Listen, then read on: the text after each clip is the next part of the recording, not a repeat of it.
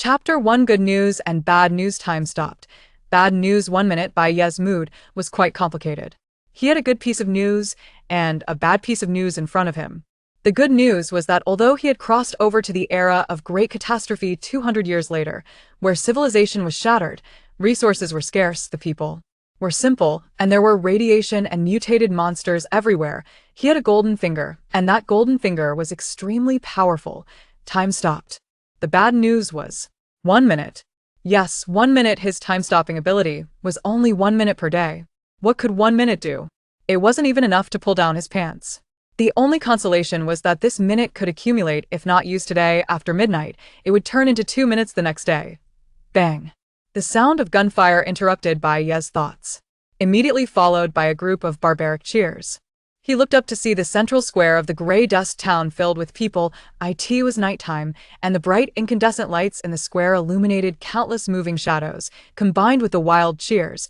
It was like a dance of demons. Did they kill another one? That's the third one now. Don't these barbarians ever get tired of this? Bai Ye stretched lazily and moved his numb legs a bit. The iron chains on his feet clinked. Yes, he was a slave to these coarse barbarians. Grey Dust Town was a human settlement of 800 people, and such small towns were numerous in this wasteland. At this moment, in the center of the square, there was a table.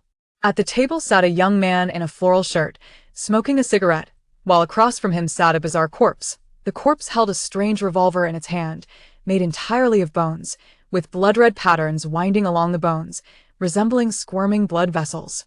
The eerie blood vessels not only covered the gun but also extended to the corpse's right hand, deeply rooted in it. The absurd and bizarre appearance was as if 5 intravenous needles were stuck in one person's hand, infusing 5 bottles of liquid at once.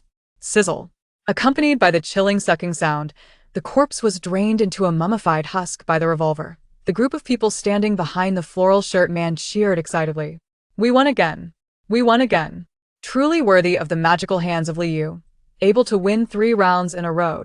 If they win a few more rounds, they might meet the containment conditions for the forbidden item Breath of the Bones. Ha ha ha.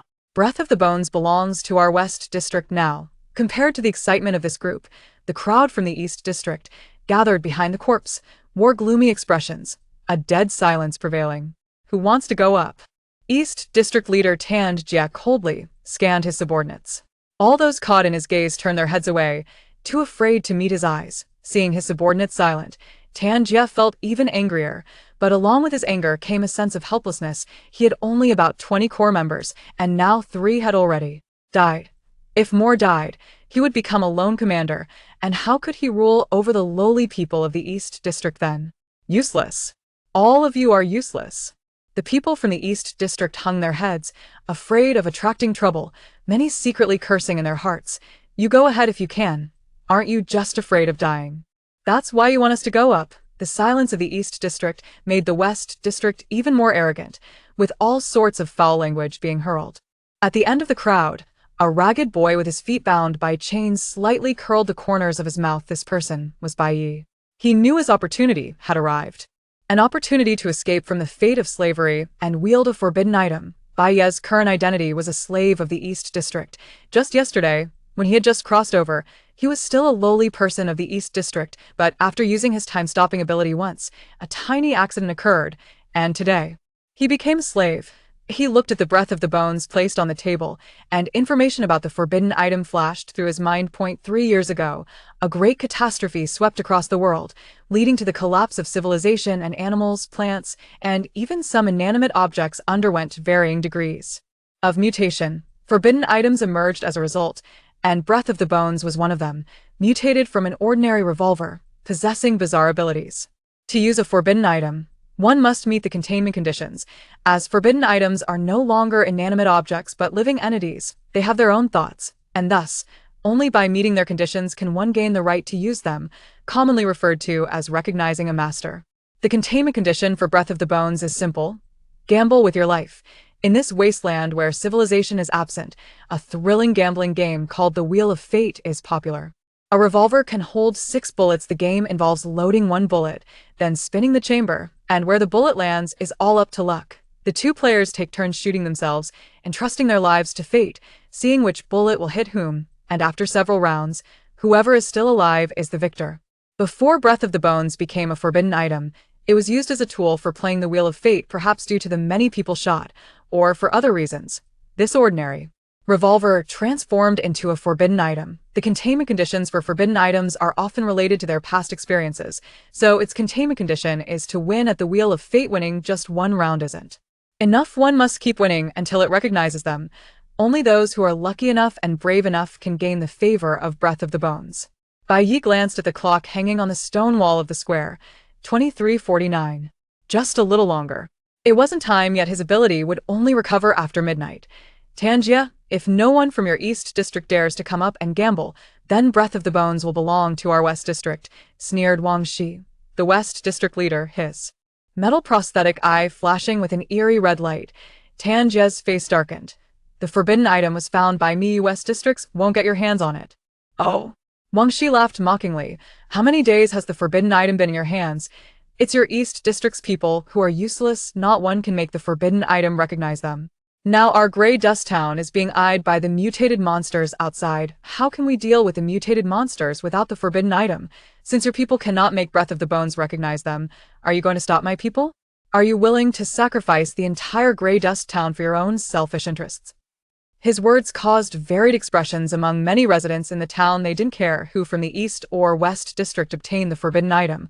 They only cared about whether they could survive. Seeing the people's hearts wavering, Tanjia's expression grew uglier. He knew that forcibly claiming the forbidden item would surely provoke public outrage, and these people would not hesitate to tear him apart to survive.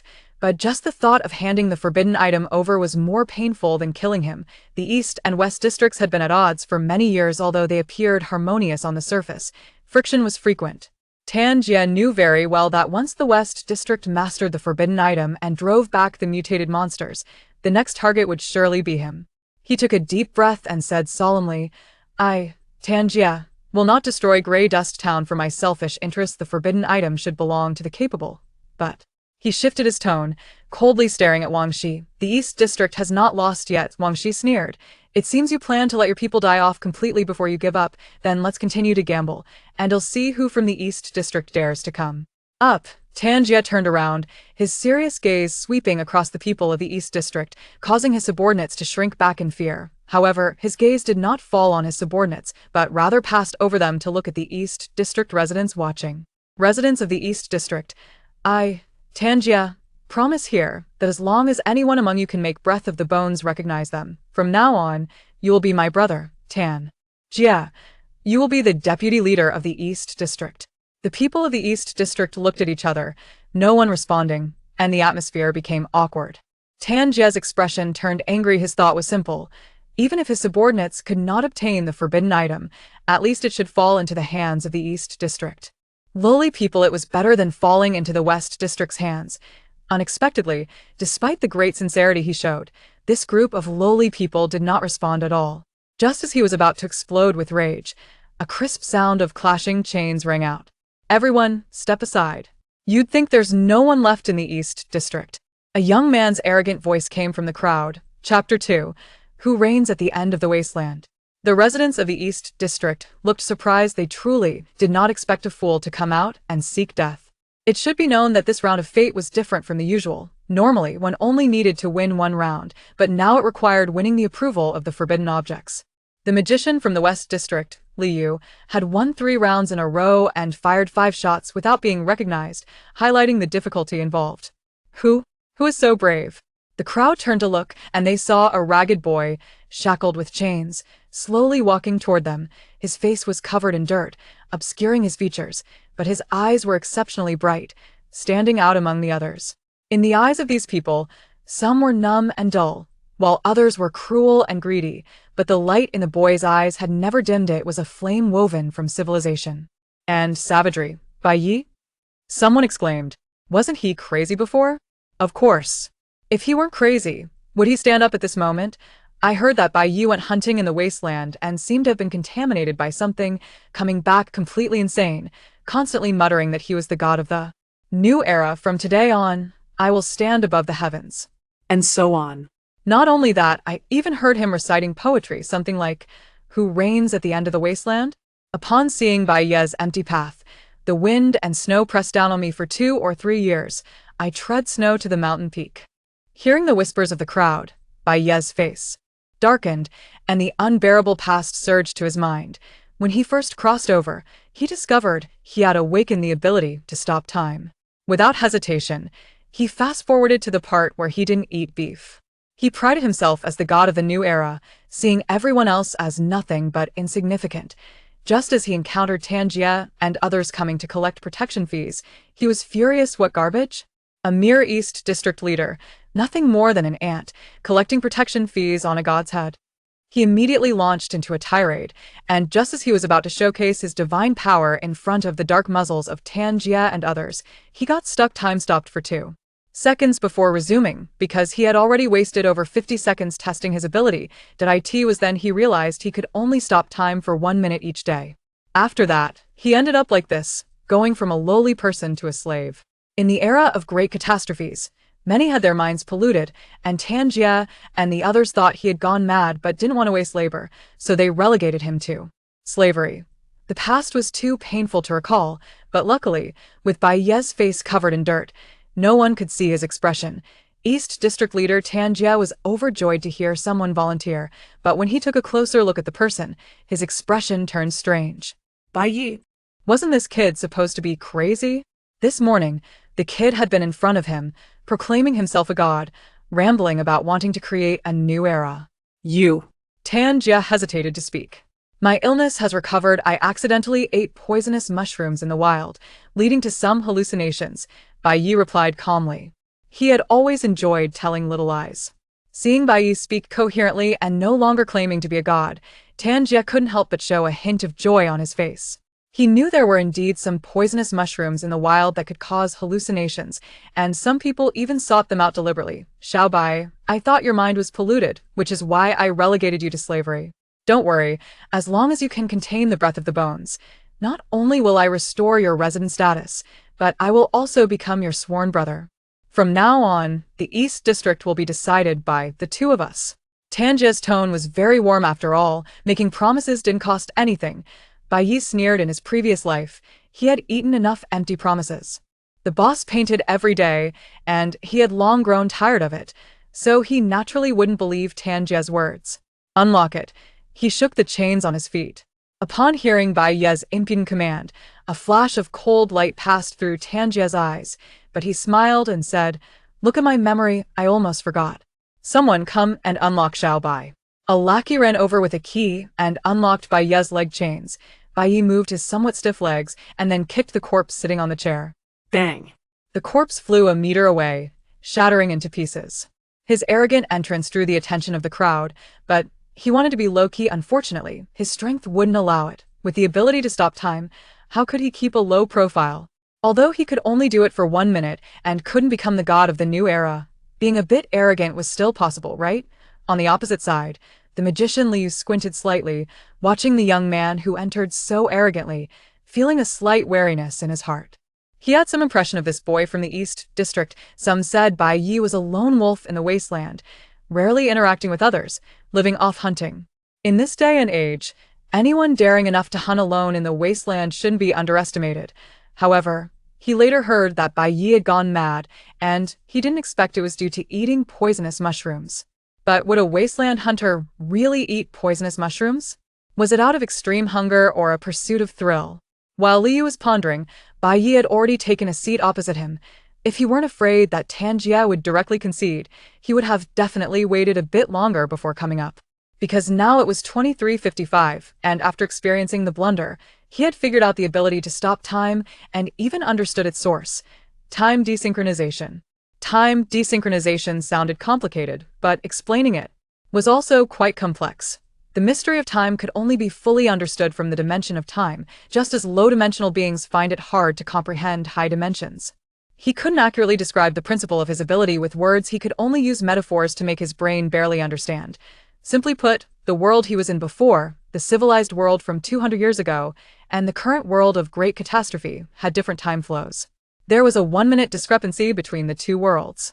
Whether before or after the Great Catastrophe, humanity defined one day as 24 hours, but if calculated based on 24 hours, then one day in the civilized world is 24 hours, while one day in the world of great catastrophe is actually 1 minute slower, making it 23 hours and 59 minutes. He wasn't sure of the reason for the discrepancy, but it was likely caused by the great catastrophe 100 years ago. His soul, being a 24-hour being, came to a world of 23 hours and 59 minutes, giving him an extra minute of free time each day. That was why Bai Ye could stop time for 1 minute daily. "Let's begin," Liu said. "Do you want to go first, or should I?" Bai Ye, trying to buy time, feigned ignorance. Liu frowned slightly. "Of course, we decide who goes first by rock, paper, scissors. Didn't you just see that with the fate roulette?" Bang! Bai Ye slammed the table, the loud noise startling people from both districts, and some even instinctively reached for their guns. "Who are you calling blind? I ask you, who are you calling blind? If you've got guts, say it again." Liu was stunned. "When did I say you were blind? You dare say it again?" Bai Ye instantly flew into a rage, grabbing Liu by the collar of his floral shirt, looking ready to hit him. Crack, crack. The people from the West District, including Wang Shi, all pulled out their guns, pointing them at Bai Ye. Meanwhile, Tan Jie and others behind Bai Ye also reacted, hastily drawing their guns at each other. The two sides were on edge, as if about to break into a firefight at any moment. Chapter 1. Good news. Time stopped. Bad news. 1 minute. Bai Ye's mood was complicated. There was a good piece of news and a bad piece of news in front of him. The good news was that although he had traveled to the era of catastrophe 200 years later, where civilization was shattered, resources were scarce, the people were simple, and there were radiation and mutated monsters everywhere, he had a golden finger, and that golden finger was extremely powerful. Time stopped. The bad news was 1 minute. Yes, 1 minute. His ability to stop time was only 1 minute each day. What could 1 minute accomplish? Not even enough time to pull down his pants. The only consolation was that this minute could accumulate. If he didn't use it today, after midnight, it would become 2 minutes the next day. Bang! The sound of gunfire interrupted Bai Ye's thoughts, immediately followed by the sounds of a group of wild revelry. He looked up and saw the central square of Grey Dust Town packed with people. It was nighttime, and the bright incandescent lights in the square illuminated countless moving shadows, combined with the wild cheers, making it seem like a chaotic dance of demons. Did someone just get killed again? That's the third one. I can't these barbarians get enough of this? Bai Ye stretched lazily and moved his numb legs. The iron chains on his feet clinked. Yes, he was a slave to these crude barbarians. Grey Dust Town was a human settlement of 800 people, and similar small towns were everywhere in this wasteland. This moment, in the center of the square, there was a table. Sitting next to the table was a young man in a floral shirt, smoking a cigarette, while across from him sat a bizarre corpse. The corpse held a strange revolver made entirely of bones, with twisted, blood-colored patterns that resembled writhing blood vessels. The eerie blood vessels not only covered the gun but also extended to the corpse's right hand, deeply embedded within. The absurd and bizarre sight was like a person having 4 drips simultaneously. Sizzle. Accompanied by the chilling sound of sucking, the corpse was drained into a dry body by the revolver. The group of people standing behind the young man in the floral shirt cheered excitedly. "We won again. We won again." Sure enough, it's the magician Liu. Tio think he could win 3 rounds in a row. If he wins a few more, he might meet the containment conditions for the forbidden item Breath of Bones. Ha ha ha. Breath of Bones belongs to our West District now. Compared to the excitement of these people, the crowd of onlookers from the East District had sullen faces, silent as death. Who dares to go up? East District leader Tan Jie coldly scanned his men. All those caught in his gaze turned their heads in guilt, not daring to meet his eyes. Seeing his subordinate silent, Tan Jie grew angrier. But alongside that anger was a sense of helplessness. He had only about 20 core members, and now 3 were dead. If more died, he would become a leader without followers, and how could he rule over the lowly people of the East District then? Useless. All of you are useless. The East District people hung their heads, fearing to attract trouble, many secretly cursing, "If you're so capable, why don't you go up? Aren't you just afraid of dying?" The silence in the East District made the West District even more arrogant, with all sorts of foul language being hurled. At the end of the crowd, a ragged boy with his feet bound by chains had a slight smirk. This person was Bai Ye. He knew his opportunity had come. An opportunity to escape his slave fate and seize a forbidden item. Bai Ye's current identity was that of a slave in the East District. When he first crossed over yesterday, He was still a lowly commoner in the East District, but after using his times top ability once, a small accident occurred, and he became a slave today. He looked at the breath of bones on the table, and information about the forbidden item flashed in his mind. 3 years ago, a great catastrophe swept across the world, leading to the collapse of civilization, and animals, plants, and even some inanimate objects underwent varying degrees of mutation. Forbidden items came into being, and Breath of Bones was one of them, mutated from an ordinary revolver, possessing bizarre abilities. To use a forbidden item, one must meet its containment conditions because forbidden items are no longer inanimate, they are living beings. They have their own thoughts, and thus, only by meeting their conditions can one gain the right to use them, commonly referred to as acknowledgement. The containment condition for Breath of Bones is quite simple. Gamble with your life. In this civilization-deficient wasteland, a thrilling gambling game known as the Fate Roulette is popular. A revolver can hold 6 bullets, and the game involves loading 1 bullet and then spinning the chamber. Where the bullet lands is purely luck. The 2 betting participants take turns shooting themselves and trusting their lives to fate to see which bullet will hit whom. After several rounds, whoever is still alive is the victor. Before Breath of Bones became a forbidden item, it was used as a tool for playing Fate Roulette. Perhaps due to the many people shot, or for other reasons, this ordinary revolver transformed into a forbidden item. The containment conditions of forbidden items are often related to their previous experiences, so its containment condition is to win at Fate Roulette. One win isn't enough. One must keep winning until it acknowledges you. Only those who are lucky enough and brave enough can earn the favor of Breath of Bones. Bai Ye glanced at the clock hanging on the stone wall of the square. 23:49. Just a bit more. It's not time yet. His ability would only recover after midnight. Tangia, if no one from your East District dares to come up and gamble, then Breath of Bones will belong to our West District. The leader of the West District, Wang Shi, sneered, his metallic eye socket flashing with a strange red light. Tangia's face darkened. The forbidden item was found by me. You from the West District shouldn't even think about touching it. Oh? Wang Shi laughed oddly. How long have you had the forbidden item in your hands? It's your East District people who are useless. There isn't even one who can make the forbidden item acknowledge them. Right now, our Grey Dust Town is being targeted by the mutated monsters outside. How can we deal with them without a forbidden item? Since your people can't make Breath of Bones acknowledge them, are you going to stop my people? Are you willing to sacrifice the entire Grey Dust Town for your own selfish interests?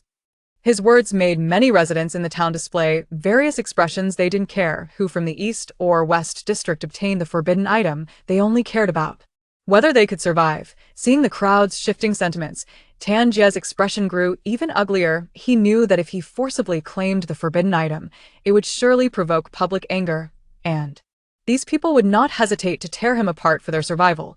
But the thought of handing over the forbidden item was even more unbearable than death. The East and West districts had been at odds for many years. Although they appeared harmonious on the surface, friction was common. Tangia knew very well that once the West District grasped the forbidden item, after they dealt with the mutated monsters, the next target would surely be him. Huff, he took a deep breath and said solemnly, Tangia, will not destroy Grey Dust Town for my own selfish interests. The forbidden item should belong to those capable of using it. But he shifted his tone, glaring coldly at Wang Shi. The East District has not lost yet, Wang Shi scoffed. It seems you're determined to let your people die before you give up. Then let's continue to gamble. I want to see who from the East District dares to come up. Tangia turned around, his serious gaze sweeping across the people of the East District, his subordinates shrinking back in fear. However, his gaze did not rest on his subordinates, but instead looked past them at the East District residents watching. Residents of the East District, Tangia, promise here that as long as one of you can make Breath of Bones acknowledge you, from now on, you will be my brother. You will be the vice leader of the East District. The people of the East District exchanged glances, none responding, and the atmosphere became somewhat awkward. Tangia's expression grew angry. His thought was simple. Even if his subordinates couldn't obtain the forbidden item, it should at least fall into the hands of the East District.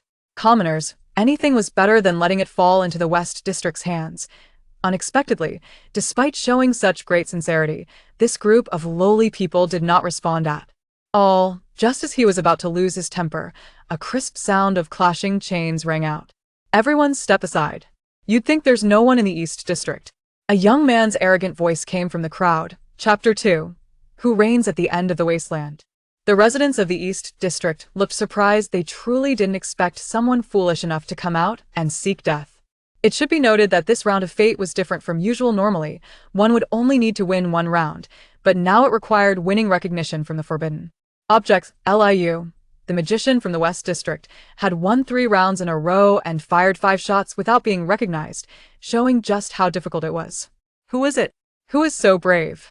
The crowd turned to see a ragged youth walking slowly towards them, chains around his feet. The boy's face was covered in dirt, making it hard to see his features, but his eyes shone brightly, standing out starkly from those around him. In the eyes of these people, some were numb and dull, while others were cruel and greedy, but the light in the boy's eyes had never extinguished, a flame woven from civilization and savagery. Bai Ye? Someone exclaimed. Wasn't he crazy before? Of course, if he weren't crazy, would he stand up now? I heard Bai Ye went hunting in the wasteland and seemed to have contracted something after he returned. He went mad, constantly mumbling that he was the god of the new era. From today on, I will stand above the heavens. And similar things. Not only that, I even heard him recite poetry, something like, "Who reigns at the end of the wasteland?" Upon seeing Bai Ye's path turn empty, the wind and snow pressed me for 2 or 3 years. I tread through the snow to the mountain peak. Hearing the whispers of the crowd, Bai Ye's face darkened, and the unbearable past surged to his mind. When he first crossed over, he found he had awakened the ability to stop time. Without saying a word, he fast-forwarded to the part where he wouldn't eat beef. Self-proclaiming as the god of the new era, everyone looked like a small-time thug to him. When he coincidentally encountered Tanjia and others coming to collect protection fees, he was furious, thinking, what garbage. Just a mere East District leader, an ant-like existence, collecting protection fees to the head of a god?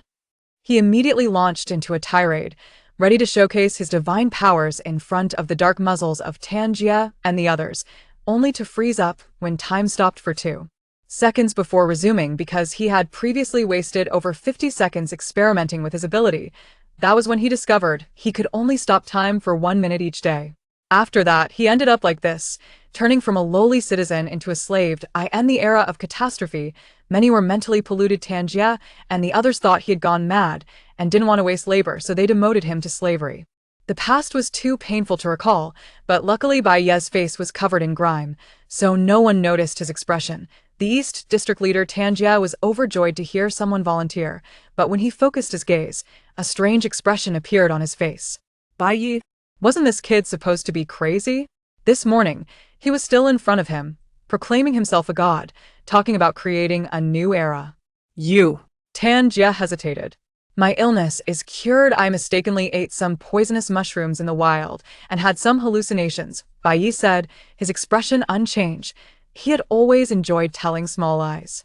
Seeing Bai Ye speak clearly and no longer calling himself a god, a hint of joy appeared on Tanjia's face. He knew there were indeed some poisonous mushrooms in the wild that could cause hallucinations. Some people even specifically sought them out to eat. Xiao Bai, I thought your mind was polluted, which is why I demoted you to a slave. Don't worry, as long as you can contain the breath of bones, not only will I restore your resident status, but I will also become your sworn brother. From now on, the East District will be decided by the 2 of us. Tanjia spoke warmly, knowing that making promises cost him nothing. Bai Ye scoffed. Having eaten enough empty promises in his past life, he was tired of it and naturally wouldn't believe Tanjia's words. Unlock it. He shook the chains on his feet. Hearing Bai Ye's impolite command, a cold light flashed in Tanjia's eyes, but he smiled and said, Look at my memory, I almost forgot. Someone come, unlock Xiao Bai. A lackey rushed over with a key and unlocked Bai Ye's leg chains. Bai Ye moved his stiff legs a bit and then kicked a corpse on the chair. Bang! The corpse flew a meter away, shattering into pieces. His arrogant entrance drew the attention of many. In truth, he wanted to be low-key, but his strength wouldn't allow it. With the ability to stop time, how could he keep a low profile? Even if it was only for a minute, he couldn't be the god of a new era, but he could still be someone arrogant, right?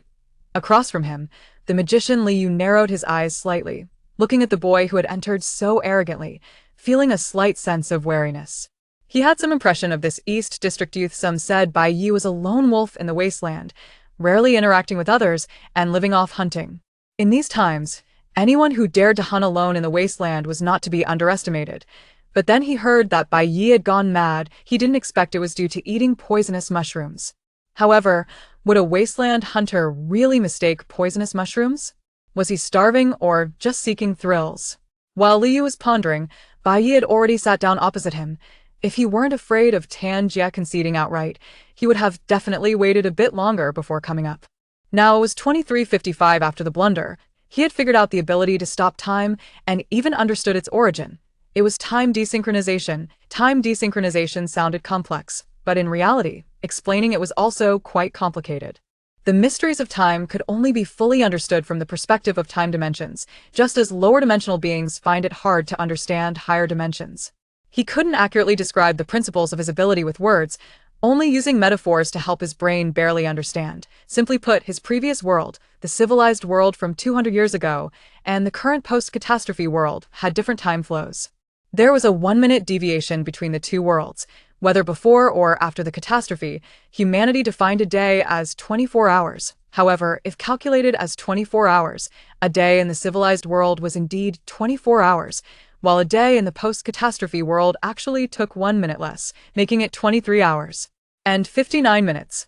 The reason for this deviation was unclear to him. It was likely due to the catastrophe that occurred 100 years ago. His soul, as a 24-hour being, arrived in a 23-hour and 59-minute world, giving him an extra minute of freely disposable time each day. That was why Bai Ye could stop time for 1 minute every day. "Let's get started," Liu said. "Do you go first or do I?" Bai Ye asked, pretending to be clueless to buy time. Liu frowned, naturally. "We'll decide who goes first with rock, paper, scissors. Didn't you just see how it works?" Bang! Bai Ye slammed the table, the loud noise startling people from both the east and west districts. Some even instinctively reached for their guns. "Who called someone blind?" "I'm asking you, who called someone blind? If you have the guts, say it again." Liu was taken aback. "When did I say you were blind? You dare say it again?" Bai Ye suddenly exploded in anger, grabbing Liu by the collar of his floral shirt, looking ready to beat him. Crack, crack. Wang Shi and the others from the West District drew their guns, aiming at Bai Ye. Meanwhile, Tan Jie and the others behind Bai Ye also reacted, quickly pulling out their guns and pointing them at each other. The atmosphere was tense, as if a fight could break out at any moment. Chapter 1: Good News and Bad News. Time stopped. 1 minute. Bai Ye's mood was quite complicated. He had a good piece of news and a bad piece of news in front of him. The good news was that although he had traveled to the era of the Great Catastrophe 200 years later, where civilization was shattered, resources were scarce, the customs were simple, radiation and mutated monsters were everywhere. He had a golden finger, and that golden finger was very powerful. Time stopped. The bad news was 1 minute. Yes, 1 minute. His time-stopping ability was only available for 1 minute each day. What could 1 minute accomplish? Not even enough time to pull down his pants. The only silver lining was that this minute could accumulate. If he didn't use it today after midnight, it would become 2 minutes the next day. Bang! The sound of gunfire interrupted Bai Ye's thoughts, immediately followed by a group of wild cheers. He raised his eyes and saw that the central square of Grey Dust Town was packed with people. It was night, and the bright incandescent lights in the square illuminated countless moving shadows, combined with the wild cheers, making it look like a dance of demons. Did someone just get killed again? That's the third one already. Can't these barbarians get enough of this? Bai Ye stretched lazily and moved his numb legs a bit. The iron chains on his feet clinked. Yes, he was a slave to these crude barbarians. Grey Dust Town was a human settlement of 800 people, and similar small towns were plentiful in this wasteland. At this moment, a table was placed in the center of the square. Sitting next to the table was a young man in a floral shirt, smoking a cigarette, while opposite him sat a bizarre corpse. The corpse was gripping a strange revolver, made entirely of bones, with long, winding blood-red patterns that resembled writhing blood vessels. The eerie blood vessels not only covered the gun but also extended into the corpse's right hand, deeply rooted within. The absurd and bizarre appearance was as if a person had 5-4 drips stuck into their hand, infusing 5 bottles of liquid at once. Sizzle. Accompanied by a chilling sucking sound, the corpse was drained by the revolver until it became a dry corpse. The group of people standing behind the young man in the floral shirt cheered with excitement. "We won again. We won again. Truly a magic hand, Liu, to win 3 rounds in a row. If we win a few more rounds, we might meet the containment conditions for the forbidden item Breath of Bones. Ha ha ha. Breath of Bones belongs to our West District now. Compared to the excitement of these people, the crowd gathered behind the corpse, the East District people, had gloomy faces, a dead silence. Who's going up? East District Leader Tan Jie scanned his subordinates with a cold gaze. Everyone he looked at turned their heads in guilt, not daring to meet his eyes. Seeing his subordinates silent, Tan Jie grew even angrier, but amidst the anger was a hint of helplessness. He had only about 20 core members under him, and 3 had already died. If more died, he would become a lone commander, and how could he rule over the lowly people of the East District then? Useless. All of you are useless. The East District people hung their heads, fearing they would attract trouble, and many inwardly cursed. If you can do it, then go ahead. Aren't you just afraid of dying, which is why you want us to go up? The silence from the East District made the West District even more arrogant, with all sorts of foul language erupting. At the back of the crowd, a ragged young man with his feet bound by chains slightly curled, his lips. This person was Bai Ye. He knew his opportunity had come.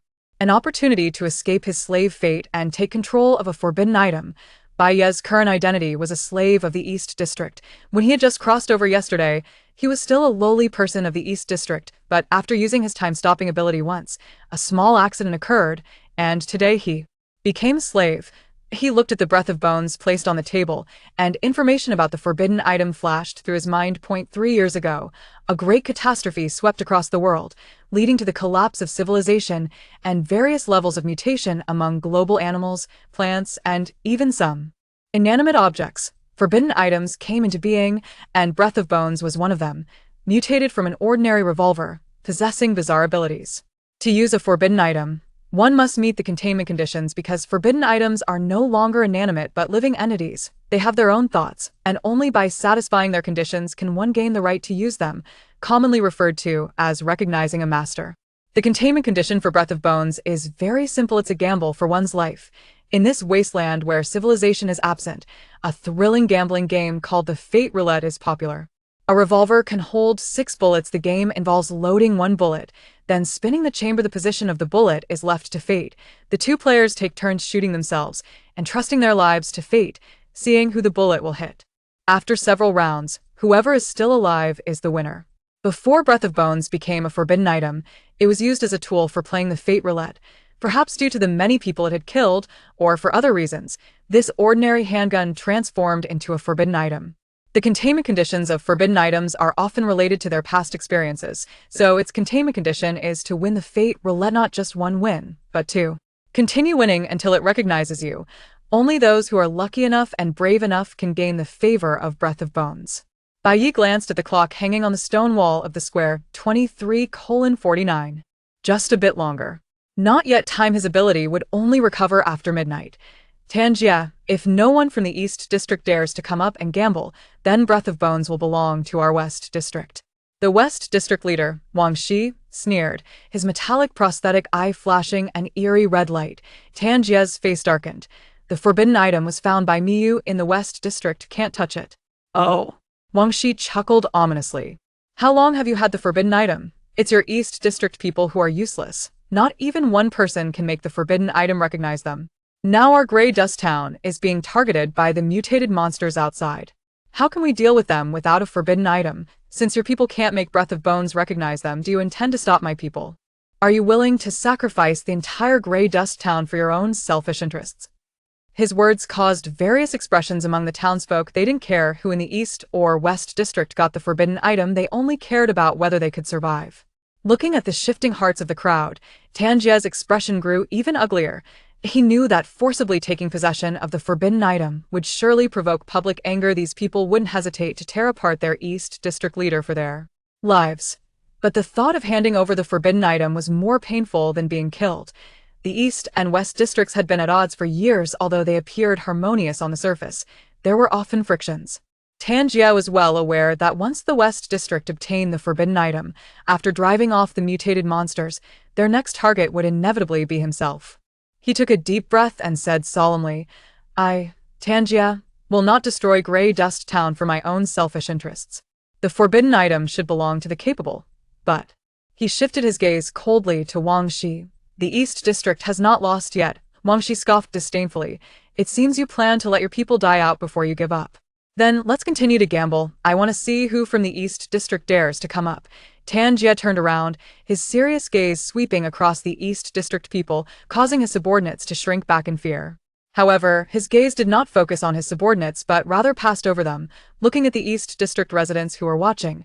Residents of the East District, Tan Jie, promise here that as long as anyone among you can make Breath of Bones recognize them, from now on, you'll be my brother, Tan Jie. You will be the deputy leader of the East District. The East District people exchanged glances, and no one replied, creating a somewhat awkward atmosphere. Tan Jie's expression grew angry. His idea was simple: if his subordinates couldn't obtain the forbidden item, at least it should fall into the hands of the lowly people of East District. In any case, it was better than falling into the West District's hands. Unexpectedly, despite showing such great sincerity, this group of lowly people did not respond at all. Just as he was about to explode with rage, a crisp sound of iron chains clashing rang out. Everyone, step aside. You'd think there's no one in the East District. A young man's arrogant voice came from the crowd. Chapter 2. Who reigns at the end of the wasteland? The residents of the East District all showed expressions of surprise. They truly did not expect that there would actually be a fool coming out to seek death. It should be noted that this round of the Fate Roulette was different from usual. Normally, one only needed to win one round, but now it had to be recognized by the taboo object. Li Yu from the West District, the magician, had won 3 rounds in a row and fired 5 shots without being recognized, highlighting the difficulty involved. Who is so bold? Everyone turned to look, and they saw a ragged young man, chains on his feet, slowly walking towards them. His face was covered in dirt, making it hard to see his features, but his eyes were particularly bright, standing out starkly from those around him. In the eyes of these people, some were numb and dim, while others were cruel and greedy, but the light in the young man's eyes had never been extinguished. It was a flame woven from civilization and savagery. Bai Ye? Someone exclaimed. Wasn't he crazy before? What nonsense! If he wasn't crazy, could he stand up now? I heard that Bai Ye got infected with something while hunting in the wasteland, and after he returned, he went mad, constantly muttering that he was the god of the new era. From today on, I will stand in the sky. And so on. Not just that, I even heard him reciting poetry, like, who reigns at the end of the wasteland. Upon seeing Bai Ye, the path turns to emptiness. The wind and snow press down on me for 2 or 3 years. I walk through the snow to the mountain peak. Hearing the whispers of the crowd, Bai Ye's face darkened, and the unbearable past surged to his mind. When he first crossed over, he discovered he had awakened the ability to stop time. Without saying a word, he fast-forwarded to the part where he didn't eat beef. Self-proclaimed as the god of the new era, he viewed everyone as a bunch of nobodies. When he coincidentally encountered Tan Jie and others coming to collect protection fees, he immediately became furious.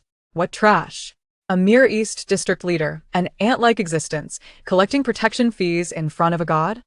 He immediately launched into a tirade, faced with the dark muzzles of Tan Jie and others. Just as he was about to showcase his divine might, he froze for a moment. Time stopped for 2 seconds before resuming because he had previously wasted over 50 seconds experimenting with his ability. That it was at that moment he realized he could only stop time for 1 minute each day. After that, he ended up like this, turning from a lowly person into a slave. In the era of the Great Cataclysm, many were mentally polluted, and Tan Jie and his group thought he had gone mad, not wanting to waste labor, so they demoted him to a slave. The past was unbearable to recall, but fortunately, with Bai Ye's face covered in dirt, no one could tell his expression. East District leader Tan Jie was delighted to hear someone volunteer, but when he focused on the person, his expression turned strange. Bai Ye. Wasn't this kid crazy? Just this morning, this kid had claimed to be a god in front of him, rambling on about starting a new era. Tan Jie wanted to say something, but hesitated. My illness is cured. I accidentally ate toxic mushrooms in the wild and had some hallucinations, Bai Ye replied, his expression unchanging. He had always enjoyed telling a few white lies. Seeing Bai Ye speak so coherently and not calling himself a god, a hint of joy appeared on Tan Jie's face. He knew there were indeed some toxic mushrooms in the wild that could cause hallucinations. Some people even deliberately sought out these mushrooms to eat. Little Bai, I previously thought your mind was polluted, which is why I demoted you to a slave. Don't worry, as long as you can contain the breath of bones, I will not only restore your resident status, but also become sworn brothers with you.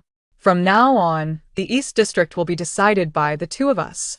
Tangia's tone was very warm after all, making empty promises cost him nothing. Bai Ye scoffed, having had enough of empty promises in his previous life, where his boss drew plans every day, making him tired of it. Naturally, he would not believe Tangia's words. Unchain me. He shook the iron chain on his feet, hearing Bai Ye's impolite command. A glint of coldness flashed in Tangia's eyes, but he smiled and said, "Look at my memory, I almost forgot. Someone come and unchain little Bai." A little brother ran over with a key and unlocked Bai Ye's leg chain. Bai Ye moved his slightly stiff legs and then kicked the corpse sitting on the chair. Bang! The corpse flew a meter away, scattering into pieces. His arrogant entrance drew many curious glances. In fact, he wanted to keep a low profile, but his strength did not allow it. With the ability to stop time, how could he keep a low profile? Although it was only for a minute, he might not be able to become the god of the new era, but being a bit arrogant was still possible, right? Opposite him, the magician Liu narrowed his eyes, looking at the arrogantly entering young man with slight wariness. He had some impression of this East District youth. Some said Bai Ye was a lone wolf in the wasteland, rarely interacting with others and living by hunting. In this day and age, anyone daring to hunt alone in the wasteland was not to be underestimated. However, he later heard that Bai Ye had gone mad, and he didn't expect it was due to accidentally eating toxic mushrooms. But would a wasteland hunter accidentally eat toxic mushrooms? Was he starving or seeking excitement? While Liu pondered, Bai Ye had already sat down across from him. If he wasn't afraid that Tanjia would directly concede, he would have definitely waited a bit longer before coming up, because it was now 23:55. After experiencing a blunder, he had already understood the ability to stop time, even grasping its source, which was time desynchronization. Time desynchronization sounded complicated, but explaining it was equally complex. The mysteries of time could only be fully understood from the perspective of time dimensions, just like how low-dimensional beings find it hard to comprehend higher dimensions. He couldn't accurately describe the principle of his ability in words. He could only use metaphors to barely make sense to his own brain. Simply put, his previous world, the civilized world 200 years ago, and the current post-cataclysm world, had different time flow rates. There was a 1-minute discrepancy between the two worlds. Whether before or after the Great Cataclysm, humanity defined a day as 24 hours, but if calculated according to 24 hours, a day in the civilized world is 24 hours, while a day in the post-cataclysm world actually runs 1 minute slower, making it 23 hours and 59 minutes. He wasn't sure of the reason for this discrepancy. It was probably caused by the Great Cataclysm 100 years ago. His soul, as a 24-hour being, arrived in a world that was 23 hours and 59 minutes long, giving him an extra minute of time to use freely each day. This was why Bai Ye could stop time for 1 minute each day. "Let's get started," Liu said. "Do you want to go first or should I?" Bai Ye began to feign ignorance to buy time. Liu frowned. "Naturally. We decide who goes first by rock, paper, scissors." "Did you not understand what just happened with the fate roulette?" Bang! Bai Ye slammed the table, startling the people from both the East and West districts. Some even instinctively reached for their guns. "Who are you calling blind? I ask you, who are you calling blind? If you have the guts, say it again." Liu was taken aback. "When did I say you were blind? You dare say it again?" Bai Ye suddenly became furious, grabbing Liu by the collar of his floral shirt, looking as if he was about to hit him. Crack, crack, the people like Wang Shi from the West District drew their guns, pointing them at Bai Ye. Meanwhile, Tanjia and others behind Bai Ye also reacted, hurriedly drawing guns and pointing them at each other. The atmosphere was tense, as if a fight was about to break out at any moment. Chapter 1: Good News and Bad News. Time stopped. Bad news. 1 minute. Bai Ye's mood was quite complicated. He had a good piece of news and a bad piece of news in front of him. The good news was that although he had traveled 200 years into the future to the era of great catastrophe, where civilization was shattered, resources were scarce, the people were simple, and radiation and mutated monsters were everywhere, he had a golden finger, and it was very powerful. Time stopped. The bad news was 1 minute. Yes, 1 minute. His time-stopping ability was only 1 minute per day. What could you do in 1 minute? Not even enough time to take off your pants. The only consolation was that this minute could accumulate. If he didn't use it today after midnight, it would become 2 minutes the next day. Bang! The sound of gunfire interrupted Bai Ye's thoughts, followed by a group of barbaric cheers. He looked up and saw the central square of gray dust town filled with people. It was nighttime, and the bright incandescent lights in the square illuminated countless moving shadows, combined with the wild cheers, making it seem like a dance of demons. Did another one die? That's the third one already. I can't these barbarians get tired of this? Bai Ye stretched lazily and moved his numb legs, the iron chains on his feet clanging. Yes, he was a slave to these coarse barbarians. Grey Dust Town was a settlement of 800 people, and similar towns were everywhere in this wasteland. At this moment, in the center of the square, there was a table. Sitting beside the table was a young man in a floral shirt, smoking a cigarette, while opposite him sat a bizarre corpse. The corpse held a peculiar revolver, crafted entirely from bones, with winding, blood-colored patterns resembling writhing veins.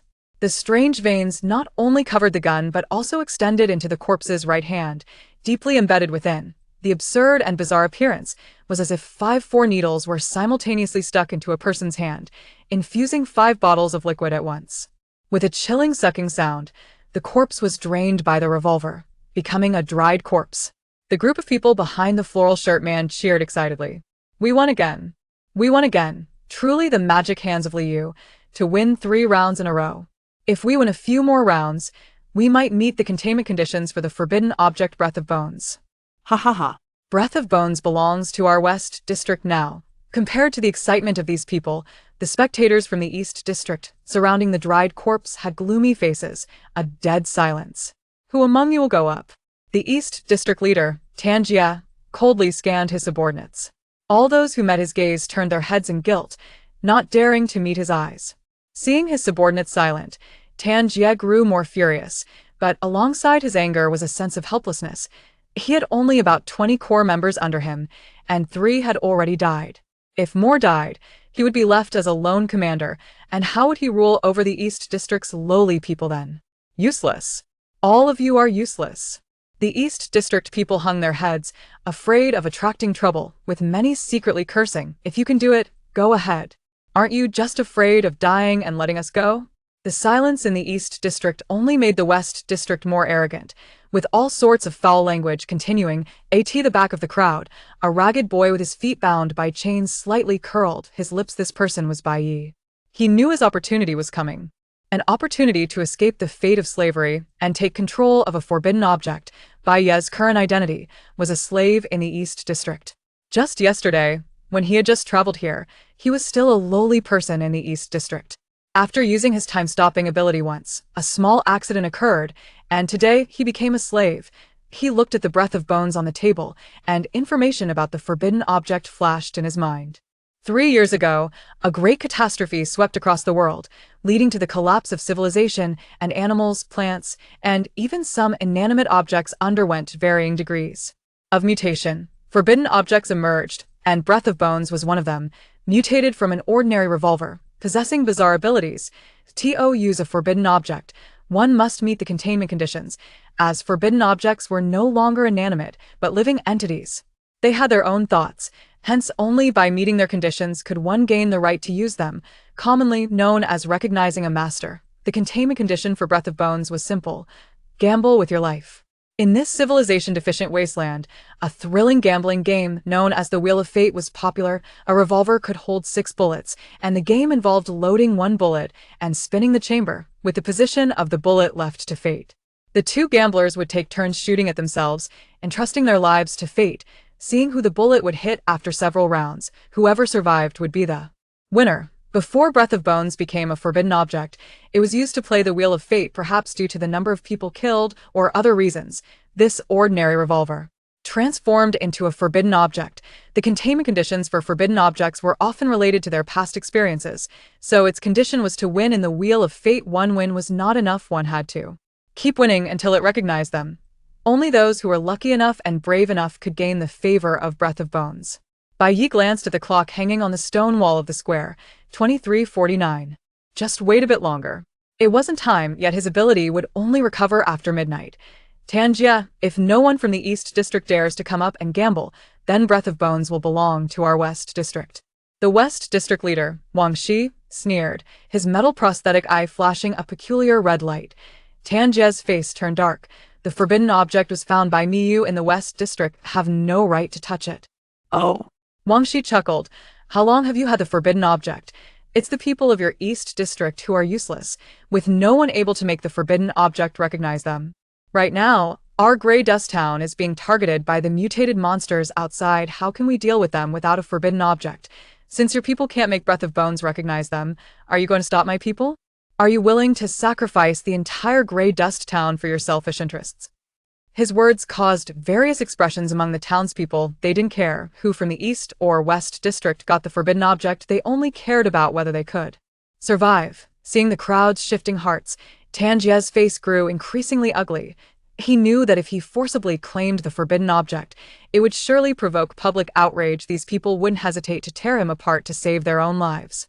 But just the thought of handing over the forbidden object was more painful than killing him. The East and West districts had been in conflict for many years, although they appeared harmonious on the surface. There were frequent frictions. Tanjia knew very well that once the West District controlled the forbidden object, after dealing with the mutated monsters, the next target would inevitably be him. Huff. He took a deep breath and said in a deep voice, Tanjia, will not destroy Grey Dust Town for my own selfish interests. The forbidden object should belong to the capable.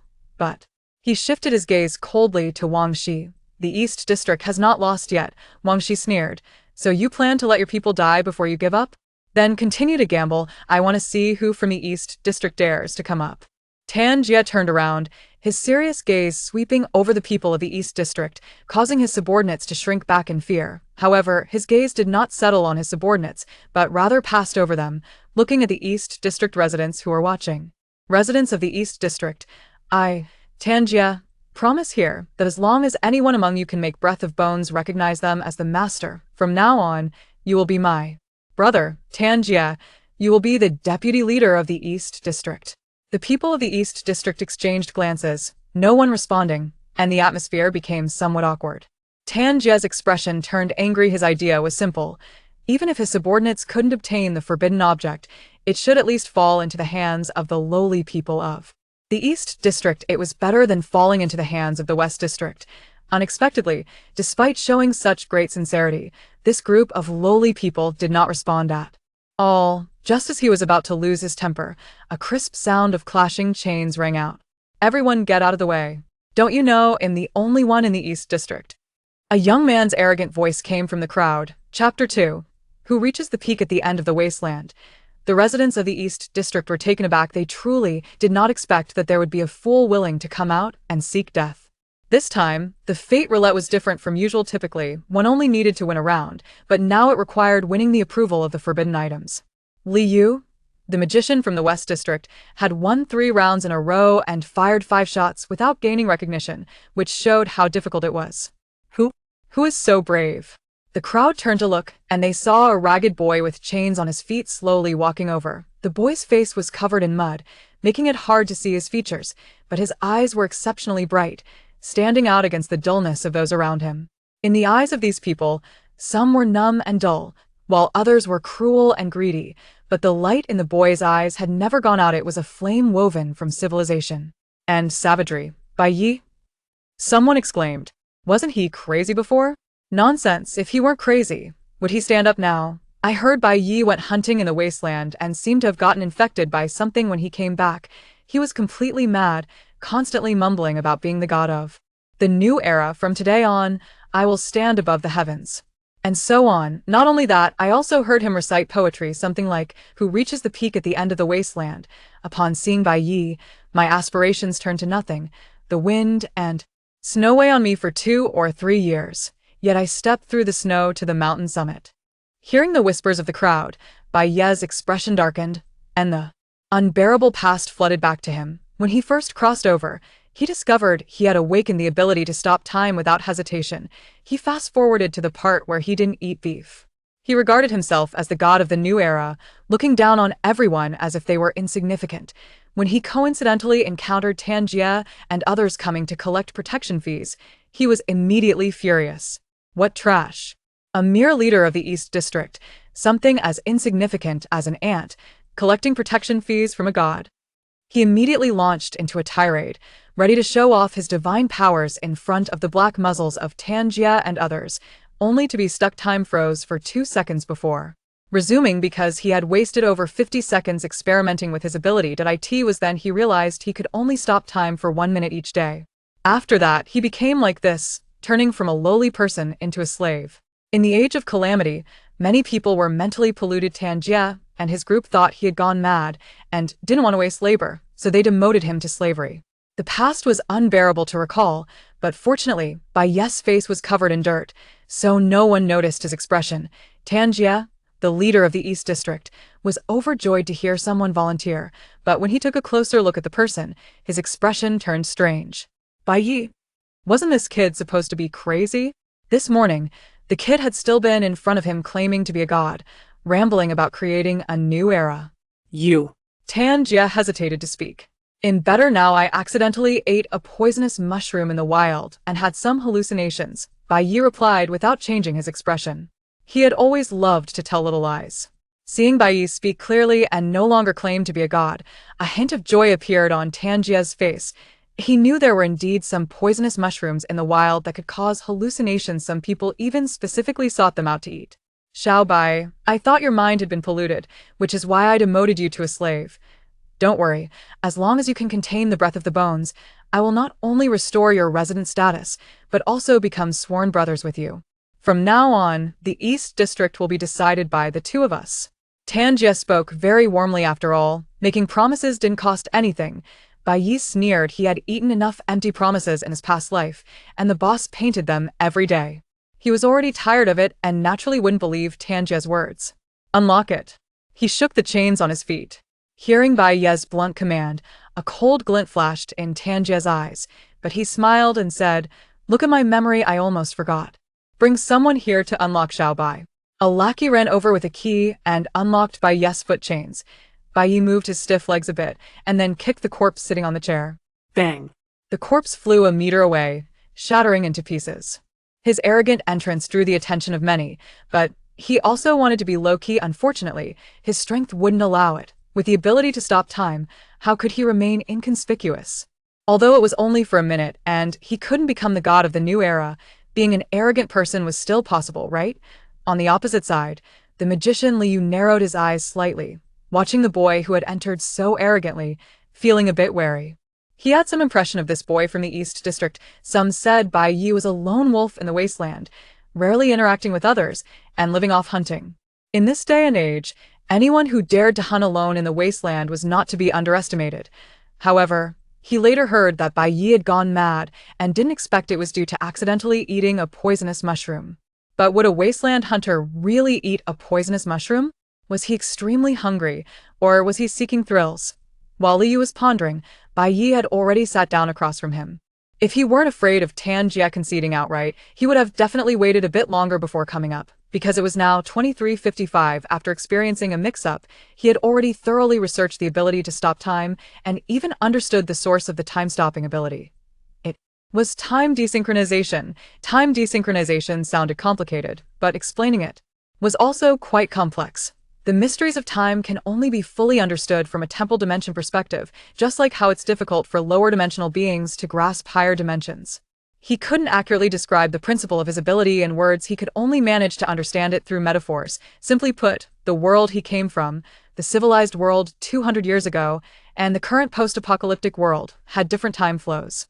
There was a 1-minute disparity between the two worlds. Whether before or after the apocalypse, humanity defined one day as 24 hours. However, if calculated according to 24 hours, one day in the civilized world is indeed 24 hours, but one day in the post-apocalyptic world actually takes 1 minute longer, making it 23 hours and 59 minutes. The reason for this disparity is unclear. It's likely caused by the cataclysm that occurred 100 years ago. His soul, as a 24-hour being, came to a world that operates on a 23-hour and 59-minute schedule, giving him an extra minute of time to use freely each day. This was the reason Bai Ye could stop time for 1 minute each day. Let's begin, Liu said. Do you want to go first or should I?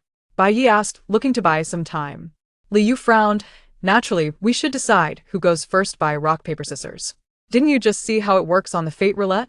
Bang! Bai Ye slammed the table, startling everyone from both the East and West districts. Some even instinctively reached for their guns. Who are you calling blind? I'm asking you, who are you calling blind? If you have the guts, Say it again. Liu was taken aback. When did I say you were blind? You dare to say it again?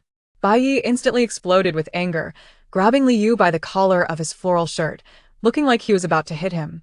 Cracked, the people from the West District, including Wang Shi, drew their guns, pointing them at Bai Ye. Meanwhile, Tan Jie and others behind Bai Ye reacted similarly, hurriedly pulling out their guns and pointing them at each other. The atmosphere was tense, as if they were about to shoot at any moment. Chapter 1: Good News and Bad News. Bai Ye's mood was quite complicated at the moment. He had a good piece of news and a bad piece of news in front of him. The good news was that although he had crossed over to a post-apocalyptic era 200 years in the future, where civilization was shattered, resources were scarce, the customs were simple, and radiation and mutated monsters were everywhere, he had a golden finger and it was very powerful. Time stop. The bad news was 1 minute. Yes, 1 minute. His time stop ability was limited to just 1 minute each day. What could 1 minute accomplish? Not even enough time to pull down his pants. The only silver lining was that this minute could accumulate. If he didn't use it today after midnight, it would turn into 2 minutes the next day. Bang! The sound of gunfire interrupted Bai Ye's thoughts. Immediately, it was followed by a group of savage cheers. He raised his eyes and saw that the central square of Grey Soil Town was crowded with people.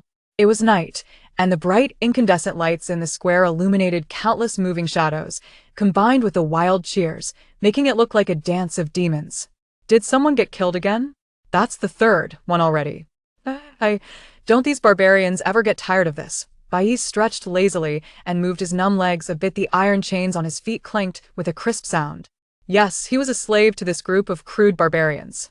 Grey Soil Town was a settlement of about 800 people, and there were numerous similar towns scattered across this wasteland. This moment, there was a table set up in the center of the square. Sitting next to the table was a young man in a floral shirt, smoking a cigarette, while opposite him sat a grotesquely deformed corpse. The corpse was holding a strange revolver, made entirely of bones, with long, serpentine blood-red patterns on it that looked like writhing blood vessels.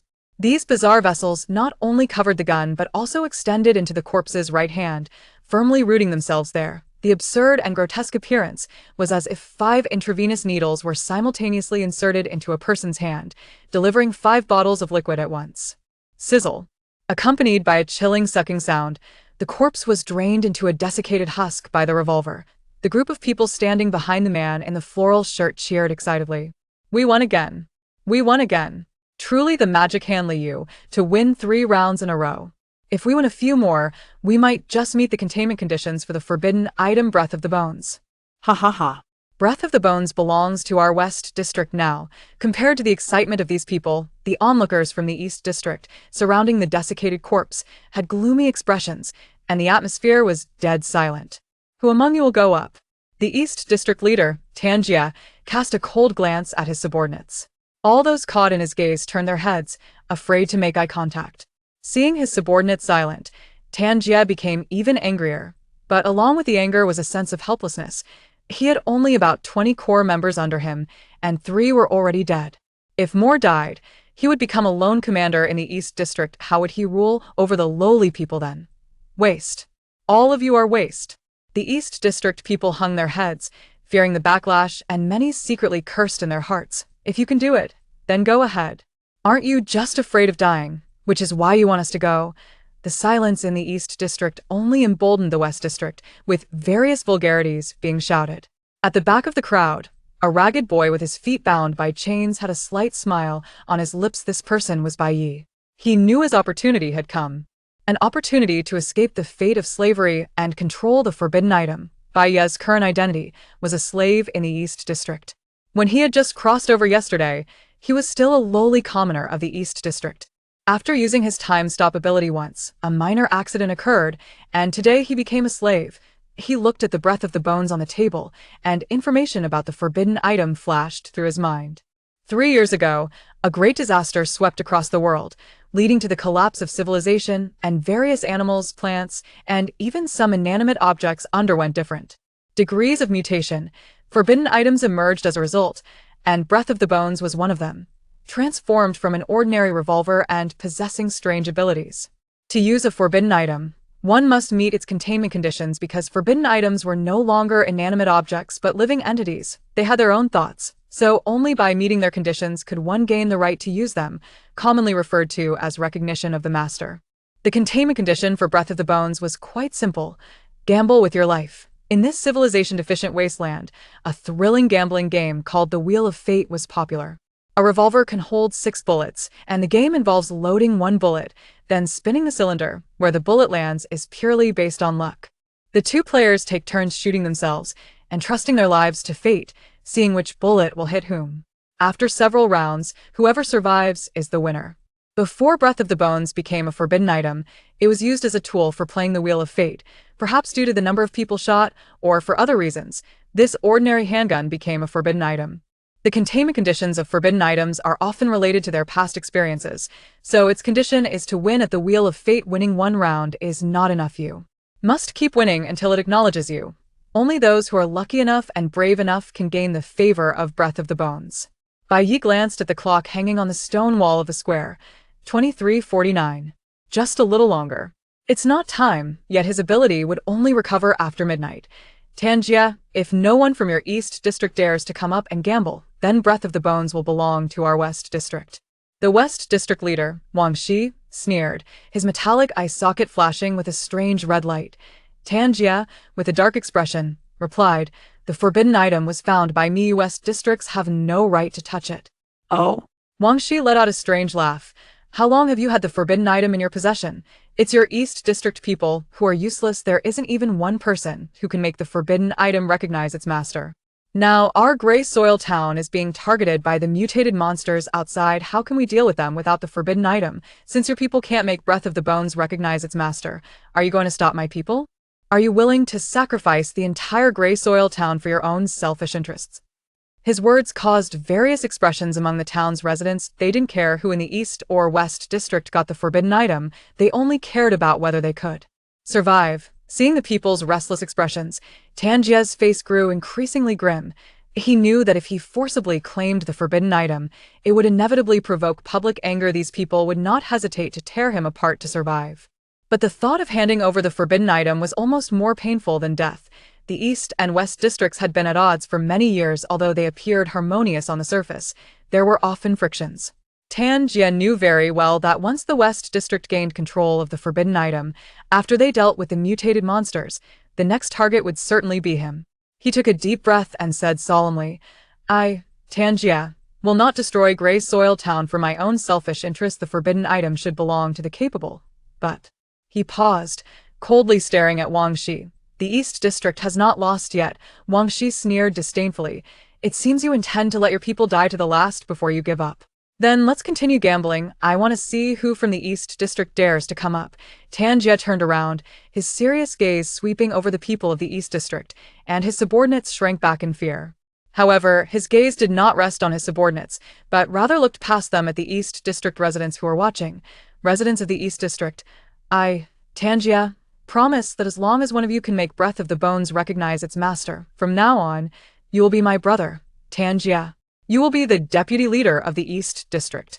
The people of the East District exchanged glances, and no one responded. The atmosphere momentarily became awkward. Tanjia's expression darkened. His thoughts were simple.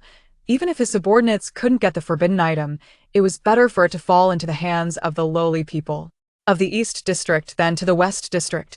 Unexpectedly, despite his great sincerity, this group of lowly people did not respond at all. Just as he was about to explode with rage, a crisp sound of clashing chains rang out. "Everyone, step aside. You'd think there was no one left in the East District." A young man's arrogant voice came from the crowd. Chapter 2. Who stands at the end of the wasteland? The residents of the East District looked surprised, not expecting that there would actually be a fool coming out to seek death. This time, the fate roulette was different from usual. Normally, one just had to win a round, but now it required winning the recognition of the forbidden object. The magician from the West District, Liu, had won 3 rounds in a row and fired 5 shots without gaining recognition, demonstrating how difficult it was. Who is so brave? The crowd turned to look, only to see a ragged young man with chains on his feet slowly approaching. His face was covered in mud, obscuring his features, but his eyes were particularly bright, setting him apart from those around him. In the eyes of these people, some were numb and dull, while others were cruel and greedy, but the light in the young man's eyes had never gone out. It was a flame woven from Civilization and savagery. Bai Ye? Someone exclaimed. Wasn't he insane before? Of course, if he weren't crazy, would he stand up at this moment? I heard that Bai Ye went hunting in the wasteland and seemed to have been contaminated by something. After returning, he went mad, constantly murmuring that he was the god of the new era. From today on, I will stand above the heavens. And so on. Not only that, I also heard him reciting poetry, something about who stands at the peak at the end of the wasteland, seeing Bai Ye's path turn to nothing, snow and wind pressing down on me for 2 or 3 years. I tread through the snow to the mountaintop. Hearing the whispers of the crowd, Bai Ye's expression darkened as the unbearable past surged into his mind. When he first crossed over, he discovered he had awakened the ability to stop time. Without saying a word, he fast-forwarded to the moment when he wouldn't eat beef. Self-proclaimed as the god of the new era, everyone else looked like a petty thief to him. When he coincidentally encountered Tanjia and others collecting protection fees, he immediately exploded in anger, thinking, what trash. A mere district leader from the East District, an ant-like existence, collecting protection fees from a god? He immediately launched into a tirade, but when faced with the dark muzzles of Tanjia and the others' guns, he was about to show his might and unleash his divine power, only to freeze up. Time stopped for 2 seconds before resuming because he had wasted over 50 seconds experimenting with his ability earlier. It was then that he realized he could only stop time for 1 minute each day. After that, he became what he is now, from a lowly person to a slave. In the era of the Great Catastrophe, many were spiritually contaminated Tanjia, and the others thought he had gone mad, and not wanting to waste labor, they demoted him to a slave. The past was too painful to recall, but fortunately, Bai Ye's face was covered in dirt, so no one noticed his expression. When East District Leader Tanjia heard someone volunteer, he was overjoyed, but when he focused his gaze on the person, he immediately showed a strange expression. Bai Ye? Wasn't this kid supposed to be crazy? This morning, this kid was still in front of him, proclaiming himself a god, talking about creating a new era. You. Tanjia hesitated to speak. My illness has recovered. I accidentally ate a poisonous mushroom in the wild and had some hallucinations, Bai Ye said calmly. He had always loved to tell little lies. Seeing Bai Ye speak clearly and no longer claim to be a god, a hint of joy appeared on Tanjia's face. He knew that there were indeed some poisonous mushrooms in the wild that could cause hallucinations, and some people even specifically sought out these poisonous mushrooms to eat. Little Bai, I thought your mind had been contaminated, which is why I demoted you to a slave. Don't worry, as long as you can capture the breath of the bones, not only will I restore your resident status, but I will also swear brotherhood with you. From now on, the East District will be under the control of the two of us. Tanjia's tone was very warm after all, making promises didn't cost him anything. Bai Ye sneered in his past life. He had eaten enough empty promises, and his boss painted them daily, so he was already tired of them and naturally wouldn't believe Tanjia's words. Unlock it. He shook the chains on his feet. Hearing such a rude command from Bai Ye, a glint of coldness flashed in Tanjia's eyes, but he smiled and said, Look at my memory, I almost forgot. Someone, come here, and unlock little Bai. A lackey ran over with a key and unlocked Bai Ye's leg chains. Bai Ye moved his somewhat stiff legs and then kicked the corpse sitting on the chair. Bang! The corpse flew a meter away, shattering into pieces. His arrogant entrance drew the attention of many, and although he wanted to be low-key, his strength wouldn't allow it. With the ability to stop time, how could he keep a low profile? Although it was only for a minute, he couldn't become the god of a new era, but being a proud person was still possible, right? Across from him, the magician Liu narrowed his eyes slightly, looking at the young man who entered so arrogantly with a hint of vigilance in his heart. He had some impression of this East District youth, as some said Bai Ye was a lone wolf in the wasteland, rarely interacting with others and relying on hunting for survival. In these times, anyone brave enough to hunt alone in the wasteland should not be underestimated. However, he later heard that Bai Ye had gone mad, and he didn't expect it was due to accidentally eating a poisonous mushroom. But would a wasteland hunter really accidentally eat a poisonous mushroom? Was he starving or seeking thrills? While Liu was pondering, Bai Ye had already seated himself opposite him. If he weren't afraid that Tanjia would concede directly, he would have definitely waited a bit longer before coming up. Because it was now 23:55 after experiencing a blunder, he had already figured out the ability to stop time and even understood the origin of the time-stopping ability, which was Time desynchronization. Time desynchronization sounds very complex, but explaining it is also quite complex. The subtleties of time can only be fully understood from the dimension of time, just like how low-dimensional beings find it hard to comprehend high-dimensional concepts. He couldn't accurately describe the principle of his ability in words, so he could only use metaphors to make his own brain barely understand, in simple terms, his previous world, the civilized world from 200 years ago, and the current post-catastrophe world had different time flows. There was a 1-minute deviation between the two worlds. Whether before or after the Great Catastrophe, humanity defined a day as 24 hours, but if calculated according to 24 hours, a day in the civilized world is 24 hours, then a day in the post-catastrophe world actually takes 1 minute less, making it 23 hours and 59 minutes. He wasn't sure why this deviation occurred, but it likely stemmed from the Great Catastrophe that happened 100 years ago.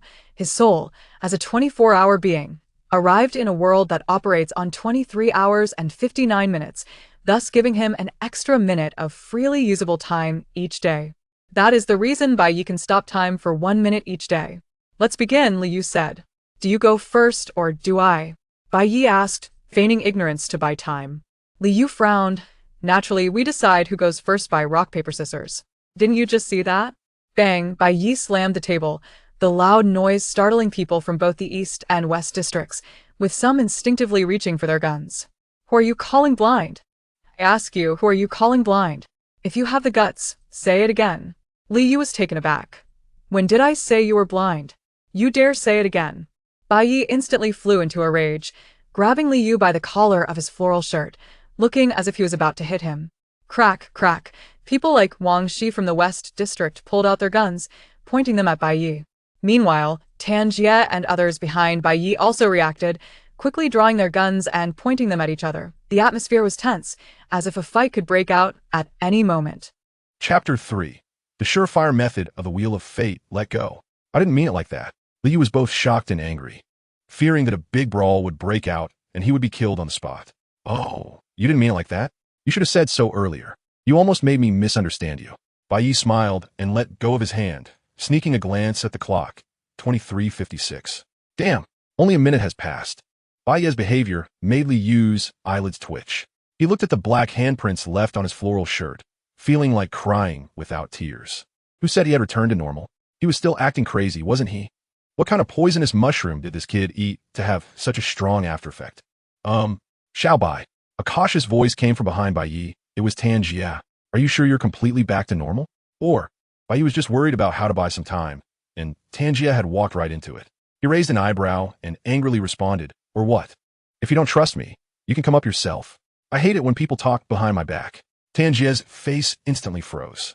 As the leader of the East District, being publicly scolded like that made him feel he had lost all face, and he wished he could shoot Bai Ye dead right then and there. But he held back, with the aberrant creatures outside Gray Dust Town watching closely. If they couldn't find someone to contain Bone Breath, then the entire Gray Dust Town would be doomed. He forced down his anger, constantly reminding himself not to stoop to the level of a madman. Let's get started quickly. Everyone is waiting anxiously. Hurry up and contain the forbidden object. The leader of the West District, King Snake, said coldly while gripping his gun. Liu took a deep breath, slowly calming his emotions, and stared at Bai Ye across from him. Was he really crazy or just pretending? Whatever, it didn't matter anymore, because next, I will dominate this gamble. A flash of confidence crossed his eyes, the result of over a decade of practicing his tricks. He was nicknamed the Magic Hand for a reason. He not only could feel the suits of playing cards, but could also manipulate the revolver's chamber to land on the position he desired. This meant he could control when the revolver would fire. Rock, paper, scissors was basic. As long as he won the first move, he could load bullets, spin the revolver's chamber, and thus control the gamble. I will play scissors next, Liu declared, his gaze sharp. He deliberately revealed his strategy, engaging in a psychological battle with Bai Ye. Bai Ye didn't care about that. All his thoughts were on the time. Only 3 minutes left. Damn, why is 3 minutes so long? I can only play awkwardly now. At that moment, Bai Ye suddenly sneered. Did you know that the Wheel of Fate also has a surefire method? As soon as these words were spoken, not only did Liu freeze for a moment, but the crowd watching also looked stunned. Not going to engage in my psychological warfare? Liu narrowed his eyes slightly and chuckled dryly. This kind of life-and-death game relies entirely on luck. How could there be a surefire method? Bai Ye showed a disdainful expression, looking at Liu as if he had never seen the world. Just because you don't know doesn't mean it doesn't exist.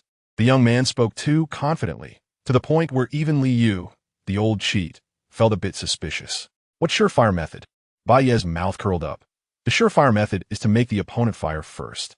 Everyone was left confused. This guarantees a win? How is that possible? Then what? What a joke, then what? Liu's face was filled with doubt, suspecting Bai Ye was telling a cold joke. And then? Bai Ye spread his hands. Then you take the gun and give the opponent 5 shots. Liu? The most dreaded thing is when the air suddenly goes silent. In the square, filled with hundreds of people, due to Bai Ye's words, the atmosphere suddenly dropped to freezing point. It turns out that cold jokes really can create awkward silence. Someone couldn't help but laugh. Others started cursing. What the hell? What kind of bullshit surefire method is this? Why not just shoot the opponent 6 times? Liu let out a couple of cold laughs. That joke isn't funny at all. Let's just play rock, paper, scissors. Looking at the hand extended by the opponent, Bai Ye remained silent. There were still 2 minutes left. Time passed second by second, and Liu's hand was getting sore from holding it up. Whispers began to circulate around them. What is Bai Ye doing? Why isn't he starting? He can't be having another episode, can he? What episode? He is clearly scared. He probably got a little too excited earlier, thinking he could become the master of the forbidden object, and jumped on stage without thinking. Now that it was time for real action, this kid was cowering. Tan Jie's face darkened, his grip on the gun tightening. The reason he could tolerate Bai Ye was that Bai Ye dared to come up and subdue the forbidden object. But now that Bai Ye was hesitating to act, how could he continue to tolerate him? If you're scared, just get down and stop embarrassing yourself. Liu retracted his aching hand, speaking in an unfriendly tone. The voices of doubt grew louder, but the last 2 minutes still dragged on. Bai Ye, who was on the verge of becoming the target of everyone's scorn, suddenly smiled. I'm not scared. I just find it too boring. Boring? Liu frowned. You think a life-and-death game is boring? The chamber of bone breath could hold 6 bullets, and it only had 1 loaded, meaning there was a 1 in 6 chance of dying. Isn't that boring? Since we're playing, why not play bigger? How do you want to play? Naturally, by increasing the bullets. The young man's words caused an uproar. A 1 in 6 chance of dying was already daunting. They never expected Bai Ye would dare to add more bullets. Liu's heart sank. He was indeed a cheat and had practiced the wheel of fate, but he usually practiced with just 1 bullet. If he rashly added another, his 100 winning rate would drop to 98, which was a bit too risky. Seeing Liu hesitate, Bai Ye continued, Do you know why you can't contain bone breath even after winning 3 rounds? Why? Because you lack guts. You son of a. Liu instantly became furious. Add it. Add the bullets right now. He picked up bone breath and loaded 2 shiny yellow bullets into the chamber, glaring at Bai Ye. That's more like it. Only those with both courage and luck are qualified to contain bone breath. Only. Bai Ye suddenly changed his tone, his gaze intense. It's still not enough. What? Not enough. Gasps arose from the crowd. 2 bullets still weren't enough. Did Bai Ye want to play with 3? Hiss. 3 bullets, a 50% chance of dying. Liu was also shocked by Bai Ye's words. With 3 bullets, his winning rate would be less than 80. What was the difference from sending himself to death? Bai Ye glanced at the time with his peripheral vision. There was 1 minute left. He felt a surge of determination, but his face remained cold. If you're scared, just get down and stop embarrassing yourself. Hearing such familiar words, Liu instantly became furious. As a cheat, how could he be afraid of a young kid? Fine, I'll play with you. The 3rd bullet was pushed into the chamber. Unexpectedly, at that moment, Bai Ye shook his head. Not enough. Liu was stunned. Not enough. For bullets? Playing so big? He found it hard to meet Bai Ye's aggressive gaze, causing his gun-holding hand to tremble slightly. The uproar around him further made him anxious. He wanted to back down, but suddenly a hard object pressed against his back. A cold voice came from behind him. It was King Snake from the West District. You know what happens if you don't get the forbidden object? With Bai Ye in front and King Snake behind, Liu found himself completely cornered. Humans are a fascinating species when there is no way to retreat. A kind of courage called burning the boats arises. Liu gritted his teeth, quickly calming his emotions. His steady hands loaded the 4th bullet into the chamber. Chapter 4. 6 bullets, I bet it will miss fire. Huff. He took a deep breath and looked at the arrogant boy opposite him. Speaking in a deep voice, let's play rock, paper, scissors. Seeing Liu's desperate stance, Bai Ye smiled. That smile made Liu's heart skip a beat, and an ominous premonition surged within him. No way. The devil's whisper came as expected. Not enough. What the hell? 5 bullets. What kind of poisonous mushroom has such a strong after effect? That kid Bai Ye is playing for his life. Even the leader of the East District was stunned at this moment. They had seen many games of Fate Roulette before, and even participated in them when they were weak years ago, but they had never seen anyone crazy enough to play Fate Roulette with 5 bullets. This was almost a certain death. I can see it now. You're not here to gamble on the Fate Roulette. You're here to commit suicide. Liu believed he had seen through Bai Ye's intentions and was certain the other party had gone mad. The winning rate, with 5 bullets, was already below 60%, which touched his bottom line. If you're afraid to gamble, hand over the taboo item. Bai Ye's words brightened Tan Jie's eyes, and he quickly echoed, right. If you're afraid to gamble, hand over the taboo item. As soon as the leader of the East District spoke, his underlings began to shout as well. Liu showed a difficult expression, and the king snake behind him coldly said, don't fall for it. This kid wants to scare you into voluntarily giving up the taboo item and continue gambling with him. If you're not confident, let him shoot first. He has not a cheat. With the Fate Roulette of 5 bullets, I don't believe he can survive. The hard object on his back pressed increasingly hard, the cold metal gun barrel bringing a chill, penetrating through his floral shirt, making his hair stand on end. All right, I'll gamble with you, but forget it. Let us play rock, paper, scissors. Liu initially wanted to follow what the king snake said and let Bai Ye shoot first, but ultimately gave up because he was too used to putting his fate in someone else's hands. What if Bai Ye's luck was indeed incredibly good, and he shot once without dying? Then wouldn't he be dead for sure? He still preferred to use his well-practiced magical right hand to control his own fate. Liu loaded the 5th bullet into the chamber, and at this moment, there were 30 seconds left until midnight. In these last 30 seconds, Bai Ye again spoke astonishingly, not enough. Wow. The crowd was instantly in an uproar, and people even doubted whether their ears were malfunctioning. 5 bullets were still not enough. A revolver can only hold 6 bullets. If it's fully loaded and fired, ISNT, that's certain death. Liu widened his eyes in disbelief. Do you want to listen to what you're saying? This ISNT gambling at all. Before he could finish his sentence, he found that the boy opposite had already stood up and come to his side. The boy extended a muddy hand, gently taking breath of the bones from him, and then, to everyone's astonishment, picked up the last bullet. 10, 9, 8, 7. Bai Ye silently counted down in his heart, his eyes, a mix of rationality and wildness, slowly scanning the entire venue. I've never had good luck, and I don't believe I can keep winning game after game until the taboo item acknowledges me. Rather than that, it's better to decide the outcome in one go. Saying this, he loaded the last bullet into the chamber. Click. The chamber clicked back into place. The bullet was chambered. Under everyone's gaze, Bai Ye slowly raised the breath of the bones, filled with 6 bullets, aiming it at his temple. The dark red veins on the gun began to writhe, like tiny serpents burrowing deep into his flesh. Everyone present, without exception, thought he had gone mad. This was not gambling at all, but suicide. What the hell, I don't have good luck, so deciding the outcome in one go. Does that even make sense? Looking at the various people before him, suddenly, Bai Ye's lips curled into a smile, revealing his white teeth. 6 bullets, I bet we'll miss fire. The crowd was shocked. They had never heard such a niche phrase before. Who told you that that's how the Fate Roulette is played? Under the astonished gazes of the crowd, Bai Ye pulled the trigger hard. Women and children in the crowd covered their ears in fear, and some instinctively dodged, fearing blood would splatter on them. 3, 2, 1. The countdown ended, and the midnight bell rang. Boom. In the endless night, in a dimension unseen by everyone, a huge, magnificent golden dial emerged beneath Bai Ye's feet, quickly covering the ground. He stood alone on the massive dial, like a traveler abandoned by time.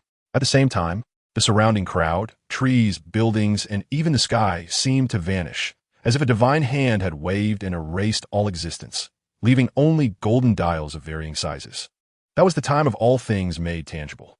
The pointers on these golden dials of people and objects all pointed to 12 o'clock, except the huge golden dial beneath Bai Ye's feet showed 12:01.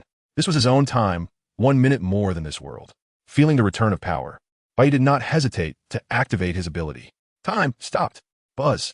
A strange wave of time rippled. The world seemed to have been paused.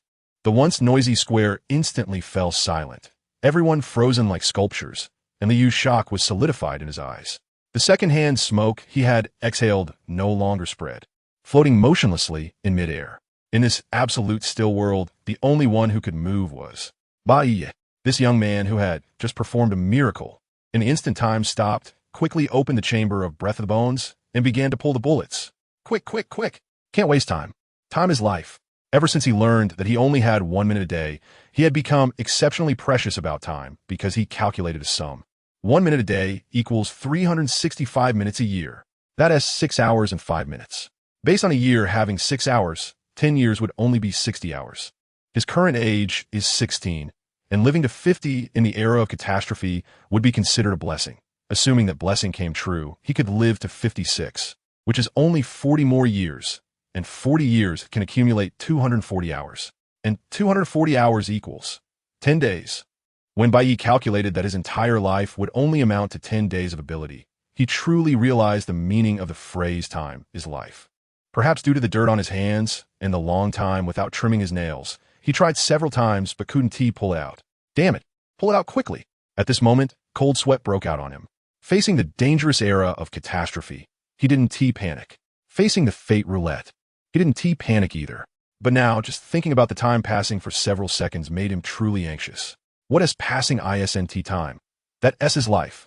Fortunately, on the fourth attempt, he finally managed to pull out the bullet. Huff! Bai Ye let out a breath, hurriedly putting the bullet into his pants pocket. He only pulled out one bullet, the one that was about to be fired. This way, it would be an empty gun when shot. After doing all this, he wiped the cold sweat off his forehead and started to pose. He repressed the handgun against his temple, quickly adjusted his mindset, and the previous smile reappeared on his face, ensuring the curve of his smile was exactly the same as before he released the time pause. Unpause. Buzz. The strange time wave dissipated, and the flow of time in the entire world resumed. No one knew that time had once stopped. Everyone's attention was still focused on Bai Ye. In their eyes, Bai Ye calmly and confidently pulled the trigger. The kind of powerful confidence radiating from within him caught everyone's attention. The revolver, with its metallic texture intertwined with the tactile sensation of flesh, has its trigger slowly contracting. The trigger moves the hammer backward, compressing the hammer spring.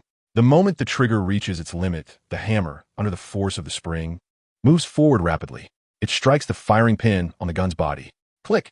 A crisp sound rings out, without smoke, without flames, and no bullet. Nothing at all. Only the boy's unchanging smile. Chapter 5 previously, you called me Xiao Bai, and I didn't argue with you. Silence. A dead silence enveloped the crowd, who were stunned in place, their faces filled with disbelief, as if time had come to a standstill once again.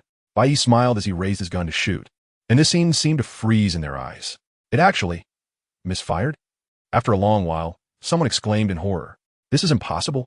Liu suddenly stood up, his eyes wide open, filled with bloodshot veins due to emotional agitation. More and more gasps of surprise arose. Damn! The fate roulette of 6 bullets. Even if the King of Heaven came, he would still have to take the shot, yet Bai Ye was completely unharmed. Can taboo objects misfire too? This quality is unacceptable. You don't understand a thing. It's not a misfire. Taboo objects have their own consciousness. They must have recognized Bai Ye, which is why they didn't fire. Look, the gun is glowing. Amidst the astonished gazes of the crowd, the taboo object, Breath of the Undead, suddenly erupted with a dazzling bloodlight, which continuously spread, wrapping around Bai Ye entirely, as if a deity had descended. Suddenly, a strange feeling arose in Bai Ye's heart. He looked at the Breath of the Undead in his hand as if he were looking at his own right hand, feeling a sense of bloodline connection. Successfully contained? Bai Ye was not surprised. If the fate roulette of 6 bullets couldn't be successfully contained, that would be somewhat disrespectful to the Breath of the Undead. As the blood light dissipated, the distorted blood vessels on the Breath of the Undead slowly wriggled, first pulling out from Bai Ye's right hand and then retracting into the gun body, disappearing entirely. The bone-crafted gun body gradually faded, transforming into a matte black metallic color. In the end, the Breath of the Undead became indistinguishable from an ordinary revolver. It seems. Bai Ye lightly turned the revolver in his hand. Raising his slightly wild eyebrows, this taboo object has good taste.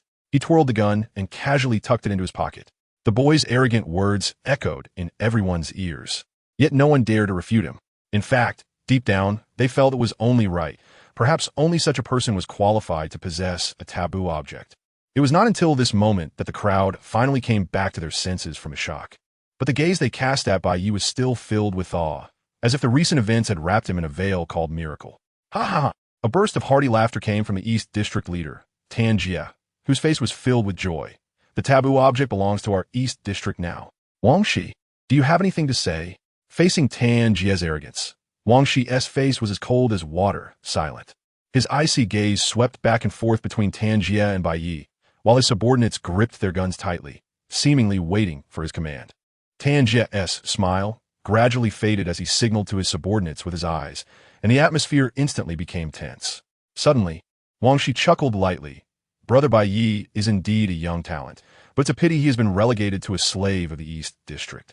I wonder if he would be interested in joining our West District? Tanjia's expression changed drastically, and he hurriedly stepped forward to Bai Ye's side, putting his arm around his shoulder. The matter of slavery is just a misunderstanding. Now Xiao Bai is my brother Tanjia's brother, the vice leader of the East District. How could he possibly join the West District? Right, Xiao Bai? His gaze toward Bai Ye was filled with hope and threat. Bai Ye smiled slightly, brushed off Tanjia's hand, and said lightly, "Before I contained the taboo object, you called me Xiao Bai, and I didn't argue with you. But now that I have contained the taboo object, what do you think? You should call me." In front of everyone, Tanjia's face changed repeatedly. He suppressed the anger in his heart and forced a smile. "Brother Bai Ye, I'm clumsy with words, but I've always been true to my word. From today on, you are my brother, and we will rule the East District together." Bai Ye raised an eyebrow. "Old Tan, how many times have I said it? You must call me by my title in front of others." Tanjia was taken aback, thinking to himself, "When did you say that? Besides, you didn't call me by my title either." But he didn't dare to refute at all, fearing that Bai Ye would join the West District. So he could only smile awkwardly. Right, Vice Leader Bai. Brothers, hurry up and call him." The dozens of little brothers from the East District shouted in a scattered manner. "Vice Leader Bai." Bai Ye nodded in satisfaction and waved his hand grandly. "Let us go home, boys." The little brothers from the East District exchanged glances, hesitant to act. Glancing at Tanjia, whose expression was not good, Tanjia forced a smile. "What are you waiting for? Didn't you hear Vice Leader Bai's words?" A group of people returned to the East District in a grand manner. Meanwhile, the West District leader Wang Shi and others stood in place with ugly expressions. "Leader, Li Yu stammered. "Shut up. Useless." Wang Shi shot him a cold glance. "Go back."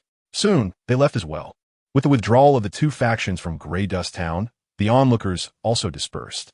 In the East District at the Tire Tavern, Tanjia and others enthusiastically surrounded Bai Ye, everyone excitedly holding up their cups, speaking vulgar words, and drinking inferior alcohol. The Tire Tavern was not originally named this. The wooden sign, painted red, Old Times.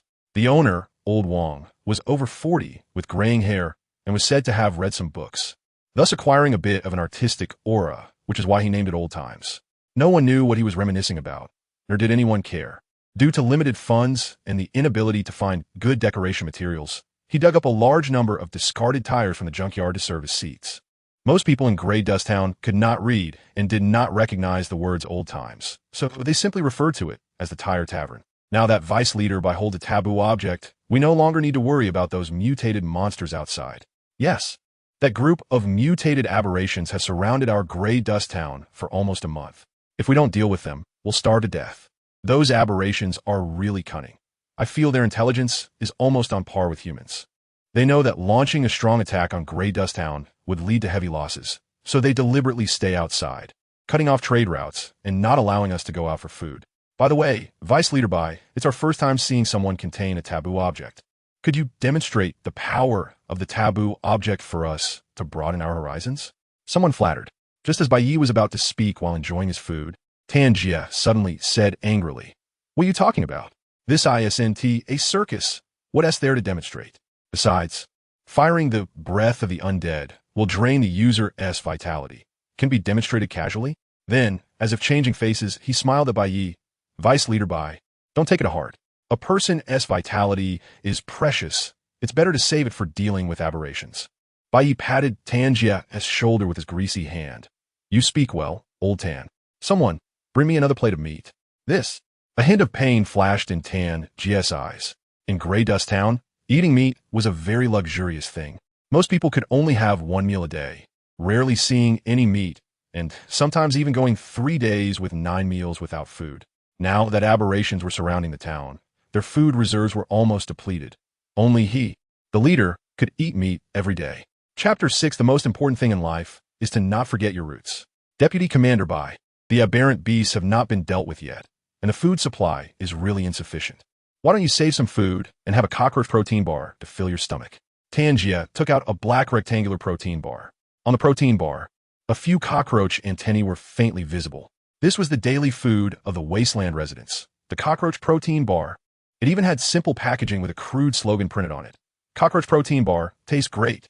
Satisfies your nutritional needs for a day. Cockroach protein workshop. Bai Ye glanced at the cockroach protein bar and immediately became furious.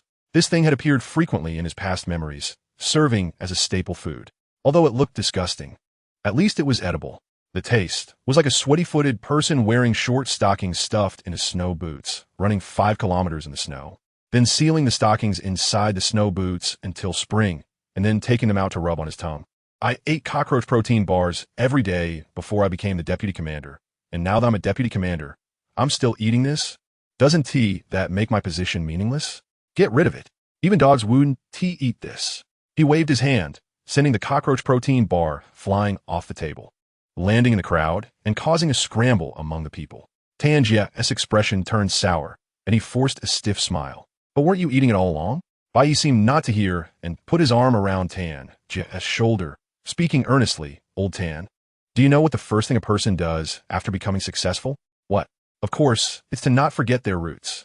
If you forget your roots after achieving success, then what is the point of succeeding? Tanjia, don't worry with me around. Those aberrant beasts can be easily dealt with. By that time, there will be plenty of meat to eat, so there is no need to skimp now. Bring everything out so I can replenish my strength. Otherwise, how can I use breath of the bones when facing the aberrant beasts if I lack vitality? Yes. Deputy Commander Bai is right. Come on, hurry up and bring the meat.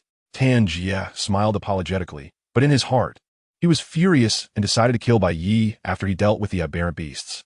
Of course, if Bai Ye died from excessive blood loss after shooting the aberrant beasts, that would be even better, saving him from taking the blame.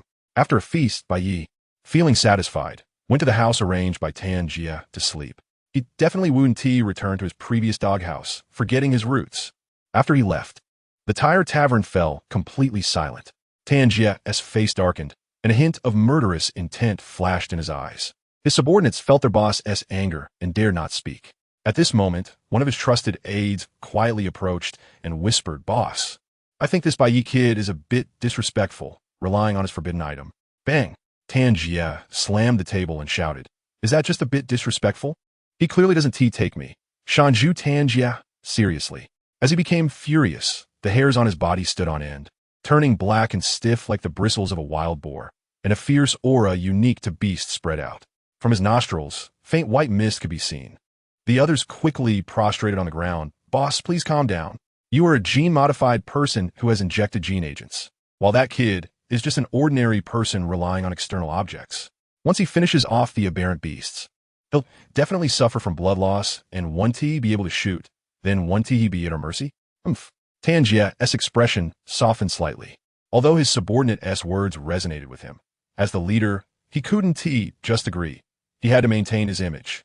"I originally wanted to become brothers with Bai Ye and rule the East District together.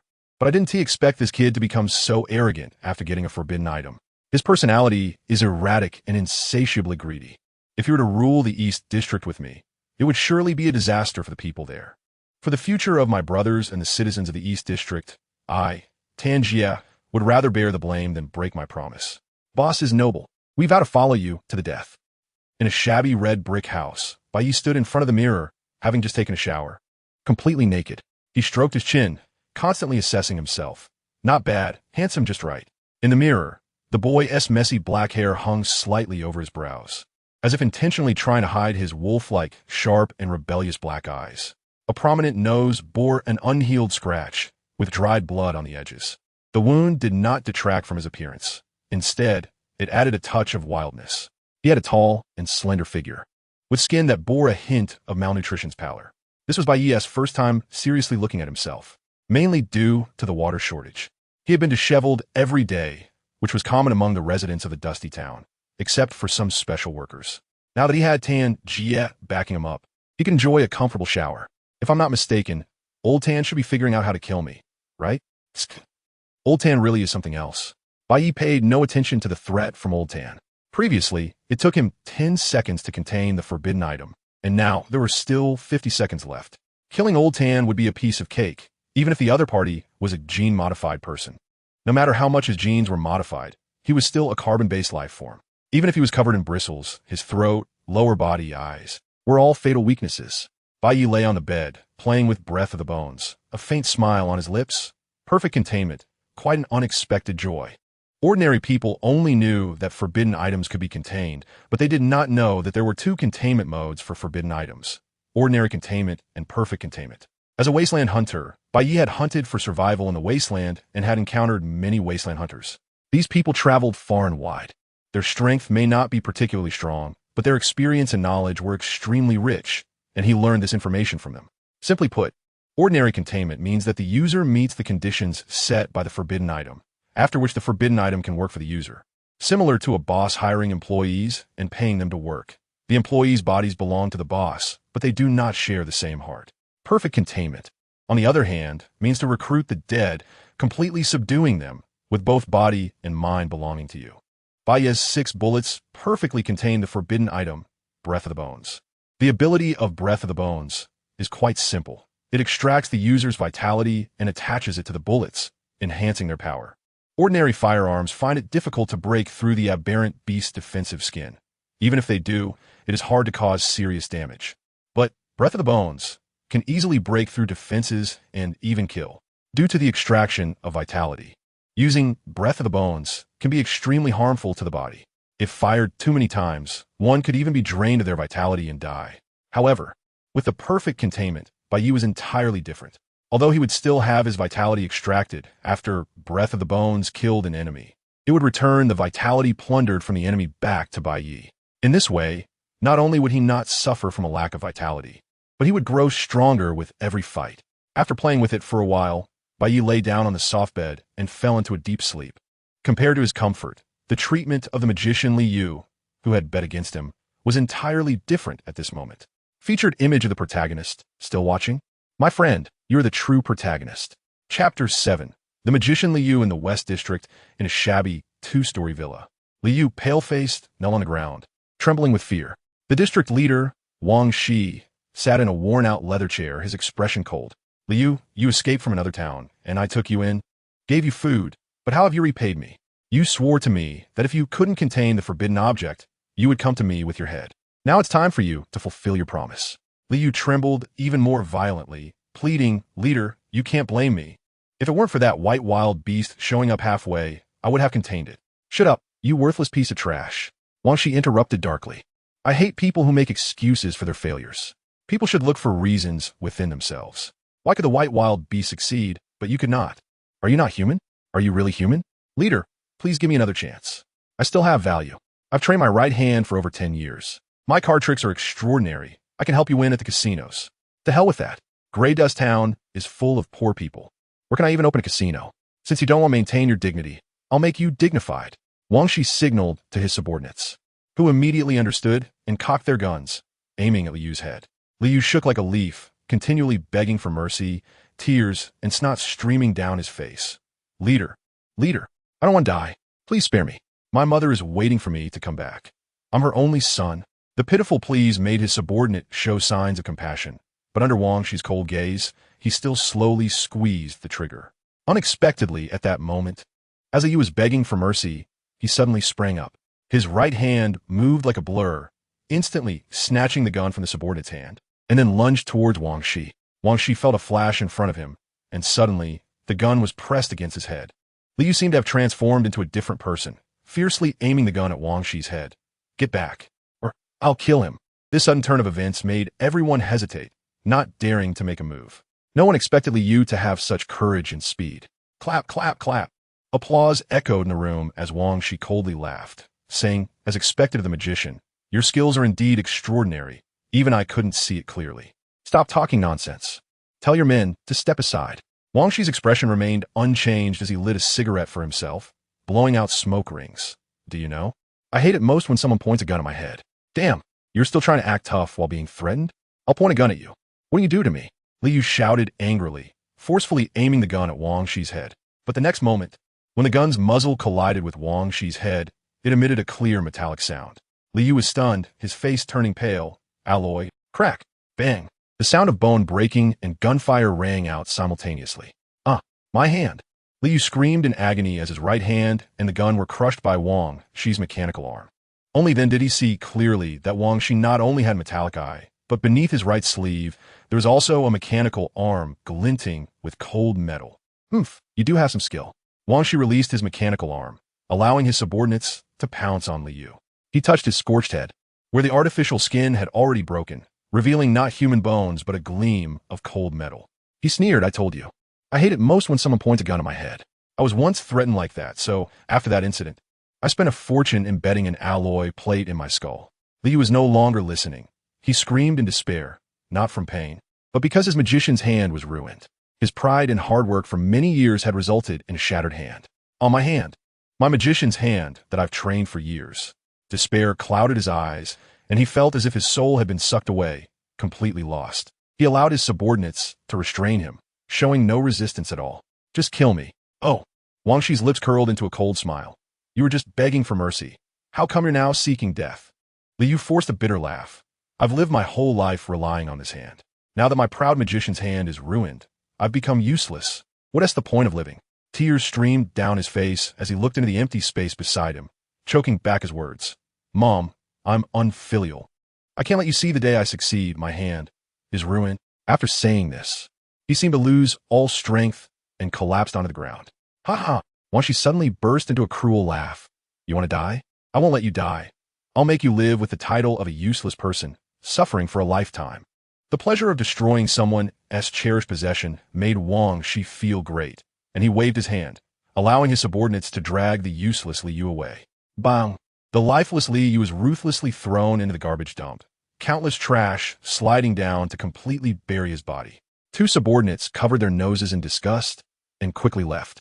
After they left, the garbage shifted, and Liu cautiously crawled out of the dump, his bright eyes showing no trace of despair. Ha ha! That bastard Wang Shi. I knew a psychological pervert would enjoy this. He covered his right hand, laughing while gritting his teeth, enduring the piercing pain as he took steps away. The cold moonlight casting a silver glow, illuminating his path ahead. He instinctively looked up at the moon, a bit lost in thought. It was still the same moon, but he felt that the moonlight today was exceptionally beautiful. Suddenly he laughed. I've lived another day. How wonderful. His face was filled with joy of having survived, but deep in his bright eyes, there was a lingering shadow of gloom. Clearly, he did not feel as carefree about his magician's hand being ruined as he appeared. Deputy Commander Bai, there's no time to lose. Let's go exterminate the aberrant beasts. Early in the morning, East District Leader Tan Jie came knocking, accompanied by dozens of armed subordinates. Bai Ye yawned. There's an old saying, sharpening the knife doesn't delay the chopping of firewood. I haven't even touched a gun much before. How can I act rashly? Tan Jie was taken aback, thinking Bai Ye had a point. The breath of the bones was indeed effective, but it was still a firearm. If it lacked accuracy, it would be less convenient than a machete. What do you mean? Naturally, we should practice shooting first. All right, I'll accompany you to practice shooting. Tan Jie had crawled and rolled in the wasteland for over 10 years, and even though he hadn't received any formal training, he was quite skilled and had some insight into shooting. Thus, on this first day, Bai Ye spent the entire day practicing shooting under Tan Jie's guidance. Today, Bai Ye had a great time, satisfying his craving for guns, wasting quite a bit of Tan Jie's bullets, and eating a lot of meat. Tan Jie felt quite pained, as both bullets and meat were scarce resources in Grey Dust Town. Every bit counted. However, to deal with the aberrant beasts, he had no choice but to reluctantly support Bai Ye. Chapter 8. Where did so many old sayings come from? The next day, Deputy Commander Bai, you're pretty familiar with the gun now, and the mutated beasts are not small. When the time comes, if we get close, hitting them shouldn't be a problem. How about we set off today? Bai Ye waved his hand impatiently. Old Tan, it's not that I'm criticizing you, but there's an old saying, haste makes waste. Yesterday, I practiced shooting at targets, but the mutated beasts aren't inanimate objects. They move. Today, we need to practice on moving targets. Tan Jie suppressed his anger and nodded reluctantly.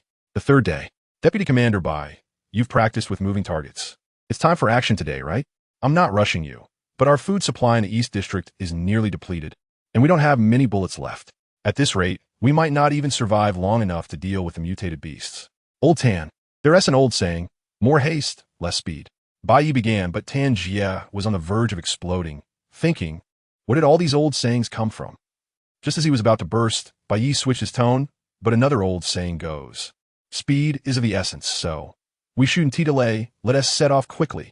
Tan Jie, His chest heaved violently, and his triangular eyes stared fiercely at Bai Ye, so angry that he wished he could split open Bai Ye's head to see how many old sayings were stuffed inside. Old Tan, why are you still dawdling? Hurry up, run forward quickly.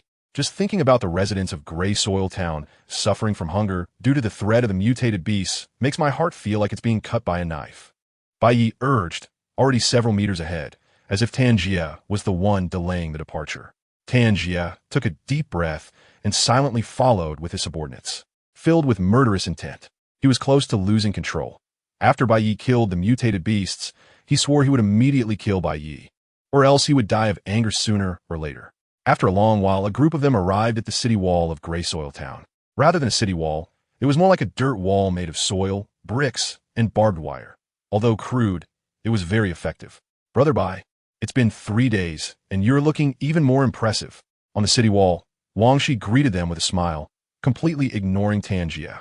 Bai Ye, now clean and in his prime youth, despite wearing tattered clothes, couldn't he hide the vibrant energy of youth? Bai Ye glanced at Wang Shi and said coolly, "Call me Deputy Commander Bai." His demeanor was indifferent, showing no respect to Wang Shi, the West District Commander, which made Tanjia feel a bit better. It turned out Bai Ye was not targeting me. He treated everyone the same way. Wang Shi narrowed his eyes, secretly calculating. He had heard about Bai Ye's attitude towards Tanjia these days. Their discord was just what he wanted. He was most afraid that the two would become like brothers, as that would put great pressure on him in the West District. Logically, if Bai Ye and Tanjia were at odds, he should at least be nicer to Wang Shi. After all, the enemy of my enemy is my friend. But unexpectedly, he treated Wang Shi the same way, which was thought-provoking. Could this kid be blinded by the forbidden item? Thinking that with the forbidden item in hand, he was invincible. So didn't he take the two commanders seriously? Or was he hiding his true abilities, deliberately acting arrogant to make others lower their guard? In fact, Bai Ye was not hiding his abilities. He simply had a disregard for others. He had never regarded the leader of a small town as significant, especially after 3 days had passed. The saying a soldier's demeanor changes after 3 days was very applicable to Bai Ye, because by today, 3 days later, his time reserve had reached 3 minutes and 50 seconds. What does 3 minutes and 50 seconds mean? It means Bai Ye could instantly kill Wang Shi, Tanjia, and even their subordinates. This was also why he looked down on building camaraderie with Wang Shi and Tanjia. In the eyes of ordinary people, the leader of an 800-person town was a figure of great importance, wielding the power of life and death. But to him, everyone present was just trash. The reason he and T killed them yet was not out of kindness. Although he came from a civilized world, he was not a soft-hearted person. Wang Shi and Tanjia had committed enough crimes in Gray Soil Town over the years to warrant 100 executions, and he felt no psychological burden in killing such people. The main reason was the mutated beasts. The mutated beasts were not just one, they were a group. Bai Ye needed Wang Shi and Tanjia to assist him in dealing with the mutated beasts. Otherwise, once the mutated beasts broke through the city, he would suffer too. At this moment, Tanjia handed over a worn tactical binocular. The mutated beasts are hiding nearby. These bastards never come within 100 meters of Gray Soil Town. They're just circling outside. If anyone dares to go out, they will attack. Bai Ye took the binoculars, and what he saw was a desolate land, with the yellow-brown ground cracked into numerous hideous wounds, and strong winds howled past, stirring up clouds of dust. According to the geographical landscape, there should be no plants surviving, but a few scattered weeds, withered trees, and even some shrubs were growing on the ground. These were mutated plants, but their mutation was not severe enough to become living forbidden items. Through the binoculars, he scanned the ground and soon spotted a pair of scarlet eyes in a shrub over 100 meters away. The howling wind pressed down the shrub, revealing their full appearance. Hyenas. These mutated beasts had mutated from hyenas. Their originally brown fur mostly fallen off, replaced by gray-purple tumors covering their bodies, with blood vessel-like protrusions on the surface, and their claws sharp as blades. Why are there only a few? Bai Ye put down the binoculars and asked. These few mutated beasts are just hyenas sent to keep watch, to prevent us from escaping, Tanjia explained. The little pups aren't stupid. What is your battle plan? Leave the city. Wang Shi narrowed his eyes, watching the hyenas hidden in the bushes. Tanjia and I will each take our elite members, and you'll come with us to leave the city. We'll be responsible for engaging the hyenas, and you will use Breath of the Bones to kill them. Why must we leave the city? Bai Ye was slightly surprised. Can't we lure them over and shoot from higher position? Wang Shi shook his head. We've tried that before. We once sent someone as bait to lure the hyenas within 100 meters, and we did manage to kill a few, but after that, the hyenas learned and wouldn't approach recklessly no matter how we lured them, so we can only leave the city to fight. Bait? Bai Ye's heart stirred. He didn't need to think to know what happened to those baits. They must have long been devoured by the hyenas. In the wasteland, human lives were the least valuable. Chapter 9. Bai Ye is still shooting? What are we waiting for? Brothers, follow your commander out of the city to meet the enemy. Bai Ye waved his hand and led the way toward the city gate. He couldn't wait to test the power of the forbidden item. Wang Shi and Tan Jie exchanged glances, silently signaling their subordinates to follow Bai Ye out of the city. Soon, a group of more than 30 people marched out of the city gate. The younger brothers nervously gripped their guns, their eyes scanning the surroundings anxiously, fearing that a hyena might suddenly leap out from a corner. They formed a circle to protect Bai Ye, Wang Shi, and Tan Jie, slowly advancing forward. Faced with this scene, the hyenas in the distance remained unmoved until they were 100 meters away from the city wall, when suddenly, several hyenas in the bushes began to bark furiously. Howl! Howl! Howl! An increasing number of beast roars echoed, and on the horizon, a cloud of yellow sand blew, revealing a dense mass of black dots slowly emerging within it. 1, 2, 3, 50. Over 50 hyenas came charging from afar, their size far exceeding that of ordinary hyenas, almost as large as adult bulls. The ground trembled with the thunderous sound of their stampede, shaking the hearts of Tan Jie and the others. Fire! Tan Jie shouted, firing his gun first, like a signal flare, igniting the battle in an instant. Facing the charging hyenas, more than 30 people raised their guns and fired wildly, the dense bullets forming a firepower net covering the hyenas. No one conserved bullets, nor did anyone retreat, because everyone understood that if they couldn't deal with these hyenas, they would eventually be trapped in the dusty town. It was precisely this life and death crisis that prompted the leaders of the East District to unite without reservation. The rain of bullets halted the charge of the hyenas, while Bai Ye in the crowd did not fire because the distance was too far and his marksmanship wasn't great, so he couldn't waste his vitality using the forbidden item. He had to wait for the hyenas to get closer. He observed quietly, directly sensing the power of the aberrant beasts. These mutated bodies were not afraid of bullets fired from ordinary firearms. The bullets could only break the hyena's skin, although blood splattered and it looked horrifying. They were merely surface wounds and not fatal unless a large number of bullets concentrated on a single hyena or by chance hit an eye. Otherwise, it was difficult to kill them. Tan Jie and the others had only a few dozen guns and limited ammunition, unable to achieve heavy fire suppression, relying instead on the powerful lethality of Breath of Bones. After a round of simultaneous firing, everyone hurriedly reloaded, while the hyenas seized the opportunity to quickly close the distance. At that moment, a hyena suddenly leaped out from behind a dead tree, viciously biting a person from the East District on the arm. The person screamed in agony, completely unaware of the hyena that had quietly circled behind. Panic and fear quickly spread through the crowd, and the gap in training became evident. The flustered people instinctively fired their guns, missing the hyena and instead shooting the bitten person dead. Bai Ye, shoot quickly! Tan Jie shouted angrily. Bai Ye steadily loaded his bullets, his cold eyes locking onto the hyena. Call me Deputy Commander Bai. Bang! The roar of Breath of Bones intertwined with his indifferent voice. The bullet, glowing with a crimson light, tore through the air like a blood comet, striking the hyena with a long tail. Boom! The hyena's head exploded instantly, like a watermelon dropped from the 10th floor, with blood and flesh splattering everywhere. The power of the blood-colored bullet did not diminish, and it quickly blasted the dead tree behind the hyena in half. Is this the power of the forbidden item? Tan Jie was horrified. As a genetic modifier, even though his physical abilities far exceeded those of ordinary people, if that bullet hit him, he wouldn't be able to withstand it. His killing intent toward Bai Ye increased again, but when he saw Bai Ye's pale face and heavy breathing, he felt a bit relieved. Fortunately, the immense power came with intense aftereffects. With his kid's physique, he couldn't handle many shots. Bai Ye gasped just after firing. He felt as if his body had been emptied, like he had bled continuously for 3 days. If he hadn't eaten meat to replenish himself these past few days, he might have blacked out. However, after the hyena was shot dead, a warm current flowed from Breath of Bones, spreading throughout his body. In an instant, the vitality he had lost was not only replenished, but even slightly enhanced. The refreshing feeling of improved physical quality jolted his spirit. So, he raised his gun and started shooting at the closest hyena. Bang! The gunfire roared again, the crimson bullet accurately hitting the hyena, not because Bai Ye was precise, but because the charging hyena had already been shot several times, its movements slowing down. The warm current swept through his body again, and Bai Ye's eyes became even brighter, the wildness and defiance in his gaze igniting completely. If he didn't need to maintain appearances, he would have laughed out loud. Bang, bang, bang. He continuously fired, and the number of corpses nearby increased, with both hyena bodies and the bodies of his subordinates. More and more hyenas prompted the two self-important leaders to join the battle. Wang Shi tore off his shirt, revealing a mechanical arm glinting with metallic cold light. The hydraulic rod emitted a sharp whine, and the silver alloy skeleton suddenly unfolded.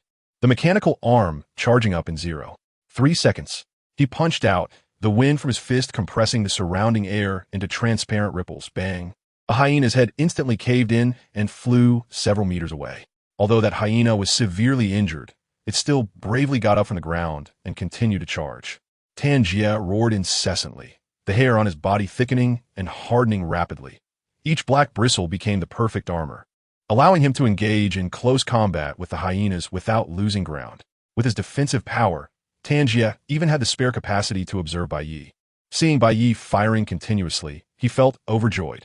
This fool must be seeing red and was using Breath of Bones so intensively that he would probably be drained to a husk in no time. He had originally thought that if Bai Ye pretended to work without putting in effort, he would have to use a gun to force him to act. But he didn't expect Bai Ye to be this diligent. Tan Jie secretly laughed. At this rate, he wouldn't even need to deal with Bai Ye afterward. This kid would end up killing himself. After laughing for a while, he couldn't laugh anymore. Because Bai Ye was still shooting? Was this kid reckless? There were still many hyenas. The 50 that had appeared were just the vanguard. The main force led by the Hyena King had yet to show up. Looking at Bai Ye's pale face and unsteady figure, Tan Jie felt a bit frightened. He had never intended to annihilate the hyenas in one go, but was preparing for a war of attrition, gradually wearing down the hyena pack. In his view, Bai Ye could die, but it absolutely could not be now. There were still several days of battles to fight. Bai Ye. Oh no, Deputy Commander Bai. Today's results are remarkable. We can retreat and fight again tomorrow. Tan Jie shouted. He thought Bai Ye would listen, but to his surprise, the pale-faced youth angrily retorted. Retreat? The enemy hasn't been dealt with yet. I dare anyone to take a step back. Kill for me. Chapter 10. What the hell are you playing at? The overwhelming ferocity hit Tan Jie like a slap in the face, leaving him stunned. How had he not noticed before that this kid had such a killing intent? He was bloodthirsty. Vice Commander Bai, there are too many hyenas. The main force behind us probably exceeds 100. The 30 or so we brought out are down to just over 20. Don't rush it. Brothers are about to collapse. Wang Shi's mechanical arm is also running out of energy. If we keep fighting, it's going to be bullshit. 20 against 100. The advantage is mine. Lao Tan, if you dare to waver the morale, I'll be the first to take you down. Bai Ye was in the heat of battle, his physical abilities continuously enhancing. How could he possibly retreat? Facing Bai Ye's furious gaze, Tan Jie was both shocked and angry, and amidst his shock and anger, there was even a hint of absurdity. Who the hell was the commander here, him or Bai Ye? What the hell are you playing at? You're just a powerless deputy commander. Although he was furious, he had no choice but to patiently persuade. Vice Commander Bai, listen to me. I won't listen. Tan Jie, this is really out of line. You're about to be drained dry, and you still want to kill. Looking at Bai Ye, who could barely stand, Tan Jie felt his eyes redden. If you want to die, don't drag us down with you. Wait until the hyena pack is completely wiped out. No one will stop you then, but you can't die now. Just a few minutes ago, he had desperately wanted Bai Ye to fire his gun. Now, he desperately wanted him to retreat. Just as he was about to forcibly take Bai Ye away, suddenly, Bai Ye seemed completely drained, staggering and falling to the ground. Tan Jie was startled and braved the hyena's bites, rushing to Bai Ye's side, fearing he would die. Vice Commander Bai, are you all right? Bai Ye grabbed Tan Jie's arm, his pale face filled with determination, his lips trembling as he said, Help. Help me up. I can still fight. In the end, he roared and directly pulled Tan Jie's arm to stand up, raising Breath of Bones and firing away, bang, bang, bang. Just numb. Tan Jie was completely numb. Is this kid out of his mind? Is the after effect of the poison mushroom still not over? Vice Commander Bai. Vice Commander Bai. Take it easy. You really can't keep fighting. If you do, you will die. Seeing he couldn't persuade Bai Ye, Tan Jie directly grabbed him to retreat. Bai Ye struggled and shouted, Lao Tan, let go of me. I want to kill all these bastards. Vice Commander, We really can't kill anymore. Let us retreat. I'm begging you. Tangia's tone even carried a hint of pleading. Retreat. Where to retreat? Now the pack of dogs surrounds us. I have nowhere to retreat. At this point, we can only fight to the death. Brothers. Charge. Bro. Brother, what nonsense are you talking about? Grey Dust Town is right behind us. We can run a few hundred meters, and we're home. Tangia was almost in tears. Not caring whether Bai Ye agreed or not, he grabbed him and started running. Bai Ye was furious, starting to slap Tangia's big face. Mainly because the other party was covered in bristles, so there was less fur on his face. Behind me are the 800 residents of Grey Dust Town. As their commander, if I don't lead them to carve a bloody path out, should I just watch them starve to death in the town?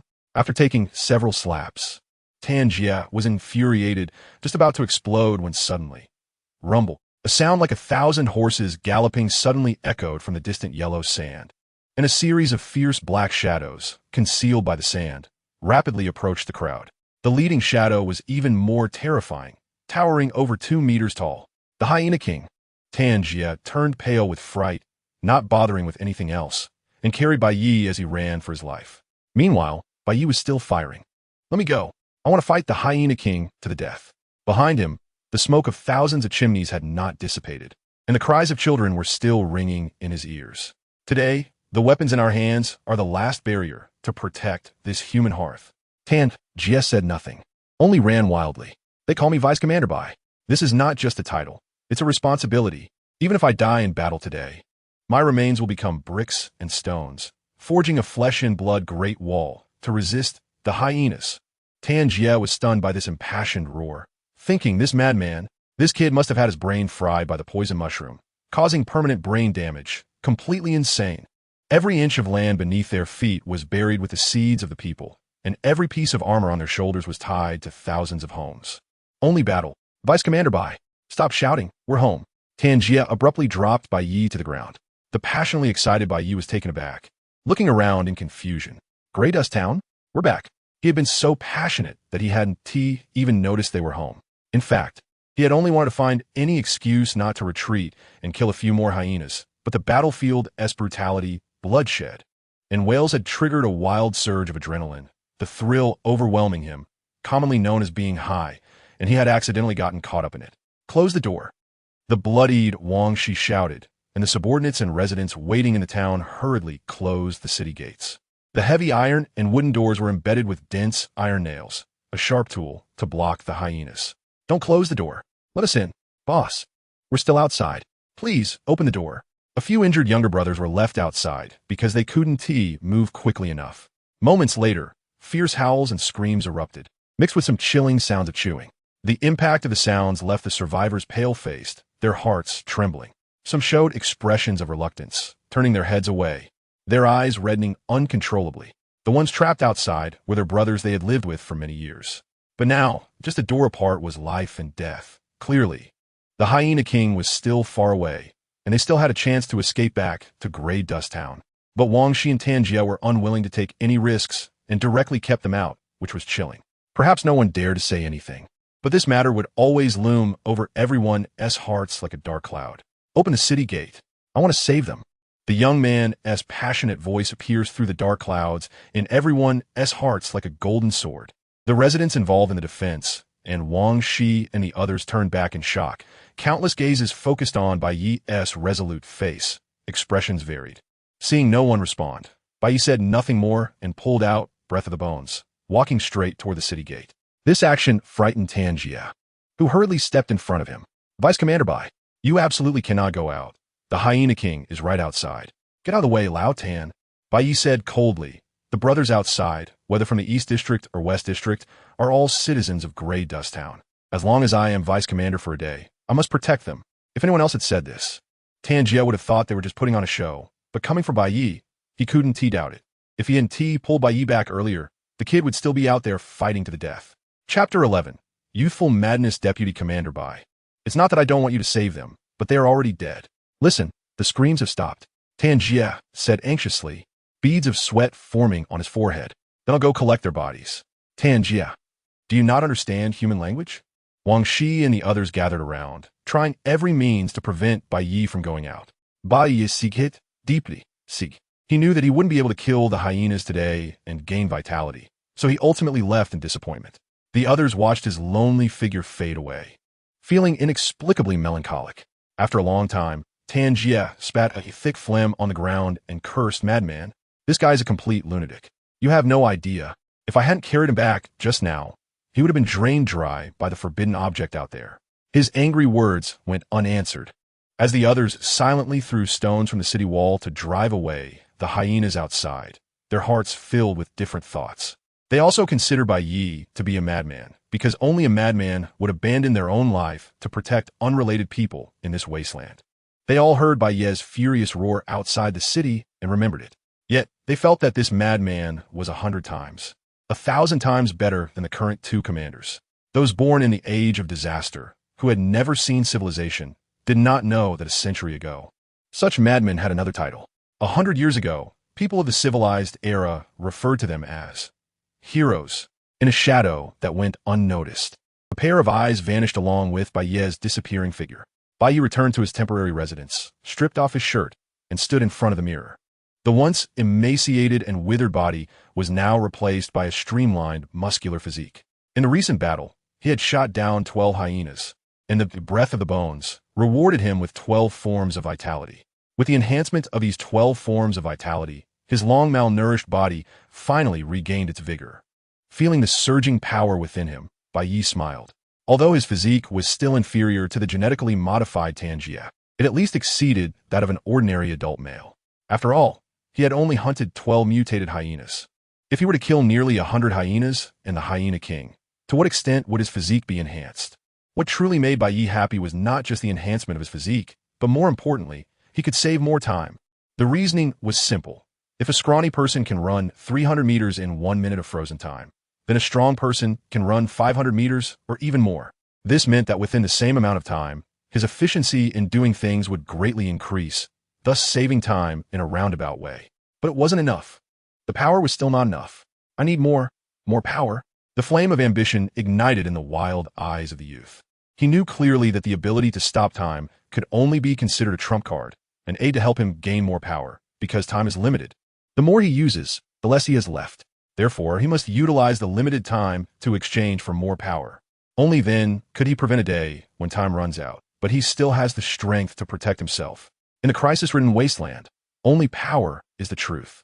Here, there are not only various distorted mutated beasts, but also powerful genetic modifiers, mechanical modifiers, and even more mysterious transcendent beings.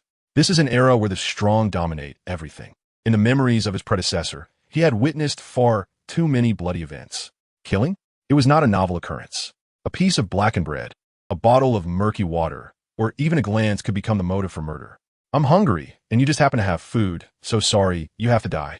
You say you're non-confrontational and do not conflict with anyone? Wait until the slave capture team comes. They will show you what despair really means. Knock, knock, knock. A series of knocks interrupted Bai Ye's thoughts.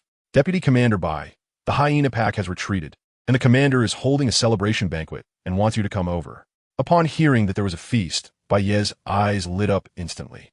After fighting for so long, he was indeed hungry. He opened the door and instantly acted like a star actor, leaning weakly against the doorboy. The boy was taken aback. "Deputy Commander Bai Ye, help me over," Bai Ye said weakly. The boy glanced at Bai Ye's feeble state, recalling the earlier scene where he had recklessly thrown himself into danger, feeling a newfound respect, and quickly helped Bai Ye. The celebration banquet was naturally held at the Tyre Tavern. Dusty Town was too poor and had only this one tavern. Inside the tavern, dozens of people were joyfully raising their cups. For these wasteland dwellers, getting drunk today was the greatest luxury. They had no time to mourn the dead, for the next could very well be themselves. It was better to enjoy the moment while they could. This celebration banquet not only included Tanjia, but also the Western District Commander, Wang Shi. The two commanders shared a table, holding their wine cups, smiling broadly, and chatting happily. It was hard to tell how much of that smile was genuine and how much was pretense. Bai Ye really stole the spotlight this time. "I can see that the people in the Eastern District are looking at him differently," Wang Shi said, taking a sip of his drink with a smile. "Humph." Tanjia coldly snorted, naturally catching the underlying implication in Wang Shi's words. "After all, those who know you best are not friends, but enemies. You don't need to sow discord. You can see clearly what kind of person Bai Ye is. This kid has been poisoned by the poisonous mushrooms, and is completely insane. A madman will not submit to anyone. In other words, if he cannot be accepted in the Eastern District, he will not be accepted in the Western District either. Wang Shi nodded in agreement. He had already seen the answer in Bai Ye's eyes. Whether it was himself or Tan Jie, Bai Ye did not take either of them seriously. Previously, they thought he was just a young man acting recklessly, believing that with forbidden objects he was invincible. Now he realized it was not youthful recklessness, but youthful madness, insanity. What do you plan to do? Do you need help? Wang Shi asked with a smile. Tan Jie shot him a cold glance. No need for your help. This madman can kill himself on his own. I see your offer of help is false. While your true intention is to get your hands on the breath of the bones. Don't say such harsh words. After all, we are both from Dusty Town. Infighting leads to no way out. Haven't you noticed that the world is becoming increasingly unstable? The Dawn City is frequently mobilizing troops and plundering people from various settlements. War is probably coming. If we do not unite and cooperate, we will end up with no place to be buried. Therefore, in my view, once Bai Ye is dead, and the hyena pack is dealt with, we can take the breath of the bones to Dawn City for sale, split the money evenly. You can buy an advanced version of the genetic potion, and I can update the mechanical devices on me. Only with strength can we ensure our survival. Chapter 12. Old Tan, you will regret it. A shadow flickered in Tan Jie's eyes. He, the leader of the East District, felt like an ant in the eyes of the colossal figures in Dawn City. If war were to come, Grey Dust Town would be no different from cannon fodder. Wang Shi continued, have you considered that the sudden appearance of the hyena pack is related to Dawn City? Oh, what do you mean? Deputy Commander Bai is here. A loud voice rang out in the Tire Tavern. Dozens of eyes turned to the entrance, where the frail Bai Ye was slowly walking in, supported by a younger brother. The younger brother, blushing, whispered, Deputy Commander Bai, I've called out just as you instructed. Don't forget to reward me with a piece of meat later. Feeling the gaze of the crowd, Bai Ye patted the younger brother's shoulder with satisfaction. Don't worry, I've already forgotten. Huh, Deputy Commander Bai, you finally arrived? How are you? Is your health all right? Tan Jie greeted him with a beaming smile, personally helping Bai Ye to his seat. Do I look all right? Bai Ye shotan ji a dissatisfied gudev. Tan Jie was not angry. Ever since accepting the fact that Bai Ye was a madman, his mindset surprisingly improved. Not to mention being scolded by Bai Ye, he didn't even get mad when he was slapped dozens of times before. Sit down and talk. Bai Ye directly sat between Tan Jie and Wang Shi, exuding an air of authority. What are you still dawdling for? Hurry up and bring the drinks and meat. Soon, drinks and meat were served. The dark roasted meat was lacking any culinary skill, relying solely on the most primitive ingredients. But Bai Ye enjoyed it immensely. There was no way around it. This body had rarely had a full meal. Eat slowly. Don't choke, Tan Jie said with a smile as he poured wine. Now, seeing Bai Ye eat meat, he didn't feel heartbroken. He actually hoped Bai Ye would eat more to replenish his strength. This guy really fights for his life. Bai Ye, chewing on the meat, mumbled, what were you two just discussing? Were you secretly talking bad about me? How could that be? You are the great contributor. We can't praise you enough. We were just talking about the hyena pack. Wang Shi picked up the thread. The hyena pack's sudden appearance has me suspecting it's related to recent movements in Dawn City. Oh, Bai Ye raised an eyebrow, do elaborate. He had naturally heard of Dawn City. To be precise, nearly everyone in Grey Dust Town knew about it.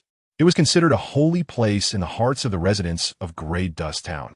Legends say that everyone there has food to eat, schools to attend, and clean water for bathing every day, with women who are all stunningly beautiful, with delicate and fair skin, unlike the wasteland people, whose skin is rough from the sun and wind. It's like this, Wang Shi organized his thoughts and said slowly, recently, Dawn City has been frequently mobilizing troops and slave-catching teams, rampantly plundering the population of various major towns, seemingly preparing for war. Bai Ye nodded. There were not only large cities like Dawn City in this wasteland. A century had passed since the Great Catastrophe, and during this time, humanity had recuperated.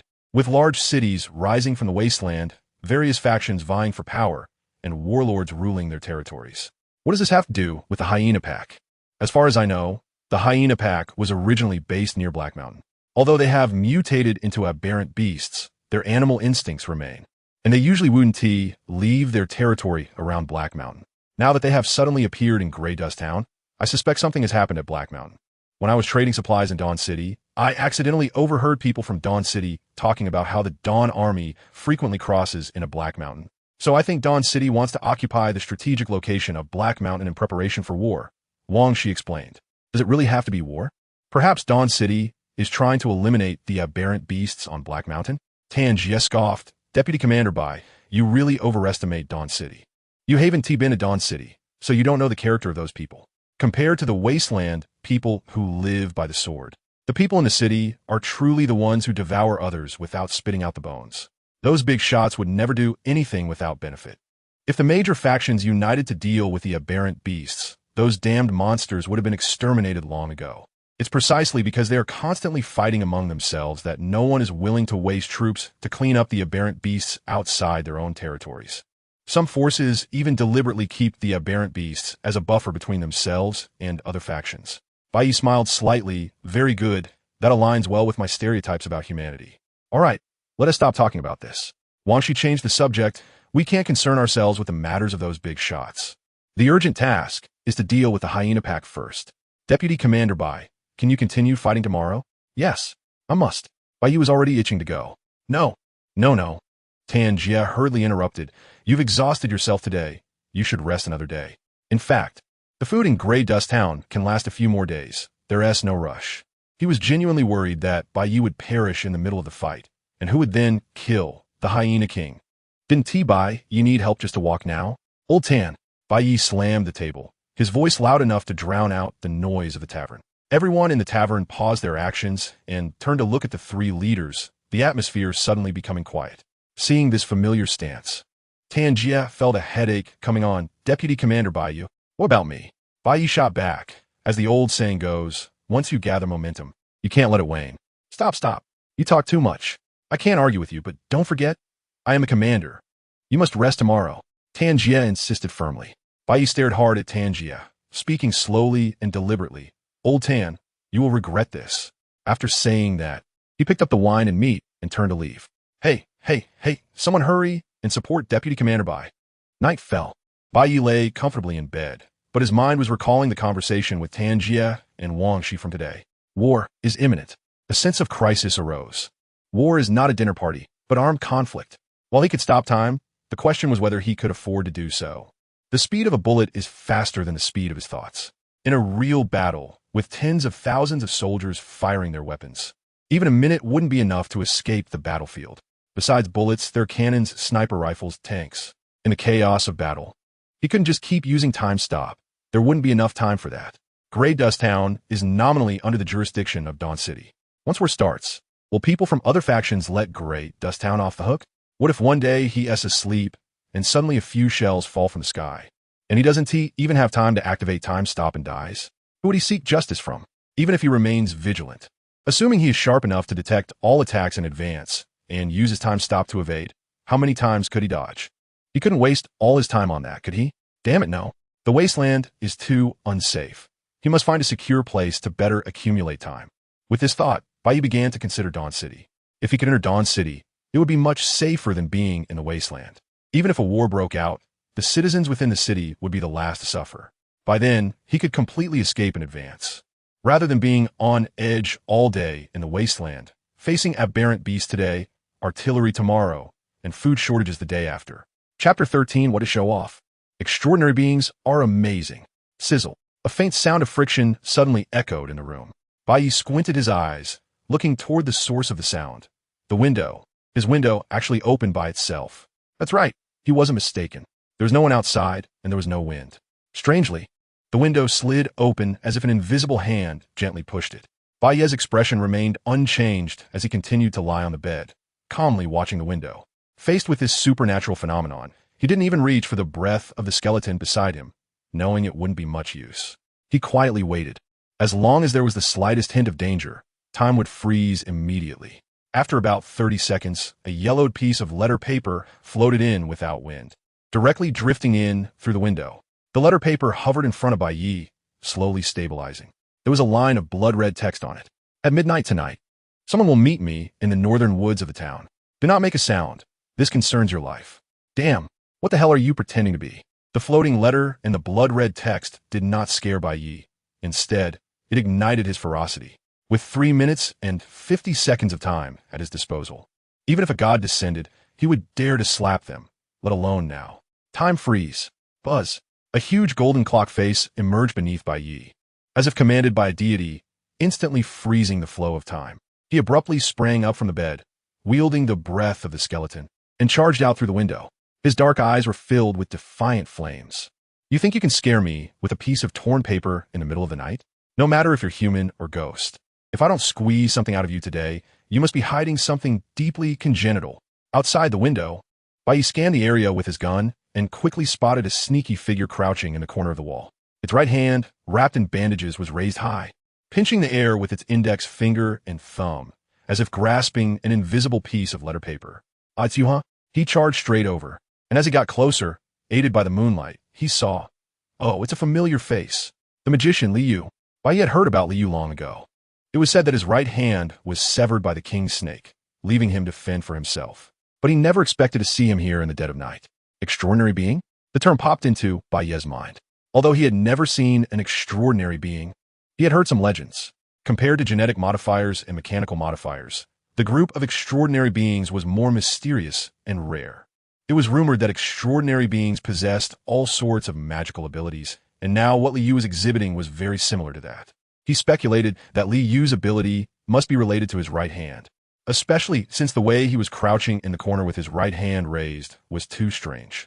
To verify his suspicion, Bai Ye reached out to touch Li Yu's right hand, and indeed, he discovered something unusual. An invisible, formless hand extended from Li Yu's right hand. Its texture as hard as steel, and this invisible hand was quite long, at least 3 meters. With that thought, Bai Ye understood everything. The window was opened by Li Yu's invisible hand, and the letter paper was delivered by this hand, which is why it hovered in midair. All right, you think you can pull tricks on me? Huh? Time resume. Li Yu rubbed his sore right hand with his left, muttering to himself, this kid should be done by now, right? Why is there no movement at all? Logically, he should have jumped out of bed in fright, right? Could he be asleep? Suddenly, a cold voice sounded behind Li Yu. I'm not asleep, but I know you're about to sleep forever. Click. That was the sound of a bullet being chambered, the cold gun muzzle pressed against Li Yu's head. Li Yu's body stiffened instantly, his face changing. Bai Ye? Don't move. If your right hand dares to drop even a little, I guarantee you won't see tomorrow's sun. Li Yu became even stiffer. His right hand, which he was about to lower, remained frozen in midair. He silently cursed himself. This kid had discovered my ability. He had originally thought of using his invisible right hand to restrain Bai Ye, believing that, faced with an unseen hand, even if Bai Ye had forbidden objects, he would be caught off guard. But he never expected his ability to be seen through so easily. You, aren't he asleep? Li Yu said, dragging out the words while desperately thinking of a countermeasure. He. Bai Ye's cold laughter came from behind him. Haven't you gone to the bathroom in the middle of the night? Li Yu didn't believe a word of it because before he opened the window, he had secretly taken a glance, and at that time, Bai Ye was still in bed, so he definitely hadn't come out to find him. Instead, the moment Bai Ye saw the window open, he charged out without hesitation. Taking advantage of the moment, Li Yu was placing the letter paper to sneak up behind him. No wonder there was no movement while holding the letter paper for so long. The guy was already out. This is bad. This is completely different from what I expected. How could Bai Ye's thought process be so different from a normal person? A normal person should be stunned upon seeing the window open and think about the source of the anomaly, right? Who charges out without a second thought upon seeing something unusual? Aren't you afraid of encountering a ghost in the middle of the night? Li Yu, oh no. I should call you Li left now. Bai Ye slowly pointed the gun at Li Yu's head. The continuous cold touches of the gun muzzle sent chills down Li Yu's spine. He hurriedly said, Bai Ye, actually call me Vice Commander Bai. Bai Ye kicked Li Yu in the backside, interrupting him. Li Yu was momentarily stunned. A flash of anger crossed his face. But he quickly changed his tone. Vice Commander Bai, actually, I mean no harm. I just have something important to discuss. Oh, a dangerous curve appeared at the corner of Bai Ye's mouth. Isn't that just perfect? You mean no harm, but I do. Do you know? I absolutely hate it when others waste my time. Because of your unreasonable actions, you wasted my precious 10 seconds. That's 10 seconds. How many 10 seconds are there in life? Li didn't realize Bai Ye was talking about the time during the freeze. He thought Bai Ye was referring to the time it took him to come out of the room.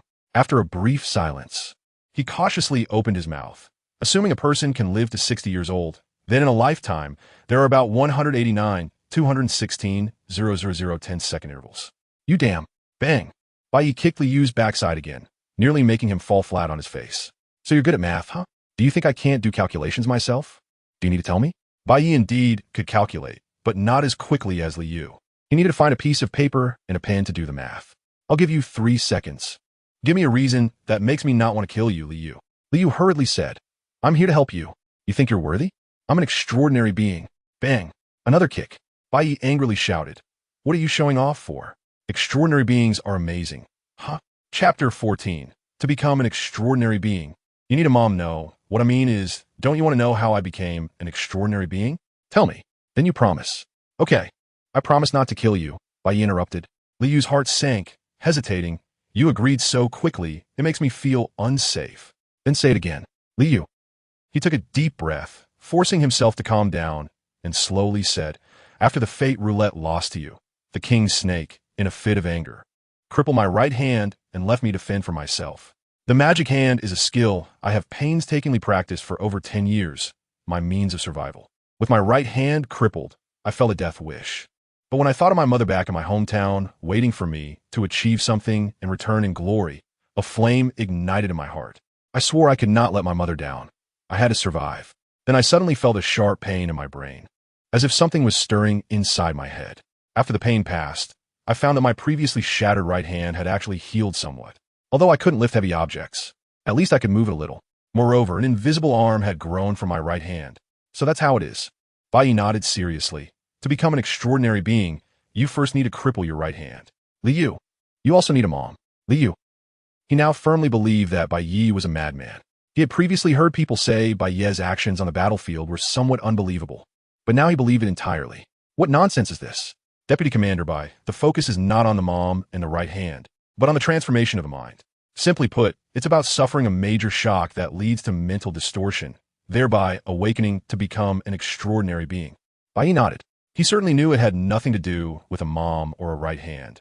He was just being a little humorous earlier, but unfortunately, these barbarians didn't understand humor.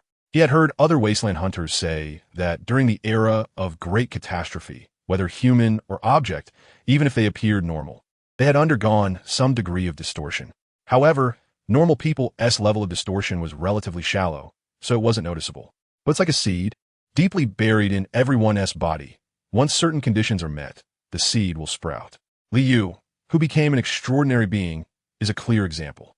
In other words, during the civilized era, no matter how much mental stimulation you suffered, you would at most become mentally ill, but in the era of great catastrophe, you could potentially become an extraordinary being. Upon deeper thought, it's terrifying. So it turns out extraordinary beings all have the potential for mental illness? He suddenly felt that this global catastrophe might not only be harmful, but also contained opportunities, a chance for the evolution of all things.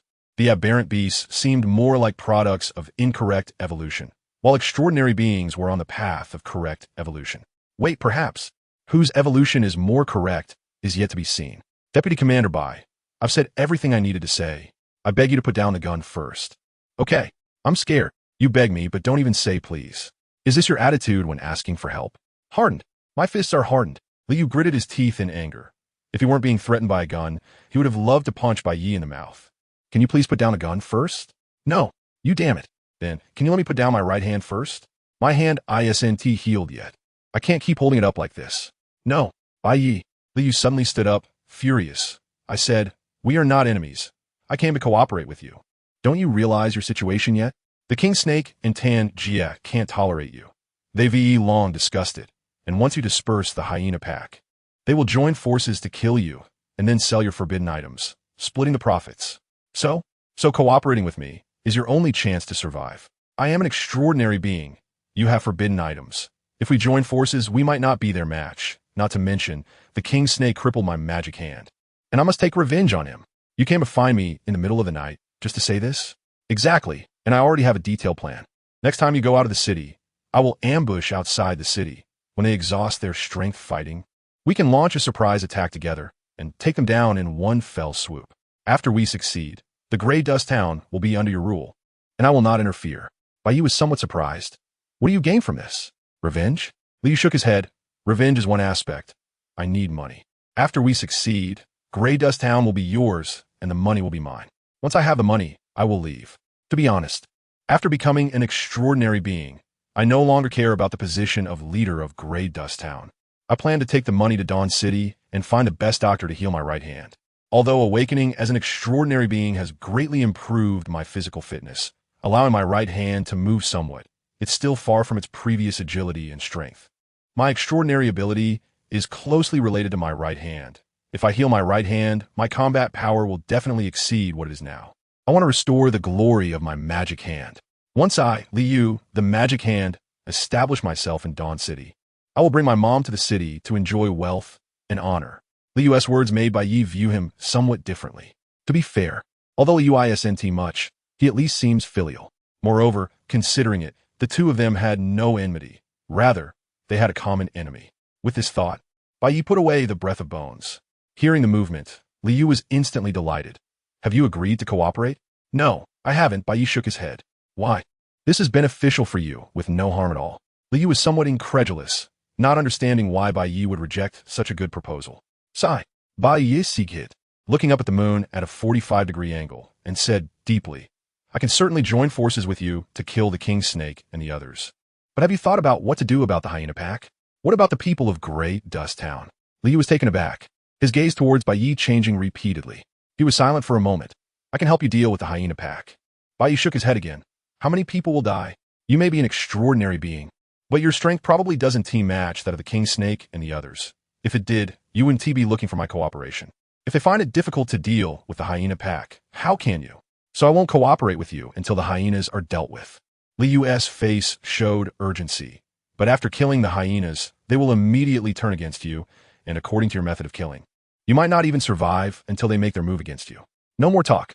Bai Ye angrily waved his sleeve, a layer of dust rising from the patched sleeve. Am I Bai Ye someone who fears for my life? Is my own life more important? Or the lives of 800 people in Grey Dust Town? That angry voice struck Liu's heart like a heavy hammer. In this damned era, there truly are such people. For some reason, standing next to Bai Ye, he suddenly felt a sense of shame. Chapter 15. I don't regret losing, I understand. Liu's expression calmed down as he fixed his gaze on Bai Ye and said seriously, do what you want. Although I, Liu, am not a good person, I respect your character and am willing to follow your wishes. After you deal with the hyena pack, we can work together to deal with the king snake and his crew. However, I can't guarantee that you'll still be alive by then. If you encounter danger, I can only say that I will help when I can, but I won't take risks to save you, because my mother is still waiting for me to return. I can't put myself in danger. That's fine, I've made up my mind. Bai Ye stood with his hands behind his back, the cool moonlight casting a silver sheen on him. Liu was moved, the wheel of fate. I don't regret losing. Take care. No need to see me off. With a rustling sound, Liu disappeared into the woods without looking back. Under the bright moon, Bai Ye stroked his chin, pondering, is it really okay for me to deceive a disabled person like this? Well, it can't really be considered deception. A gentleman judges actions, not intentions. The reason he disagreed with Liu's plan was not for the sake of Grey Earth Town, but to kill more hyenas under the protection of the King Snake and Tanjie, thus enhancing his own strength. While he could follow Liu's plan to kill the King Snake and Tanjie from within and without, what would happen afterward? Who would protect him while he hunted hyenas? Could Liu, this half-hearted person, keep him safe? He would probably have to waste time using Time Stop to kill all the hyenas. Instead of that, it was better to continue using the King Snake, Tanjie, and their lackeys. In the previous battle, they had positioned themselves in the center, allowing Bai Ye to shoot easily. How considerate. However, Liu's appearance was also a pleasant surprise.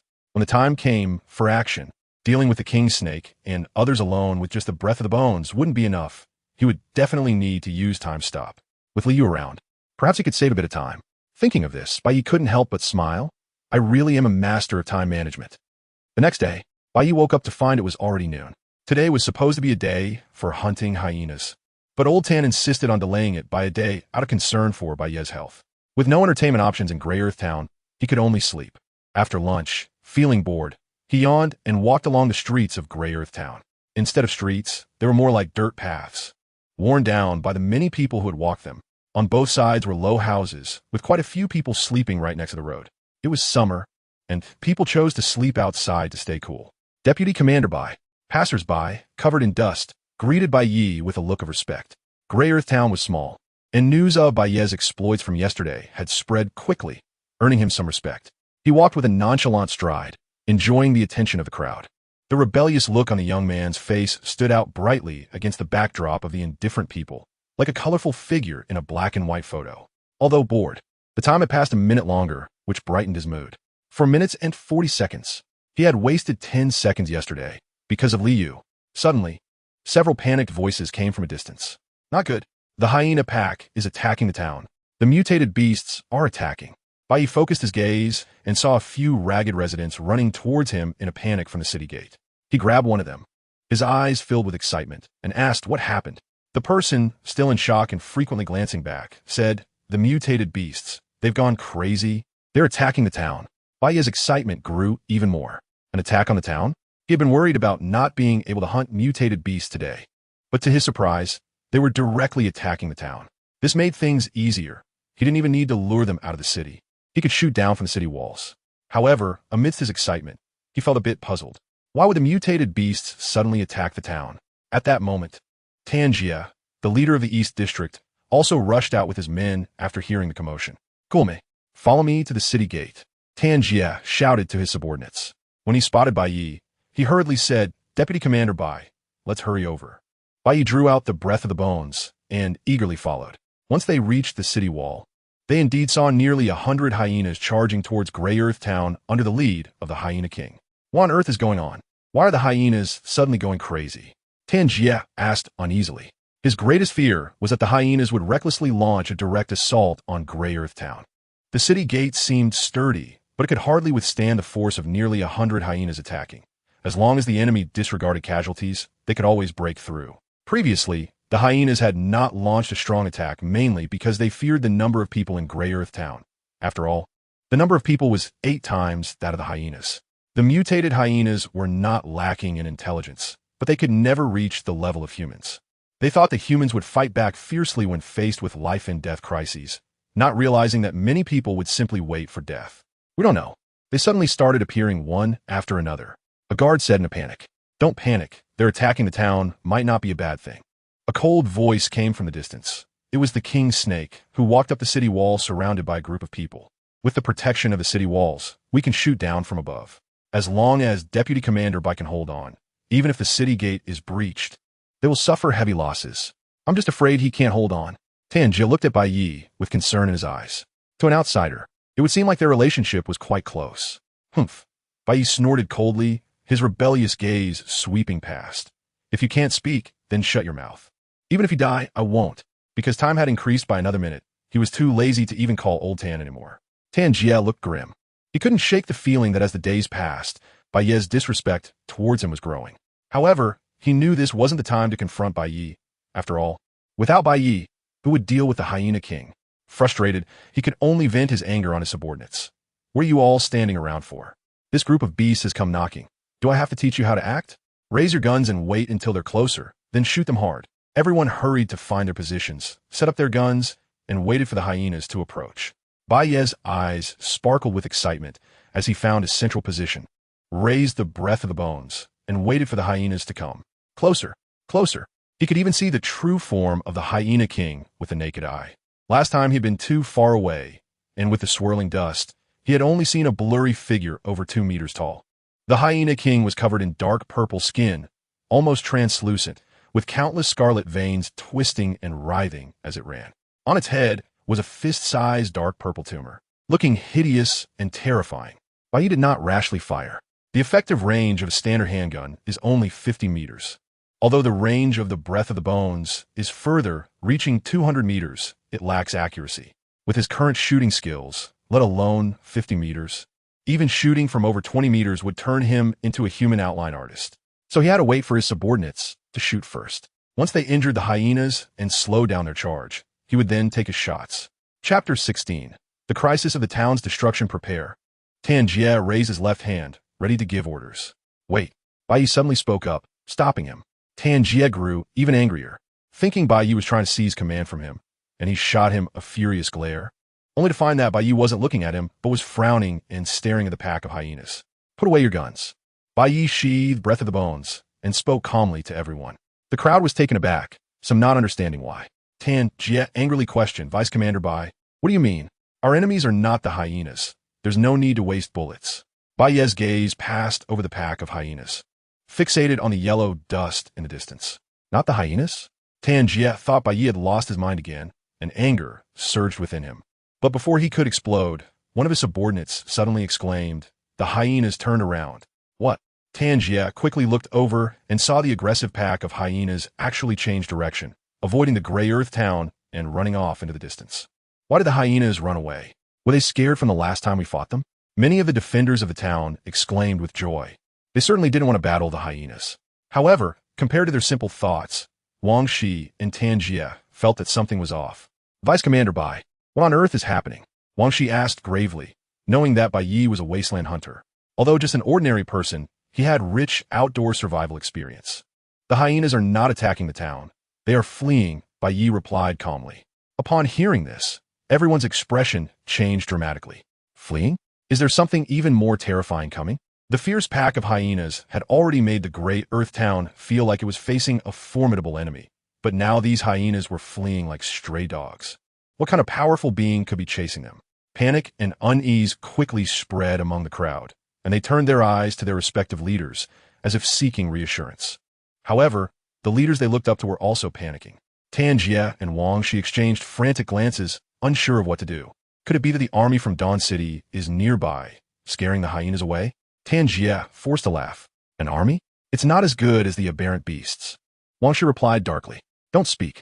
It's coming. Bai Ye suddenly looked up at the sky in the distance. Buzz, buzz, buzz. A faint buzzing sound came from the horizon, with a high frequency that seemed to penetrate the eardrum straight to the soul, causing inexplicable agitation. What sound is that? Someone exclaimed in panic. The buzzing grew louder. It sounded a bit like electricity. No, it's birds. Look, the crowd looked up in horror, only to see a dense mass of black dots suddenly appear in the distant sky. The black dots intersected with the white clouds, and the cloud seas seemed to be riddled with holes. They were getting closer, a dark mass, the sounds of chirping and flapping wings growing louder until it was deafening. It's the gray sparrows. Aberrant beast gray sparrows. So many. All of them. Run. The gray earth town can't hold. The screams that erupted from the crowd were like a signal flare. The pale-faced people seemed to awaken from a dream, frightened, turning to flee, disregarding their leader's orders. Bai Ye squinted his eyes, watching the rapidly approaching gray sparrows. They were also a type of aberrant beast, originally the most common sparrow, known for appearing in flocks. This batch of gray sparrows charging in looked to be over 1,000. While 1,000 sparrows might not seem like much, it was actually far from the truth. The mutated gray sparrows were covered in gray skin, their eyes devoid of life, their size comparable to eagles, with claws as sharp as steel. 1,000 eagles flying over the town could blot out the sun, casting countless shadows that sliced through the light. This is bad. Bai Ye's expression turned grim. In terms of individual combat power, the gray sparrows were no match for the hyenas, but there were too many of them, and they were highly mobile. He could certainly stop time, but he couldn't fly. If the gray sparrows were all on the ground, he could unleash a massacre when time stopped. But the problem was they were in the sky, and he couldn't reach them. He had thought about using a gun, but his marksmanship was poor, and even if he aimed and shot one by one, it would likely take him 4 to 10 seconds, and he still might not kill all the gray sparrows. He could only retreat into the buildings and take it one step at a time. Bai Ye jumped off the city wall and sprinted at high speed. His enhanced physical abilities made him run very fast, quickly surpassing the first group of fleeing people, but there were still others ahead of him. It was Wang Shi and Tanjia. The two had fled at the first sight of the gray sparrows, fully aware that the walls of the gray earth town could not withstand aerial attacks. However, no matter how fast one ran, they couldn't outrun birds, especially mutated ones. Ah! A piercing scream rang out in the crowd. A gray sparrow swooped down from the sky, its metallic beak glinting coldly, piercing through a person's skull, then greedily sucking blood and brain matter. More and more gray sparrows descended from above, hunting down their prey like they were insects, ferocious and swift. Bang! Bang! Bang! Chaotic gunfire erupted as some people fought back desperately. I'll fight you to the death. Some panicked individuals rushed into the houses, shouting, "Get inside!" The fleeing townsfolk cried out and scrambled home, all seeming to have gone mad. However, how could houses made of broken wood withstand the gray sparrows? Even houses built of bricks could barely hold up. What about the windows? After all, the aberrant beasts had mutated not just physically, but also mentally. It's all gone wrong. Everything's in chaos. The entire gray earth town fell into extreme disorder. Bai Ye accelerated through the crowd, unlike Tanjia and Wang Shi, who rushed into the houses at the first opportunity. He headed straight for the Tire Tavern. That was Tanjia's base, where they had stockpiled water, food, and ammunition. Ammunition was Bai Ye's target. Breath of the Bones would drain the user's vitality, so Tan Jie hadn't given him too many bullets. Thinking he wouldn't need that many. Whoosh! A sound like a sharp arrow slicing through the air rapidly approached above Bai Ye's head. The boy's eyes glinted with ferocity. He knew he was being targeted by the gray sparrows. After all, the residents on the road were dwindling, either dead or hiding in their homes, and he was the only one still sprinting. Being targeted was only a matter of time. He didn't choose to evade. Instead, time stopped. Chapter 17: The Limitations of Time Stasis Buzz. The dazzling golden dial rose from beneath Bai Ye's feet, and the gears of time came to a sudden halt. All sounds in the world seemed to peel away from his ears, leaving only his own breathing in the air. Bai Ye, under the influence of inertia, ran an additional 2 meters before finally coming to a stop. It is well known that when a person is running wildly, it is difficult to change direction rapidly due to inertia, which is why he chose not to force a turn and shoot, but decisively activated time stasis instead. When he turned around, he was met by a pair of pale, lifeless eyes. Those were the eyes of the gray sparrow. The hawk-like gray sparrow was frozen like a specimen 3 meters above the ground. Its gray feathered wings spread wide, sharp claws aimed directly at Bai Ye's head. Just a little bit more. If Bai Ye had waited another second or two before activating time stasis, his head would have been blown apart. A surge of unnamed anger rose in his heart. You want to blow my head off? Huh? I'll blow yours first. Click. Breath of the Undead was chambered. The gun's muzzle aimed directly at the gray sparrow's head. At such close range, shooting at a stationary target, even an elementary school student wouldn't miss. And Bai Ye certainly wouldn't either. Bang! A blood-red bullet flew out from the muzzle, but the expected scene of a head exploding did not occur. Bai Ye was stunned, staring blankly at the blood-red bullet frozen in mid-air, just 2 centimeters away from the muzzle. It remained there, motionless. What was going on? Could it be? Bai Ye suddenly thought of a possibility. He had stopped time for the entire world, and in the world where time was stopped, the only things that could move were himself and the external objects he was in contact with. The bullet had left his hand, so it too had entered a state of stasis. The more he thought about it, the more convinced he became.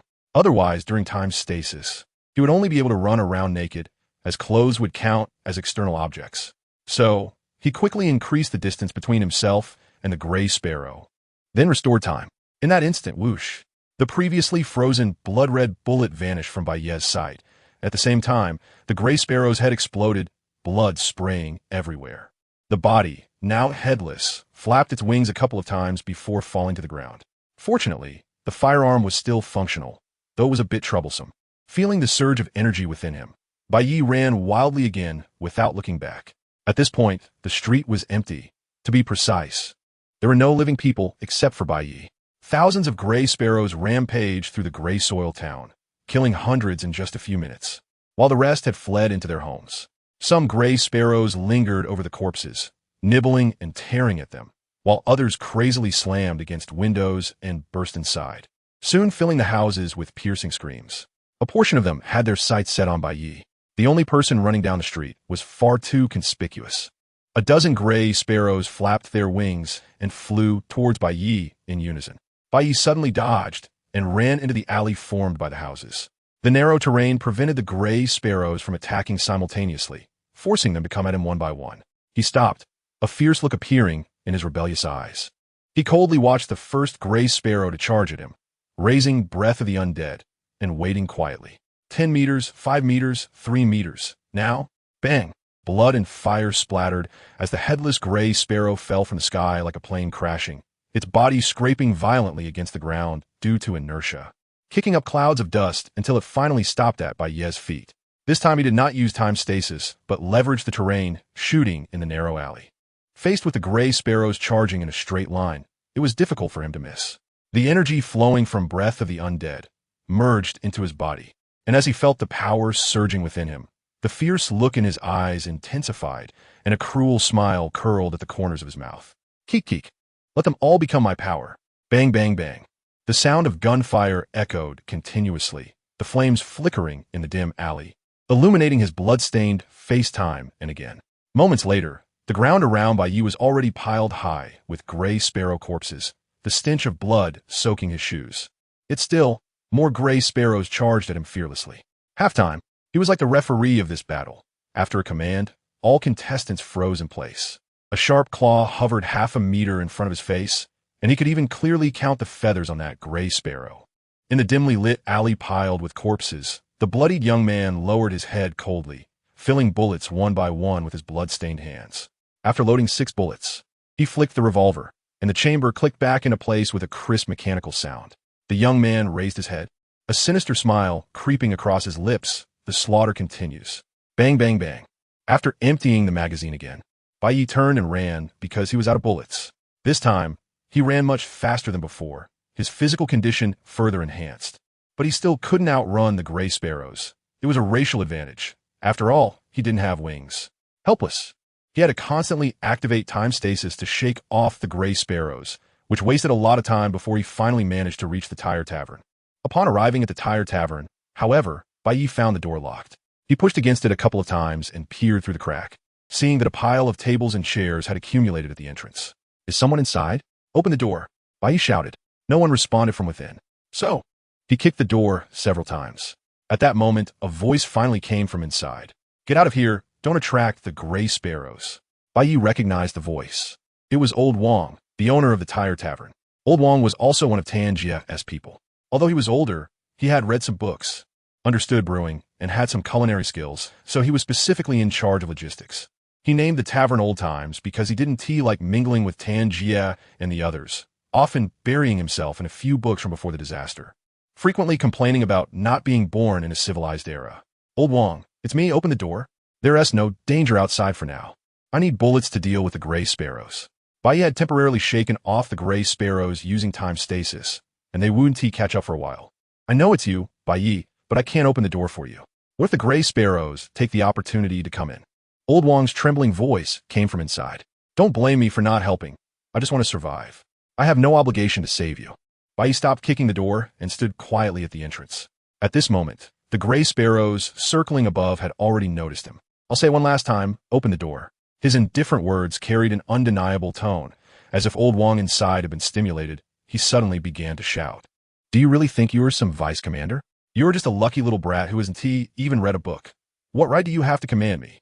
Old Wong shouted in frustration, but there was no response from outside, only the sounds of gray sparrows flapping their wings and attacking. His face turned ashen in an instant, curling up in a corner of the liquor cabinet, trembling, too afraid to look up. Chapter 18. The Reader and the Dog Butchers in the Outside World. 5 gray sparrows circled in midair, their pale, lifeless eyes fixed on Bai Ye as they swooped down on him from 5 different directions. Seeing this, Bai Ye swiftly drew a dagger from his pants leg, his gaze fierce. He paid no mind to the 5 gray sparrows above, even though they had sealed off all his escape routes.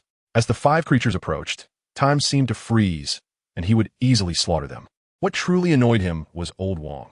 Because Old Wong refused to open the door, he couldn't get any bullets, and thus couldn't use Breath of the Bones to enhance his vitality, which was a complete waste of time with no gains. So you want to open the door? Huh? Once I deal with these gray sparrows, I'll set your tavern on fire, and see if you'll open it then. Chirp, chirp. The 5 gray sparrows let out piercing cries as they dove towards Bai Ye, their speed resembling 5 flashes of gray lightning. Bai Ye gripped his dagger tightly, the murderous intent in his eyes growing stronger as he waited for the sparrows to come closer. Suddenly, an unexpected event occurred. A sound like a breaking wind erupted in the air, and to Bai Ye's astonishment, the 5 gray sparrows seemed to be struck by an invisible force. Bang, bang, bang. Blood and flesh splattered everywhere. Countless gray feathers fell like rain. It's Li Yu. Bai Ye quickly looked towards the corner of the building on his right, where Li Yu was catching his breath, having just lowered his hand. Bai Ye, over here. Bai Ye swiftly moved to the corner where Li Yu was hiding. Li Yu's condition was not good. He was tightly clutching his right hand, his expression pained, beads of sweat dotting his forehead, as the recent violent blow had aggravated his previous injuries. How are you? I'm fine. Not dead yet. Li Yu forced a smile. By the way, you came here looking for bullets, right? Bai Ye paused slightly, glancing at the bulging snakeskin bag behind Li Yu, and suddenly understood. Li Yu struggled to open the bag, revealing its contents. Firearms, bullets, cockroach protein bars, water. You stole this from the Tire Tavern? Li Yu chuckled. I have a grudge against Old Wong, so I can only hide in your East District. When I saw the gray sparrows enter the city, I realized something was wrong. So I came to the Tire Tavern early and used my magic hand to steal the supplies inside. With these supplies, we can escape from Grey Earth Town. Bai Ye's eyes flickered. You could have run away by yourself. Why bring me along? Li Yu seemed surprised. What else with all the questions? Didn't I say before that I respect you? You risked yourself to protect Grey Earth Town and agreed to cooperate with me. Helping you is only natural. Besides, you have forbidden items. We can look out for each other on the escape route. Bai Ye chuckled. You haven't read any books, have you? Li was more surprised. Yeah, I haven't read any books. Why do you ask that? Never mind. Old Wong has read. Old Wong? He has indeed read. I heard he used to stay in Dawn City, making him one of the few cultured people in Grey Earth Town. But that old bastard is really unscrupulous, even refusing to open the door. Hey, why am I still chatting with you? This place isn't safe. We should hurry and leave. Bai Ye did not move, but continued to load bullets. Leave. Click. The bullets were loaded. Bai Ye looked up and smirked defiantly. No rush. Li Yu was alarmed. You're not planning to stay behind and save the residents of Grey Earth Town, are you? Not at all. Then what do you want to do? Li Yu looked at the gathering gray sparrows with increasing anxiety. He turned back to Bai Ye, only to see the boy's lips curl into a blade-like smile. Of course. Kill them all. You. Are you kidding? I never joke. Last time you called me Li Zua and said I had to cripple my right hand to become an extraordinary being. Shut up, Li Zua. Under Bai Ye's lead, the two arrived at an alley near the Tavern. You protect me, and I'll shoot the gray sparrows. Li Yu hesitated, but before he could speak, swarms of gray sparrows were already swooping down. Bang, bang, bang. The continuous gunfire rang out, and one by one, the gray sparrows fell in the alley, gray feathers scattering like dandelions in the air. For a moment, the narrow sky above the alley seemed to be raining gray. Some gray sparrows attacking from behind were held back by Li Yu's invisible hand. Facing the invisible attack, even the aberrant beasts had no means to defend themselves. Inside the Tavern, Old Wong curled up behind the liquor cabinet, covering his ears, seemingly terrified of the bird calls and gunfire outside. He knew Bai Ye was fighting the gray sparrows, and he also knew Bai Ye was doomed. One person couldn't defeat so many gray sparrows. It was just a matter of time before he died. Old Wong murmured to himself while covering his ears. I'm not wrong. I just want to live. A wasteland dweller who hasn't even read a book can only be respected by those foolish people outside. If I had forbidden items, I could kill hyenas too. I could become a hero. The faster he spoke, the more self-affirming light appeared in his eyes. Bullets to deal with gray sparrows? Who does he think he is? Even their leader can't save Grey Earth Town. What heroics is he showing off? He must be trying to trick me into opening the door to hide inside, clearly scared to death. What sound is that? Old Wong, like a startled bird, looked towards the window of the tavern, only to meet a pair of pale, lifeless eyes. In that instant, he was so frightened that he nearly had a heart attack. Bang, bang, bang. The gray sparrows kept crashing into the window. Each impact felt like a blow to his chest. The fragile glass began to crack, and the items used to block the window fell, scattering all over the ground. Stop. Stop hitting. Go eat Bai Ye. He yes right outside. Fear paralyzed Old Wong, preventing him from getting up to reinforce the window, and he could only pray continuously. But if prayer was effective, there would be no disasters or pain in the world. Bang! The fragile glass shattered, and a gray sparrow the size of an eagle squeezed in, its lifeless eyes locking onto Old Wong. Old Wong screamed, fleeing in panic as the gray sparrow flapped its wings and chased after him. The clutter inside the tavern saved Old Wong's life. The tires used for decoration, hanging for the pillars and walls, restricted the gray sparrow's flight, making it hard for it to move. Ironically, these tires were what Old Wong hated most. His old-times tavern had been nicknamed the Tire Tavern by those wasteland dwellers because of them, and he had sworn more than once that he would clear all the tires once he had money. Old Wong dashed around the tavern in a panic, only to find in horror that all his escape routes had been blocked off by himself. In a frenzy, he rushed to the front door, madly pushing aside the tables and chairs blocking the way. There were still gunshots outside. This meant Bai Ye hadn't died yet. He had forbidden items. He could save me. Screech. The claws tore into Old Wong's back, 3 deep gashes bringing intense pain. He screamed while smashing the gray sparrow with the tables and chairs blocking the door. The gray sparrow, struck by the makeshift weapon, only lost a few feathers but was temporarily hindered in its attack. His hands were cut and bleeding from the rough edges of the furniture. But fear had already dulled the pain. Finally, with the last obstacle removed, the door opened. Chapter 19, after all. I am not obligated to save you. Old Wong stumbled out the door, falling to the ground in a humiliating manner, half of his body covered in dust. His terrified eyes scanned the surroundings, trying to find Bai Ye's trace. But at that moment, the gunfire had stopped. Old Wong was filled with dread. The gunfire had ceased. Was Bai Ye dead? Ah, help! Help me! As Old Wong searched, a gray sparrow flew out from the house, its metallic claws digging sharply into the flesh of his arm. Old Wong struggled violently, the terror in his eyes almost materializing. Just then, footsteps suddenly echoed from the alley beside him. A glimmer of wild joy sparked in Old Wong's terrified gaze as he looked in the direction of the sound, only to see a young man stepping out of the alley, leaving bloody footprints and holding a revolver. Upon seeing the boy, Old Wong screamed frantically as if clinging to a lifeline. Just as he spoke, he was interrupted by the boy's leisurely voice. "Oh, isn't this Old Wong? Bai Ye, save me. Please save me." Old Wong desperately gripped the gray sparrow's claws, his eyes filled with a dying plea. Bai Ye opened the revolver's chamber at a leisurely pace, lightly flicking it, causing 6 yellow shells to fall to the ground with a crisp sound. "Call me Vice Commander Bai." He pulled out the few remaining bullets, loading them one by one. "Bai, Vice Commander, please, I beg you, save me." Old Wong's face contorted from exertion, his capillaries beginning to burst, making him appear somewhat grotesque. Bai Ye casually swung the revolver, the chamber snapping back into place, and then, under Old Wong's excited and expectant gaze, slowly raised the gun, aiming at the gray sparrow. Twirling the gun, he tucked it into his waistband. The excitement on Old Wong's face instantly froze. Bai Ye slightly tilted his head, the gray sparrow's blood dripping down his strong jaw, sketching a chilling smile across his face. He shrugged and unapologetically said, "Old Wong, don't blame me for not saving you. After all, I have no obligation to save you." The smile on the boy's lips widened, revealing his white teeth. "No, you can't do this. Save me, I know I was wrong. I know I was wrong."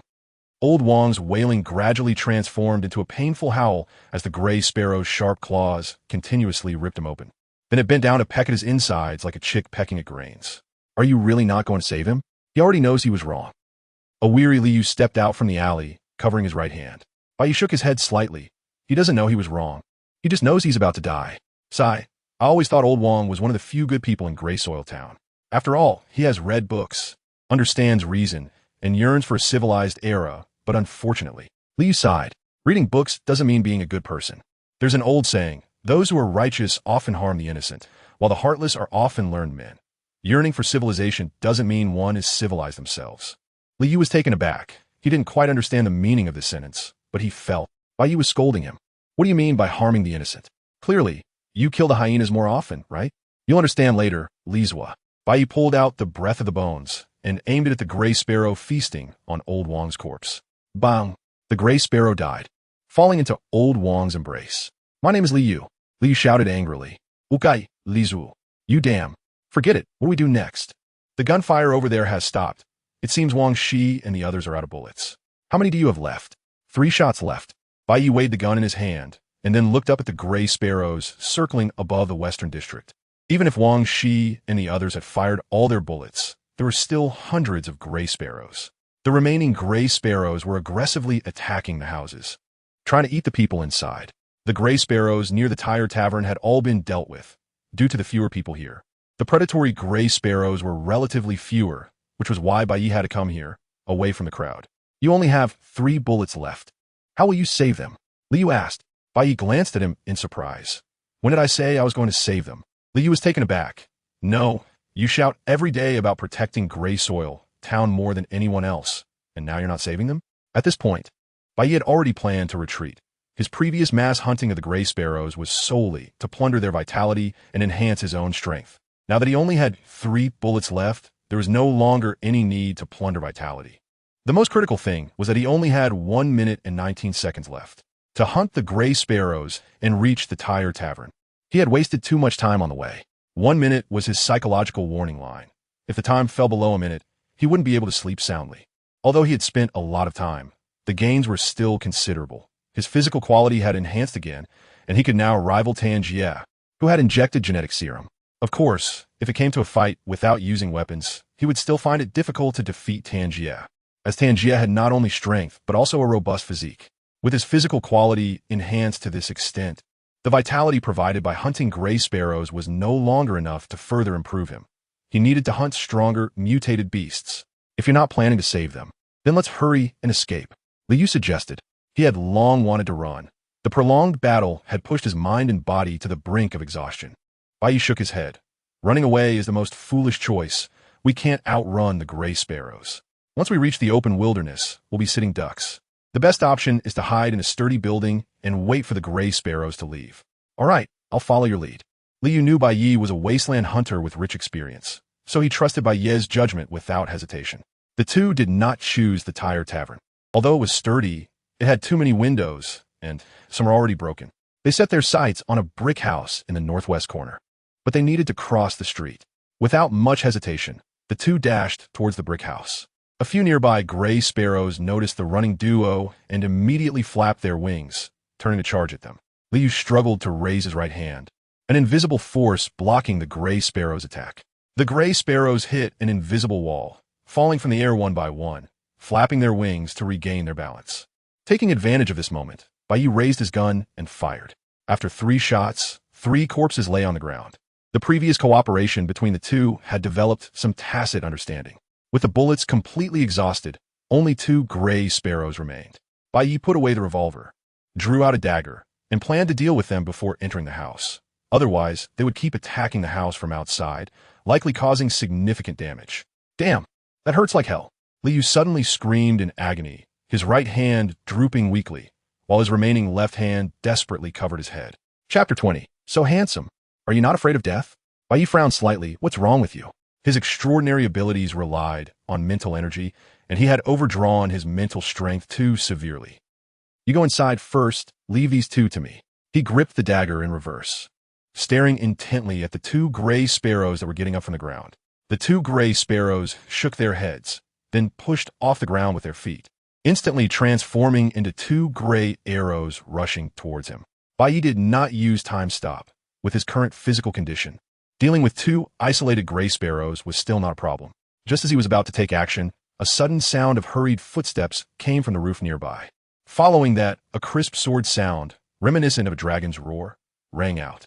A woman clad in black and shiny silver knight armor descended from the sky, abruptly entering Bai Ye's line of sight, accompanied by a fierce sword light. Clang! The sword light flashed, and the 2 gray sparrows were split in midair, blood splattering everywhere. The corpses of the gray sparrows fell to the ground simultaneously with the knighted woman. Bai Ye's eyes narrowed. What a fast sword! He almost only saw a shadow of the sword light before the 2 gray sparrows were shattered. It should be noted that with his currently enhanced physical condition, he could barely see the trajectory of ordinary handgun bullets, yet he could not see the woman's sword light, which indicated that her sword was faster than a bullet. Who is she? An extraordinary being or a genetic modifier?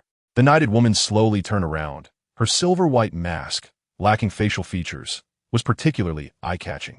Only the eye area had 2 hollow spots, revealing a pair of clear, mirror-like, light brown eyes. She did not speak, but calmly gazed at the blood-stained Bai Ye. The scorching summer wind swept through the gray land, blowing the woman's long black hair.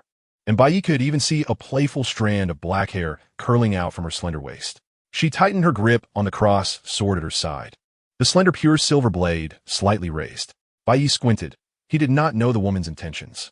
He only knew that if she had ulterior motives at this distance, he must concentrate his mind highly to stop time before she drew her sword. His entire focus was on the sword, a pure silver cross sword, slender and long, with silver patterns swirling like flowing clouds beneath the slightly arched back of the blade. Suddenly, the woman's sword moved. However, the target was not Bai Ye, but the gray sparrow. At some unknown time, a gray sparrow hidden in the shadows launched a sneak attack from behind the woman. The woman did not turn around. She simply raised her pure silver cross sword lightly, and the blade passed through above her right shoulder. Puff! The rushing gray sparrow seemed to deliberately crash into the sword tip, getting pierced through in one strike, hanging in midair like a candied hawthorn. While the pure silver cross sword was effortlessly shouldered by the woman, her movements clean and fluid. Watching the scene made Bai Ye's eyelids twitch. He felt like cursing, damn. So handsome. Are you not afraid of death? The woman casually flicked her wrist, and the gray sparrow's corpse and blood slid off the shiny silver blade. Her light brown eyes deeply glanced at Bai Ye before she turned to leave. She lightly tapped her toes. Her graceful figure landed on the roof like a flying swallow, then rushed toward the gray sparrows in the sky above the western district. Is that her? Liu at the door of the brick house exclaimed, watching the woman's departing figure. Do you know her? Bai Ye turned to ask. Liu shook his head. No, I don't know her, but I've seen her before. I stayed in Graveltown for a while, and at that time, the town was attacked by mutated beasts. It was she who suddenly appeared and drove the beasts away. Bai Ye frowned slightly. Someone who specifically hunts mutated beasts? It seems this person aims to protect the people of the wasteland settlement. In the sky above the western district, the figure in knight armor floated down.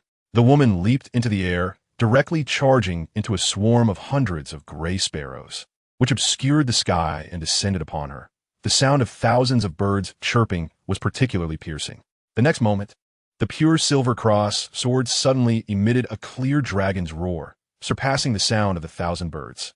The woman exerted her waist, suddenly spinning in mid-air, her wrist straightened, and the sword edge instantly drew out dazzling arcs.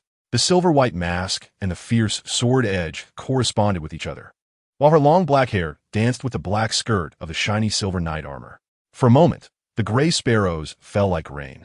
This scene directly shocked Tan Jia, Wang Shi, and others who were hiding inside the house.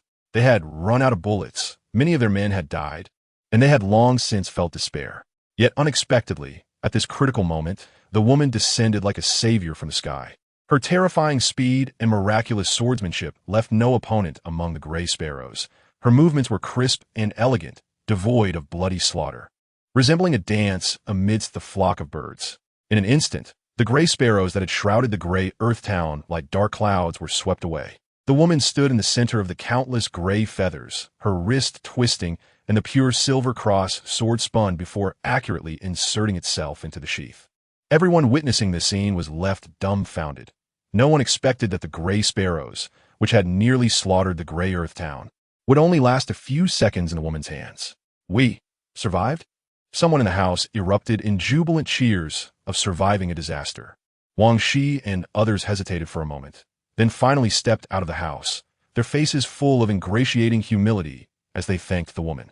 They knew that in front of such a strong person, the houses that could barely withstand the gray sparrows were like paper, rather than cowering in fear. It was better to quickly express gratitude and respect for the strong. Thank you, my lady, for saving our lives. We have no way to repay you. Tan Jia's large face was filled with a flattering smile. The woman did not respond but stood still, as if pondering something. May I ask for your name, my lady? Wang Shi cautiously said, please do not misunderstand. We mean no harm. We just want to know who our savior is to repay you in the future. You can repay me now. A cold young female voice came from beneath the silver mask. As the words flowed, there was not a hint of emotional ripples. Her voice was like a calm lake in a windless morning, clear and undisturbed. Wang Shi and others were stunned. They did not expect the voice of the woman beneath the mask to be so young, nor did they anticipate her to be so direct. Wang Shi quickly smiled. As long as my lady can use us, just give us orders. The knighted girl extended her hand. Give me money. Wang Shi and Tan Jia exchanged glances, and after a moment of silent communication, they hurriedly sent their underlings to get money. They didn't know how much was appropriate, but their long experience in the wasteland told them the more the better. We have the money here. Wang Shi cautiously handed over a package, not daring to make any physical contact with the girl. The girl took the package, waited, and then, silent court. These 4 words struck like thunder, leaving Wang Shi and Tan Jia standing in shock, their expressions horrified. Silent court? She is from the silent court? So my lady is. Wang Shi was about to flatter her with a few words, but then he was astonished to find that the girl was not speaking to him. But Wang Shi turned to look, and Bai Ye was in his line of sight. Bai Ye raised an eyebrow and thought, what the hell? I didn't ask you anything. Chapter 21. Kayan? The Silent Court is an organization composed of extraordinary beings. Are you interested in joining? The girl with light brown eyes looked at Bai Ye and said. Bai Ye raised an eyebrow. Is the Silent Court recruiting so casually? An organization of extraordinary beings, yet you don't recruit extraordinary beings. Instead, you recruit me? He glanced at Li Yu beside him and suddenly realized something, tentatively asking, Kayan? A flicker of contemplation flashed in the girl's eyes, clearly not understanding what Kayan meant. She spoke again. I have observed you before. Upon hearing this, a hint of murderous intent swept through Bai Ye's heart. Observe me? Could it be that she knows the secret of time freezing?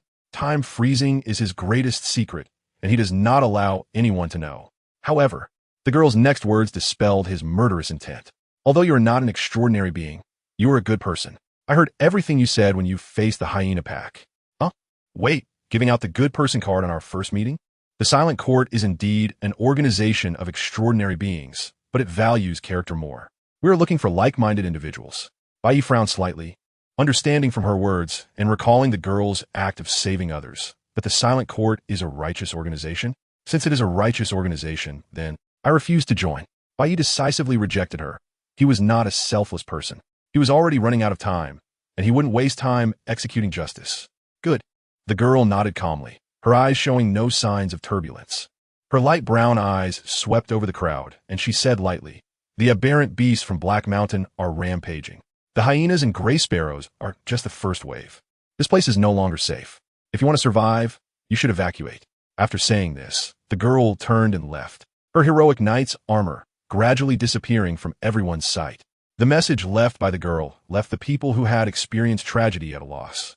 They stared blankly at the corpses and bloodstains all around them. In Grey Dust Town, out of 800 people, only more than 300 survived after the beast disaster. Watching familiar faces fall one by one before them, they didn't even have time to grieve before fear swallowed them whole. What? What happened in Black Mountain?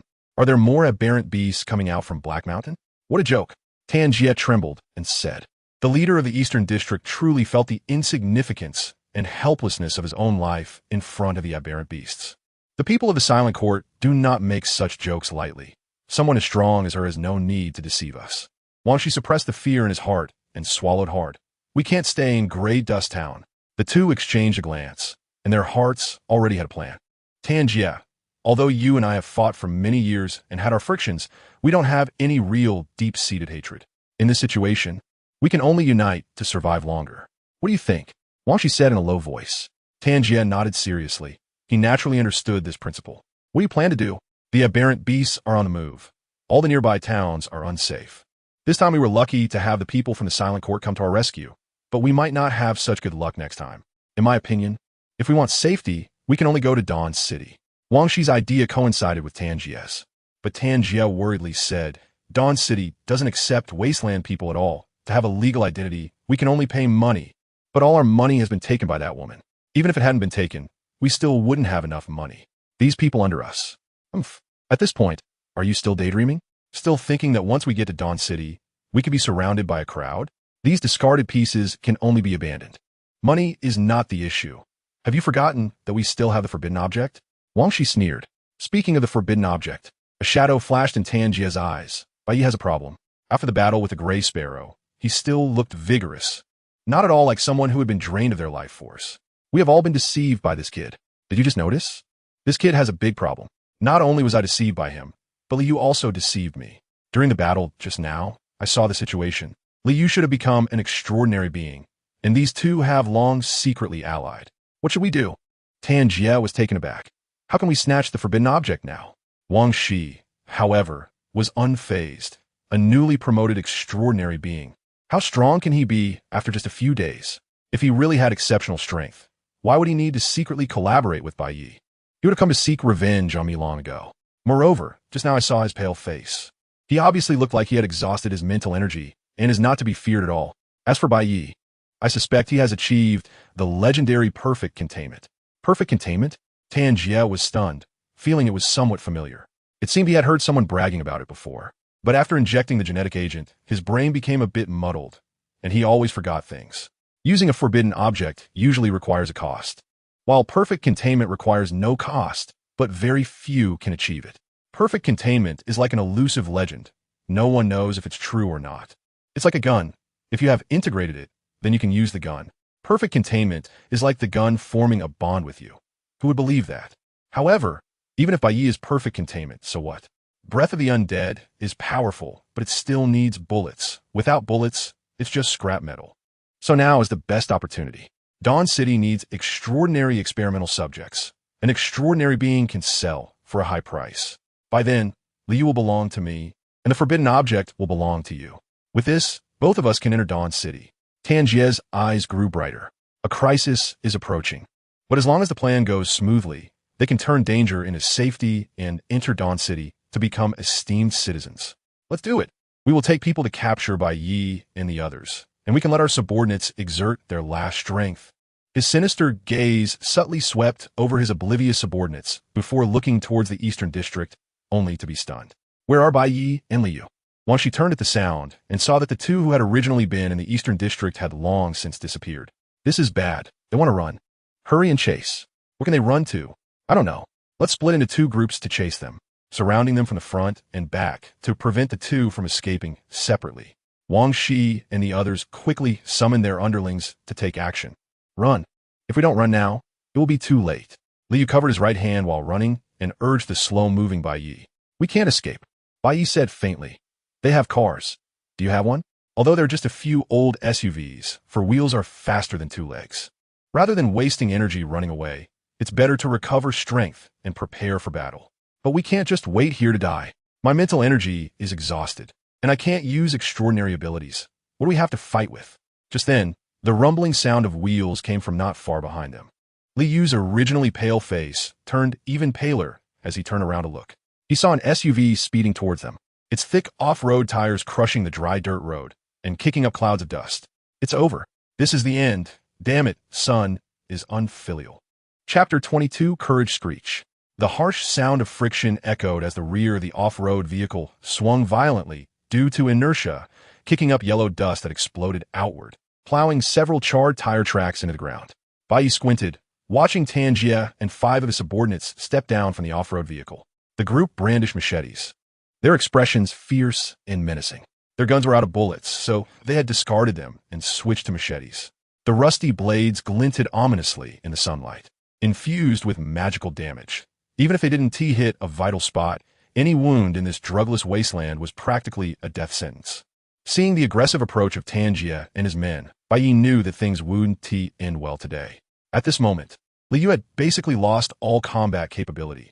Even if he stayed, he would just be a burden, so Bai Ye didn't plan to let Liu take action. Lizua, they're coming for me. You go first. Bai Ye, I will definitely avenge you. Liu's voice drifted from afar as he sprinted away, leaving a cloud of dust behind. He was running like the wind. Bai Ye. Faced with Liu's escape, Bai Ye didn't blame him. Previously, he had risked himself to help, which was already commendable. Now realizing the situation was hopeless, it was only natural for him to flee early. Moreover, when they cooperated, Liu had mentioned he would help, but if they encountered a risk too great to handle, he wouldn't save him because he still had a mother waiting for him. But was he running too fast? Just as Bai Ye thought this, unexpectedly, Liu dashed back again. Why did you come back? Bai Ye asked in surprise. Liu was panting heavily, but his eyes were filled with determination. Although I'm afraid of dying, I fear even more living with the regret and guilt of abandoning my friend and running away alone for the rest of my life. Bai Ye gazed deeply at Liu. At that moment, Liu's face was pale, trembling like a leaf, yet he stood firmly beside Bai Ye, as if he had undergone a fierce internal struggle. Friends? Bai Ye chuckled, patting Liu's trembling shoulder. Don't worry, with me here, you won't die. Although Liu had initially been afraid to run away, then returned, wavering between courage and fear, this very courage made it all the more precious, didn't it? The fierce bravery of the strong is indeed astonishing, but the turn of the weak is equally moving. When instinct screams to retreat, courage insists on carving a path through that desperate cry. This is the essence of courage. Boom! The roar of the off-road vehicle interrupted Bai Ye's thoughts. He turned toward the sound and saw an off-road vehicle approaching from the direction where Liu had just fled. Screech! The vehicle came to a sudden stop, and with a cold smirk, Wang Shi stepped down with his subordinates. He sneered at Liu. Liu, why not keep running? I anticipated you would split up, so I preemptively blocked your escape route. Otherwise, you might have actually gotten away. Liu forced a polite yet awkward smile. Bai Ye, let me explain. Stop. It would be rude to continue. Bai Ye thought about hitting someone. Damn it, he nearly let that kid Liu fool him. What he said sounded really nice.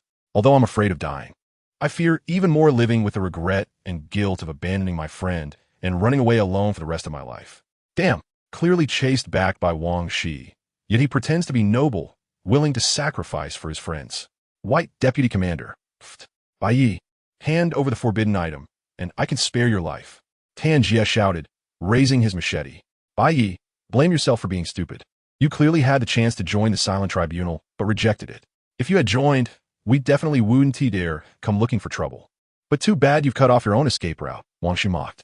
With Tan Jie in front and Wang Shi behind, their escape routes were completely blocked. Looks like you're quite wary of the Silent Tribunal. Bai Ye remained unperturbed, even having the leisure to extract a bit more information. Wang Xianti planned to say much, but Tan Jie, feeling confident, began to gloat. Most people find it hard to resist the pleasure of taunting their enemies when victory seems assured. A lowly person chosen by a forbidden item who got lucky doesn't know about the Silent Tribunal. It's normal. Otherwise, you would have rejected joining. The Silent Tribunal is an extreme supernatural organization. Anyone who has come into contact with the supernatural circle knows about it. This organization claims to be just, but in reality, it abuses extrajudicial punishment, killing rampantly in the wasteland in the name of justice. Anyone labeled a criminal by them never sees the next day. Ha! They're just a bunch of lunatics. What era is it still pursuing justice? If we followed their standards, everyone in the wasteland should die. The world is equally dark. Bai Ye realized why Tan Jie and the others were so afraid of the Silent Tribunal.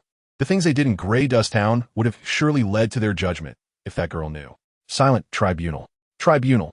So it means the trial of evil. But why the name Silent? Alright, enough chit-chat, let us get to it. We can't let Liu, this supernatural being, recover. The cautious Wang Shi could no longer hold back. He didn't want to complicate matters.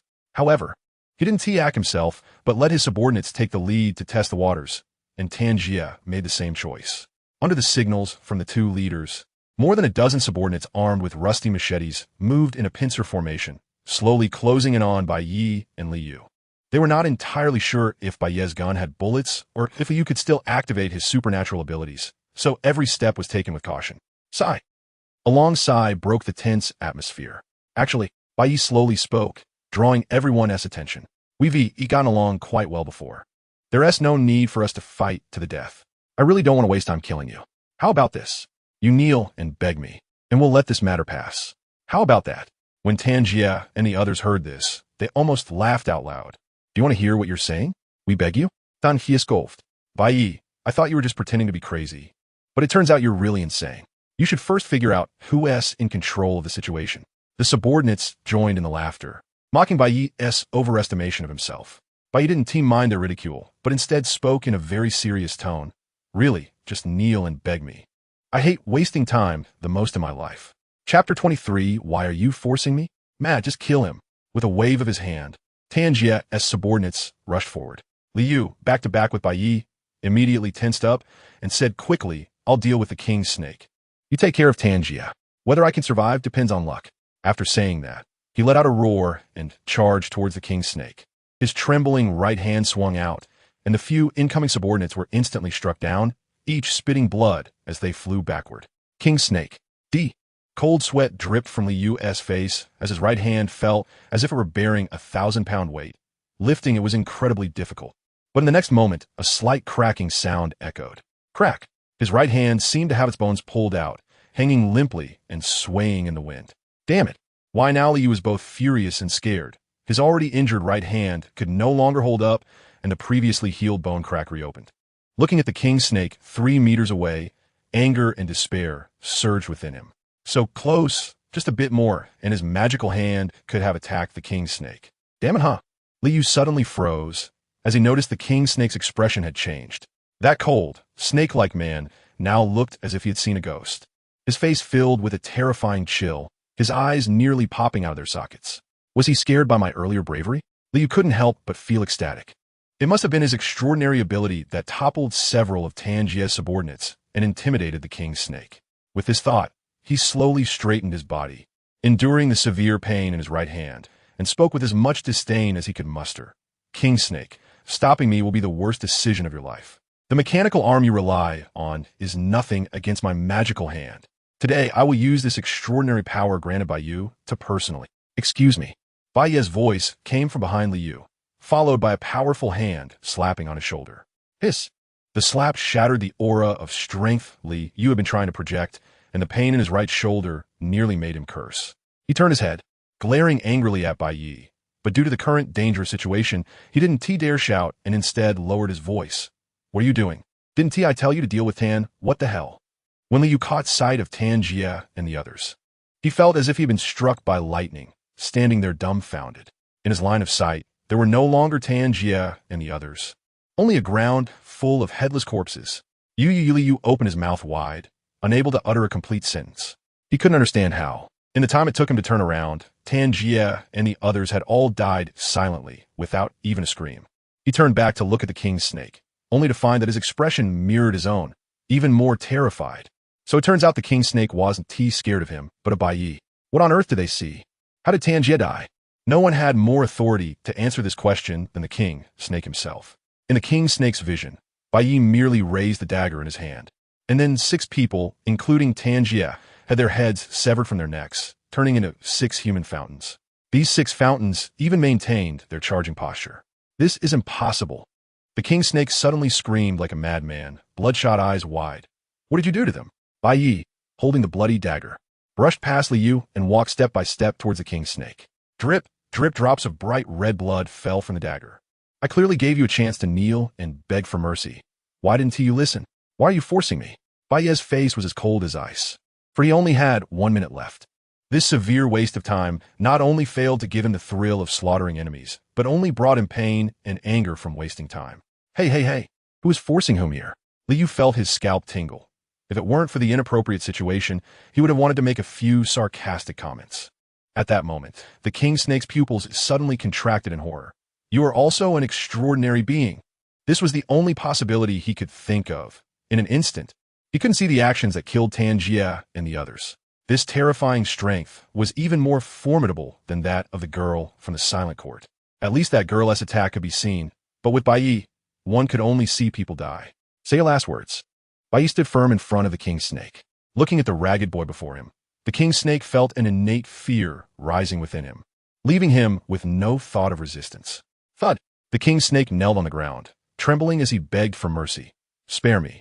Please spare my life. I promise to roll as far away as I can now, to beg for mercy. Where were you before? Bai Ye directly kicked the king snake on the head, knocking him down. The immense force made the king snake dizzy even through his metal skull. This power far beyond that of an ordinary person only confirmed to the king snake that Bai Ye was also an extraordinary being, for after becoming an extraordinary being, the physical body would transform along with the evolution of mental will. The child is dead. Now you come a nurse? The car hit the tree. Now you know to turn. Snot to the mouth. Now you know to wipe. A series of rhymes nearly disrupted the king snake's rhythm of begging for mercy, and he froze for 2 seconds before remembering the next part of the process. I have money. I'm willing to pay for my life. Bai Ye looked at him suspiciously. Didn't your money get taken by the people from the silent court? The king snake hurriedly shouted. I still have money. It's hidden in my mechanical arm, and only I know how to open it. As long as you agree to let me go, I'm willing to give you all the money. Bai Ye smiled coldly, a fierce glint flashing in his rebellious eyes. Killing you means the money is mine too. Are you trying to buy your life with my money? Are you out of your mind? Whoosh! A flash of cold light passed, and the sharp dagger slashed fiercely across the king snake's neck, his head falling to the ground. The shocked expression on his face had yet to spread before it completely froze. He never expected Bai Ye to act so decisively, not even giving him a chance to offer money. Bai Ye naturally wouldn't give the king snake a chance to open his mechanical arm. He knew the king snake was treacherous and cunning, smarter than the simple-minded Tangier, so he didn't want to take any risks. What if the king snake opening his mechanical arm was a ruse and the mechanisms on it were real? If caught off guard, he would have time to activate time freeze. Wouldn't that be a disaster? After killing the king snake, Bai Ye immediately bent down to start cutting. He was afraid that there really was money in the king snake's mechanical arm. It was not that he was greedy. He was just afraid of being poor. Right now, he was completely broke and couldn't pull out a single penny. Chapter 24. Worse than shit, but stickier than shit. How do you open this thing? Faced with a blood-stained mechanical arm, Bai Ye was troubled. His dagger couldn't cut through the mechanical arm at all, and since he didn't understand machinery, he couldn't open it to see inside. Lizwa, can you open it? Liu walked over with a complex expression. You are also an extraordinary being? The mentality of fearing for his brother's hardship while also fearing his brother driving a luxury car was vividly displayed on him. Do you believe me if I say I'm not? Bai Ye retorted. Liu looked at him as if to say, do I look like a fool? What is your extraordinary ability? How did you manage to kill so many people in an instant? I won't tell you. Bai Ye didn't explain that he wasn't an extraordinary being. He really wasn't, just an ordinary traveler. His ability to stop time was simply due to the different flow of time in 2 eras. This isn't fair. I considered you a friend and told you about my extraordinary ability. Huh. Bai Ye sneered and began to expose his shortcomings. Although I fear death, I fear even more the rest of my life. Brother, I was wrong. Stop it, stop it. Liu's old face turned red, and he quickly begged for mercy. I'll help you take a look at the mechanical arm. The two struggled for a long time, but eventually managed to turn the mechanical arm into a pile of scrap metal. Damn, Wang Shi, you really deserve to die. Even at death's door, you didn't say a single truth. Bai Ye cursed angrily. After all that effort, there was no money inside the mechanical arm. But there were some precision mechanisms that could be used for ambushes. Damn it, I'm leaving. What a waste of time. Bai Ye kicked the mechanical arm and turned to get into the off-road vehicle that Tanjia had driven over. After Liu got in, he started the car. You can even drive? Liu looked surprised as he watched Bai Ye skillfully control the vehicle, suddenly feeling that the other person didn't seem like a wasteland dweller at all. What's the big deal? You just need hands, right? Bai Ye scoffed, completely ignoring that he had failed the driving test 3 times before crossing over. But why are you driving back? That's not the direction to Shuguang City. Obviously, I'm going back to Grey Dust Town. Liu was stunned. Are you crazy? Why go back? To wait for death? Bai Ye looked at him disdainfully. Don't question my decisions with your brain that hasn't even matured yet. It'll be dark soon. As a wasteland hunter, I solemnly tell you, wandering the wasteland at night is equivalent to suicide. What Bai Ye said was true. The wasteland at night was 10 times more dangerous than during the day. Even the most experienced wasteland hunters would not choose to hunt at night. If they were unfortunate enough to be stuck in the wild, they would find a hidden and safe place to hunker down. Besides this reason, he wanted to save some time. There was only 1 minute left. What if they encountered some danger in the wilderness? Although Grey Dust Town had the risk of mutated beasts at any time, at least it was temporarily safe, and there was a place to stay. The yellow sand was blown through the streets of Grey Dust Town, scattering the gray feathers around the hundreds of corpses. The road, interwoven with blood and yellow earth, cracked into a spiderweb, with half a rusty can stuck in the crevices rolling out hollow echoes in the wind. Clang, clang, clang. The can rolled past Liu's feet. Looking at the desolate and empty town in front of him, he couldn't help but question his soul. Where are the people? There were so many people in Grey Dust Town. Although they had gone through a catastrophe, Grey Dust Town still survived with 300 to 400 people. But in just a short hour, they were gone. Bai Ye bent down to look at the traces on the ground, and suddenly understood. There are many footprints here, and signs of heavy objects being dragged. If I'm not mistaken, the people must have all run away. Ran away? That's right. Grey Dust Town isn't big, and many people heard what that night girl said. Plus, Wang Shi and others drove off to chase us. The residents mistakenly thought the leader had driven away, so they panicked and ran. Damn, these people ran really fast. I still wanted to find a doctor to bandage my right hand. Liu grimaced and covered his right hand, cursing in dissatisfaction. Apart from his life, his most precious possession was his right hand. He was afraid of leaving behind any illness that would affect his future extraordinary abilities.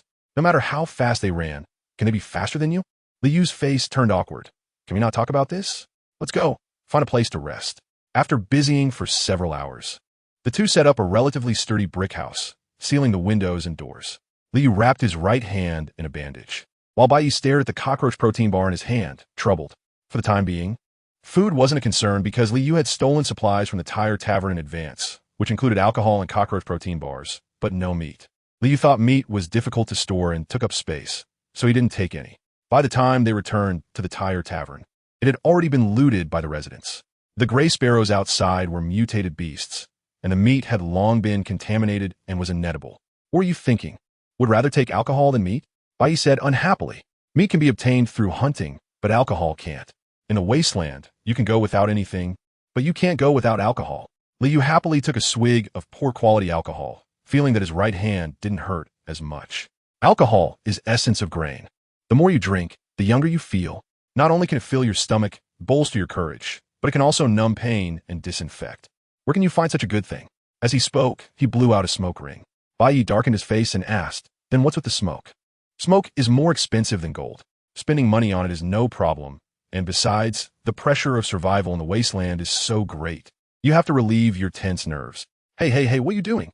Are you going to hit a disabled person? Do you have any conscience? Get away and smoke. Bai Ye pushed the annoying Liu aside, then stared at the cockroach protein bar in a daze. I could tolerate the cockroach protein bar, provided I hadn't eaten meat. Bai Ye swallowed the cockroach protein bar, which was as black as ink and had cockroach antennae, without daring to chew, fearing he would accidentally spit it out. Ugh. Brother Ye, your expression looks like you've eaten shit. Ugh. This thing is worse than shit. Stickier than shit, but not sweeter than shit. And shit is free while this costs money. Is it really that disgusting? I eat this every day, and I don't exaggerate like you. You've only been a deputy leader for a few days, and you've forgotten your roots so quickly. Liu muttered softly. That's because you haven't eaten good food. Bai Ye glared at him. He now missed the days of civilization immensely. At this time, he would have already gone to the barbecue stall downstairs, drinking beer and enjoying skewers. Chapter 25. The pregnant woman. I've never eaten anything good? Liu immediately retorted. Back in the day when I ruled the gambling houses, I won more money in a day than you've ever seen in your life. Have you ever had curly noodles? I bet you haven't. Those noodles, twisted and compressed into hard pancakes, have patterns more complex than a sweater. When boiled in hot water until golden, they're not soft and mushy like ordinary noodles, but incredibly chewy. And then you add an egg on top. It's simply amazing. This is a delicacy only city folks can enjoy. Curly noodles? Bai Ye's expression turned strange. The more he heard about it, the more it sounded like instant noodles. No, it wasn't just similar. It was instant noodles. Watching Liu savor the memory with delight, Bai Ye felt a sense of disconnection and absurdity. Having traveled through time for a short while, he sometimes still thought in terms of civilization. Now he felt a bit dazed. What he once dismissed as junk food, instant noodles, was now a delicacy that most wastelanders had never encountered in their lives. Seeing Bai Ye suddenly fall silent, Liu chuckled. He knew his words had given this inexperienced kid a bit of a shock. What? Are you craving it? Don't worry, considering you saved my life. When we get to Dawn City, I'll treat you to two. One bowl with 2 eggs. Thank you so much, Bai Ye replied irritably. No problem, we're buddies. Liu patted his chest, looking heroic, even though his pockets were emptier than his face. By the way, why didn't you join the Silent Court before? From the looks of Tangia and the others, the Silent Court seems like a powerful, extraordinary organization. And with such a strong beauty inviting you, how could you refuse? Can you tell it's beautiful just from the mask? Maybe she's wearing it because she's too ugly. What decent person wears a mask? Bai Ye thought back to the night girl-esque appearance, her tall and outstanding figure, her long, straight black hair that reached her waist, definitely a killer from behind. You wouldn't understand this. Back when I was a player in the dating scene, I've seen countless beauties, even though she wore a mask. I could tell she was a beauty at first glance. That unique aura of a beautiful woman can't deceive people.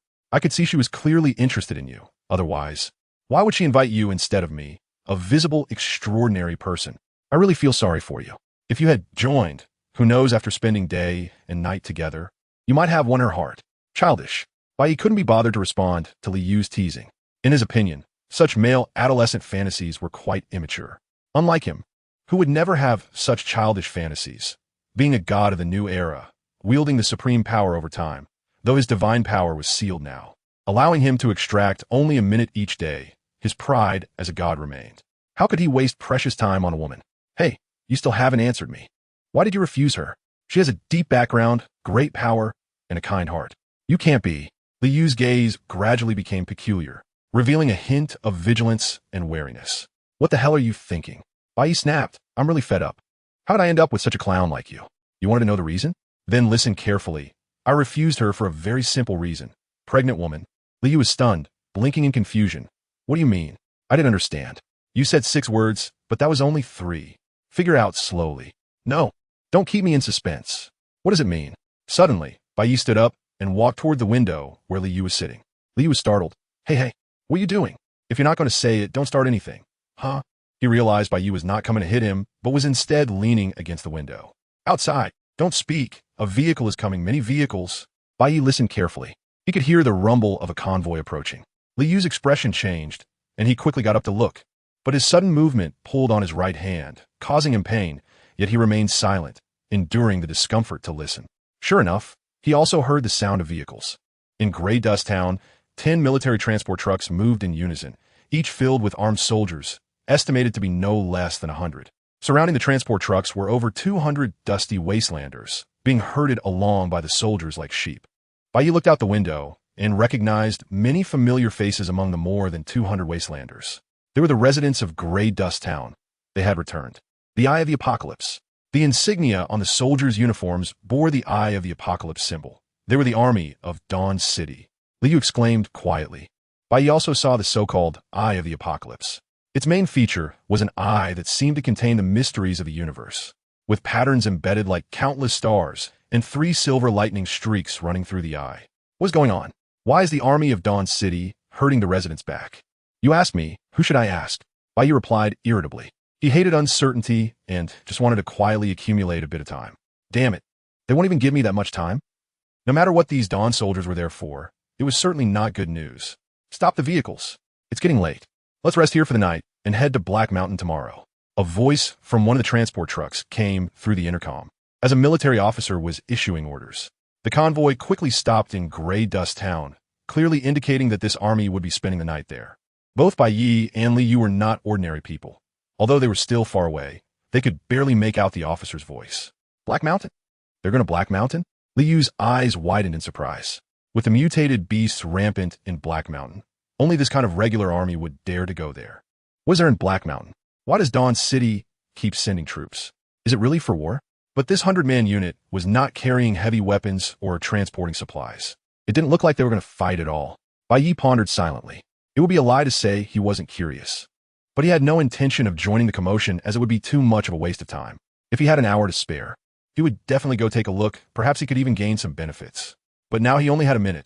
It was better to keep a low profile. Why are they bringing these residents to Black Mountain?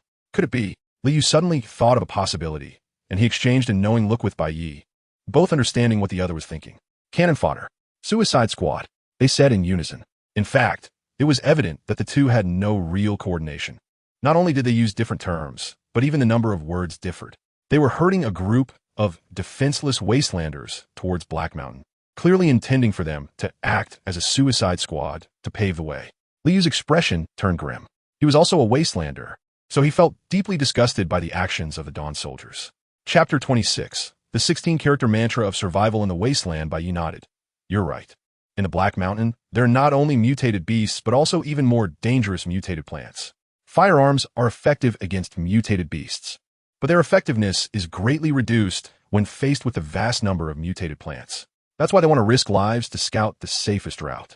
Analyzing this, he roughly understood the cause and effect. This 100-person team was likely on a mission to the Black Mountain when they encountered fleeing residents from the Gray Soil town and captured them to act as scouts. Seeing that it was getting late, they hurried to the nearest Gray Soil town to spend the night. These damn city folks don't value our lives at all. Li Yu muttered angrily, but as he continued to complain, a look of sorrow crossed his face. This damn world is like this. Those lofty big shots hide in their castles to wage war, and then all the civilians suffer. Bai Ye's eyes flickered. Li Yu's words reminded him of many things. The previous disaster caused by mutated beasts, and now the army were, after all, the result of a command from the big shots in Dawn City. Although the residents of Gray Soil Town lived the hard life, at least they could live safely at home. But now they were first driven out by mutated beasts and then pushed to their deaths by soldiers. They had done nothing to provoke anyone. Yet misfortune kept coming their way. Living in such an era, most people are powerless. Every speck of dust from the times feels like a mountain on the shoulders of ordinary people, Bai Ye said gloomily. Li Yu's eyes brightened. He mulled over this sentence several times and decided to remember it to boast about later. I didn't expect you to be quite cultured, unlike me. Who can only say I'm unlucky? Show quiet. Bai Ye's expression changed as he leaned in to listen for movement from the army. Team 1 and Team 2. Take the thermal imaging devices to search all the houses and see if there are any living people left in the town. The officer in the transport vehicle began giving orders. Li Yu's face changed drastically at the officer's words, and he exclaimed, Oh no, they're going to search. We need to hide. It's useless. They have thermal imaging devices. Bai Ye's eyes flickered. He originally planned to hide until the army left, but now that was no longer an option. Or thermal imaging devices. Li Yu, being somewhat illiterate, looked confused. They can see the heat emitted by human bodies in the dark, so hiding won't help us, Bai Ye explained. What? Li Yu suddenly stood up, angered. At this point, we can only fight them. He turned to Bai Ye. With your strength, it should be a problem to grab a vehicle, right? Then we can escape. Bai Ye shot him a glance. Now you know to call me brother when danger comes? Brother Ye, how can you say that? Am I the kind of person who changes with the wind? Bai Ye. Outside, the footsteps of soldiers were getting closer. Brother Ye, when do we make our move?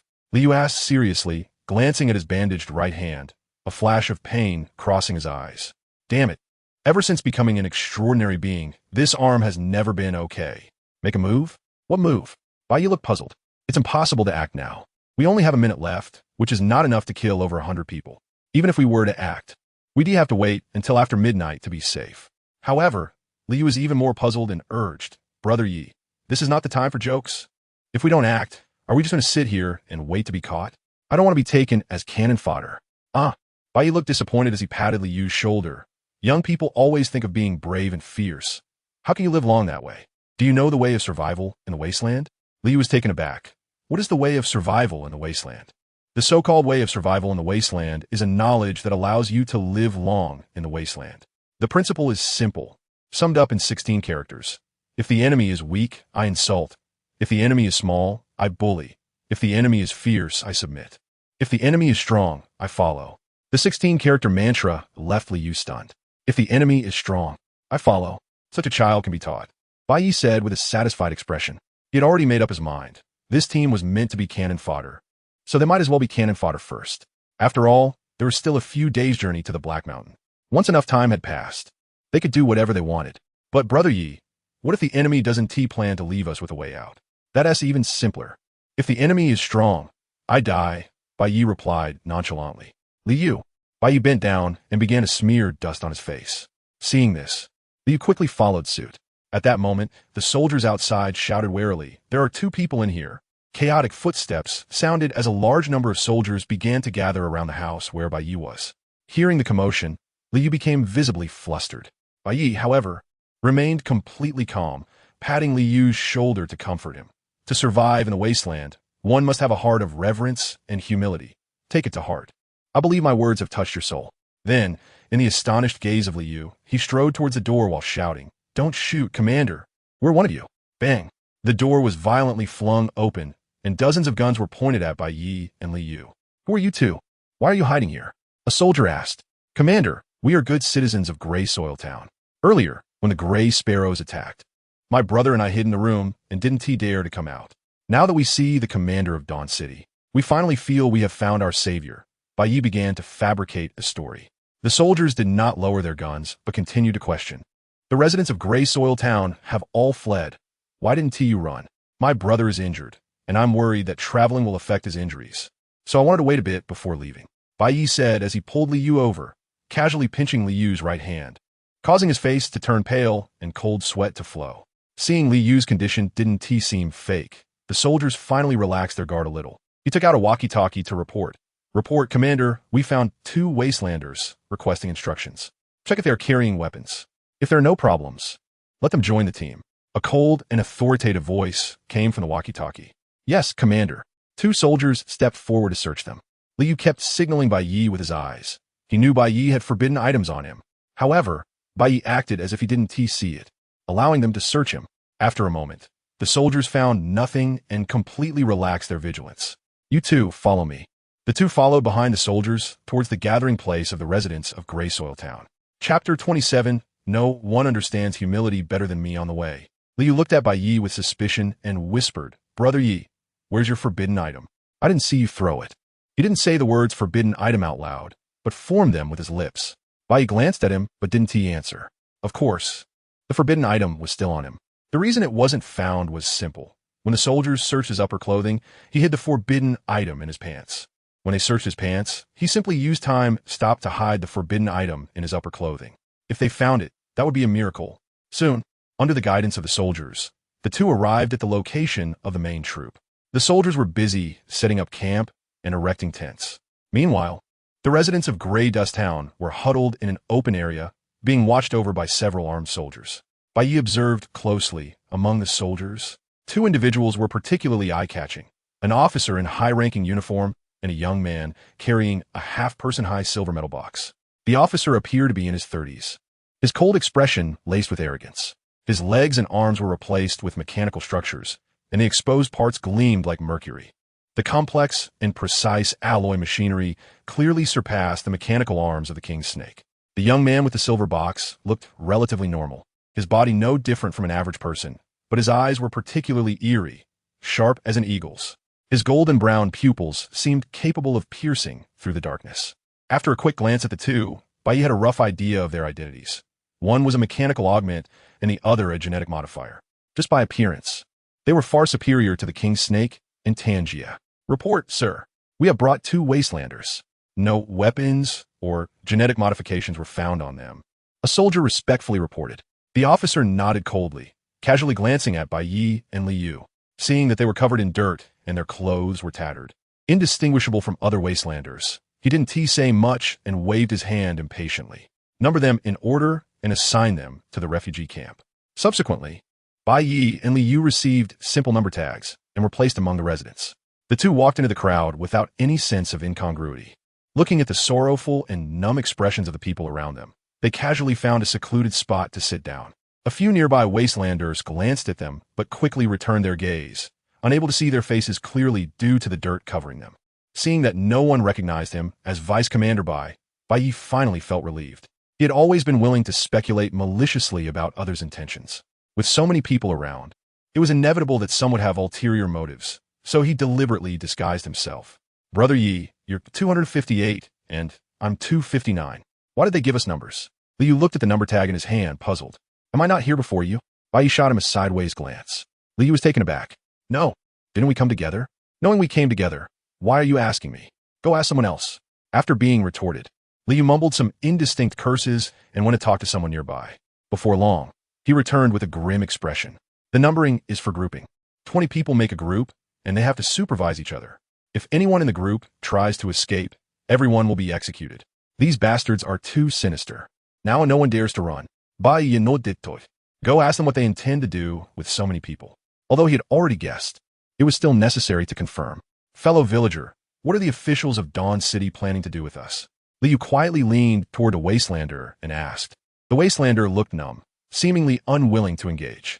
Li Yu persistently asked several times before the person finally muttered.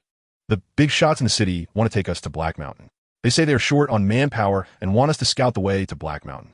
They also said that if we succeed, they can take us to Dawn City, and we won't have to live in the wasteland anymore. That's good news. We could become city dwellers. Li Yu feigned surprise. The wastelander gave a miserable smile. That's a story for children. Dawn City isn't a place just anyone can go. Even if the big shots are telling the truth, how many can survive after going to Black Mountain? After that, the person fell silent, staring blankly ahead. Li Yu's heart sank. It was indeed like this. He leaned back towards Bai Ye. Brother Yi, what should we do now? Should we find a chance to run? Run? Do you understand that you need to look at the problem from a different perspective? Bai Ye was going to run. Stepping into the wilderness at night was tantamount to seeking death. Didn't he see that this troop was afraid to travel at night? What perspective? On the surface, we seem to be cannon fodder, but in reality, until we reach Black Mountain, we are protected by this troop. Li Yu's eyes brightened. That's true. Right now, mutated beasts are rampant. Nowhere is safe. Staying close to this troop, at least we don't have to worry about mutated beasts. Brother Yi, you're brilliant. I increasingly understand what you said before, that one must have reverence and humility to live a long life. All right, get some rest. Bai Ye simply lay down on the ground and closed his eyes. Bang, bang, bang. The clock in the central square of gray Dust Town rang out. 12 o'clock. It was time. Bai Ye suddenly opened his eyes, poking Li Yu, who was pretending to be asleep. Li Yu opened his eyes in confusion. What is wrong, Brother Yi? Prepare to act. Bai Ye's low voice instantly woke Li Yu up. He exclaimed in shock, What? Brother Yi, what are we going to do? Kill them all? Huh? Li Yu was dumbfounded. He suspected Bai Ye was joking, but seeing the hidden ferocity in Bai Ye's eyes, he realized he wasn't kidding. Brother Yi, there are only 2 of us against 100 armed soldiers? Uh-huh, Li Yu. At this moment, he felt numb all over, his mind replaying Bai Ye's earlier words. The so-called survival in the wasteland was a knowledge that could help one live long in the wasteland. Summarized in 16 characters. If the enemy is weak, insult them. If the enemy is small, bully them. If the enemy is fierce, throw yourself at them. If the enemy is strong, yield to them. To survive in the wasteland, one must have reverence and humility. Brother Yi, my dear brother, this is different from what you said before. It's not the same. Li Yu said with a mournful face. Didn't you say people should be humble? And what is different? No one understands humility better than I do. While I am humble, I also conveniently move tombs. Bai Ye grinned wickedly. Li was left speechless. No? Are we talking about the same word for humility? How did you wake up and become a completely different person? Chapter 28. The hidden secrets of the era. The Pengu plan, but what happens after killing them? Naturally, it's about robbing cars, guns, and money. Then waiting for dawn to leave the gray town. By then, we can sell the car and the guns, and with enough money, we can buy identities as residents of Dawn City. Brother Yi, don't be impulsive. That officer and the young man beside him look like they're not to be trifled with. We're not in any danger right now. Why take the risk? Li was almost in tears, desperately trying to persuade Bai Ye, hoping to awaken his dwindling rationality. Bai Ye interrupted, "You don't understand anything. Right now, there's no danger, but their goal is to push all of us into that fire pit in Black Mountain, forcing us to our deaths. A real man born between heaven and earth cannot be coerced. I've made up my mind. I'll sneak over and behead those 2 officers first. Once chaos breaks out in the camp, you'll strike immediately. We'll work together and wipe them all out." After saying that, Bai Ye didn't give Li Yu another chance to persuade him and quietly headed towards the dark corners beneath the surrounding houses. "Brother Yi, don't be impulsive. Think of the 16-character mantra. Sigh, this is a disaster," Li Yu lamented. He nervously watched Bai Ye moving into the shadows. Unsure if it was just his imagination, but in the blink of an eye, he realized he couldn't see Bai Ye anymore. Bai Ye silently made his way towards the tent area, easily bypassing the many soldiers on watch, who couldn't stop him at all. Time stood still. Buzz. A strange wave of time enveloped the world, and Bai Ye dashed into the camp like a speeding cheetah. Time resumed. After passing through the outermost soldiers, he immediately restored time without wasting a second. His target was the central tent in the tent area, which he had already observed. Both the officer and the hawk-eyed man were inside. As long as he decapitated these 2, dealing with the remaining ordinary soldiers would be manageable. This risky move wasn't due to Bai Ye being carried away by the extra minute of time. He had carefully considered it. It was known that the Dawn Army had already entered Black Mountain. Once this group met up with the main force, his chances of escaping would significantly increase. So, it was better to act early. In fact, he could have directly run away. Escaping during the time stop was very easy, but where would he get the money? Dawn City had strict checks for smugglers. Even if he managed to blend in, without a formal resident identity, he would find it impossible to move within the city. Now, with hundreds of guns in front of him, how could he not rob them? With the help of Time Stop, Bai Ye dodged all patrolling soldiers and quickly reached the tent where the officer was. "Mr. Ng, there's talk outside that the Pangu plan, established before the Great Catastrophe, is inside Black Mountain. Is it true?" The officer's deep voice came from inside the tent. In the shadows behind the tent, Bai Ye paused. "Pangu, plan? What plan will be named after Pangu? One should know that Pangu is the being that opened the heavens and the earth. Doesn't that imply that this plan would have earth-shattering effects? Moreover, it concerns events before the Great Catastrophe, which piqued his curiosity. The Great Catastrophe occurred 100 years ago, and he had traveled from 200 years ago, meaning the civilization era he was in developed for another 100 years. Then suddenly experienced an unknown cause of the Great Catastrophe, leading to the fragmentation of human civilization. After the civilization shattered, the surviving humans took 100 years to form the current era. The 200 years of history in between fascinated him. He suddenly wasn't in a hurry to carry out the beheading and decided to listen to what these 2 had to say first. "Don't ask what you shouldn't." The young man, named Mr. Ng, coldly said. "Forget it. Let us just kill them all." Bai Ye silently pulled out his dagger. "Mr. Ng, the news is spreading throughout Baiming. Why hide it from our own?" The officer laughed.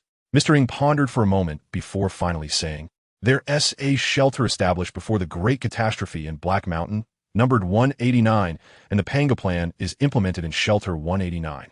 Just as expected."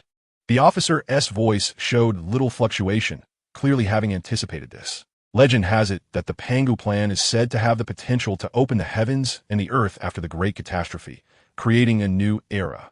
Is this true? It is true. When the Great Catastrophe occurred, humanity built many shelters to escape the disaster. Due to the limited space and resources in the shelters, only the top human elites of that time could enter. These elites planned to wait until the Great Catastrophe passed before emerging from the shelters to use the Pangu plan to create a new era of human civilization.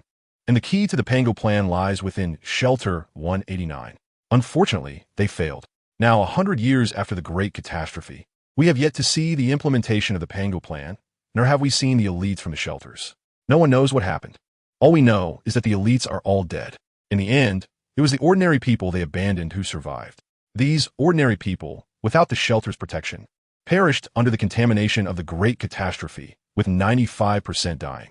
The remaining 5% adapted to the pollution and miraculously survived, rebuilding civilization on the wasteland. Some fortunate individuals even found buried shelters, obtaining some technologies from the previous era, and quickly grew their own forces, establishing large cities like Dawn City. At this point, Mr. Ng's words carried a hint of ambiguous sarcasm. I'm aware of this, as the actual controllers of Dawn City the Apocalypse Technology Company, rose to power because they found a surviving shelter. Mr. Ng, after saying so much, what exactly is the specific content of the Pangu plan? Mr. Ng fell silent for a moment. I'm not clear on the specifics. I only know that there's a key item in the Pangu plan called the Pangu USB drive. The Pangu USB drive? The Pangu USB drive contains all the knowledge of the civilization era. It is the crystallization of human civilization. It is precisely for this reason that the Pangu plan has the foundation to create a new world amidst the wasteland. The crystallization of human civilization? The officer instinctively exclaimed. Waves of shock surged in his heart. He knew very well what the crystallization of human civilization meant. The Apocalypse Technology Company, which controls Dawn City, became a colossal entity in Biming precisely because its founder found a surviving shelter and obtained some gene editing technology, right? Just a small portion of gene editing technology could create such a powerful force. If a force mastered the entire crystallization of human civilization, ruling the world in time wouldn't be difficult. Let Mr. Ng have a good laugh. The officer calmed his emotions after a while and finally spoke again. Still unable to hide his shock, with my limited knowledge, it's truly hard to imagine how much world-changing technology the crystallization of human civilization would contain. Gene editing, mechanical armor, artificial intelligence, life engineering, extraordinary evolution, etc. Whatever you can think of or can't think of, it's all on the Pangu USB drive. Hiss! The officer gasped. Chapter 29. The 12 zodiac signs outside the tent. Bai Ye quickly covered his mouth, almost gasping in surprise. My goodness. I didn't expect that the civilization era I was in had developed to such a point at the end of civilization. But how could there be extraordinary evolution? The officer inside the tent had the same question. Mr. Ng, I can understand the first few, but what's this extraordinary evolution about? Aren't extraordinary beings supposed to appear only after the Great Catastrophe? Could it be that there were extraordinary beings in the civilization era as well? Extraordinary beings did indeed only appear after the Great Catastrophe. The Great Catastrophe destroyed the civilization era in less than 3 years. And during the 3-year turmoil, when civilization still existed, a batch of extraordinary beings emerged. People from the civilization era also took this time to study extraordinary beings. In such a short time, they even cracked the extraordinary mystery and master a method to stabilize awakening. Hiss! The officer gasped again. Are you saying that they completed in 3 years what we couldn't do in 100 years? In the current era, the awakening of extraordinary beings remains an unsolved mystery. Otherwise, their numbers wouldn't be so scarce. Mr. Ng shook his head. Not 3 years, but 2.5. Upon hearing this, the tent fell into a brief silence. Outside the tent, Bai Ye's eyes lit up. The extraordinary mystery? He had been envious of Liu's magical abilities for a long time. Who wouldn't admire such powers that consume only mental energy in no time? If he could also become an extraordinary being, how much time could he save? He didn't envy genetic editing or mechanical modifications. He always felt that such technologies that change one's physical structure were unreliable. But extraordinary beings were different. They represented a mental evolution. Moreover, aside from extraordinary evolution, there was also life engineering. This was technology that could extend human lifespan. With a longer lifespan, wouldn't there be more time? The more Bai Ye thought about it, the more fervent he became, his rebellious eyes filled with desire and devoid of any distractions. He despised hypocrites. In his view, humans are merely a collection of various desires. One should face their desires directly and clearly know what they want. There is nothing shameful about it. Now, he wanted the Pangu USB drive. The crystallization of the civilization era should be inherited by someone like him. A civilized person. With this thought, Bai Ye changed his plan. He didn't intend to kill these people anymore. He wanted to go to Black Mountain. As the saying goes, fortune favors the bold. Achievements arise from danger. If he could obtain the Pangu USB drive, he wouldn't have to worry for the rest of his life. Although he viewed time as life and hated wasting it, that was because often the time spent did not correspond to the returns. But if he could use time stagnation to obtain the Pangu USB drive, how could that be considered wasteful? This was clearly a way to solve everything at once. Instead of risking himself to go to Black Mountain, it would be better to enter Black Mountain under the protection of the army. These people aimed to let the Wastelanders scout Black Mountain, which meant that before reaching Black Mountain, the Wastelanders would be protected by the army. As he was pondering this, the two people in the tent began discussing another topic. Mr. Ng, being a member of the 12 zodiac signs, was indeed knowledgeable, but there was still one thing I don't understand. Now that news of Black Mountain has leaked, More and more major forces are heading there. Everyone wants a piece of the pie. Since the Bai Ye USB drive is so important with your unparalleled sniping skills, Mr. Ng, why not join the main force and help the company seize the USB drive instead of going to the Black Mountain Cliff? Isn't the 189 shelter located beneath the Black Mountain? The officer asked the question that had been on his mind since he received this escort mission. Why go to the Black Mountain Cliff instead of heading to the shelter? The company has its own arrangements over there. I am not responsible for seizing the Bai Ye USB drive. My job is to kill. The officer was taken aback. There are probably very few people in the world worthy of you personally taking action against, aren't there? Hearing such blatant flattery, Mr. Ying's cold tone softened slightly. Everyone loves to hear compliments, as long as they are directed at the right place. Clearly, Mr. Ying took the most pride in his sniping skills. Humph. Mr. Ying coldly snorted. What you said is not wrong, indeed. There are very few people in the world worthy of my personal action. However, this time, the assassination target is definitely qualified. He paused, then coldly uttered a name, Yang Jie. What? The officer was instantly horrified. Are you talking about the tyrant Yang Jie? Of course it is him. Only he is qualified to make me use the Black Flood M300. Mr. Ng stroked the metal box, his eyes filled with a hint of fervor. Compared to Mr. Ying's confidence, the officer was somewhat worried. The tyrant Yang Jie is one of the 10 kings. A powerful, extraordinary being like him has already surpassed human limits in mental strength. Any assassination would trigger a mental warning. I'm afraid, indeed, if the tyrant Yang Jie, who ranks among the 10 kings, were so easy to kill, he would have been eliminated by other snipers long ago. Then you. Oof. Mr. Ng sneered. Not long ago, the tyrant single-handedly destroyed a satellite city of the company, making a huge name for himself. Privately, some even rank him as the #1 among the 10 kings. That battle indeed caused the company heavy losses, but the company also gathered various data on the tyrant through this battle. The tyrant's mental warning range is 3,000 meters. If someone snipes him within 3,000 meters, he will detect it the moment the gun is fired.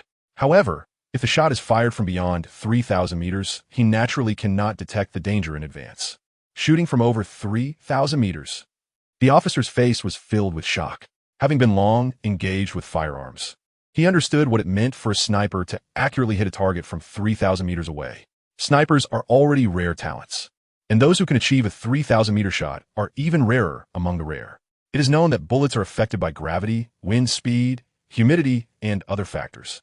Initially, a bullet travels in a straight line, but as the distance increases, it deviates more and more. The sniper needs to consider all influencing factors and finally calculate the bullet's landing point. The difficulty is evident. As the officer regained his senses, he quickly praised. I see. No wonder it's you.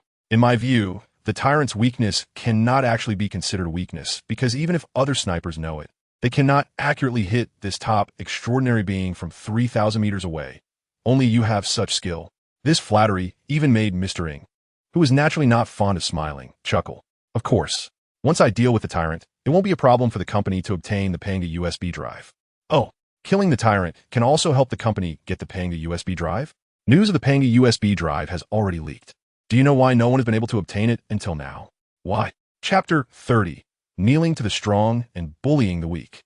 The officer playing the supporting role made Bai Ye very satisfied outside the tent. It was obvious that the officer wanted to curry favor with Mr. Ng, so he kept flattering him. Because the defense facilities of the 189 shelter, that technology level far surpassed the era and was unbreakable by anyone. Only the tyrant in the entire North Mang might be able to break through the defenses of the 189 shelter, and the tyrant was already close to Heishan. The officer's eyes lit up. So you mean after the tyrant breaks through the defense facilities, you will personally take the shot, and then the company's people can smoothly enter the shelter to obtain the USB drive? Exactly, once the tyrant is dead. Who can compete with the company in the Heishan area? Amazing. If Mr. Ng can kill the tyrant, one of the 10 kings, his ranking among the 12 zodiac signs will surely rise. Even being at the top of the zodiac won't be a problem. Hearing this, Bai Ye stopped listening because the remaining words were of no substance, all flattery, various compliments coming from the officer's mouth without repetition. It's a pity he doesn't go into stand-up comedy. He already roughly understood the plan of the Apocalypse Company, which was simply to use the tyrant to kill the tyrant. Little did he know, the mantis stalks the cicada, unaware of the oriole behind. 10 kings? 12 zodiac signs? What garbage. Once time stops, they'll all have to kneel before me. Bai Ye turned and left, and before he went, He specifically looked at the nearby ground to see if there were any dry branches or similar things. He was surprised to find, indeed, there was a half-dry branch waiting for him to step on. If he stepped on it, it would definitely trigger the eavesdropping law of film and television dramas. Fortunately, I am clever. Bai Ye stepped over the half-dry branch and quietly left along the shadow cast by the tent, during which he wasted quite a bit of time successfully avoiding patrolling soldiers. Among the crowd of refugees, most of them had already fallen into a deep sleep. Only Liu's eyes were wide open like copper bells. He nervously scanned the tent area where the soldiers were stationed. Why hasn't Bai Ye made his move yet? Could he have failed? He shouldn't have. If he failed, there would at least be some commotion. Could he have been captured as soon as they met? What if he's being tortured right now and ends up giving me away? The more Liu thought, the more anxious he became, wishing he could just run away right now. What are you mumbling about? Bai Ye's voice suddenly came from behind him. Liu was startled and almost shouted out. He hurriedly turned around and saw Bai Ye unharmed, which finally relieved him. What could I be mumbling about? Naturally, I was praying for you, Brother Ye. By the way, what's the situation with you? Did you kill someone? Bai Ye showed a look of surprise. Kill someone? Who did I kill? Liu was taken aback. Aren't you going to kill the officer? Nonsense. Why would I do something so reckless? That's the behavior of a brute. I always plan before acting. It seems you can't learn the 16-character mantra. How about this? I'll teach you a simple one, the 8-character mantra, kneeling to the strong and bullying the weak. Remember this time, don't forget. Liu, Brother Ye, don't be like this. You're making me a bit scared. Since you didn't go kill anyone, what have you been doing for so long? Of course, I was peeing. Peeing for that long? Hey, I often feel troubled because my kidney function is too strong. Liu. All right, let us sleep. Bai Ye wiped his hands on Liu's shoulder. When he just returned, he indeed took the opportunity to relieve himself. Liu, exasperated, said, You said you were going to kill someone while I was sleeping. Now you're telling me to sleep. How the hell can I sleep? Bai Ye, what exactly do you want to do? Can you be honest? Bai Ye thought for a moment. He could still use this kid's right hand when they got to Heishan, so he stated his purpose. I'm going to Heishan. What? You want to commit suicide? I go to your. Bai Ye angrily kicked him. I said I'm going to Heishan. How did it turn into suicide in your mouth? Is there a difference? Get lost. I'm going to sleep. Watching Bai Ye lie on the ground with his eyes closed, Liu stood there in a daze for a long time, finally managing to squeeze out a sentence. Now I understand how you awakened. It must have been from eating poisonous mushrooms that stimulated your nerves, which is why you became an extraordinary person. The next day, as dawn broke, a group of wasteland people were urged by the military to set off. In the crowd, Bai Ye was yawning in dissatisfaction, not having had enough sleep. He was very irritable, and when he thought about wasting 30 seconds yesterday, he became even angrier. Rumbling, 10 military transport vehicles made a huge roar, and the soldiers on the vehicles pointed their guns at the crowd, continuously urging them to move forward. Hurry up, keep up. Those who fall behind will die. A group of ragged people were driven by the soldiers like sheep. Bai Ye blended into the crowd, inconspicuously following the flow of people. Soon, a whole morning passed, and the soldiers stopped the vehicles to start a fire and cook, enjoying lunch, while the group of wasteland people finally had a chance to catch their breath. They had barely eaten a few full meals, and after the long trek, their strength was nearly exhausted, one by one collapsing on the ground, gasping for air. Many were staring eagerly at the soldiers' food, swallowing hard. They had escaped from a food-scarce gray town, and now being driven back, they had no food on them at all. The soldiers ignored the pleading looks of these people, chatting and boasting while eating their canned food. Once they had eaten enough, some soldiers playfully tossed empty cans into the crowd, immediately causing a scramble, with several wasteland people even fighting to lick the residue inside the cans. Ha ha! Look at these wastelanders. Don't they look like wild dogs fighting over food? The soldiers laughed crudely, being city dwellers and part of the Apocalypse Company's troops. Their sense of superiority made them feel that wastelanders were not of the same kind as themselves.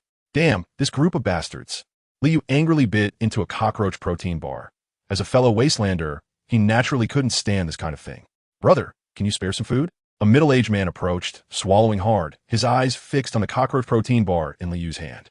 Here, without a second thought, Liu tossed him a bar, demonstrating his difference from the city dwellers. The middle-aged man's eyes lit up as he received the cockroach protein bar and immediately started devouring it. Bai Ye shook his head upon seeing this scene. Still too young, Liu. After the middle-aged man finished eating, he didn't even say thanks, instead staring intently at the tattered sack behind Liu. Brother, do you have any more? I'm still hungry. Chapter 31. No, are you really eating? Liu frowned slightly. Before he could speak, several wastelanders nearby swarmed over like locusts, each reaching out with muddy hands. Give me something to eat. I haven't eaten for days. Miju, Miju. Seeing the desperate faces of the few, Liu paused for a moment and took out a few cockroach protein bars to share with them. To his surprise, this action was like poking a hornet's nest. The few who finished the food had their eyes light up and excitedly asked for more. More and more wastelanders noticed the situation and gathered around. He has food. Give me some. I'm starving. Get out of the way. Don't block the path. Liu frowned deeply. Although he had some food, it was impossible to feed so many people. If everyone got a share, he would starve himself. There's no more. Everyone get back. He shouted. However, seeing the food, the crowd acted like hungry wolves spotting prey, their eyes gleaming with greed. I see it. His sack is full of food. Hand over the food we haven't eaten. Do you want to starve us? Some couldn't hold back and even began to try to snatch the sack. Liu was furious. Although he was injured, he was still an extraordinary person. With a casual push, he knocked a few of them to the ground. What do you mean? I'll starve you. The soldiers have food. Why don't you go ask them? A tall wastelander retorted confidently. What nonsense. If the soldiers could give me food, would I still be asking you? Hand over the food. Or don't blame us for being rude. You bastards. Liu's face turned pale with anger, and his right hand began to hurt again. As the crowd grew more agitated, more people started to consider making a move. At that moment, Bai Ye, who had finished his cockroach protein bar, slowly stood up. His defiant and unruly eyes scanned the crowd, a cold smile appearing on his face. Look at you being stingy. Everyone just want a bit of food. Why refuse? Brother Liu. Liu stared blankly as Bai Ye picked up the sack and walked in front of the crowd. Everyone who wants food, come to me. I'm not as stingy as him, Bai Ye said with a smile. The crowd instantly became excited, rushing to Bai Ye as if they wanted to swallow him whole. The tall wastelander squeezed to the front with his strong physique. Kid, you're generous. Hand over the food. Bai Ye smiled and handed over a cockroach protein bar. Don't rush. We're all from Grey Earth Town. We should help each other outside. People get hungry and need to eat. You have no food, and I happen to have some. So it's only reasonable for you to eat my food, right? The man quickly reached out to take the cockroach protein bar, praising, yes, yes. You're the one who knows how to talk. It's just eating your food. Why be so stingy? Let go. The man intended to take the cockroach protein bar, but found that Bai Ye wasn't letting go at all. A hint of astonishment crossed his eyes. Kid, what do you mean? However, Bai Ye feigned surprise, as if he had seen something unbelievable. No way, are you really eating? You, A piercing scream echoed through the crowd as Bai Ye casually let go, and the tall wastelander collapsed on the ground, his right hand twisted into an unnatural shape. The sudden turn of events scared the others, some looking at the young man in front of them in fear. I was just joking with you. I didn't expect you to really dare to eat. My hand. You bastard. I'm gonna kill you. Bang. Bai Ye stepped on his broken right hand, enjoying the man's anguished screams while grinding his foot. Still want to eat? And no. I don't want to eat anymore. Spare me. The man's face was covered in cold sweat, his eyes filled with terror. He just wanted something to eat. If you didn't want to give it, was it necessary to get physical? A short wastelander in the crowd angrily shouted. Go to hell.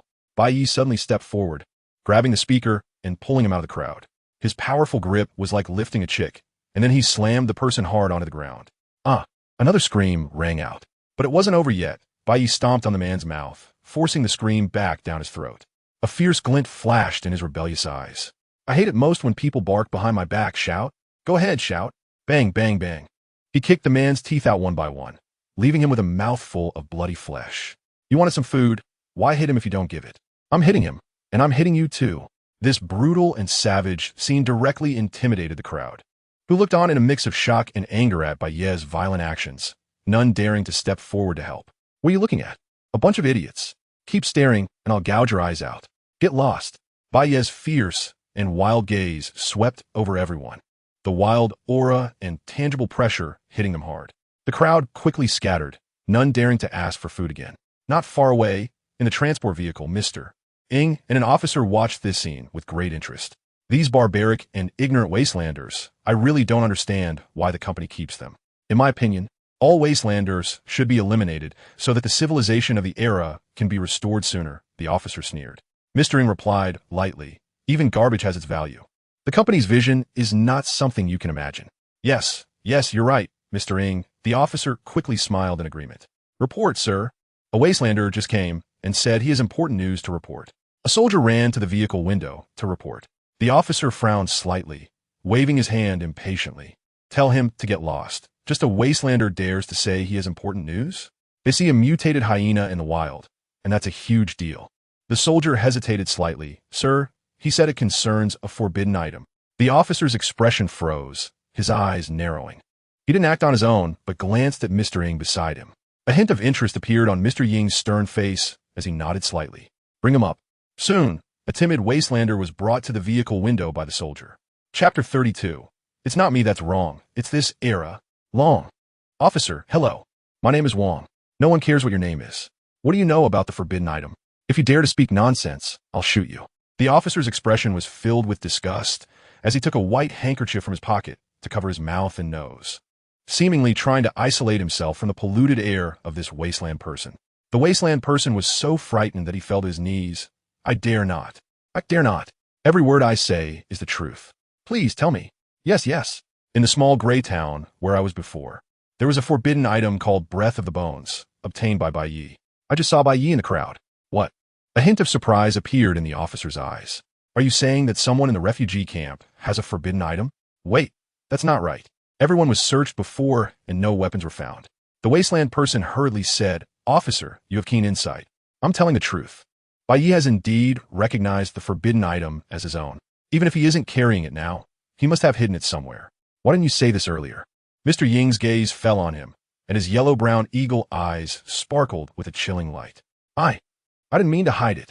Bai Ye is one of the two who joined the refugee camp yesterday. He looked so dirty, and it was too dark yesterday, so I didn't recognize him. Just now, when he started hitting someone, I suddenly felt he looked familiar. He is our East District's deputy commander. I worked with him for a few days before. When he was injured, I helped him go eat. At that time, he promised to give me a piece of meat, but in the end, he didn't. Officer, considering that I provided information about the forbidden item, could you give me a piece of meat? This wasteland person was clearly frightened by Mr. Ying's gaze and began to babble incoherently about everything he knew. Brother Yi, did I do something wrong? Liu said dejectedly. I just thought he looked pitiful. Bai Yi curled his lips. What? Did your conscience get chewed up by a dog? Liu was so angry he almost choked, initially furious but quickly deflated. Maybe I was wrong. No, you are not wrong. The one who is wrong is this era. Liu's heart trembled, and he suddenly looked up at Bai Yi, somewhat moved, not expecting him to be so comforting. Brother Yi, you are right. The one who is wrong is this era. If it were the civilized era, such things wouldn't happen. Bai Yi raised an eyebrow. Surprised, what nonsense are you talking about? What I mean is, if you want to live well, the first point is to never admit you're wrong. How could I be wrong? That's mental self-consumption, which is not acceptable. Remember, blame others if you can, and if you can't, blame the era. Liu.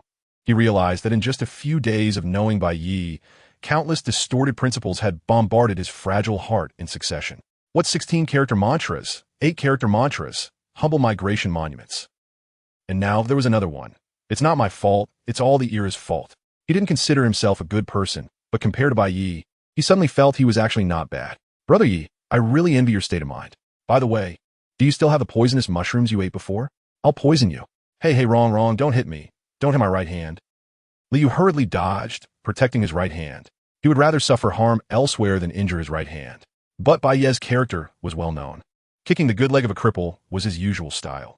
After the two joked for a while, suddenly, there was a disturbance in the army, not far away.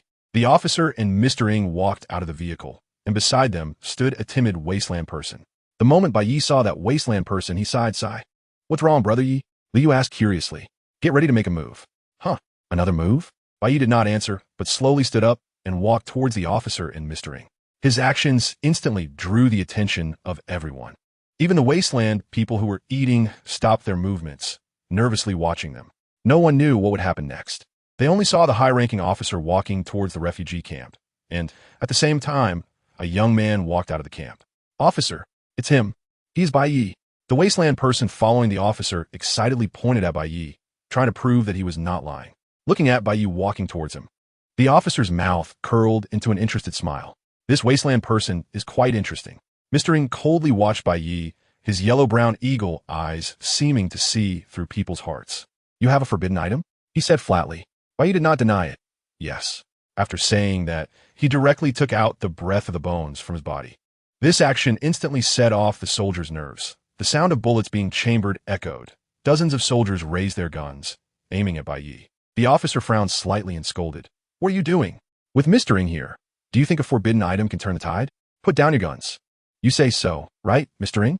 Mr. Ing nodded calmly, his face showing no arrogance, but exuding an absolute confidence. In his view, even if this wasteland boy held a forbidden item, it could not pose any threat to him. You have 6 bullets that win the roulette of fate, and you have collected Breath of the Bones. Although you are just a wasteland person, you still have some courage. The unique praise tone of the upper class was thoroughly reflected in him. This was not pretense, but a natural expression ingrained in him by habit. Don't you hurry to thank Mr. Ing? To receive Mr. Ying's praise is your great honor. The officer continued to flatter. Bai Ye did not respond, but was contemplating how to kill all the more than 100 soldiers present in the shortest time possible. Kid, I'm talking to you. Ah, it's normal for wasteland people to be rude. Mr. Ing gently raised his hand, stopping the angry officer. His yellow-brown eagle eyes looked at the breath of the bones in Bai Ye's hand, and he spoke slowly. How powerful is it? No bullets. Bai Ye raised an eyebrow, casually waving the revolver in his hand. Give him bullets. Mr. Ying's words shocked the soldiers. Give bullets to a wasteland person? Were they not afraid? Chapter 33, Did I Let You Go? Although the soldiers were still worried, they couldn't help but be infected by Mr. Ying's calm demeanor. Soon, the bullets were handed to Bai Ye, who didn't hesitate to load them up and fire directly. Bang! The loud gunshot startled both the wastelanders and the soldiers, while only Mr. Ing and the officer remained calm. Thud! The wastelander who had been standing next to Mr. Ing collapsed, a large blood hole in his chest, his eyes wide open in death.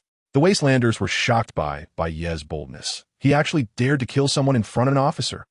Mr.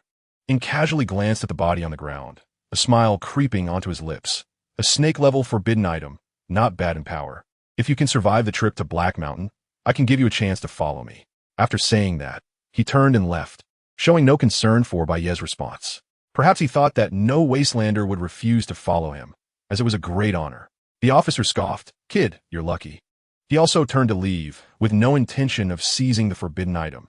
It wasn't that he looked down on it, but he had long learned from an informant about the containment method for the forbidden item, and he wouldn't resort to such a barbaric and crude method. Moreover, the side effects of Breath of the Bones were significant. Its only value was in selling it. However, since Mr. Ing had taken an interest in this wasteland boy, he naturally extinguished his thoughts. Did I let you two go? The rebellious voice of the boy rang out, shocking everyone. Mr. Ing and the officer frowned simultaneously and stopped in their tracks. Bai Ye raised Breath of the Bones and casually pointed it at the two, dust and stains unable to hide the defiance in his eyes. Brother Yi, calm down. Liu anxiously called from the side. They didn't take your forbidden item, so why bother? Bai Ye smirked. They didn't take mine, but I want to take theirs. Liu stared at the boy in disbelief, stunned by his reckless and audacious style. Although he didn't understand, he was greatly shocked. In his mind, they could have coexisted peacefully. They had already let you go, so why stir up trouble? According to the average person's understanding, that was indeed the case, but Bai Ye didn't think so. What he saw were two self-important figures tossing a piece of meat bone to the ground, then expecting him to lick it gratefully. In front of me, you act all high and mighty, and think you could just walk away? He had intended to follow the team to Black Mountain quietly, but unexpectedly, two pieces of trash jumped out to show off in front of him. It made him laugh in anger. Who gave you the courage? Kid, I thought you were a smart person, but I didn't expect you to want to be a dead man. Mr. Ing said coldly. The last bit of admiration in his eyes had long since vanished, replaced by a condescending indifference. Mr. Ing didn't need to get angry over such a person. He was just a wastelander whose mind was clouded by a forbidden item, and he would leave it to others to deal with. Mr. Ing lightly hummed. Given his status, it was indeed beneath him to deal with a wastelander. The officer took a slow step forward, casually shaking his head, the sound of metal gears grinding at his neck. He coldly scoffed. Kid, I've seen many foolish people, but I've never seen anyone as stupid as you. You don't really think you're invincible with that broken gun, do you? The power of a forbidden item is indeed considerable, but it has to hit someone to matter. With your shooting speed, even if I stood here for you to shoot, you wouldn't even be able to hurt me. Stop wasting time with him. Just get rid of him and prepare to leave. What? Mr. Ying's cold tone suddenly rose, his body freezing in place as his instincts screamed in warning of danger, causing his hairs to stand on end and a bone-chilling sensation to surge up his spine, straight to the crown of his head. And the source of it all came from the gun barrel pressed against the back of his head, and the boy holding the gun. There has to be a limit to how much you can talk back, right? Don't you think so, Mr. Ing? Bai Ye's rebellious voice echoed in Mr. Ying's ear. This is impossible. When did you? Mr. Ying's yellow-brown eagle eyes narrowed to a pinhole, his face full of disbelief. He couldn't understand how Bai Ye, who had just been in front of him, suddenly appeared behind him. His eagle eyes possessed extremely high dynamic vision. Even if it were the 10 kings in front of him, they could never move faster than his eyes. Could it be the legendary teleportation? Let go of Mr. Ing. The officer was furious and shocked, instinctively trying to activate his mechanical limbs. But as soon as he exerted force, he was horrified to find that his mechanical arms and legs had all disconnected. The most terrifying part was that his torso was gradually sliding down. Bang! The officer fell to the ground, left with only his torso and head. His mechanical limbs scattered all around. What the hell is going on? What did you do to me? The officer's face was almost twisted with fear, the dust on the ground soiling the delicate skin of the city dweller. He had never seen such a bizarre occurrence. He hadn't even made a move, and his mechanical limbs had been disassembled. How did you do that? After a brief panic, Mr. Ing had already regained his composure. He didn't act rashly, but quietly searched for an opportunity. It was true that he was a genetically modified person, but his strength in direct combat wasn't strong. At most, he could dodge bullets. The reason he could become one of the 12 Zodiac was mainly due to his eagle eyes and unparalleled sniping skills. As long as he had distance and a sniper rifle, he could take down even the 10 kings. But now, with Breath of the Bones pointed at his head, no matter how capable he was, he found it difficult to exert himself. Let them put down their guns. Bai Ye, hidden behind Mr. Ing, said lightly. Everyone put down their guns. Mr. Ing shouted in a low voice, and the soldiers around, tense and aiming their guns, exchanged glances before ultimately placing their guns on the ground. Li's come out and get to work. Bai Ye shouted to the crowd, and the stunned Liu stepped out, his shocked eyes never leaving Bai Ye. He walked through the crowd, coming to Bai Ye's side under the gaze of everyone, and foolishly asked, Brother Ye, what do you want me to do? Seeing his silly look, Bai Ye was furious and kicked him, shouting, Go pick up the guns. Oh. Liu hurriedly went to pick up the guns on the ground, and, after a while, he finally recovered from a shock and turned to give Bai Ye a thumbs up. Brother Ye is awesome. Chapter 34. Who would have thought he was still alive before he died after all the guns were taken away by Liu, Mr. Ing said solemnly, I have done as instructed. Now we can talk. Before Mr. Ing could finish his sentence, he was interrupted by Bai Ye's sinister laughter. You do what I say just because I told you to? Are you a dog or something? Boom. The breath of the undead erupted with a tremendous roar, flames and blood light howling out simultaneously, a blood-colored bullet accurately hitting Mr. Ying's right knee. He let out a muffled groan, collapsing to the ground, his face pale from the pain, cold sweat beading on his forehead. Yet even so, he gritted his teeth, refusing to cry out. At this moment, it was clear that Mr. Ing, as a genetically modified human, was different from ordinary people. If an ordinary person had been shot like this, they would have surely lost a leg, but Mr. Ing only had a bullet-sized hole in his leg. Although he couldn't use his right leg for now, at least it could still be treated. The soldiers' expressions changed drastically, and they were about to rush over to grab the guns when they saw Mr. Ing raise his hand in pain. Don't act rashly. After stopping the soldiers, Mr. Ing turned his head with difficulty to look at Bai Ye. You didn't kill me outright, which means there's still something to talk about between us.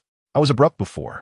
I didn't know there was such a powerful, extraordinary being hidden in the team. This time, I admit my defeat. You could propose any conditions as long as you let me go. Now you know to admit defeat? Wasn't it your chance to give me an opportunity? Bai Ye's eyes were rebellious and violent. The metal gun barrel pointed firmly at Mr. Ying's head. I'm giving you a chance now too. I, a wasteland person, have never seen the high and mighty gentlemen of the city bowing and admitting their mistakes.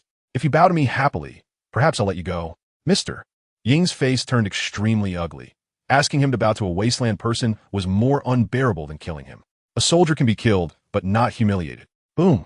Mr. Ying's mind exploded, and he fell straight to the ground, his yellow-brown eagle eyes filled with horror and disbelief. He never expected that Bai Ye would actually act without hesitation. You actually killed Mr. Ing? The officer, like a maggot, shouted in a distorted voice. Bai Ye shrugged helplessly. You can't blame me.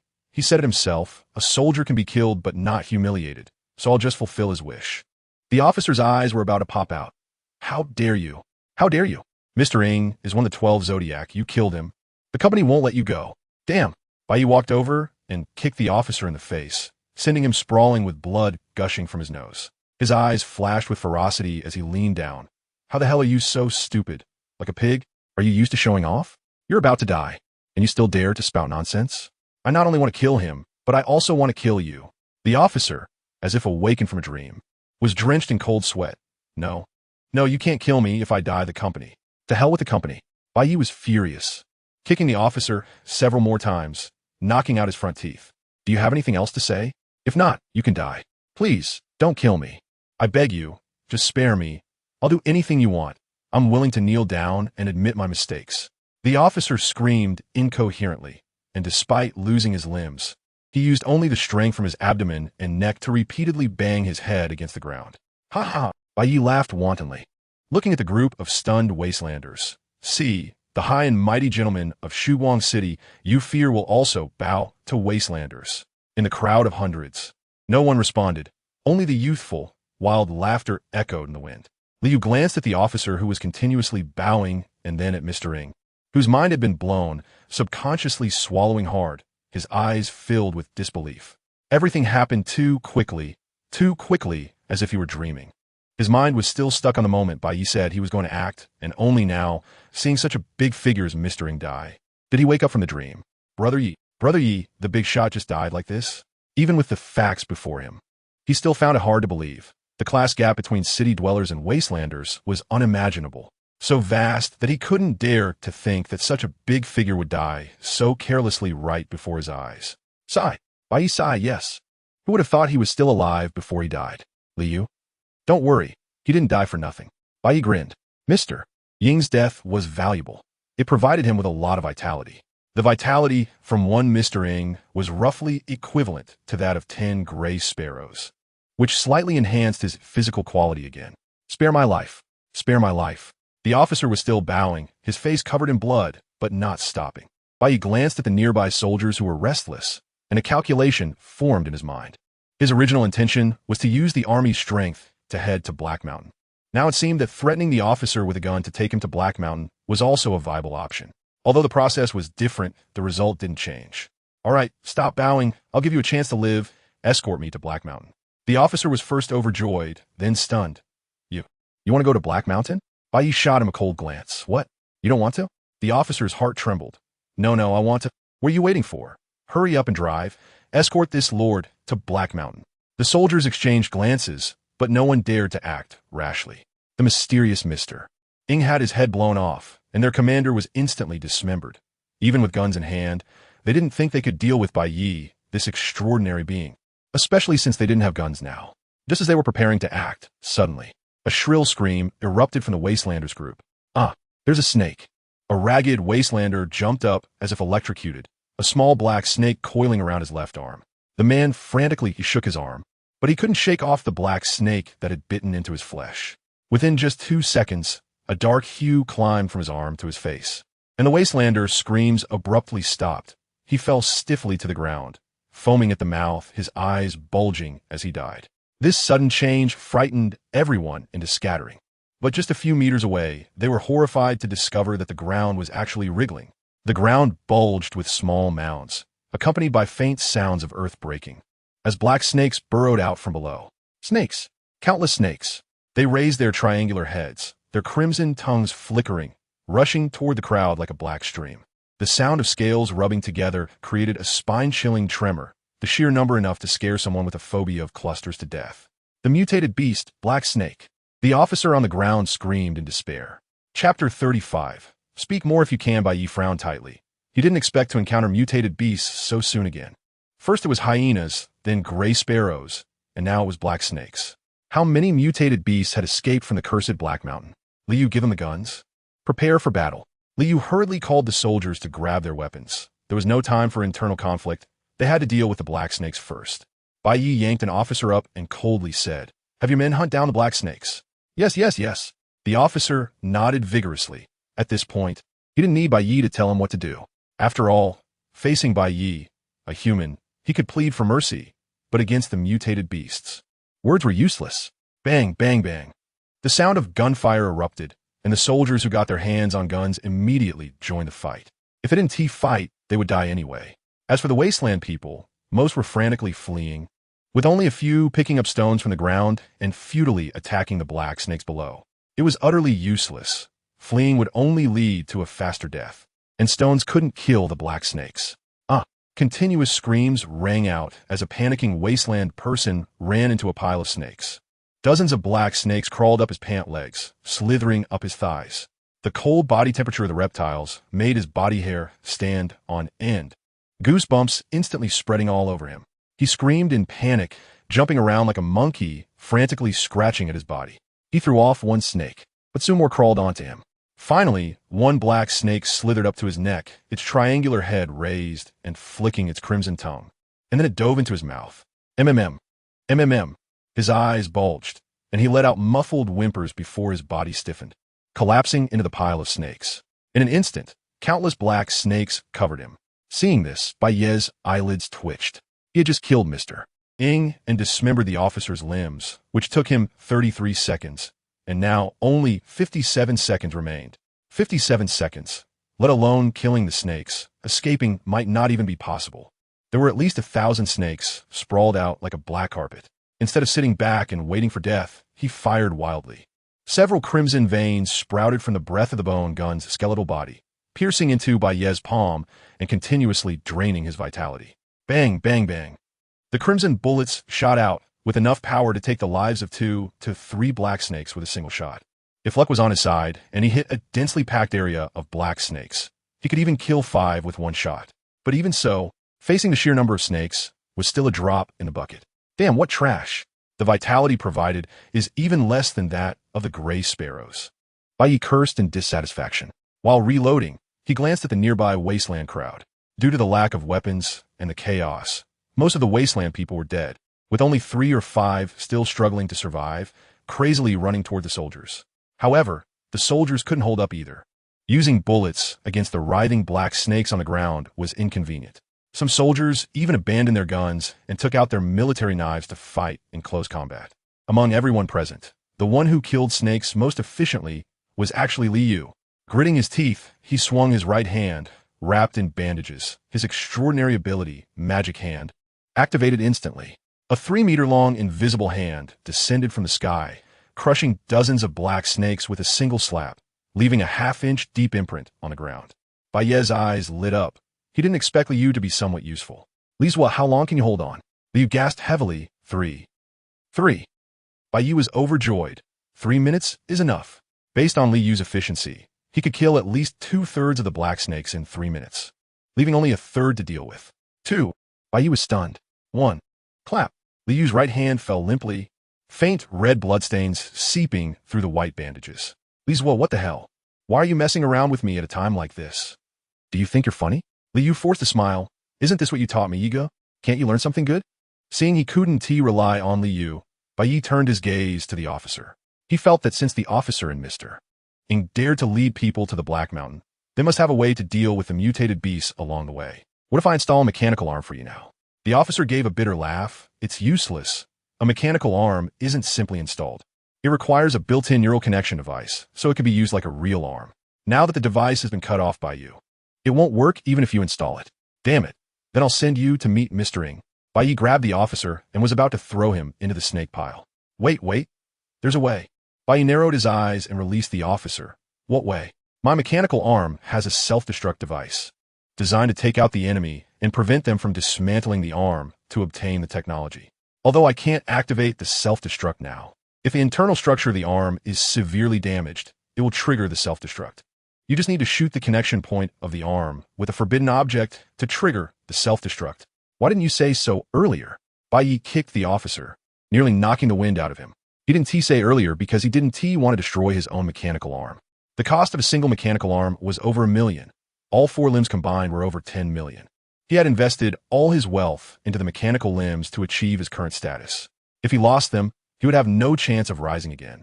Moreover, he thought Bai Ye, being such a strong individual, should be able to easily handle the black snakes, so he hadn't planned to mention it. Now that he was about to be thrown to feed the snakes, he naturally dared not hide it. Bai Ye picked up a silver-white mechanical arm from the ground and threw it hard into the densest part of the snake pile. Then, after the mechanical arm landed, he aimed at the connection point and pulled the trigger violently. Bang! Nothing happened. The mechanical arm did not self-destruct. You dare to lie to me. Bai Ye was instantly furious and kicked the officer again. The officer's face turned pale from the pain, repeatedly saying, "It's impossible. I really didn't lie to you." There really is a self-destruct device inside. Ego, it seems you missed. Liu reminded softly from the side. Bai Ye's face darkened. If you can talk, then say more.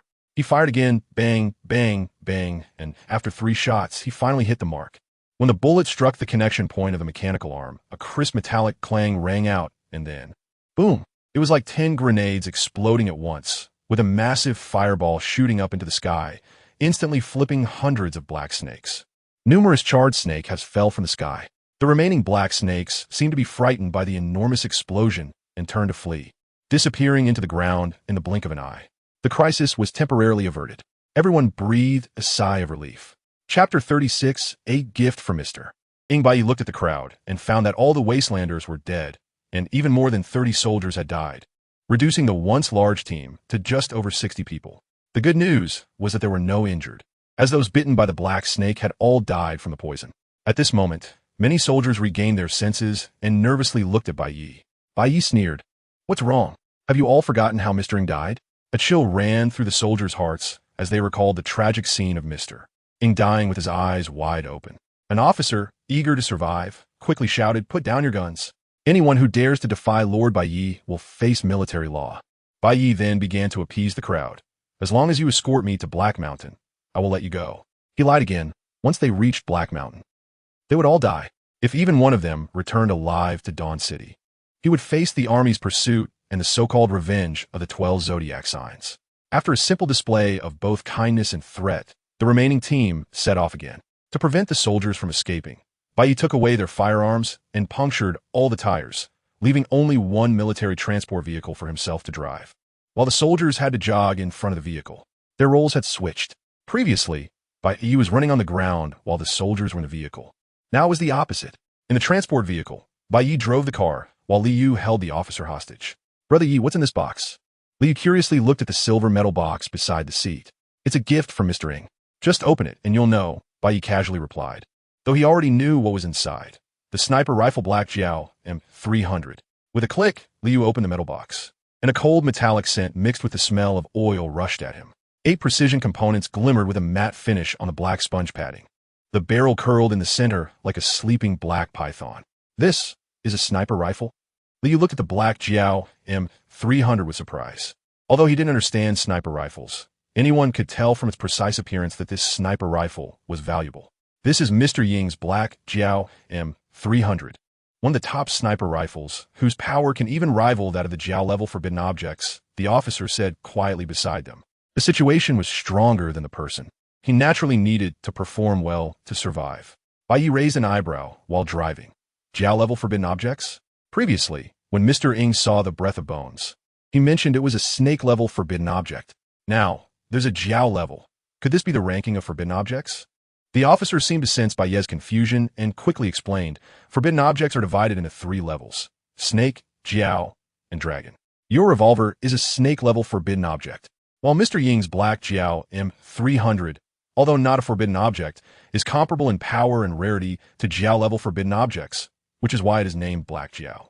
Then this sniper rifle must be worth a lot, right?" Liu's eyes immediately lit up. The value of the Black Jiao M300 was hard to measure with money, because it was not a product of this era. It had been passed down from the civilization era and could not be mass-produced, making it a limited edition. After undergoing multiple restoration processes, it was finally restored. The current level of technology could not produce a sniper rifle of such precision. Today's sniper rifles have an effective range of only 800 to 1,000 meters, while the Black Jiao has a terrifying effective range of 4,000 meters and uses special supersonic bullets that can penetrate any bulletproof device. "Stop talking nonsense and just tell me how much it's worth." Liu was not in the mood to listen to all this. He was only concerned about money. The officer paused. If sold on the black market, it could fetch at least several million. "How much?" Liu's scream almost pierced Bai Ye's eardrums. "Keep your voice down. Look at you, acting like you've never seen the world. It's just a few million," Bai Ye said, rubbing his ears in dissatisfaction. Liu's face turned red with excitement. He had never heard of so much money in his life. "Brother Ye, that's several million. If we sell the Black Jiao M300, we won't have to worry for the rest of our lives." "Wrong. It's I who won't have to worry for the rest of my life." Liu's expression immediately fell, and he hurriedly flattered, "Brother Ye, considering we've been through life and death together, Can you give me a little? Not a bit. Li Yu's excitement was extinguished like being doused with cold water. He looked at the black Jiao M300 with a face full of despair and resentment. Bai Ye drove the car without looking aside and said lightly, "But I don't plan to sell it." "Not planning to sell? Brother Yi, this gun is worth several million. Why not sell it?" "Because it's too eye-catching. There are hardly a few of these sniper rifles in the world. If you sell it, wouldn't that be equivalent to telling the whole world that you killed Mr. Ing?" Li Yu was taken aback. "But if you don't sell it, how is this gun any different from scrap metal?" Bai Ye shot him a sideways glance. "Who said it's scrap metal? Can't I keep it for myself?" "You?" Li Yu recalled Bai Ye's previous feat of hitting the connection of a mechanical arm with 3 shots, filled with deep skepticism and not a shred of trust. Bai Ye's face darkened, and he angrily said, "I had an upset stomach from eating cockroach protein bars and didn't perform well for a moment. Come on, Brother Yi. It's one thing to fool others, but don't fool yourself. You damn it. Get out of the car and run 1,000 meters away. Let's see if I can shoot your tuft of hair with 1 shot." Li Yu instinctively touched the rebellious tuft of hair on his head and quickly smoothed it down. But as soon as his hand left, the tuft stood back up again. He hurriedly changed the subject, fearing that Bai Ye, this lunatic who ate poisonous mushrooms, would really use him for target practice. "Brother Yi, the range of the black Jiao M300 is really far. Looking back now, I still feel a bit scared. Luckily, you dealt with Mr. Ing directly at that time. Otherwise, facing a sniper 1,000 meters away, I probably wouldn't even know how I died." Bai Ye also understood this principle well. His time-stopping ability was not omnipotent. Snipers countered him to a certain extent because it was hard for him to detect bullets coming from 1,000 meters away. If he didn't react in time, he would be finished on the spot. That's why he wanted to keep the black Jiao M300, hoping to train himself to become a sniper, knowing both himself and the enemy to better cope. Li Yu continued, "Snipers hiding far away and unseen are the most terrifying. Brother Yi, tell me, if a sniper want to take me out, should I run in a straight line or an S line? Neither would work." "Huh. My suggestion is to just stand still and wait for him to have a change of heart." Li Yu. Chapter 37. So Mr. Ing, is this strong?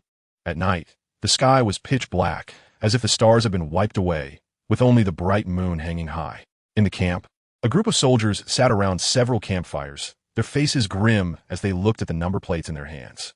Yes, they had been divided into groups by Bai Ye, just like they had dealt with the wastelanders before, 20 people in each group supervising each other. If one person ran, the whole group would die.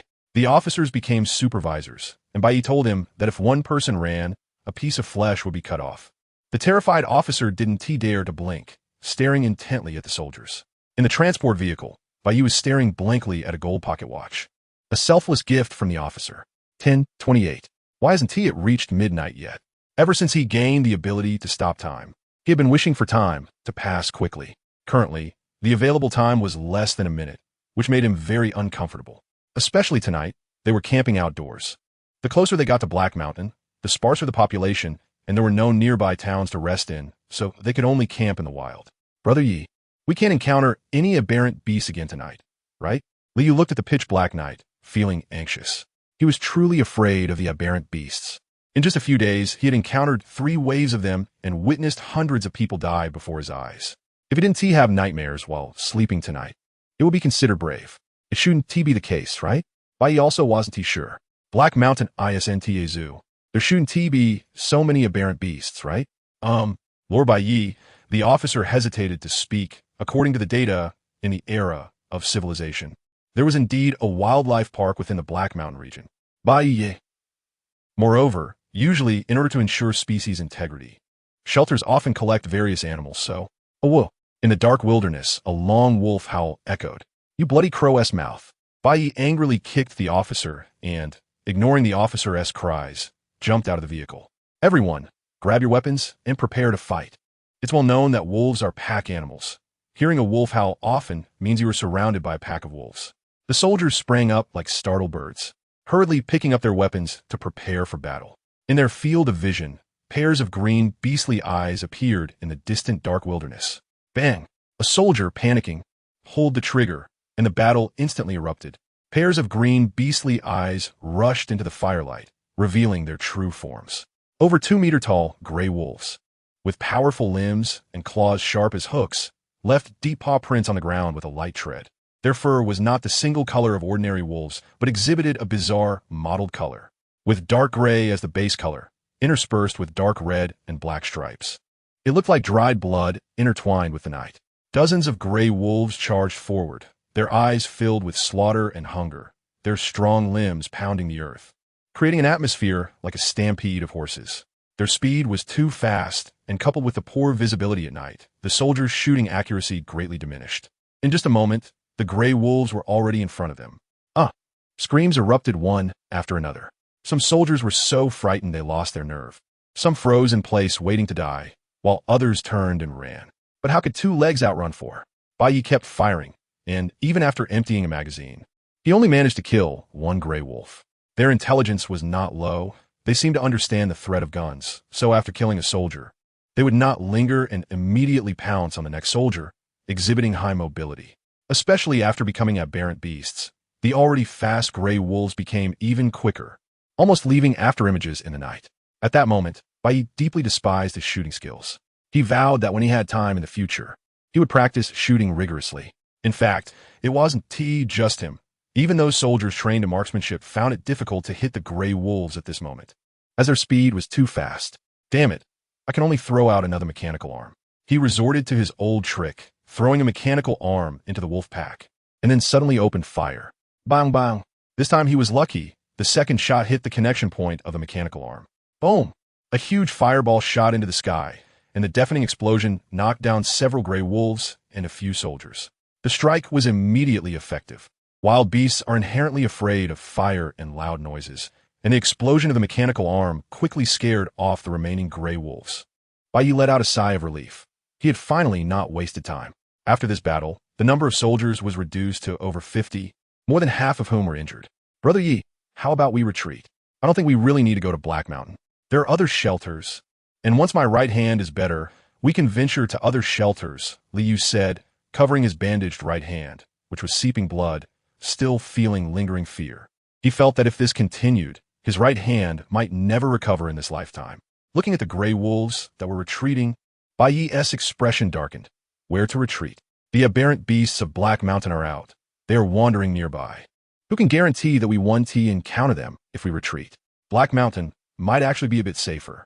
He had already told Liu about the situation at Shelter 189 and planned to make a fortune there. Anything left from the era of civilization could sell for a sky-high price on the black market. At that moment, Bai Ye seemed to think of something, grabbing the fallen officer and coldly saying, I'm really curious, with your little strength, what exactly gave you the courage to venture into Black Mountain? Do you have some secret weapon hidden? The officer had no words for his suffering and hurriedly explained, My lord, it's not that we are weak. It's that you are too strong. There really isn't any secret weapon. If there is, it can only be Mr. Ing. Isn't the one with the surname, Ing, just a sniper? Is he that strong? Bai Ye was a bit confused. He really couldn't see how strong Mr. Ing was. Anyway, he was quite good at boasting, claiming he could kill the 10 kings. Mr. Ing's close combat ability was not strong, but his shooting skills were divine. With his gun-fighting skills and sniping techniques, he could become one of the 12 zodiac signs, the eagle. The outside world evaluates him as both the strongest and the weakest among the 12 zodiac signs. He is strong because as long as he keeps his distance, he can kill anyone among the zodiac signs. But he is weak because as soon as he gets close, anyone among the zodiac signs can kill him. Take the gray wolves just now, for example. If Mr. Ing were here, he alone could kill all the gray wolves. Don't be fooled by the gray wolf speed. In front of Mr. Ing's eagle eyes, they would be like turtles. With just a submachine gun, he could pierce the eyeballs of all the gray wolves within 3 seconds. Bai Ye was taken aback. No, that guy's that awesome? Treating a submachine gun like a sniper rifle? Wait, no. Which zodiac sign has an eagle? The officer was dumbfounded, clearly not expecting Bai Ye's focus to be so peculiar. He cautiously explained, the 12 zodiac signs belong to the Organization of Apocalypse Technology Company, composed of 12 powerful, genetically modified individuals. The names are determined by the direction of their genetic modifications, not by their zodiac signs. What about the gun-fighting skills? The officer said he wasn't too clear on the specifics, but it seemed to be a profound shooting technique that uses the centrifugal force generated by rapidly swinging the gun barrel at the moment of firing to make the bullet curve. Bullets curve? This is not scientific at all. Chapter 38 Arrival at Black Mountain in his previous life. Bai Ye had heard of the technology that allowed bullets to curve, but he thought it only existed in movies. He didn't expect it to be real. Looking at the corpse of the mutated beast, the gray wolf, on the ground, he instantly felt relieved. Whatever, the mutated beasts aren't scientific, or rather, they are too scientific, far exceeding his level of understanding of technology. After all, there are mechanical cyborgs, genetically modified humans, and extraordinary beings here. And you? Are you just a useless psychic? The officer kept smiling apologetically. Compared to you, my lord, I am indeed a useless person. However, I still have some utility, such as the powerful weapons in my mechanical device that can launch flames, shells, and switch to machine guns. Bai Ye fell silent. He suddenly realized that if he hadn't killed Mr. Ing at that time, or hadn't dismembered the officer, the journey to Black Mountain would have been a complete push-through. The mutated beasts were strong, but in the face of heavy firepower like machine guns, they couldn't withstand even a second. If he hadn't been so impulsive back then. Stop. Refused to engage in mental self-torment. Slap. Bai Ye angrily slapped the officer again. It's all your fault. If you hadn't acted so arrogantly before, would I have had to kill you? The officer was stunned by the slap, confused about why Bai Ye was so angry. He didn't dare to ask, and could only smile apologetically. A night passed quickly, and the good news was that no mutated beasts appeared after the gray wolf ran away. Time returned to 1 minute and 57 seconds, and Bai Ye felt he was ready to move again. As they continued onward, the outline of Black Mountain gradually appeared in front of everyone. On the distant horizon, the undulating Black Mountain range resembled a giant dragon lying across the earth. With peaks soaring into the clouds, the mountain bodies displaying a strange dark blue color, as if poisoned. Finally, they arrived at Black Mountain. Li was overjoyed. Bai Ye curled his lips. It's still early. As the old saying goes, looking at the mountain exhausts the horse. Brother Yi, as a fellow wasteland dweller, how do you know so many philosophical old sayings? It really hits me hard. Liu felt somewhat dejected. He realized that not only was his combat power not as good as Bai Ye's, but even his understanding of principles was lacking. Clearly, he was a few years older than Bai Ye, and he had hung around various casinos in several towns, but now he felt it was all in vain. Sometimes I even doubt the usefulness of myself as an extraordinary being. He sighed. These past few days had indeed been discouraging. His right hand hadn't healed, and he couldn't perform well in battle, basically relying on Bai Ye's support. Liu's mindset was like a newly rich person who won 5 million in the lottery, puffed up arriving in the big city, only to sadly find that this money was only enough to buy a toilet in a rich neighborhood. Bai Ye patted his shoulder, comforting him. Young man, you must have confidence in yourself. Be a bit more self-assured. Is there still a need for doubt? Liu's face showed a hint of gratitude, but after hearing the second half of the sentence, his expression darkened.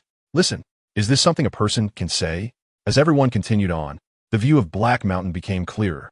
However, after a full day of walking, they still hadn't entered the territory of Black Mountain, demonstrating just how vast it was.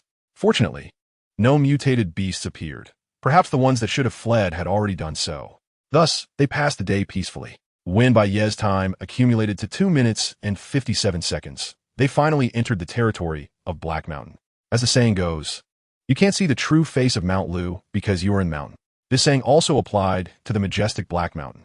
From a distance, one could see the whole appearance of Black Mountain, but upon arrival, they were surrounded by a sea of towering trees, as if they were in a primeval forest, only able to see a corner of Black Mountain. In the age of disaster, not only animals were mutated, but plants were as well.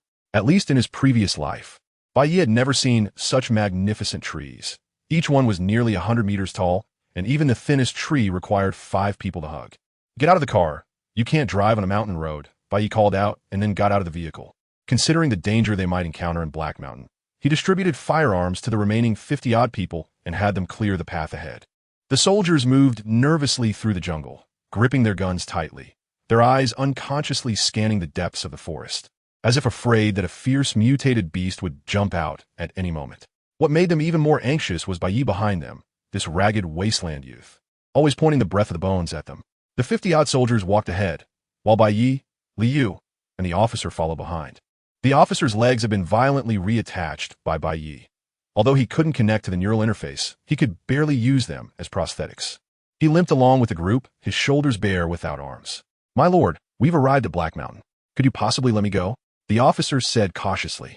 Bai Ye shot him a defiant look, causing the officer's heart to shudder, and he hurriedly said, My lord, I still have over 1 million in savings in the bank. If you let me go, I will give you all the money. You don't need to worry about me leaking information to the Apocalypse Company. With Mr. Ing dead, the company won't spare me. so I plan to flee to another city to live. Bai Ye ignored him. He knew that only dead people could keep secrets in this world. He coldly glanced at the officer before shifting his gaze to the soldiers ahead, and suddenly, his pupils constricted. Stop, he commanded, halting everyone. The soldiers turned back, confused, waiting for Bai Ye's next order. Brother Yi, what's wrong? Liu approached. One person is missing, Bai Ye said with a grim expression. He clearly remembered the number of soldiers, 52, but in just the blink of an eye, it had become 51. The silent disappearance of one person sent a chill through him. He wasn't afraid of open enemies. In his view, no matter if they were powerful mutated beasts or any kind of enemy, as long as they were carbon-based life forms, they would die in the face of time stopping. What he feared most were unknown, mysterious methods, which were impossible to guard against. Even when time stopped, he wouldn't know where the enemy was. One person is missing? Liu's expression changed slightly. Could it be that they ran away? Bai Ye shook his head.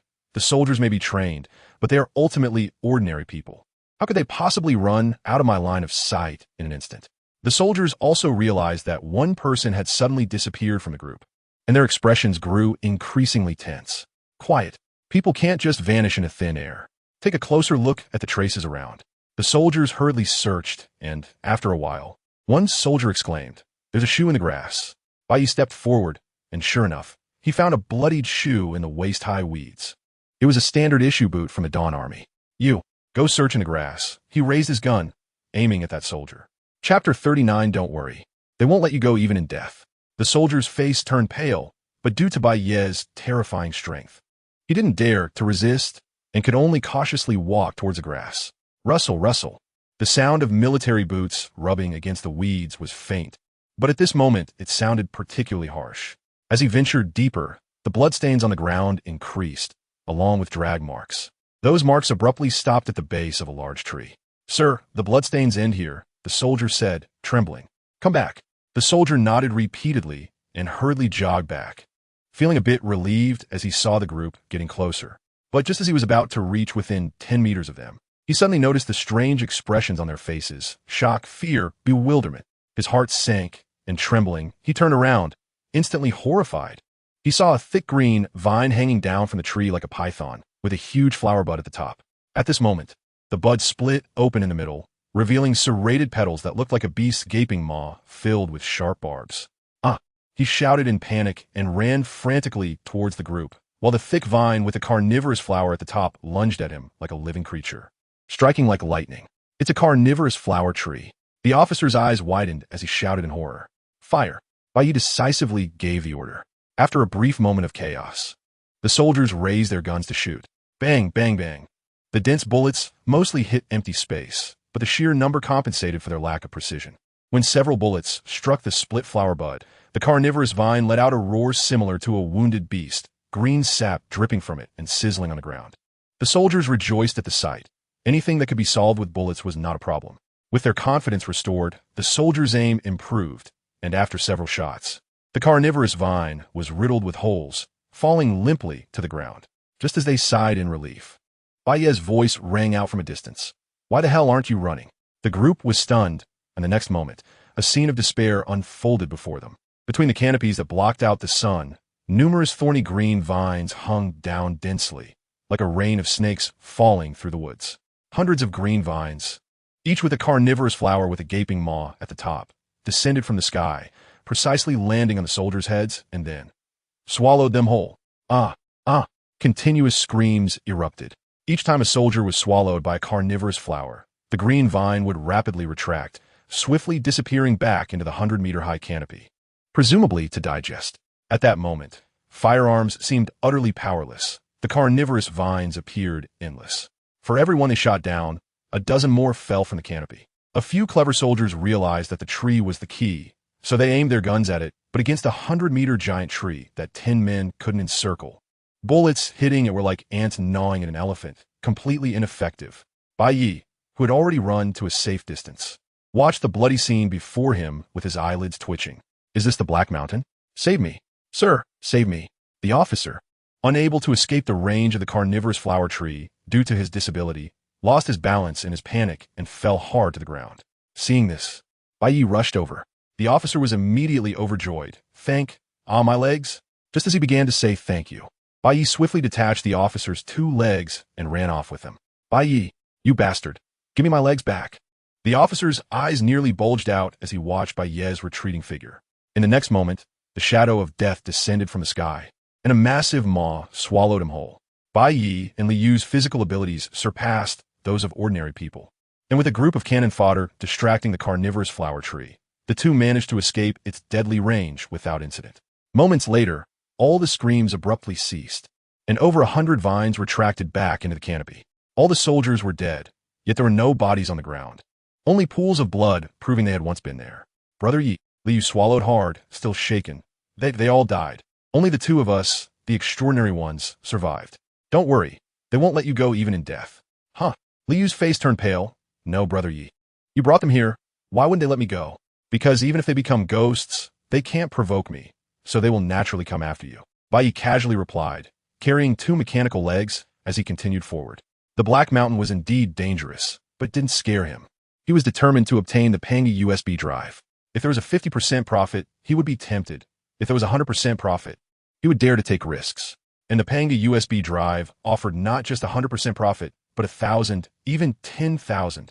The technological marvel of the civilized era contained not only methods to become extraordinary, but also life extension projects. Each piece of technology was enough to incite wars among major factions. As the saying goes, fortune favors the bold, but also leads to loss and danger. Strike that last part. No need to remember it. Don't come looking for me. Don't come looking for me. Li Yu kept muttering. You were already heading to the Black Mountain. Dying there was only a matter of time. It has nothing to do with me. Brother Yi, wait for me.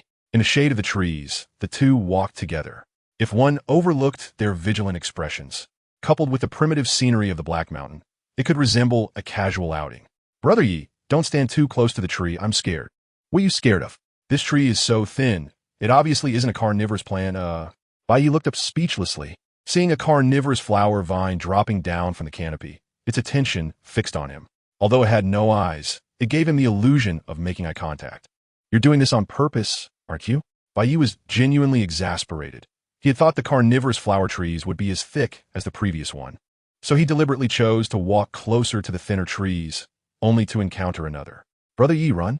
Li Yu anxiously swung his right hand, directly blasting that carnivorous flower vine apart. Run what? These trees clearly have brains. They know how to ambush. If I don't show them a thing or two, they'll really think I'm their prey. Bai Ye had his own speculation. He believed these carnivorous flower trees possessed predatory instincts similar to beasts. Beasts are the best at seeking benefits and avoiding harm. They follow the food chain's strength and weakness to hunt, rarely provoking creatures stronger than themselves. So at this moment, one must show their own strength to avoid trouble. Chapter 40, I don't understand. As soon as I walked in, I saw them fighting the air. Do they like eating? Come and try this mechanical leg. Bai Ye directly threw a mechanical leg next to the big tree. At this moment, more and more carnivorous flower vines were dropping from the tree crown. A flicker of violent rage flashed in his eyes, and his powerful physical prowess erupted instantly. He deftly dodged several attacking vines, quickly creating distance, and with a swift motion, his right hand reached for his waist. His fingers accurately hooked around the gun handle, and with a forceful pull, the black revolver slid into his palm like a serpent. Immediately, he raised his right hand, flicking his wrist as the revolver spun half a circle in his hand, the muzzle steadily aimed at the target. His middle finger lightning fast hooked the chamber, pulling it back with force, and a brass bullet clicked perfectly into the chamber, several dark red veins extending from the gun body and piercing into his palm. Then, he pulled the trigger with his right index finger, and with a loud bang, flames shot out, the bullet whistled away, and all the movements were seamless, as if practiced countless times. Then, it missed. Bai Ye's face darkened. He rolled to avoid another incoming vine and fired again, this time finally hitting the target. He performed a flourish with the gun, tucked the revolver into his waist, and turned to leave, calling over the dazed Li Yu. A real man never looks back at an explosion. Boom! A massive fireball shot into the sky, the explosion reverberating through the mountains and forests.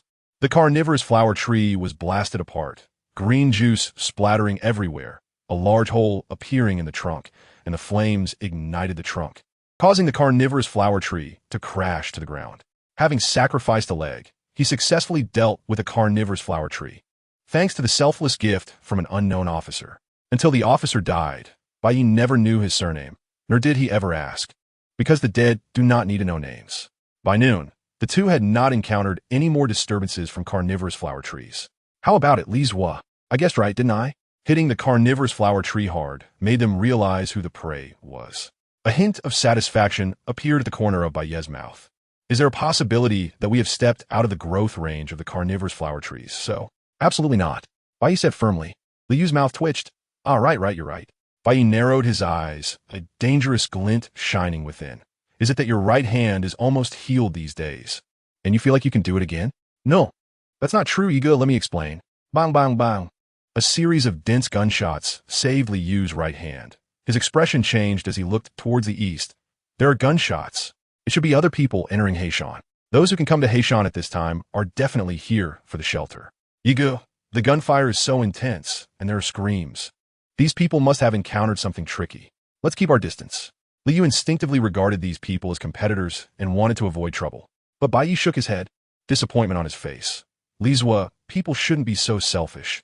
How can we ignore our kind in trouble? Li Yu was stunned, blinking several times, trying to see what had gotten into Bai Ye. Yiga, we don't know them, and they are competitors. Why should we save them? What if we end up getting ourselves in trouble? Ah, too shallow, isn't it? When out in the world, we should help each other. You help me. I help you. That's how society can develop harmoniously. This time I help them. How could they not help me? Seeing Bai Ye's malicious smile, Li Yu suddenly realized, you want them to help you scout the way, just like those soldiers. A child worthy of teaching. The old saying goes well. Those who gain the way receive more help, while those who lose the way receive less. Now I save their lives, and then they use their lives to help me scout the way. Isn't that reasonable? After all, the destination is the 189 shelter deep in Heishan, and everyone is going the same way. Bai Ye wore a harmless smile. His idea was simple. Heishan hid many unknown dangers, and if one was not careful, they might die without even being able to activate time stop. At this time, the importance of having someone scout the way became apparent. Thus, the two stealthily made their way towards the source of the gunfire. When they crossed a patch of jungle and saw the source of the gunfire, they were immediately stunned. Bai Ye and Li Yu exchanged glances, seeing the confusion in each other's eyes. What are they doing? I don't understand. As soon as I arrived, I saw this group battling the air. It's no wonder they were puzzled. This group was indeed somewhat abstract. Among a forest, a dozen people in various outfits were randomly firing at the surrounding air as if they had a grudge against it. Yige, do you think they also ate toxic mushrooms? Remove the also. What are these people even shooting at? Yiga, look at that person wearing a black mask. He seems to be an extraordinary being. Li Yu whispered in surprise. Bai Ye focused his gaze and saw a man in the crowd wearing a black mask and a black trench coat, standing out distinctly with a striking presence. This man was tall, arms crossed in front of his chest, contrasting sharply with the serious expressions of the others. The most bizarre thing was that the shadow beneath his feet seemed alive, completely detached from his body, standing on its own. The eerie black shadow waved its hands, and several shadowy darts shot out, piercing the air. Whoosh! The shadow darts cut through the sky, and a feather suddenly fell from the air. The crowd kept turning their heads, looking around anxiously, and the intense gunfire came to a halt. After a moment, they seemed to confirm there was no danger, and a hint of joy appeared on their faces. A plump man in his 20s laughed heartily. Mr. Li Xiong truly lives up to his reputation. He is indeed the top extraordinary being next to the 10 kings, able to knock down a feather from that beast. It seems that beast has been scared away. A trace of cold pride flashed in the black-masked man's eyes. Next to, I have never fought with the 10 kings. On what basis do people judge that I am inferior to them? The plump man was taken aback, not expecting his words to hit a sore spot. He was not embarrassed and instead followed the other's words. Mr. Li is right. I heard that one of the 10 kings, Tyrant Yangjia, will also come to Heishan. Perhaps we will witness the birth of the new 10 kings.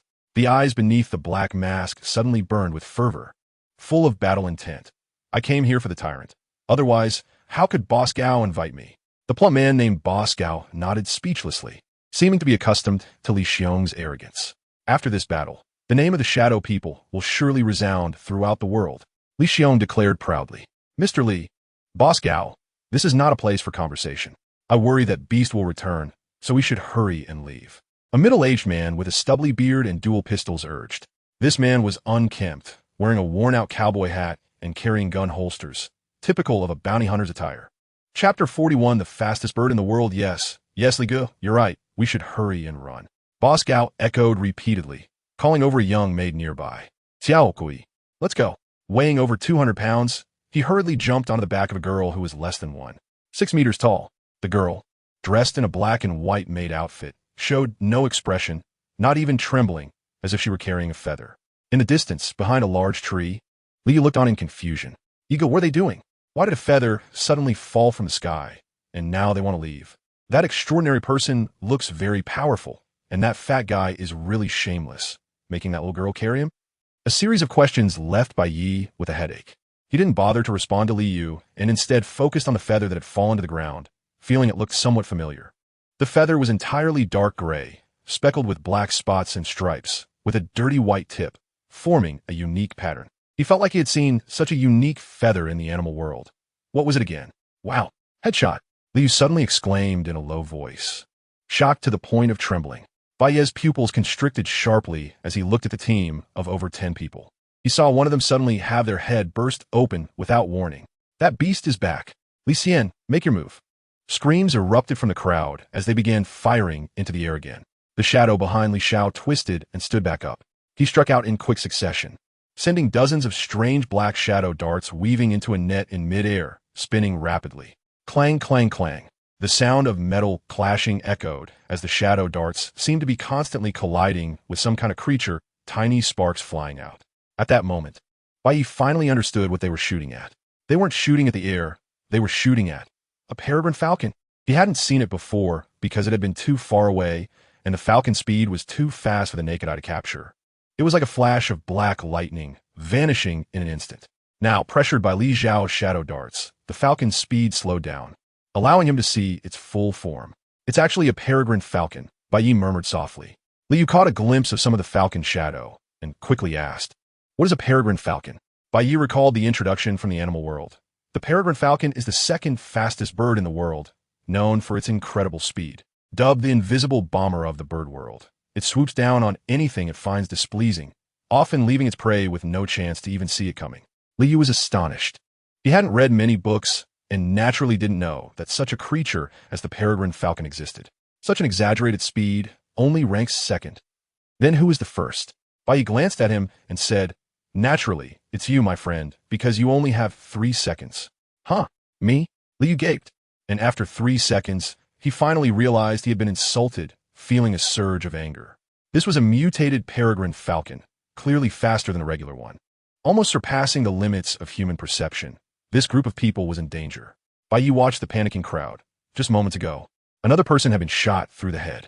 The speed of the mutated peregrine falcon was too fast, already surpassing bullets, flying past ordinary people's eyes, making it impossible to capture on the retina. After observing for a while, he formulated a plan and decided to step in to save this group of people. This group wasn't weak. That extraordinary person could control shadows, and the petite maid was not an ordinary person either.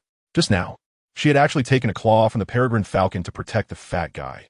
Aside from swaying a bit, she hadn't sustained any injuries. The middle-aged man wielding dual pistols had excellent marksmanship and new gun combat techniques. There were also several gene-modified individuals in the team, clearly a notch above the wild boar. Tanjia. Only the fat guy seemed like an ordinary person, needing protection the entire time. This team was undeniably strong. If they had faced the previous hyenas or gray sparrows, they could have easily crushed them. Unfortunately, they were now up against a mutated peregrine falcon. The falcon's power wasn't strong, but its speed was absolutely unparalleled. No matter how strong they were, it would be futile if they couldn't hit the falcon. But the falcon's speed meant nothing to Bai Ye. Could anything be faster than the time that stands still? He thought for a moment and said to Li Yu beside him, "Lisa, it's time for you to show off." "Huh? Me?" Li Yu pointed at himself, looking completely bewildered.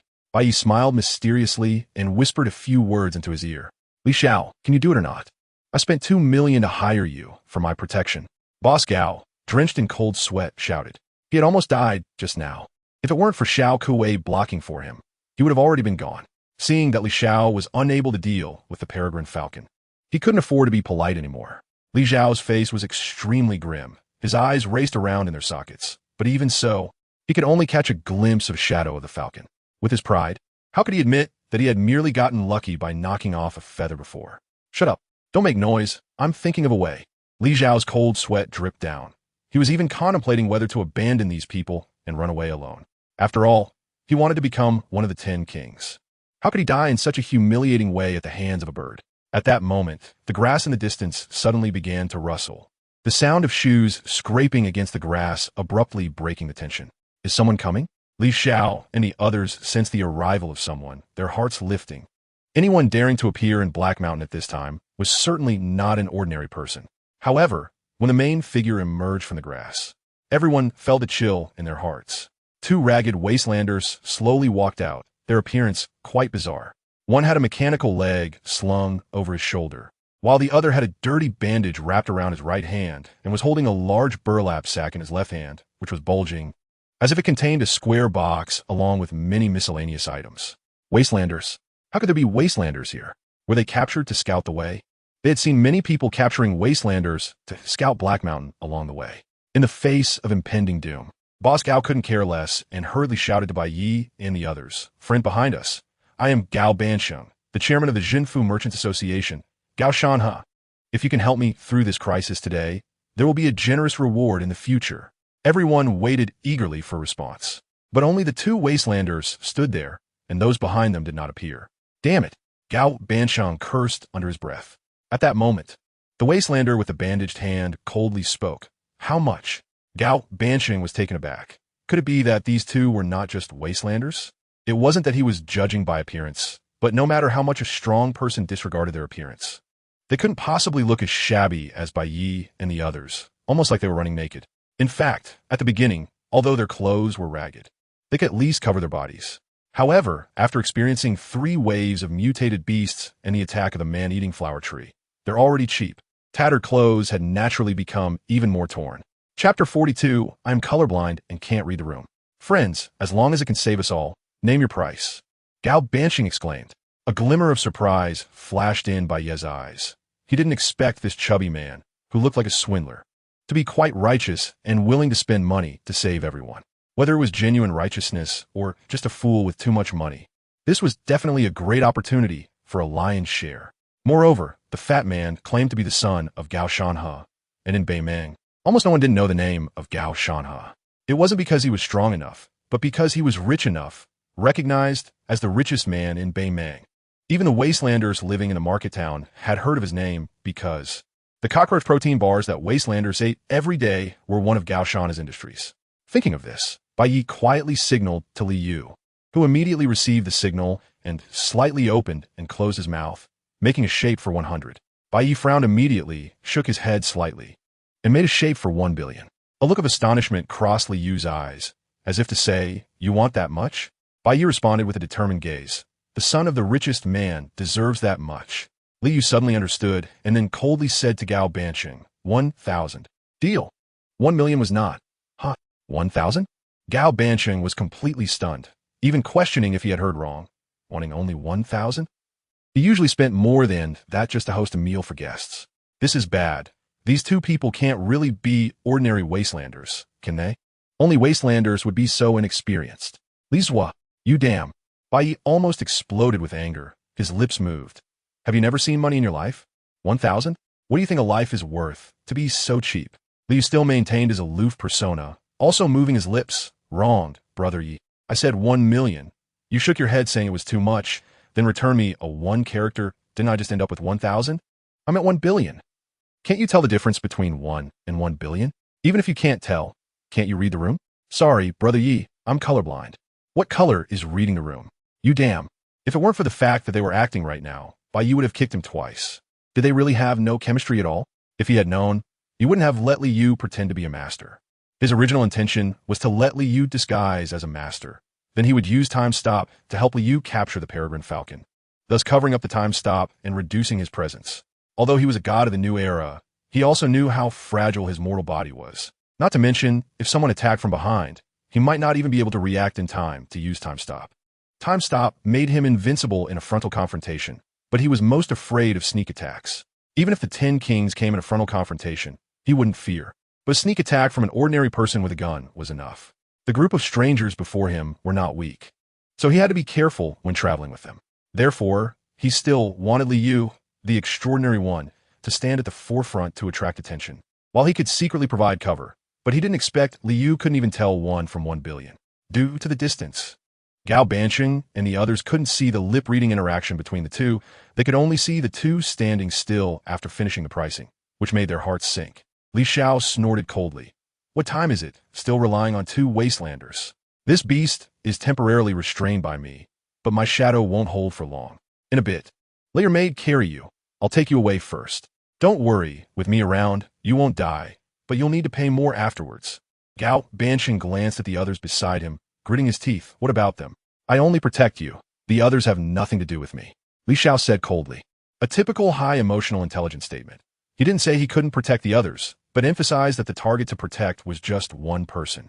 Gao Bansheng hesitated even more. At this moment, he caught a glimpse from the corner of his eye that the two wastelanders were actually walking straight towards him. He was slightly taken aback. Perhaps out of a mindset of a dead horse being treated as a live horse. He hurriedly shouted, 1,000 is fine. Deal. Li replied coldly. The emotionless tone contrasting sharply with the tension and panic of the crowd, causing people to unconsciously glance over. As soon as the words fell, under the gaze of the crowd, Liu slowly unraveled the bandage on his right hand, and, as the blood-stained bandage fell to the ground like a snake, a pale right hand reappeared. It was strikingly white, even a shade whiter than his own skin color. Hiss! Liu inhaled sharply. Damn, it was too tight usually. I didn't even bleed. Unsealing, Liu moved his rusty right hand, stepping forward with the gait of a strong man, casually walking into the attack range of the peregrine falcon. Gunshots, the whistling of shadow darts, seemed to echo his entrance.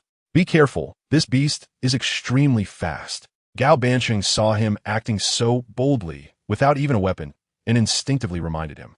Oh, how fast? Liu expressionlessly raised his right hand. Time stop. A huge golden dial appeared beneath Bai Ye's feet. He lightly tapped his toes, and the gears of time emitted a subtle, clicking sound, creating a layer of golden ripples.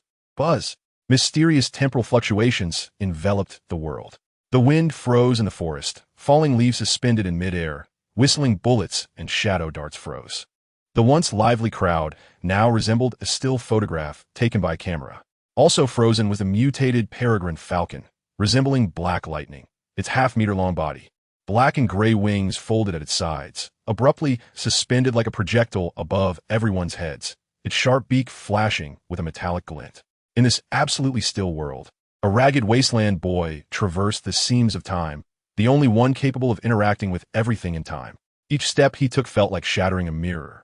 Yet behind him, it pieced back together into a complete stillness. Bai Ye approached the mutated peregrine falcon, then with a running start, leapt and effortlessly brought it down. Looking at the falcon in his hands like a specimen, he directly broke its wings and then stuffed it into Liu's outstretched magical hand. Done. Bai Ye quickly returned to his original position. Time. Resumes. Buzz. The mysterious temporal fluctuations dissipated. Everything was as if nothing had happened. The consciousness of the crowd still lingered at the moment Liu spoke that line. Oh, how fast!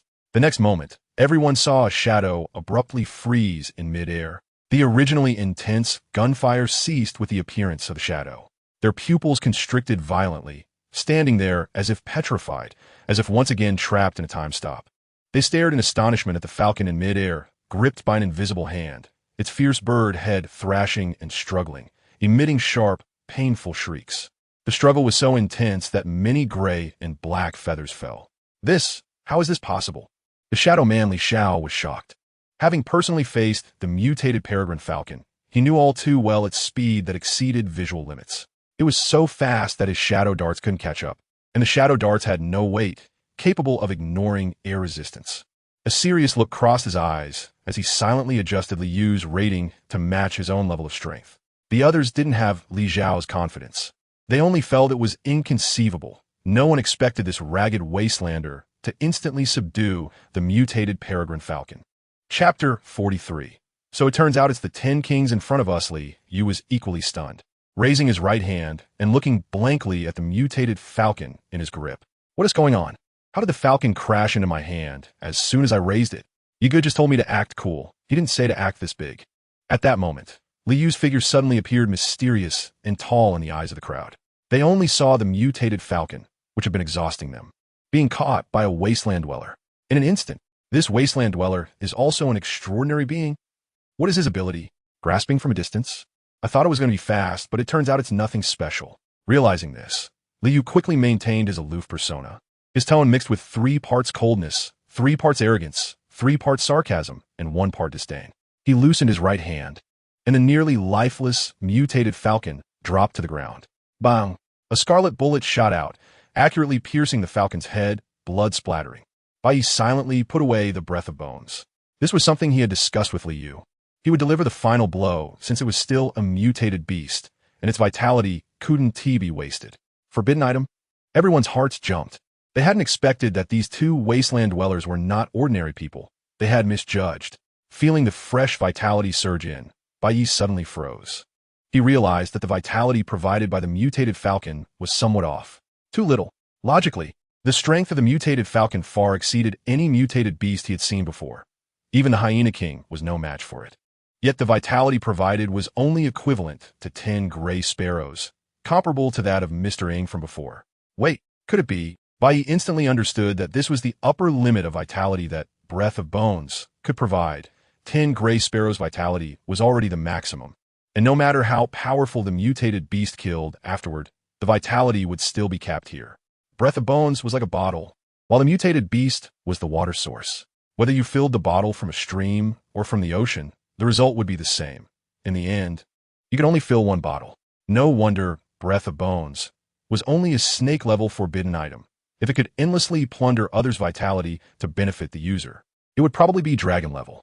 Thank you for your assistance. May I ask your name? Gao Bansheng was the first to regain his senses and hurriedly cupped his hands towards Li Yu. Li Yu glanced at him indifferently and replied blandly, Magic Hand. Li Yu. Magic Hand Li Yu? The crowd's brains raced, searching for information about Magic Hand, but found nothing. It shouldn't be. Such a strong person couldn't be unknown. Could it be that he wasn't a local? Thank you, Mr. Li, and this young brother for saving us. By the way, how should I address this young brother? Gao Bansheng turned to Bai Ye. Bai Ye, Gao Bansheng here. My father is Gao Shanhe, president of the Jinfu Chamber of Commerce. I've heard of you, Mr. Li, and young brother Bai. The others, regaining their composure, quickly expressed their gratitude as well. The middle-aged man holding dual guns said gratefully, I am Shuangxiang Li Beitian, a bounty hunter. Thank you both for saving my life. If there's anything you need in the future, I, Li Beitian, will definitely help without taking any payment. I am Hejian Shouhu, quick shooter, rattlesnake. The crowd sparsely introduced themselves, expressing their gratitude. Only Li Xiao stood with his hands behind his back, his gaze proud. With your strength, you haven't made it into the 10 Kings, showing how blind the world is. Magic Hand Li Yu, your strength is impressive. You will surely have a place among the 10 Kings in the future. It seems this trip to Heishan won't be boring. Li Xiao's words carried a hint of mutual respect among strong individuals. His cold, proud gaze fell on Li Yu through his black mask. As if only Li Yu among these people caught his eye. Li Yu was taken aback. Who are you? Do we know each other? He glanced at Bai Ye, hoping for some indication, since Bai Ye had only told him to act like a master without detailing much, leaving him unsure of how to respond to this seemingly strong, extraordinary being. At that moment, Bai Ye was preoccupied with the vitality provided by Breath of Bones, and did not notice Li Yu's silent plea for help. Li Yu felt a prickling on his scalp. For the first time acting like a strong person, could someone tell me how to converse among the strong? After thinking for a moment, he had no choice but to grit his teeth and maintain the persona of a taciturn tough guy. Coldly he said, Who are you? Li Xiao's lips curled into a sharp smile as he proudly replied, The Shadow Man Li Xiao. The Shadow Man Li Xiao? Never heard of you. Li Yu felt confused. He had just become an extraordinary being, previously mingling in low-end circles of wasteland dwellers, so he naturally didn't know any famous extraordinary beings. The only ones he knew were 2. One was the night girl from the Silent Court, and the other was the 10 Kings. He had only heard about the 10 Kings from Bai Ye. This shadow man Li Xiao also mentioned the 10 Kings, implying that he seemed to acknowledge that I could become one of the 10 Kings. Could it be? Li Yu suddenly realized and immediately responded, So it turns out it's the 10 Kings in front of us. Li Xiao's expression stiffened, his lips trembled, and he was momentarily speechless.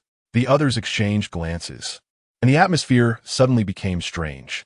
Li Xiao's expression was hidden behind the black mask, but his eyes changed repeatedly. After a long pause, he finally said in a low voice, I am not.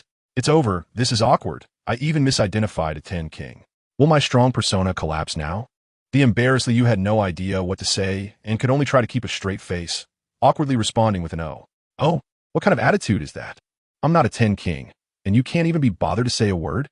Li Yu's demeanor appeared to Li Xiao as blatant provocation. What does this mean? I said you could rank among the 10 kings, and you mock me instead? Knowing full well that my name isn't among the 10 kings, you deliberately referred to them, implying that since I'm not even one of them, what qualification do I have to judge? If Liu knew what Li Xiao was thinking, he would definitely feel wronged. He truly had no intention of provoking. It was you who brought up the 10 kings, even mentioning ranking among them, as if you could decide the positions among the 10 kings, speaking with a hint of disdain for them, raising the stakes so high, only to find out you aren't one yourself. Chapter 44. Looking at the inner garment right away, the atmosphere between the two became increasingly strange. At that moment, Gao Bansheng suddenly smiled and pulled out a wad of cash, breaking the deadlock. Mr. Li, this is the reward you requested. Not a penny more, exactly 10,000. It wasn't that he didn't want to give more, but he felt that experts usually had quirks. Since the other party only asked for 10,000, it indicated that they regarded money as dirt, so it was best not to offend their taboo. Li was about to reach out to take it when Bai Ye interjected and directly took the money, cheerfully saying, "Just give it to me, mister." Li doesn't like such mundane things. Liu's mouth twitched slightly, feeling a pang in his heart. Who said I don't like it? I do like mundane things. He knew that once the money was in Bai Ye's hands, he wouldn't get even 100 back. It was all an act. Gao Bansheng nodded repeatedly and respectfully handed it over. Seeing that the money was accepted, his expression relaxed, and he cheerfully said, "You two are heading to the 189 shelter, right?" Liu coldly nodded. "That's great. We're also going to the 189 shelter. Why not go together?" To be honest, our team was also hastily assembled.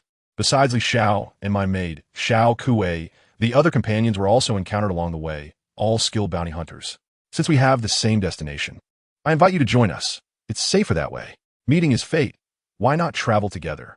Besides, if you two obtain something valuable from the shelter, it saves you the trouble of looking for buyers. No need to find buyers? Bai Ye felt a bit puzzled. Gao Bansheng smiled confidently, because I am the best buyer. Brother Bai, I'm not bragging. The price I offer is definitely the highest. Do you know why I'm called Bansheng? Bai Ye looked at him suspiciously. Could it be? You only do things halfway, always leaving them unfinished. So you're called Bansheng? Exactly, huh? Gao Bansheng was taken aback, almost laughing in anger. If it weren't for Li Yu's presence, he would have had a good argument about it. Brother Bai, you're joking. It's half a city, not half-finished products. The city controlled by the Jinfu Merchant Association is called Wangguanjing. When I was born, my father gave me half of Wangguanjing, hence the name Gao Bansheng. After saying that, he politely laughed. Damn it, the laughter of the rich. When Bai Ye heard that laughter, he knew Gao Bansheng wasn't lying. Only those worth over 100 million could laugh like that. Mr. Li, what do you think? Gao Bansheng asked. Li had already learned of Bai Ye's intentions and naturally would not refuse, so he nodded expressionlessly. Seeing Li Yu agree, everyone's faces lit up with joy. Who wouldn't want to have experts traveling with them? The group set off happily. With the addition of the magical hands of Li Yu and Bai Ye, everyone's demeanor noticeably relaxed compared to before. Many even took the opportunity to get closer to Li Yu. After all, in this wasteland, knowing a powerful person, even just exchanging a few words, was capital for bragging in taverns later, especially for bounty hunters like Double Gun Li Beitian. Bounty hunters were a loose organization making a living in the wasteland, solving various problems for employers who posted tasks, including assassination, hunting, and even acting as mercenaries for various factions. They live a life on the edge, spending their days either doing missions or hanging out in taverns. To maintain his strong persona, Li Yu remained cold and silent during the journey, occasionally exchanging a few quiet words with Bai Ye, fearing that talking too much would expose his lowly identity as a wasteland dweller. The others were not only unbothered by this, but seemed to grow even more enthusiastic, as if they believed that a strong person should act this way. This made the accompanying shadowy figure Li Xiao feel quite uncomfortable. Before Li Yu appeared, he was the only one who enjoyed such treatment. But with Li Yu's arrival, everything changed. Even Gao Bansheng began to call him by name. This made Li Xiao secretly vow, once I defeat Tyrant Yang Jie and rise to the top as the new 10 kings, you all won't be able to reach me. He didn't see trouble with Li Yu, partly because Li Yu was T8 10 king, winning wouldn't matter, and partly because he couldn't bring himself to do it, having just received help from Li Yu, even if it was a help he requested. Brother Yi, about that 10,000. At the back of the group, Li Yu moved his lips. 10,000? What 10,000? Where did that come from? Mr. Li, why are you talking nonsense? Bai Ye said with wide eyes. Brother Yi, I've already played along even though my hand is broken. You can't cut my wages even for a disabled person. Oof. You still have the face to say that? If it weren't for you being unable to read the room, I would have 1 billion in my hands now. It's a miracle I didn't make you pay me 1 billion. Just as Li was about to say something else, he saw Gao Banshing coming over and quickly shut up, pretending to be aloof. Little brother Bai, at such a young age, you've already contained a forbidden object. Your future is limitless. Gao Banshing's chubby face was full of smiles. He noticed that Li was indifferent to everyone, so he sought to get close to Bai Ye. Bai Ye forced a smile, still immersed in the sorrow of losing 1 billion. You can't compare to Boss Gao, who has a maid carrying him everywhere. With those little arms and legs of yours, don't break again. He glanced at the maid Xiao Kuei, who was carrying Gao Banshing. This petite girl had never said a word. She just silently carried Gao Banshang forward, her porcelain-like face exquisite like a doll. Bai Ye really wanted to ask, did you get caught by the fat guy while killing someone? Gao Banshang seemed not to have heard Bai Ye's mockery and chuckled. Little brother Bai, you misunderstood. Although I, Gao Banshang, have money, I never bully others. What about her? Bai Ye pointed at the maid Xiao Kuei. Gao Banshang smiled slightly. Oh, she's not human. Hiss. Bai Ye gasped, his eyes widening involuntarily, as if he was seeing the chubby man in front of him for the first time. Only you could say that. That's something a capitalist would say. He thought his standards were low enough, but he didn't expect to meet Gao Banshang today. Truly a case of a mountain is higher than another mountain. Little brother Bai, look. Gao Banshing's chubby hand reached towards Xiao Kuei's collar and then pulled it down. What the hell? Is this something I can see without spending money? Right away, looking at the undergarment, Bai Ye quickly widened his eyes and stared intensely. But then he was stunned. A flash of silvery metallic cold light nearly blinded him. Ah, my eyes. I think I'm getting styes. The shimmering metallic shell was exposed to the air, with intricate threads and circular patterns layered upon one another. Those tiny grooves sparkled with ripples of light as Xiao Kuei moved, as if liquid mercury flowed beneath her skin. This metallic wind undergarment is quite unique. Gao Banshang was taken aback. What the hell is metallic wind? Are you out of your mind? Chapter 45. Qi and Blood Martial Arts. Little Bai, you're joking. This isn't underwear. It's Xiao Kuei's body structure. As you can see, Xiao Kuei is indeed not human, but a robot, a relic from before the Great Cataclysm, found by someone in a shelter and later purchased by me. Bai Ye was secretly astonished. A robot? Such an advanced robot? He felt increasingly disturbed by the deformity of this world. Clearly, many people couldn't even afford food. Yet the wealthy had access to biorobotics. By the way, little Bai, I see your physical condition is quite good, and there are no signs of gene serum injections. Have you practiced Qi and blood martial arts? Or are you an extraordinary being? Gao Banshang noticed that Bai Ye could easily keep pace with the others, his expression unchanged, and his physical condition clearly surpassed that of ordinary people, which is why he asked, Qi and blood martial arts? Bai Ye was not unfamiliar with this term. His friendly exchanges with the officers had provided him with a lot of knowledge, including Qi and blood martial arts. It sounded mysterious, but was actually quite ordinary. In simple terms, it involved exercising the body in conjunction with breathing techniques. After the Great Cataclysm, the survivors underwent a certain degree of mutation. Although they appeared like normal people on the outside, they possessed something called Qi and blood inside them, a form of biological energy. Research indicated that people before the Great Cataclysm also had Qi and blood energy, but it was hidden within their bodies and not revealed. The mutations from the Cataclysm merely activated it. After years of development, people continually researched and utilized Qi and blood, ultimately forming the Qi and blood martial arts. It is not a martial arts manual from a wuxia novel. It simply involves mobilizing the Qi and blood within the body through specific breathing frequencies, thereby exercising and continuously enhancing the Qi and blood to obtain physical qualities far beyond those of ordinary people. It's even possible to achieve this without using breathing techniques. As long as nutrition is sufficient and exercise is maintained, the Qi and blood will continue to grow stronger, making the body more robust. Breathing techniques only enhance efficiency. Qi and blood martial arts are also known as civilian martial arts. Anyone can practice them, just like anyone can work out. However, achieving significant results requires a lot of effort, and in the end, it's not as powerful as a single injection for gene modifiers. A saying popular on the wasteland goes, the poor rely on hard work, Qi and blood martial arts, while the rich rely on technology, gene modification, mechanical alteration. As for extraordinary beings, it doesn't depend on wealth, only on talent and luck. Bai Ye thought for a moment and replied, Qi and blood martial arts. He was not an extraordinary being, nor had he undergone injections or mechanical modifications. He merely plundered some Qi and blood using forbidden items, which strictly speaking fell within the realm of Qi and blood martial arts. Little Bai is indeed a hero at a young age. Only those with great perseverance can achieve success in Qi and blood martial arts. It's clear that Little Bai has high aspirations. Gao Banqing's emotionally intelligent remarks made Bai Ye take a second glance. Can this really be flattery? Is he genuinely praising? Who doesn't know that Qi and blood martial arts are typically chosen by those who are at their wits' end? Most people practice Qi and blood martial arts their entire lives, and in the end, they might not be as strong as a single injection for gene modifiers. As the group chatted on, they moved forward, and amidst the dangers of the Black Mountain, it oddly felt like a spring outing. Bai Ye, mingling in the middle of the group, increasingly felt his wisdom. They had already covered half the distance, expecting to reach the vicinity of Shelter 189 by tomorrow. The reason for their swift progress was truly thanks to Gao Banqing and Li Xiao. Gao Banqing had spent a lot of money to acquire the Black Mountain map, saving them a great deal of detours.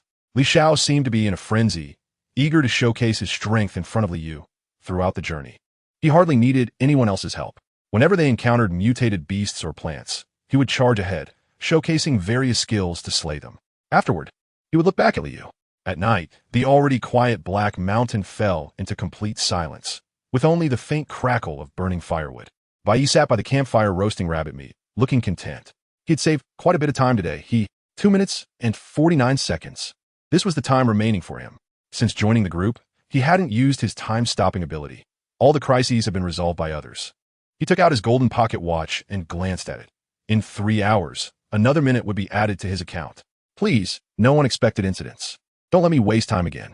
Let us get through tonight safely. Bai Ye prayed while eating rabbit meat, and then, nothing happened. The next morning, the group set out again. Along the way, Bai Ye felt a bit dazed. They really hadn't encountered any danger? The mountain forest at night was the most dangerous, and not encountering any threats made him feel somewhat unreal, even doubting if he had been poisoned by the rabbit meat and was hallucinating. Before arriving at the Black Mountain, they had faced 3 waves of mutated beasts in a single day. During his casual conversation with Gao Banqing, Bai Ye's doubts were resolved. Chapter 46, What is the Panga Project? Just a fantasy before death after the army of Dawn City discovered Shelter 189. They repeatedly sent troops to eliminate threats in Black Mountain. The mutated beasts here have either died or fled, significantly reducing the level of threat. Otherwise, I wouldn't dare come here. Bai Ye nodded. That makes sense. The previous attacks by mutated beasts on Grey Soil Town were ultimately the fault of Dawn City. But why haven't we seen the army from Dawn City on this journey? Gao Banqing laughed and said, because most of the army has been withdrawn. Withdrawn? Mobilizing troops is not a simple matter. Just the food supply issue is enough to cause headaches. Moreover, the dangers in Black Mountain are not limited to the visible mutated beasts, but also include poisonous insects, toxic miasma, and other unseen threats that are the most deadly. Although Dawn City is powerful, it is impossible to inject gene serum into all soldiers. After all, trained soldiers are still just ordinary people. They can drive away mutated beasts with guns and ammunition, but it's difficult for them to survive for long in Black Mountain. I heard that Dawn City has been unable to open the door to Shelter 189 for a long time, and the commotion caused has led to leaks of information, attracting various factions, even some extraordinary organizations, bounty hunters, and so on, all eager to get a piece of the pie in the shelter. Dawn City, backed by the Apocalypse Technology Company, although strong, cannot offend everyone at once, so they do not seal off Black Mountain, leaving only a group of elite fighters to wait for an opportunity. Speaking of this, a hint of sarcasm appeared on Gao Banqing's face. In my view, it is clear that the Apocalypse Company knows it cannot open the door to the shelter, so they let capable individuals from all over Northman come here, using other strength to open the shelter. Once the door opens, it will be the moment for the Apocalypse Company to show its fangs. After all, Black Mountain is within the sphere of influence of the Apocalypse Company, unless the major factions tear their faces and truly start a full-scale war. Who can take this piece of land from them? Bai Ye's eyes flickered. He didn't expect this wealthy fat man to have some intelligence. This is indeed the plan of the Apocalypse Company. He had already learned it from Mr. Ng. Initially, Mr. Ng said that only the tyrant Yang Jie could open Shelter 189, and then he would snipe Yang Jie after the door opens. Since you know the Apocalypse Company's intentions, why are you still wading through this muddy water? Gao Banqing chuckled, his face jiggling with the bumps on Xiao Kuei's back. The Apocalypse Company's goal is the Panga Project. As for the other things in the shelter, they won't care too much. With all the factions sending people to Black Mountain, do they really want to kill everyone for some minor items? In other words, as long as they don't try to seize the Panga project, they won't have direct conflicts with the Apocalypse Company. You seem to be very open-minded, able to resist the temptation of the Panga project? What nonsense Panga project? In my opinion, it's all rumors. Little Bai, do you know how many times the Panga project has appeared? Bai Ye was taken aback. How many times? Gao Bansheng extended 5 chubby fingers. 5 times? What the hell? Bai Ye's heart sank instantly. If there is no Panga USB in Black Mountain, then my time has been wasted. 5 times, this thing is just a big pit. Shelter 112, Shelter 134, Shelter 181. And 2 others I can't remember. In any case, every time these shelters appeared, it was said that they contained the Panga project. But in the end, it was all nonsense. In my opinion, there is no such thing as the Panga project in this world. It is merely a fantasy of people from the civilized era before they died. If the rumors are true that the Pangu project possesses the power to create and destroy, how could the civilized era have perished? Another part of Bai Ye's heart also turned cold. He even felt that Gao Bansheng was right. In the age of civilization's collapse, decision-makers might indeed weave a lie called hope to preserve the ember of humanity. Wait, even if the Panga project is fake, the Panga USB should be real, right? The people of the civilized era could not possibly not preserve that precious knowledge. Phew, there is still a glimmer of hope. Someone ahead, Li Beitian, who was leading the way, suddenly lowered his body and signaled everyone to be quiet. Someone? Bai Ye followed the others closer. It wasn't surprising to encounter people in Black Mountain, as they were getting closer to Shelter 189, and there would definitely be more and more people. 2 groups were in a standoff. Li Beitian whispered. This experienced bounty hunter pulled out a tactical binocular from somewhere and began to observe quietly. One group had 8 people, dressed uniformly, likely belonging to the same bounty hunter team. The other group was just one person, a young man with 4 swords strapped to his back. Let me see. Bai Ye reached for the binoculars. The others were curious, but had to let Bai Ye go first due to Li Yu's presence. With the aid of the binoculars, Bai Ye quickly spotted the 2 groups Li Beitian mentioned. The young man with 4 swords was holding a ginseng that was still covered in fresh soil, likely just dug out. The other group of 8 was pointing guns at the young man, and it seemed they were arguing about something. Bai Ye read their lips and got the gist. It looked like they were fighting over the ginseng. Little Bai, let me see too, Gao Bansheng said eagerly, like a bystander eager to join in. Bai Ye handed the binoculars to him and said to everyone, they must have discovered a ginseng in Black Mountain and are having a dispute over it. At this moment, Gao Bansheng exclaimed, I know that young man with 4 swords. He is the sword bearer, Xiao Yi. Li Xiong narrowed his eyes, a dangerous cold light flashing in them. The extraordinary being with a bounty of 85 million from the East Continent Federation. The sword bearer, Xiao Yi. Gao Bansheng nodded, looking somewhat excited. No one knew what he was excited about. He handed the binoculars to Li Xiong and said, that's him. 85 million. Li Yu, who had been pretending to be an expert, almost couldn't hold it together upon hearing this astronomical figure. If it weren't for Bai Ye's light cough as a reminder, his facade would have collapsed. Bai Ye was not unfamiliar with the East Continent Federation mentioned by Gao Bansheng.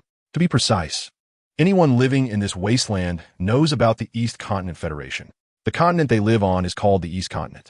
The East Continent Federation is the highest governing body of the East Continent, established by various factions to maintain balance.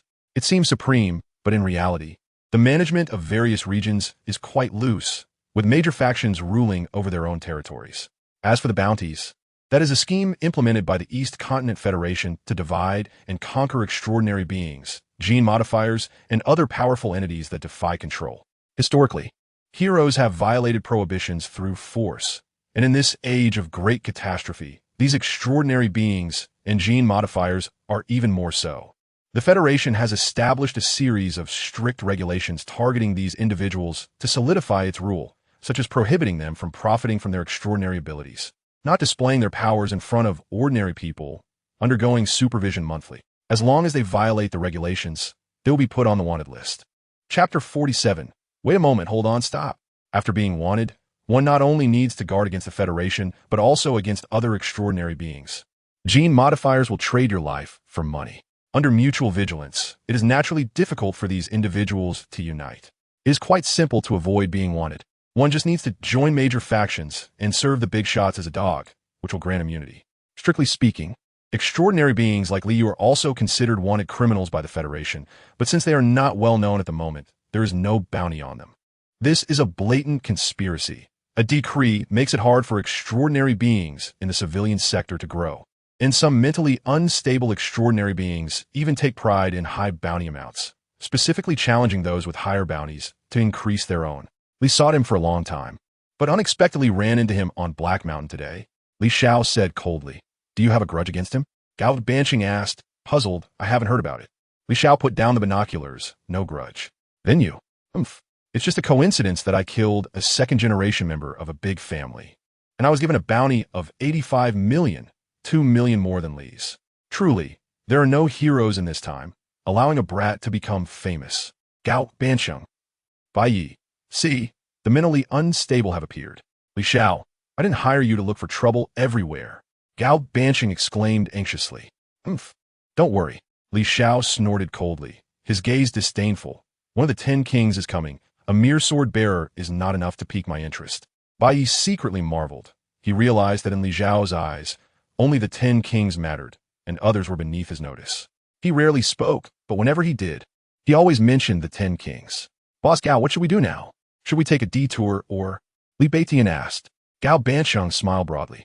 "I am kind-hearted and cannot bear to see bloodshed, so I will naturally stop this conflict." In the deep forest, the sword-bearer, Xiao Yi, wearing a blue ancient-style robe, faced the 8 armed men calmly. "Gentlemen, I discovered this century-old ginseng first, so I ask you to part with it." "Just because you say you discovered it first means it's yours?" A burly man with a shotgun sneered, his one eye metallic prosthetic gleaming with cold red light. "Kid, as long as you hand over the ginseng, we won't lay a hand on you." Black Panther did not directly seize it, unlike Gao Bansheng, who had seen much. He could not gauge Xiao Yi's background. He only knew that someone who could come alone to Black Mountain was certainly no ordinary person. If it were any other time, he would never provoke such a person. But greed is powerful. That century-old ginseng was not ordinary medicine, but an alienated material that could enhance vitality and strengthen the body, making it a rare commodity in the black market, worth a lot. Faced with such obvious benefits, and with their numbers and strengths, they naturally felt emboldened to take risks. "Sigh, then let's just fight." Xiao Yi supported his forehead, looking quite helpless. A fierce look flashed in Black Panther's eyes. The few exchanged glances, all chambered their bullets, and were about to open fire when suddenly, Xiao Yi shouted, "Wait." "Hee, now you know fear." Black Panther had just laughed when his expression suddenly changed. Clang! A crisp sound of a sword echoed as a cold light shot out from behind Xiao Yi. A sword forged in ancient style, flying toward Black Panther like a white ribbon. Everyone was stunned by this sudden turn of events, as the sword seemed to be on autopilot, reaching Black Panther in the blink of an eye. Swish! The shotgun in Black Panther's hand split in two, falling to the ground with a dull thud. Xiao Yi smiled and waved his hand, and the sword flew back into its sheath behind him. Looking at the stunned group, he smiled. "Do you still want to fight?" Black Panther's expression changed repeatedly. "Despicable. You just said wait, yet you sneak attacked. This is truly the behavior of a villain." "Not at all." Xiao Yi shook his head with a smile. "What I just said was wait, not what you understood. Rather, my sword is named Wait." "Are you?" Black Panther was furious, feeling mocked. His muscular body suddenly tensed, muscles bulging as a layer of fine black fur began to sprout uncontrollably. He dropped to all fours, his back arched high, like a leopard poised to pounce. At this critical moment, Bai Ye and the others appeared on the scene. Gao Bansheng jumped off Xiao Kuei and shouted, "Stop!" Black Panther's eyes flashed with wariness and dread at the sudden appearance of so many people, halting his attack. Xiao Yi looked over as well, and nodded with a smile at Gao Bansheng and the others. Clang!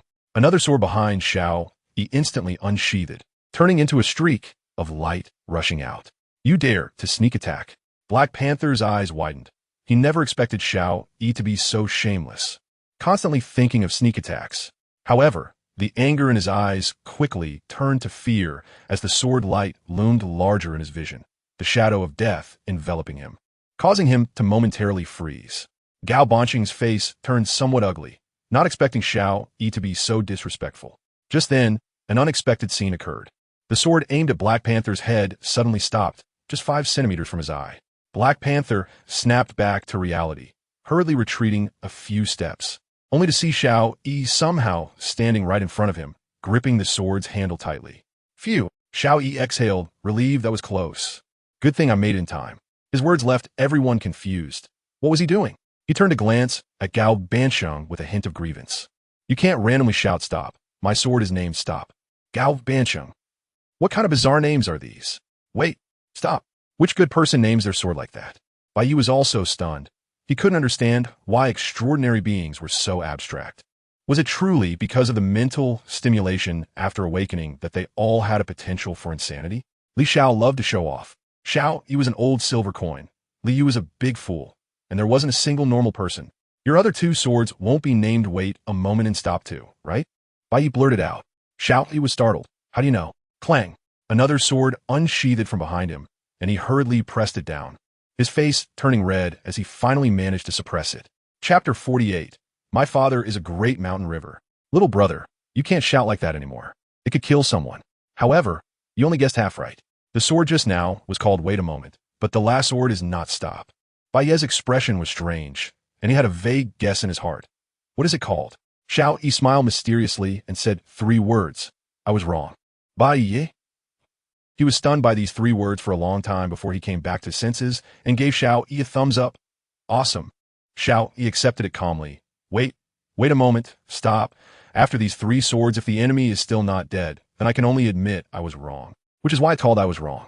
How long are you going to chat?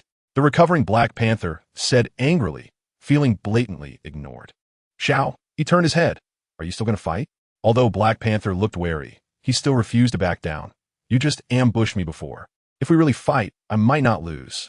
I'm a gene modifier who has injected 3 doses of serum. Oh, Xiao, he feigned surprise. So you're a 3-dose strongman, hiss. I'll kill you. Everyone, please. Calm down, give me some face. Let's just let this matter go. We're all here for wealth in Black Mountain. There's no need to fight here. Gao Bancheng stepped forward, adopting a peacemaker's stance. Black Panther's expression was unfriendly. Give you face? Who do you think you are? Gao Bancheng was not angry. Instead, he smiled and said, I am Gao Bancheng. Gao Bancheng? Never heard of him. My father is Gao Shana. What? The president of the Jinfu Chamber of Commerce, the wealthiest man in Baima.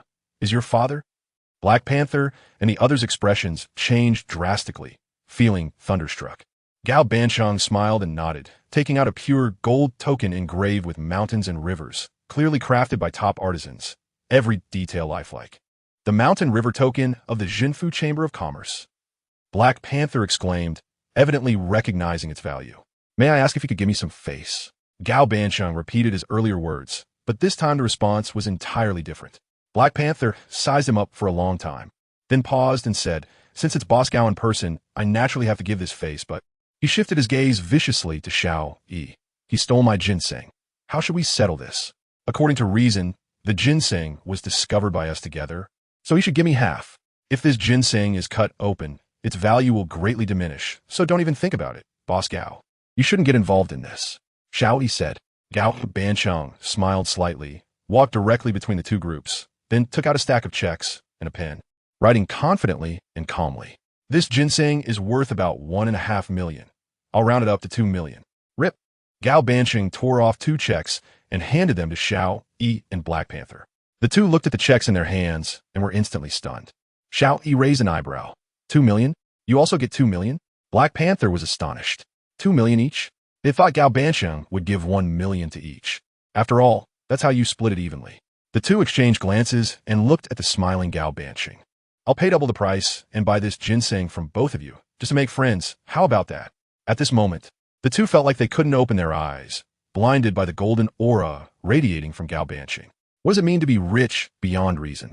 They had truly seen it. It turns out wealthy people consider paying double as splitting evenly. No wonder he is President Gao's son. He is indeed generous. I, Xiao Yi, have decided to be friend with you. Me too. Black Panther hastily echoed. After receiving the mutated ginseng, Gao Bancheng turned to Li Yu and said gratefully, previously, I was saved by Mr. Li. I know you don't like mundane things like money, so I specially bought this century-old mutated ginseng for you.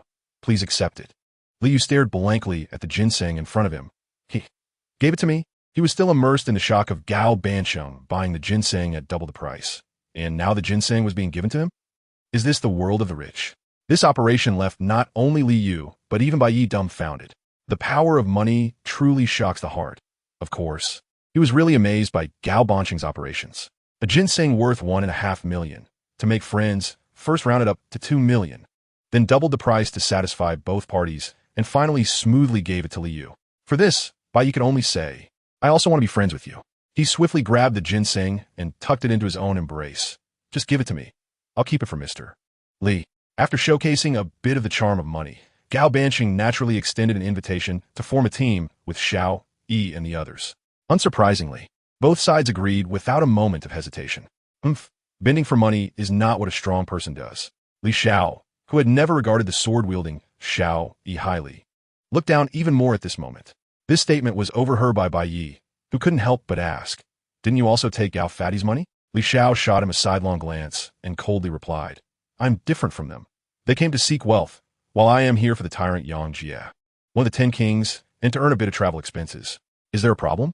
To this, Bai Ye only replied with one word, 6. "I'm really unnecessary to talk to you. You just can't stop mentioning the 10 kings, and your double standards are truly something." He realized that Li Xiao and Gao Banqing were indeed a natural pair. One immediately mentioned his father Gao Shana, while the other immediately brought up the 10 kings. Otherwise, how could these two have come together? With the addition of Xiao, Yi, and the others, Bai Ye felt increasingly relaxed. Sometimes, to boost his energy, he had to rush to use Breath of the Undead, or else there wouldn't be enough mutated beasts to go around.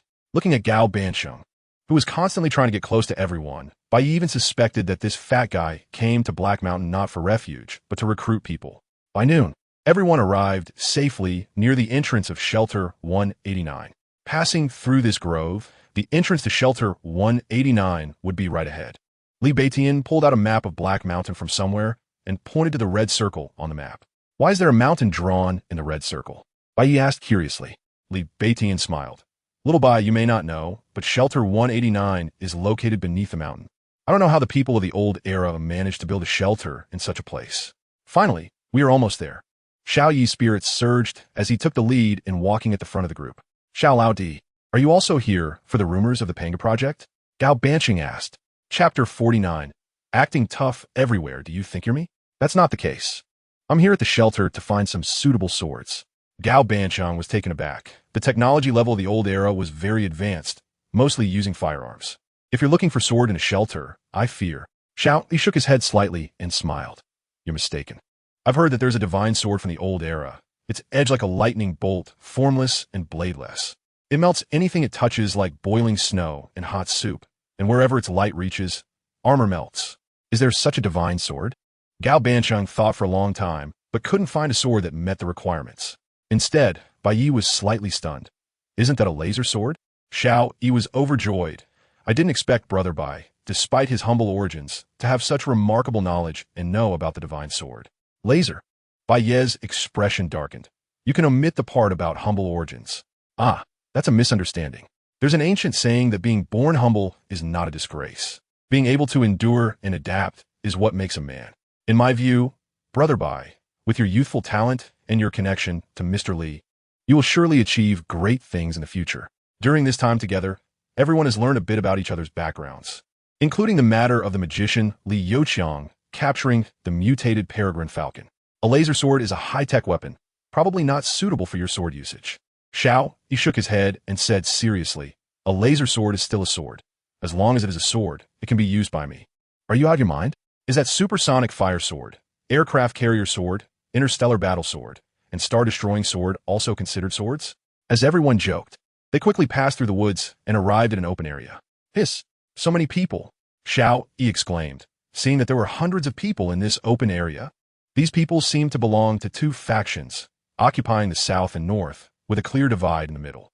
The people in the south were all dressed in standard uniforms, with the emblem of the Eye of Apocalypse on their chests, clearly members of the Apocalypse Technology Company.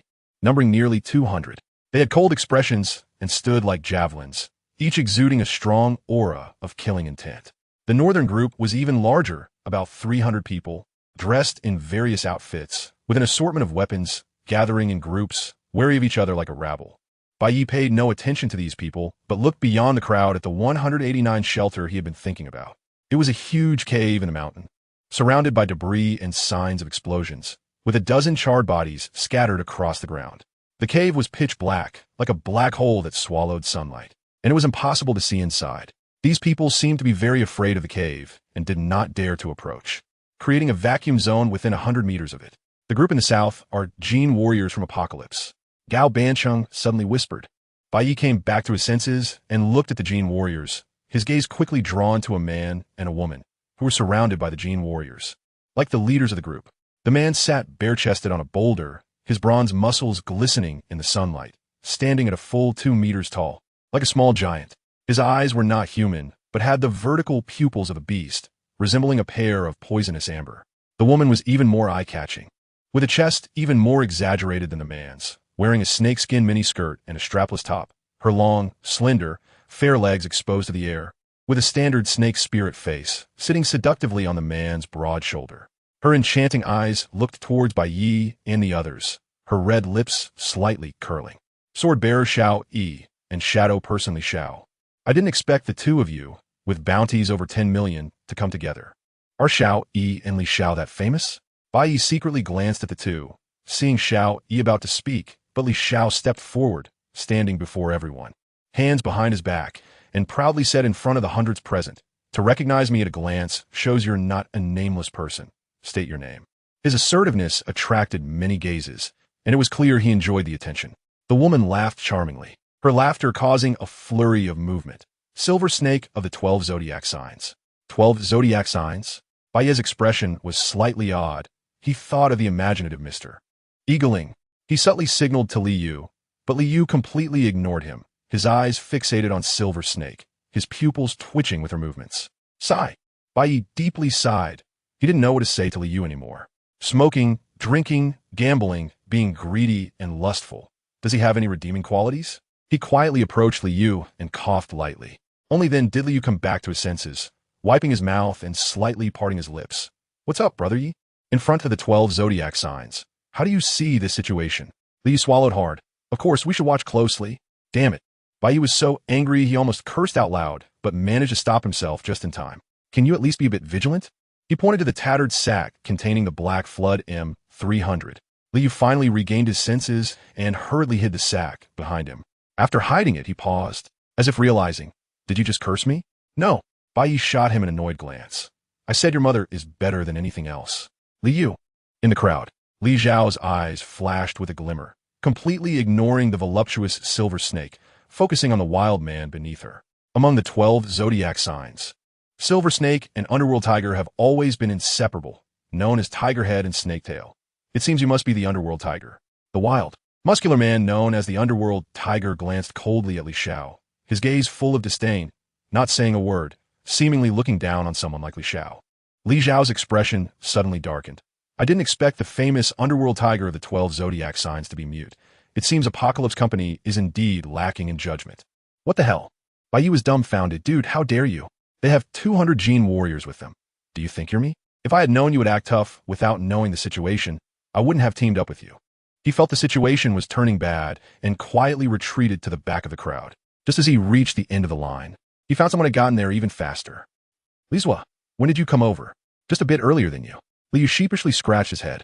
On the other side, the Underworld Tiger had already stood up from the boulder, his blood surging, exuding a terrifying pressure like a ferocious tiger. The aura of a top predator. Shadow Person Li Xiao, do you want to die? Chapter 50. Gathering of Strong. Once the shadow beneath Li Zhao's feet stood silently, sneering. Just because of you? The atmosphere in the arena suddenly grew tense, with many people showing expressions of anticipation for the unfolding drama. Gao Bansheng, sweating in anxiety, hurriedly stepped forward. Wait, Mr. Minghu, my father. Clang. Before he could finish his sentence, he was interrupted by the crisp sound of a sword.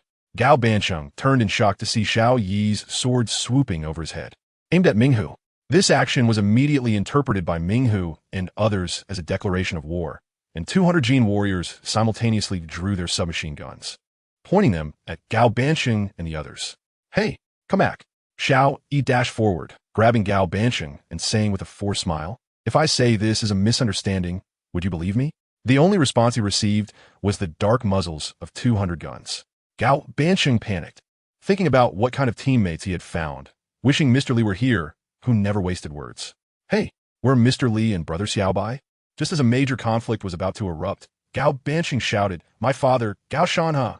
A force named Father's Authority suddenly spread out, silencing the crowd. A flicker of surprise passed through Minghu's eyes as he raised a hand to stop his men from firing. "Who are you, sir?" Gao Bansheng gasped, I am Gao Bansheng, the son of the president of the Jinfu Chamber of Commerce. While speaking, he fumbled to take out the Shana order. Mr. Minghu, this is just a small misunderstanding. My friends have no intention of being enemies with the Tianqi Company, so please give me some face. Minghu glanced at the Shanha order, his expression softening. So you're the son of President Gao. The company has many collaborations with your Chamber of Commerce. Naturally, we should give you face. Put the guns away. He then returned to sit on the boulder, no longer speaking, as if waiting for something. However, Li Xiao was dissatisfied and wanted to continue provoking, which frightened Gao Bansheng into quickly stopping him, whispering, Li Xiao, don't forget your purpose for coming to Heishan. Before killing the 10 kings. I don't mind teaching a lesson to this small fry. Gao Bansheng wished he could slap Li Xiao. If the 12 zodiac were small fries, then there would be no strong ones left in the world. He thought quickly and came up with a plan. Then Minghu isn't even one of the 10 kings. If you make a move against him, wouldn't that be losing your identity for nothing? Upon hearing this, Li Xiao's expression softened slightly, but he still coldly replied, You do have a point. Very well, I will let him go today. Phew. Gao Bansheng breathed a sigh of relief and hurriedly urged the people behind him. Let's go to the north. The north was gathering no less than 300 people, more than Tianqi Company, but their discipline was loose, scattered into numerous small groups. These people wore various outfits and had a wide range of weapon types, including bounty hunters, extraordinary organizations, and individuals from various other forces. Tianqi Company, fighting on home turf, naturally had the advantage in numbers and equipment, so these individuals from various forces temporarily united to prevent Tianqi Company from monopolizing the 189 shelter. Bai Ye mingled in the crowd, quietly observing these people. A few individuals gathered together to form a small circle, while others had dozens of people, and some were even alone. For instance, the night girl from the silent court. Seeing her for the second time, Bai Ye was not surprised. She was clearly here for the 189 shelter, but due to organizational principles or personal intentions, the night girl had come to save the wasteland towns around Heishan. The night girl leaned against the mountainside, seemingly to prevent someone from sneaking up behind her. Her long black hair swayed in the wind, and the slender silver cross sword was held in her arms. She still wore the same outfit, with her entire appearance consisting only of black and silver. There was an empty space of 2 meters around her, as if people knew she was not to be trifled with, and no one dared to approach. At this moment, the night girl seemed to sense something, her light brown eyes cast towards Bai Ye.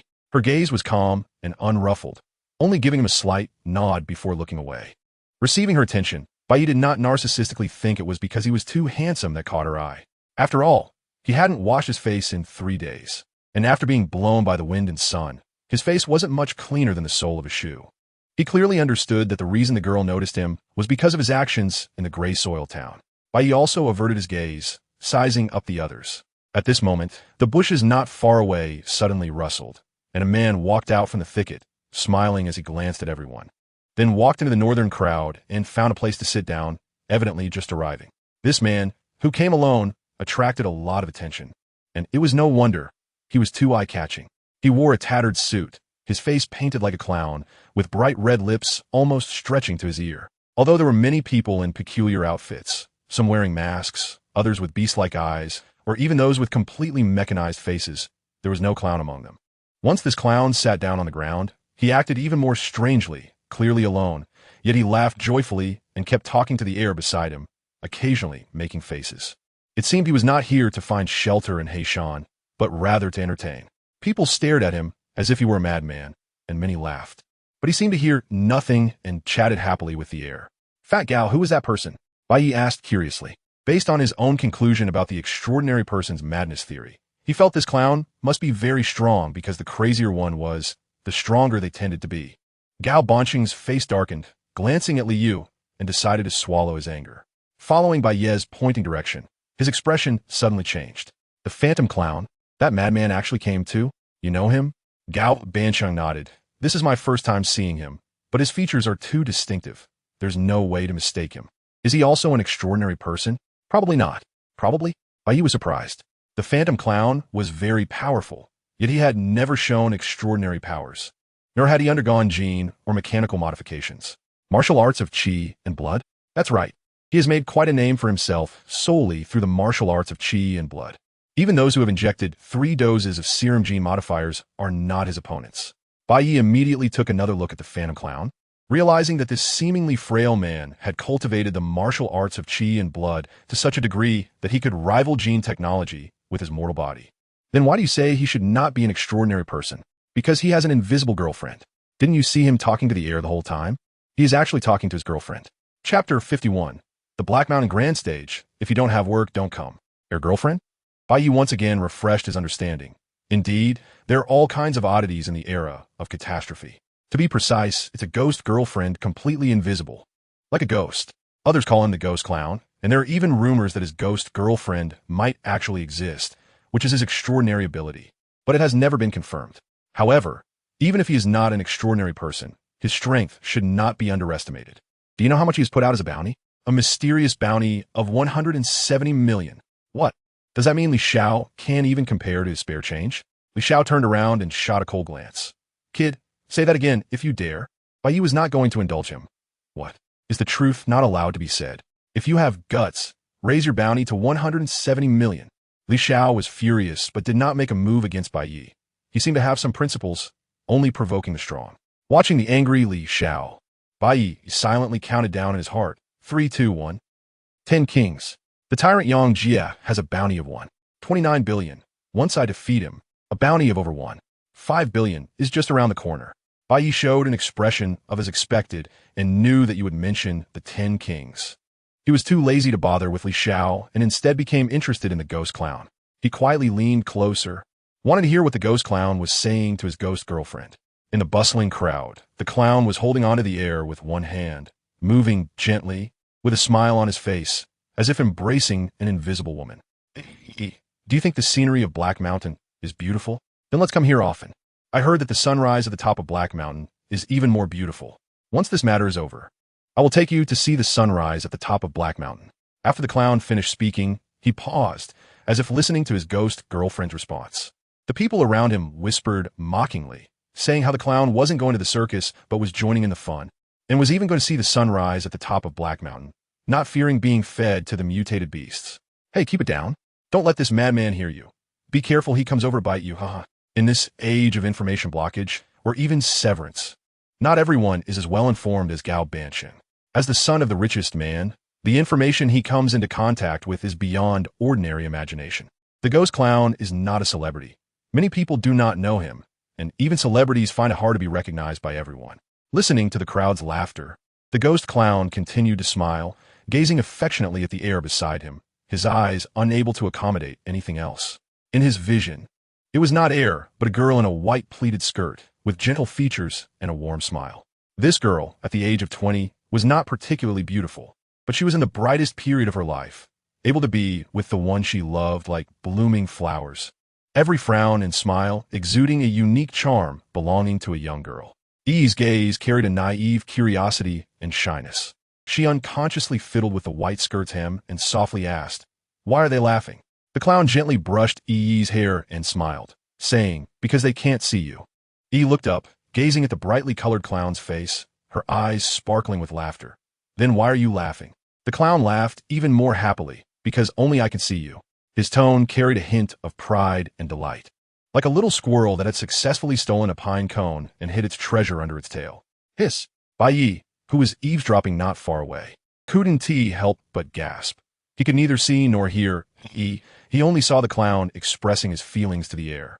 The sincere love in his words intertwined with the strangeness of addressing the air, making Bai Ye's scalp tingle. He hurriedly distanced himself from the ghost clown and returned to the group, just in time to see Gao Bansheng chatting with someone else, both of them looking quite friendly. "Brother Bao, why are so many of you waiting at the cave entrance? Why don't you go in?" The man named Brother Bao whispered, "Boss Gao, only you would ask me that. If it were anyone else, I wouldn't even give them a glance.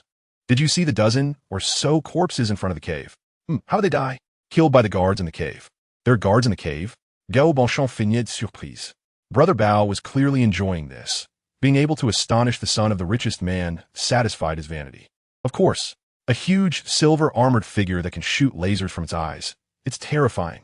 With so many of us, can't we deal with a single robot?" "Boss Gao, don't underestimate this robot. It's a war weapon from the old era.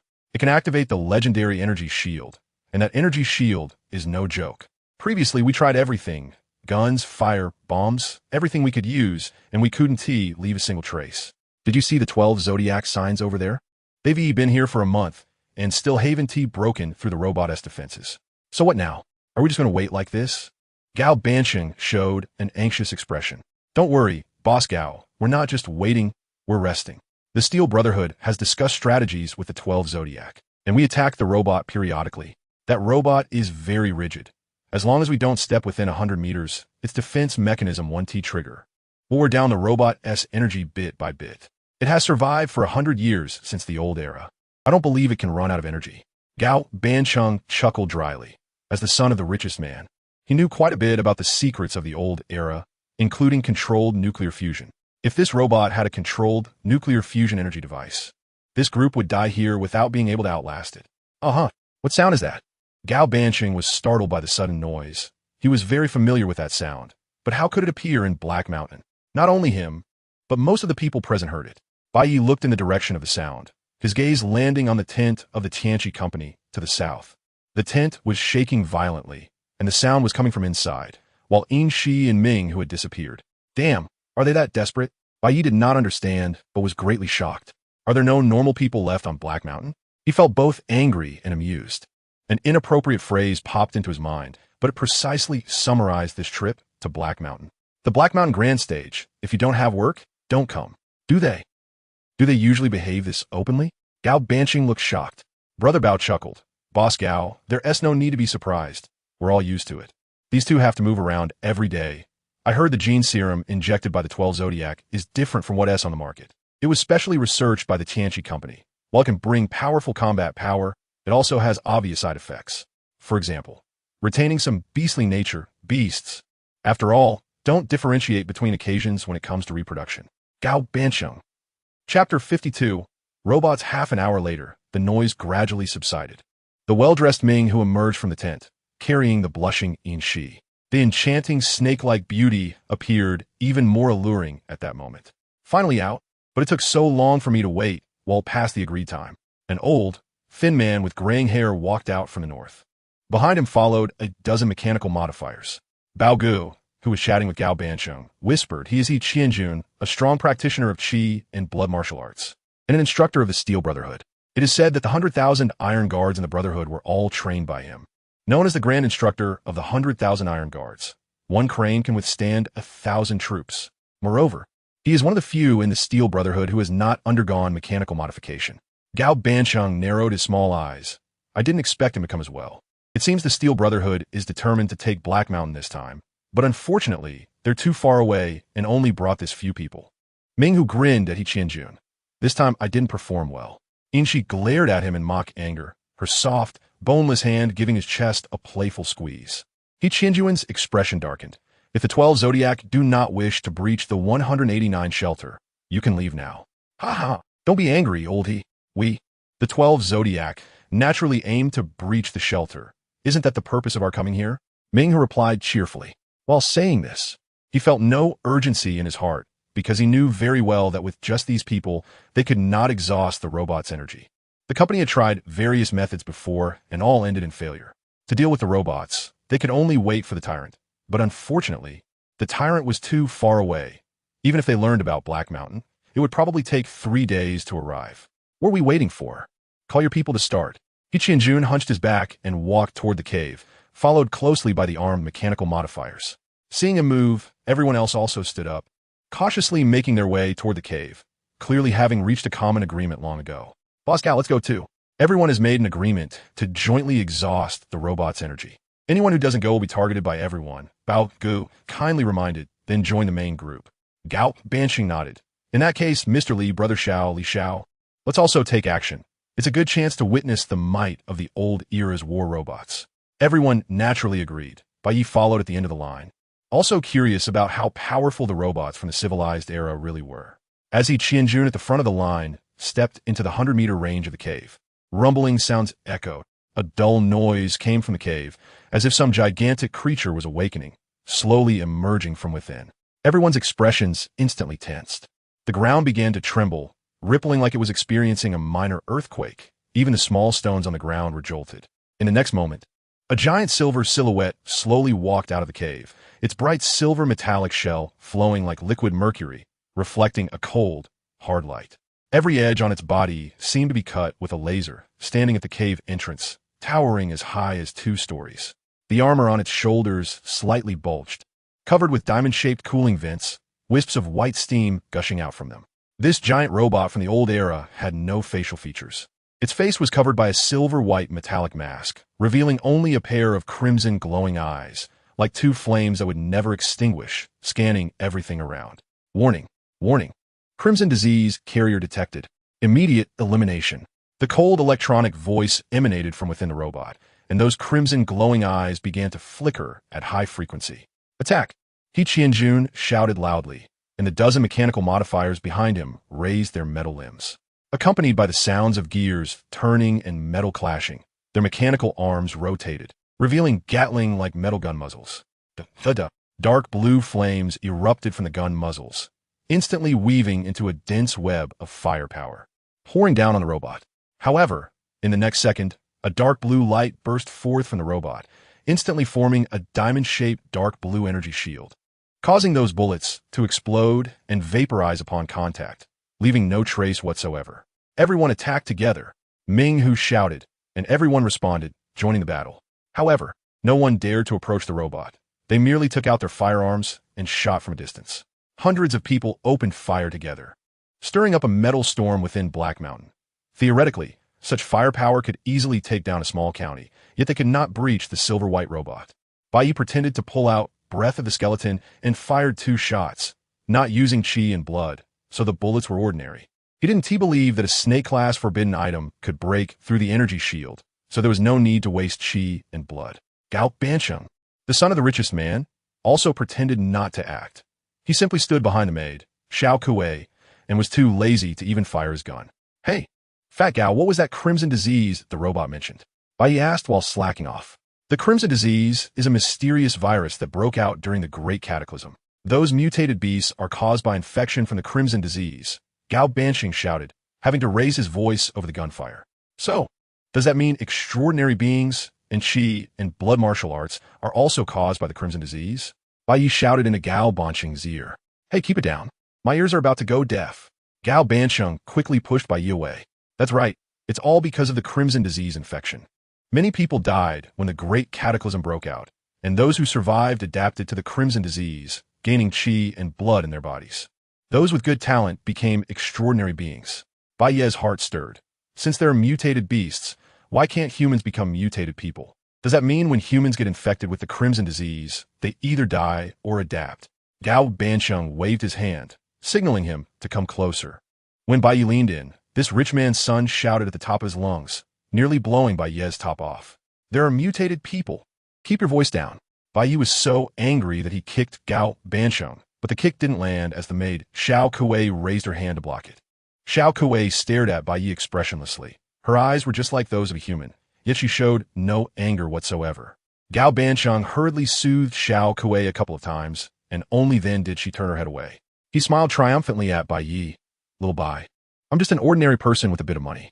Since I dared to come to Black Mountain, I naturally have my support, so you better not casually lay hands on me. I'm afraid Xiao Kuei might misunderstand. Bai Ye. Chapter 53, Mr. Ing is still too weak, Gao Bansheng continued. Many years ago, there were indeed mutated humans, but they were long since exterminated by humans. In fact, mutated humans are very weak. They can only scare ordinary people. You must understand that the strength of humanity relies on intelligence, not physicality. Mutated humans lack brains and only possess a savage physique. How can they withstand firearms? They can't even compare to mutated beasts. Bai Ye was momentarily taken aback. It seemed he had watched too many zombie movies in his past life, where zombie crisis nearly led to human extinction. Looking back now, it seemed a bit unrealistic. Did he really think that humanity's firearms were just decorations? Do you know the origin of the Crimson Plague? And how the Great Cataclysm was formed? Gao Bansheng rolled his eyes. If I knew everything, will my father still be the president of the Jinfu Chamber of Commerce? Bai Ye fell silent for a moment. That makes sense. As the two conversed, the battle had reached a fever pitch. Perhaps due to the depletion of ammunition, the likes of Ming Hu, Yin Shi, and He Qianjun had engaged in hand-to-hand combat with the robots. Not just them, but other famous strong fighters also stepped forward, such as Li Xiao, Xiao Yi, the Phantom Clown, and the Night Girl from the Silent Court. The robots were not as agile as they were, but unfortunately, their energy shields were too thick. And this technology, far beyond the current era, still posed a dimensionality reduction strike against these extraordinary beings. Perhaps in people's minds, those with extraordinary abilities were mysterious and powerful. But in reality, extraordinary beings were also mere mortals, carbon-based life forms. No matter if you could breathe fire, spit water, manipulate shadows, or wield a sword, if you couldn't withstand a nuclear bomb with your body, you still had to kneel before technology. However, this battle still allowed Bai Ye to witness the terrifying strength of top-tier fighters. Ming, who roared and threw a punch, creating a piercing sound wave as the air tore apart.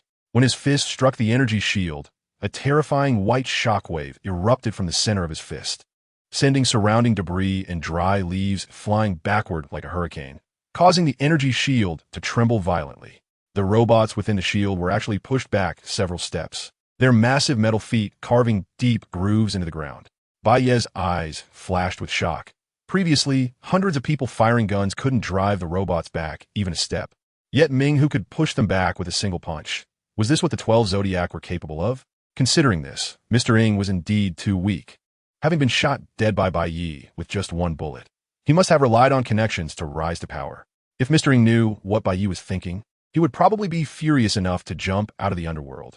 He wasn't even a combat-type member of the 12 Zodiac. He was a sniper. As Ming, who made his move, the others were not idle, attacking the robots from different angles. However, apart from He Qianjun, no one could match the terrifying might of Ming Hu. There were still differences among the strong. Ming Hu was undoubtedly among the top tier, which explained why the leaders of both groups were Ming Hu and He Qianjun. Be careful, He Qianjun suddenly shouted. He hunched down, and swish. A red laser pierced through the air above his head, the intense heat causing the air to emit white smoke. Although he perfectly dodged the laser shot by the robot, he couldn't escape the heat. The terrifying heat caused his already sparse hair to curl and char instantly, making it even sparser. The three mechanical modifiers behind him were not so lucky. Despite seeing the laser coming, they lacked He Qianjun's agility. Caught off guard, they were cut in half by the laser, their mechanical armor tearing like paper. Left with only half of their bodies, they did not die immediately, but screamed in agony, blood gushing out like a fountain and forming pools on the ground. Such a horrific scene left more and more people trembling in fear, hastily distancing themselves from the robots, until only He Qianjun and the 12 Zodiac were still fighting. They seemed to handle things with ease. Even if they couldn't break the energy shield, the robots couldn't harm them. Bai Ye watched for a while and soon found it boring. Although he was initially surprised by their strength over time, it became easy to experience aesthetic fatigue, as real combat lacked visual appeal. What remained were the simplest, most direct, and effective killing moves. In short, He Qianjun and the others easily dodged the lasers, then seized the opportunity to attack the robots, dodging again, attacking again, gradually wearing them down. However, one thing did catch his attention. While the energy shield could extinguish bullets, the punches from He Qianjun and the others landed on it without any damage. What was going on? He observed closely for a moment and finally found the answer. He noticed that when He Qianjun and the others attacked the robots, a faint red light emerged from their bodies, wrapping around their fists and negating the damage from the energy shield, which was why they remained unharmed. Was this Qi in blood? Bai Ye looked down at his hands, clenched his fists, but no matter how hard he tried, he couldn't produce any red light on his fists. Was it because I have too little Qi in blood? Or because I haven't practiced the martial arts of Qi in blood and don't know the techniques to protect my body with it? He realized he still knew too little about the extraordinary world and was unaware of many foundational concepts. After the Black Mountain incident, he needed to catch up on related knowledge. Why don't they take the opportunity to enter the cave? Gao Bancheng, who was watching from the side, noticed a blind spot and asked the retreating Bao Ge. That's because there's a huge alloy door inside the cave that can't be opened in a short time. If they rashly enter such a closed space and get blocked by the robots, there wouldn't be much space to dodge the lasers, and it would be a certain death. Bao Ge et lai, panting he vi li. An hour later, He Qianjun lightly tapped the energy shield on the robot's head with his toes and then performed a backflip, tracing a long arc in the air before landing steadily over 100 meters away from the cave. The others, as if they had agreed, also retreated in unison. The robots seemed to have a sensing range of only 100 meters. Once everyone retreated, it stood there for a long time, its crimson eyes flickering, and finally turned to plunge into the darkness of the cave, returning to silence. Damn, this shell is still as hard as ever. Bring me some wine. Ming, who returned to the camp, took the drinks handed to him by his subordinates and began drinking with the alluring Inshi. Several bottles of wine lay scattered at his feet, clearly indicating that this wasn't the first time he had drunk. After all, they had been stationed at Black Mountain for a month, where not a single bird would shit. There were no entertainment activities. Drinking after battling robots had almost become a routine. Such behavior made the bounty hunters watching swallow hard. They had been in Black Mountain for several days, and their food had long been exhausted. They could only rely on hunting in Black Mountain to fill their stomachs each day, let alone having any wine. But the 12 Zodiac were different. They were backed by Dawn City and had many people, with genetic warriors delivering food and drinks periodically. So they could only watch Ming, who drinking and eating meat with beautiful women, thoroughly enjoying themselves. Chapter 54. Dark Tiger, you have the path to death. Seeing this scene, Xiao, Yi, and the others felt envious, especially Li Beitian, Black Panther, and the other bounty hunters who were used to hanging out in taverns every day but had not had a drop of alcohol since arriving at Black Mountain.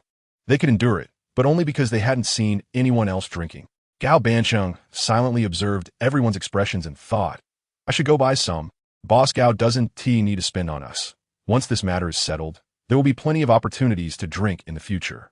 Xiao Yi clearly had a craving for alcohol. Although he said this, his gaze kept drifting towards Dark Tiger.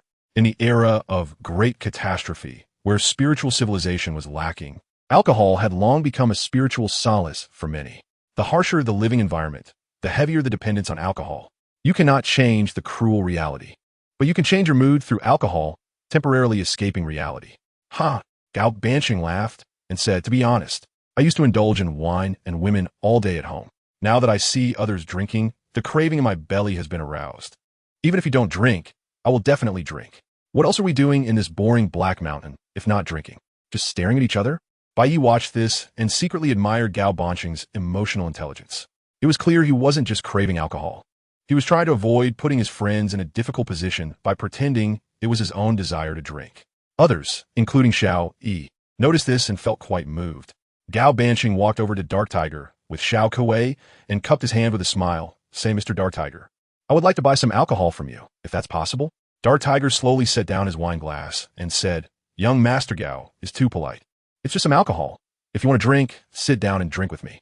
No need to spend money. Gao Bansheng shook his head. Money is naturally to be given.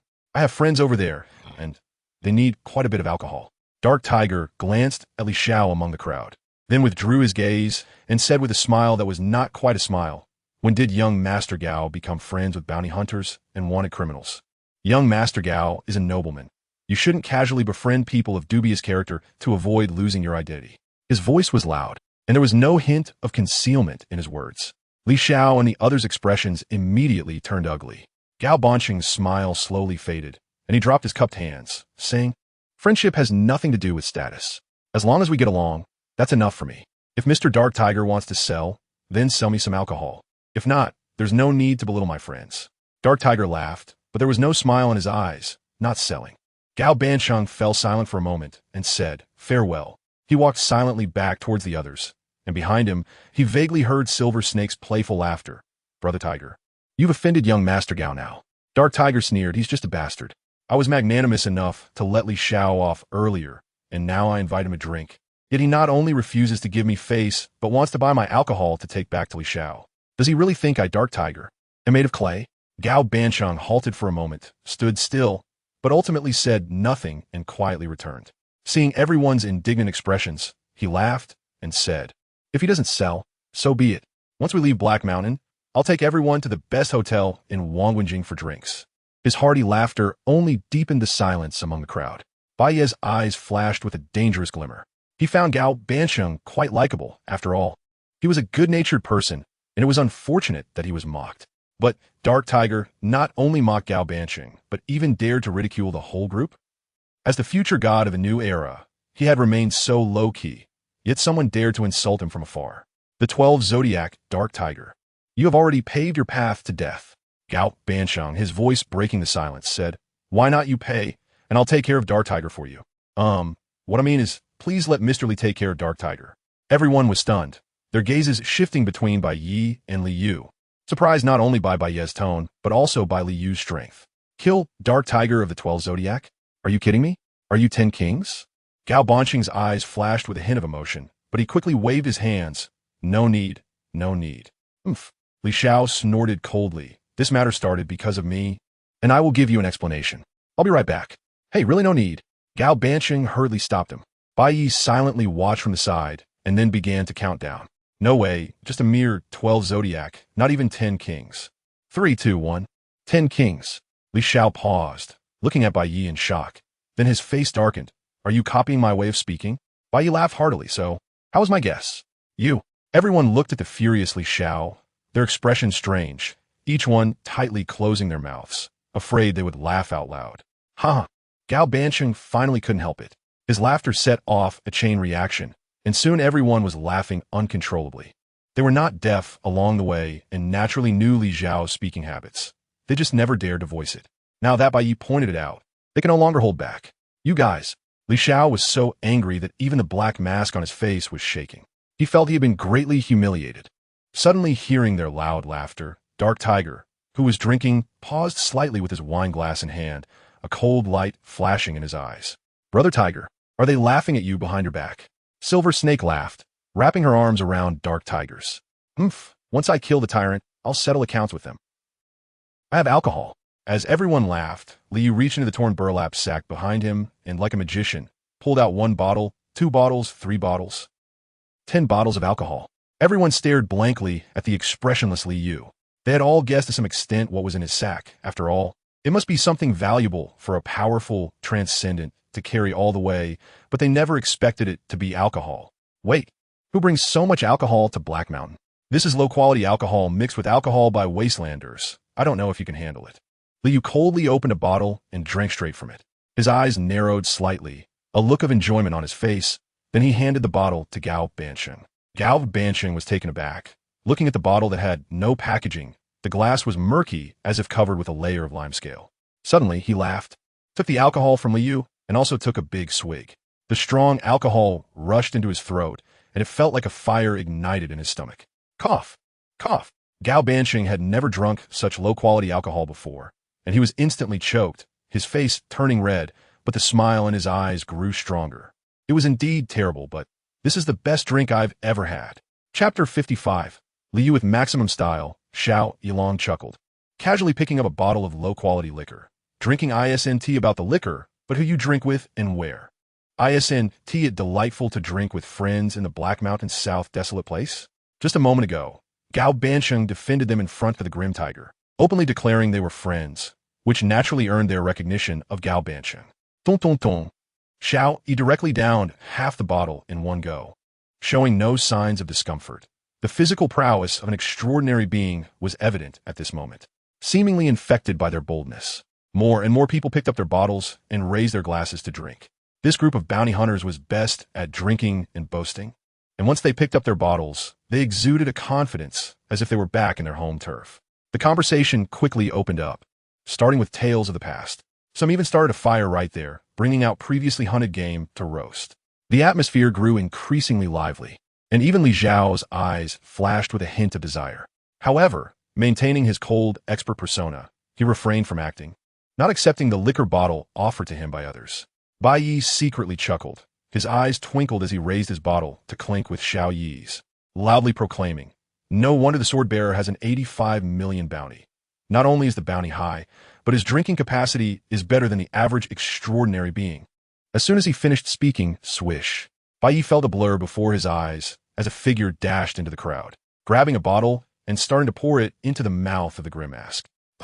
He burst into laughter, jokingly saying, "Li Xiao, drink a little less. Leave some for Xiao Yi. He can hold his liquor." Li Xiao remained silent, only continuing to drink. He lifted the bottle even higher, nearly pointing it toward the sky. Xiao Yilong laughed again, also raising his bottle to drink heartily. Some onlookers even started to applaud. This group of people from all corners of the world drank freely, appearing out of place in the desolate setting of Black Mountain. Their boisterous laughter caught the attention of many. He Qianjun watched the lively young people drink heartily, a hint of nostalgia flashing in his aged eyes.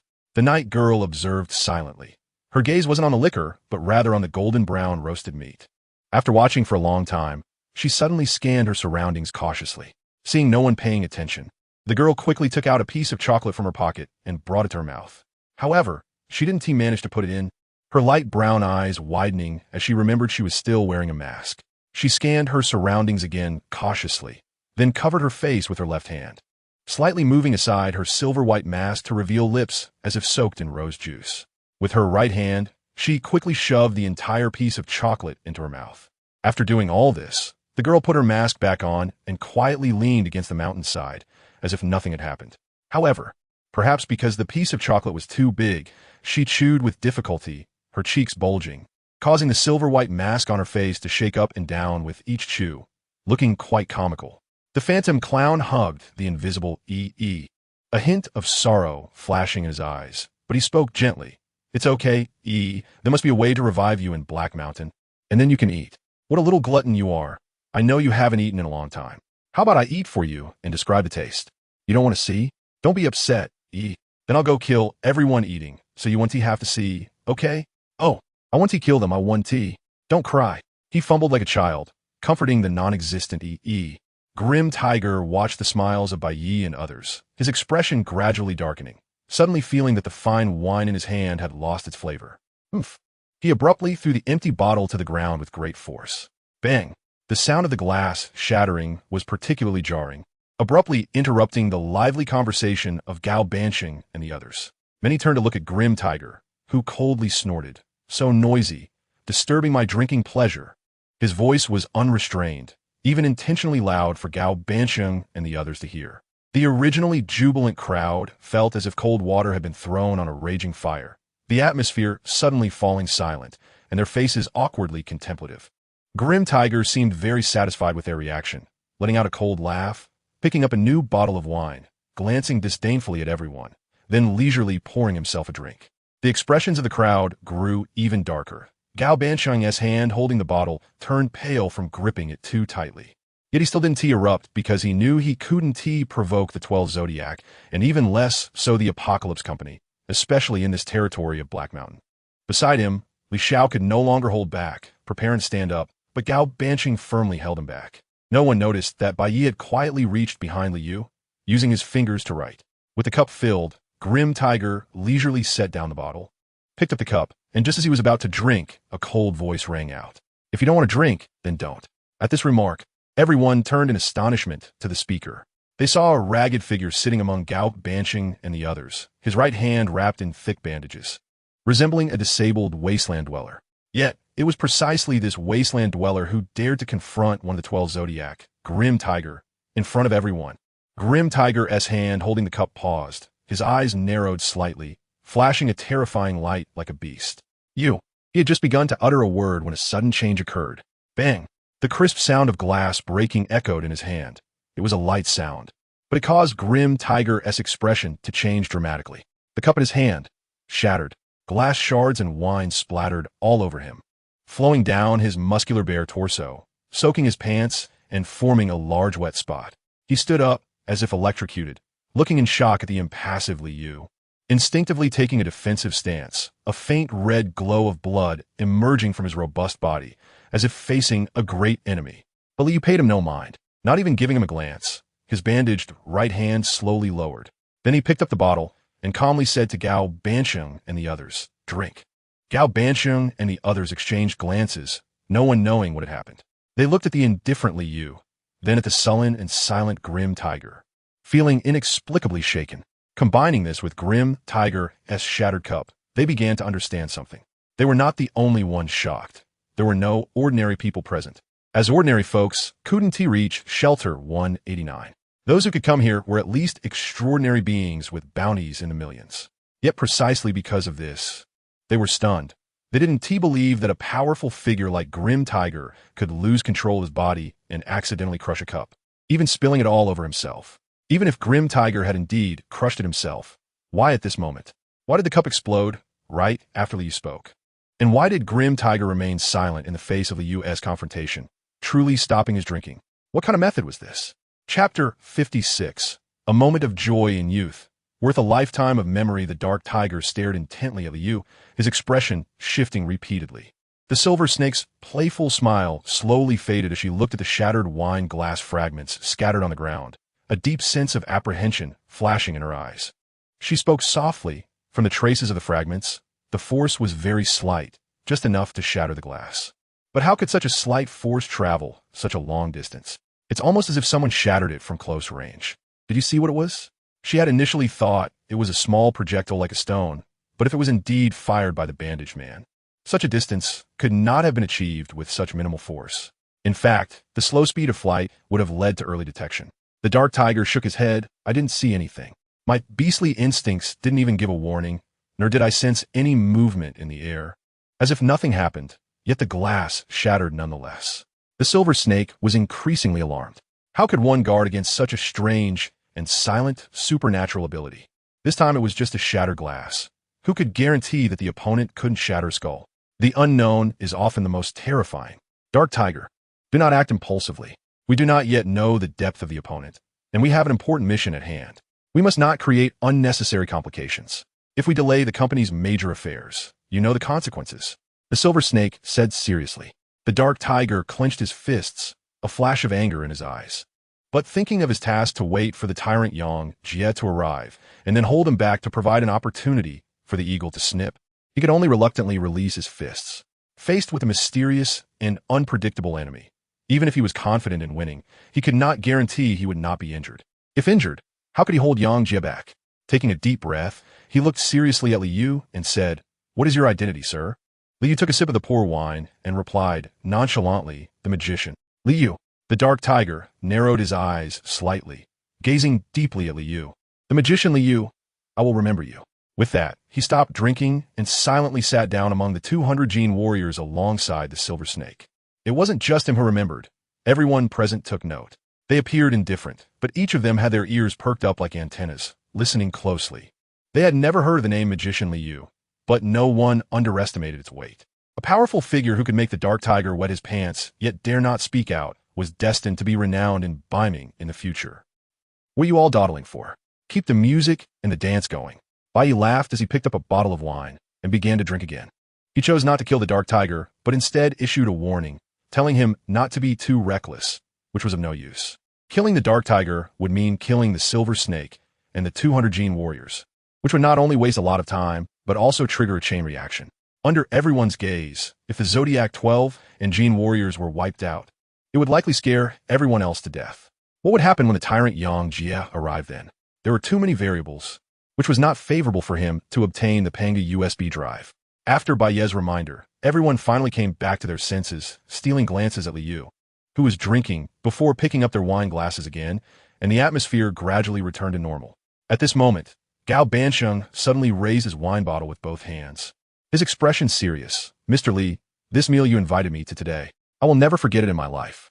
Liu looked at Gao Bansheng's genuine expression, feeling somewhat at a loss, as he didn't know what had happened. He was just following Bai Ye's instructions to play along, not knowing how to respond. He paused for a moment and then buzzed, "It's all in the wine." Gao Bansheng was taken aback, looking down at the half-full bottle in his hand. Gritting his teeth and stomping his foot, he raised the bottle and chugged it down. Having never drunk such poor wine before, he was choked to tears, but still insisted on finishing every drop. After downing the bottle, Gao Bansheng's face turned bright red, his eyes became dazed. But he laughed even more joyfully, like a 250-pound fat man. Oh, he was indeed a 250-pound fat man. "Mr. Li, I won't say much else. From today on." Cough. He performed a spraying act, causing everyone to burst into laughter, and the atmosphere heated up once more. Bai Ye guzzled a large mouthful of wine, a smile creeping onto his face. He suddenly felt that the 5 seconds he spent earlier were worth it. In this world, value is not solely defined by material wealth. True value is never inscribed in fame and fortune, but carved in the youthful spirit of having each other's backs. Perhaps he would part ways with this group after this encounter, but so what? At least at this moment, amidst the treacherous Black Mountain, surrounded by heroes, there were friends raising their glasses together. Today, anyone who made him drink unhappily would not get away unscathed. He was inherently a rebellious person, seeking nothing but joy in life, living for pleasure, not for rewards. He firmly believed that the fleeting joy of youth is worth a lifetime of memories.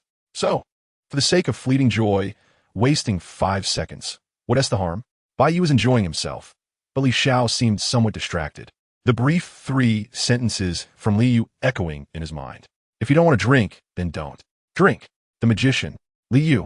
The more he thought about it, the more uncomfortable he felt. That cold demeanor, the disdainful attitude towards the dark tiger, calmly raising his glass amid the astonished gazes of others. It was no exaggeration to say that this was how Li Xiao saw himself.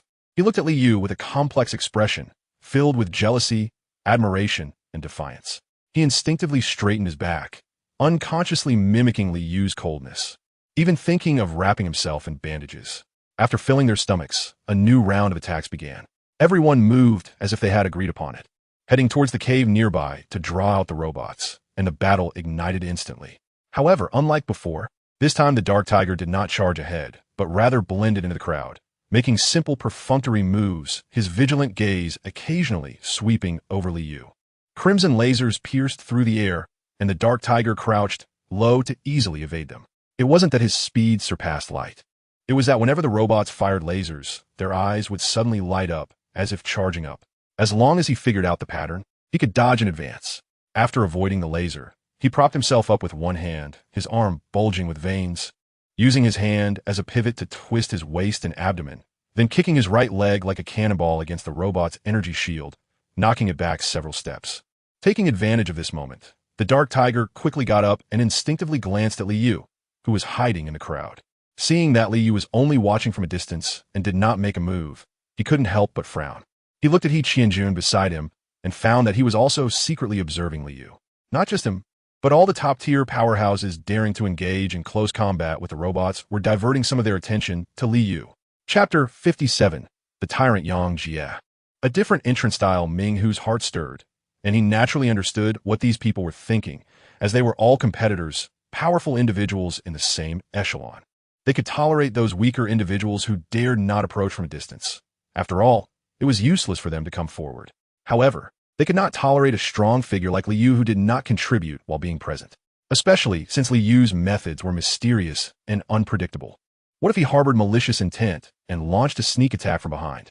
It was akin to a group of individuals with ulterior motives holding guns on the front lines, while another person, who also had a gun, stood far back, making everyone worry about whether this person would shoot from behind. Thinking of this, Minghu suddenly had an idea. He turned around and said loudly, "Magician Li Yu, with your strength, hiding in the crowd without taking action, are you hoping to reap the benefits of others' efforts?" His words subtly placed Li Yu in opposition to the others, and many strong individuals cast scrutinizing and vigilant glances at Li Yu. And she nimbly dodged a heavy blow from a robot and laughed. "Brother Li, even a weak girl like me is on the front lines, and you're a big man hiding in the back." The increasing number of strange gazes made Li Yu stiffen, realizing that he had become the target of everyone's attention. However, he could not confront the robots.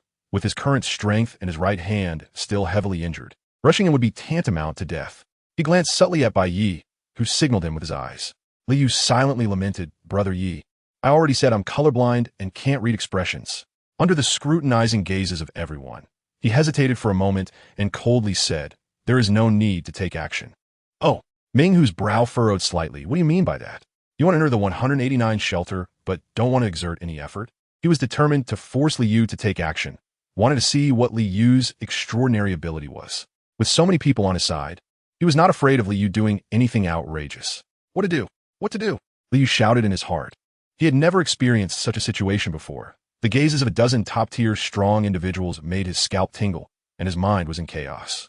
He didn't even know how to respond and could only grit his teeth and say, "I said, there's no need to take action." It is well known that people tend to become repetitive when they are nervous. Ming Hu's expression turned completely cold. In his view, Li Yu's rigid response clearly indicated that he did not take him seriously. The other strong individuals also showed a hint of coldness in their gazes, feeling that Li Yu was being overly arrogant. "What do you mean by no need to take action? Do you think the robots from the old era are not worth your effort? What do you think we are? A circus act?" At that moment, a rumbling sound suddenly came from the east. Initially very faint, it grew louder over time. This sudden sound attracted everyone's attention. What did that sound? Why does it sound like a train? Bai Ye had often taken trains before, so he was very familiar with their sound. Xiao, he was stunned. "What are you joking about? This is the Black Mountain Abyss. Not even off-road vehicles can come up here. How could there be a train?" The rumbling grew increasingly loud, until it became deafening, accompanied by the sharp explosion of high-pressure steam bursting through a valve. "Look!" someone shouted in horror, pointing towards the distant eastern horizon. Everyone turned to look, instantly struck as if by lightning. In the eastern sky, a coal-black steam train was approaching. Thick gray-black smoke tore through the clouds, and the massive coal-black train body resembled a 1,000-meter-long black dragon, winding through the sky and racing towards the Black Mountain. This miraculous scene stunned everyone. Even strong individuals like Ming Hu and He Qianjun were no exception. A 1,000-meter-long steam train. What a colossal object. It might not seem shocking when running on the ground rails, but when such a steel monster floated in the sky, as if defying gravity, the shock was unimaginable. Bai Ye's eyes widened as well. Although he had experienced the civilized era, he had never seen a train flying in the sky. Wait, is there a person standing on top? As the train drew closer, Bai Ye noticed a figure on the front of the train, the outline of that figure becoming clearer, and not just him, everyone present saw it. Amidst the steam billowing from the chimney, a man in scarlet armor stood with his arms crossed on the front of the train.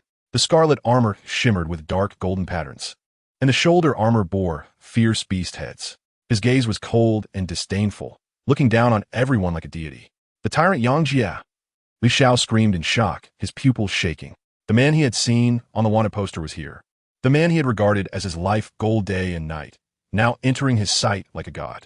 He had imagined countless scenarios of meeting the tyrant, even fantasized about defeating him with all his strength, but at this moment, seeing the man standing on the 1,000-meter steam train approaching through the sky, all his fantasies were ruthlessly shattered, even without a confrontation, even with just a glance. He is one of the 10 kings, the tyrant Yang Jie.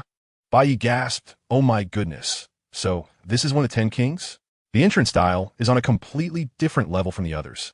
The others either wielded swords, Night Girl, Xiao Yi, played with girlfriends, Ghost Clown, fought barehanded He Qianjun, or wore colored contact lenses, Ming Hu.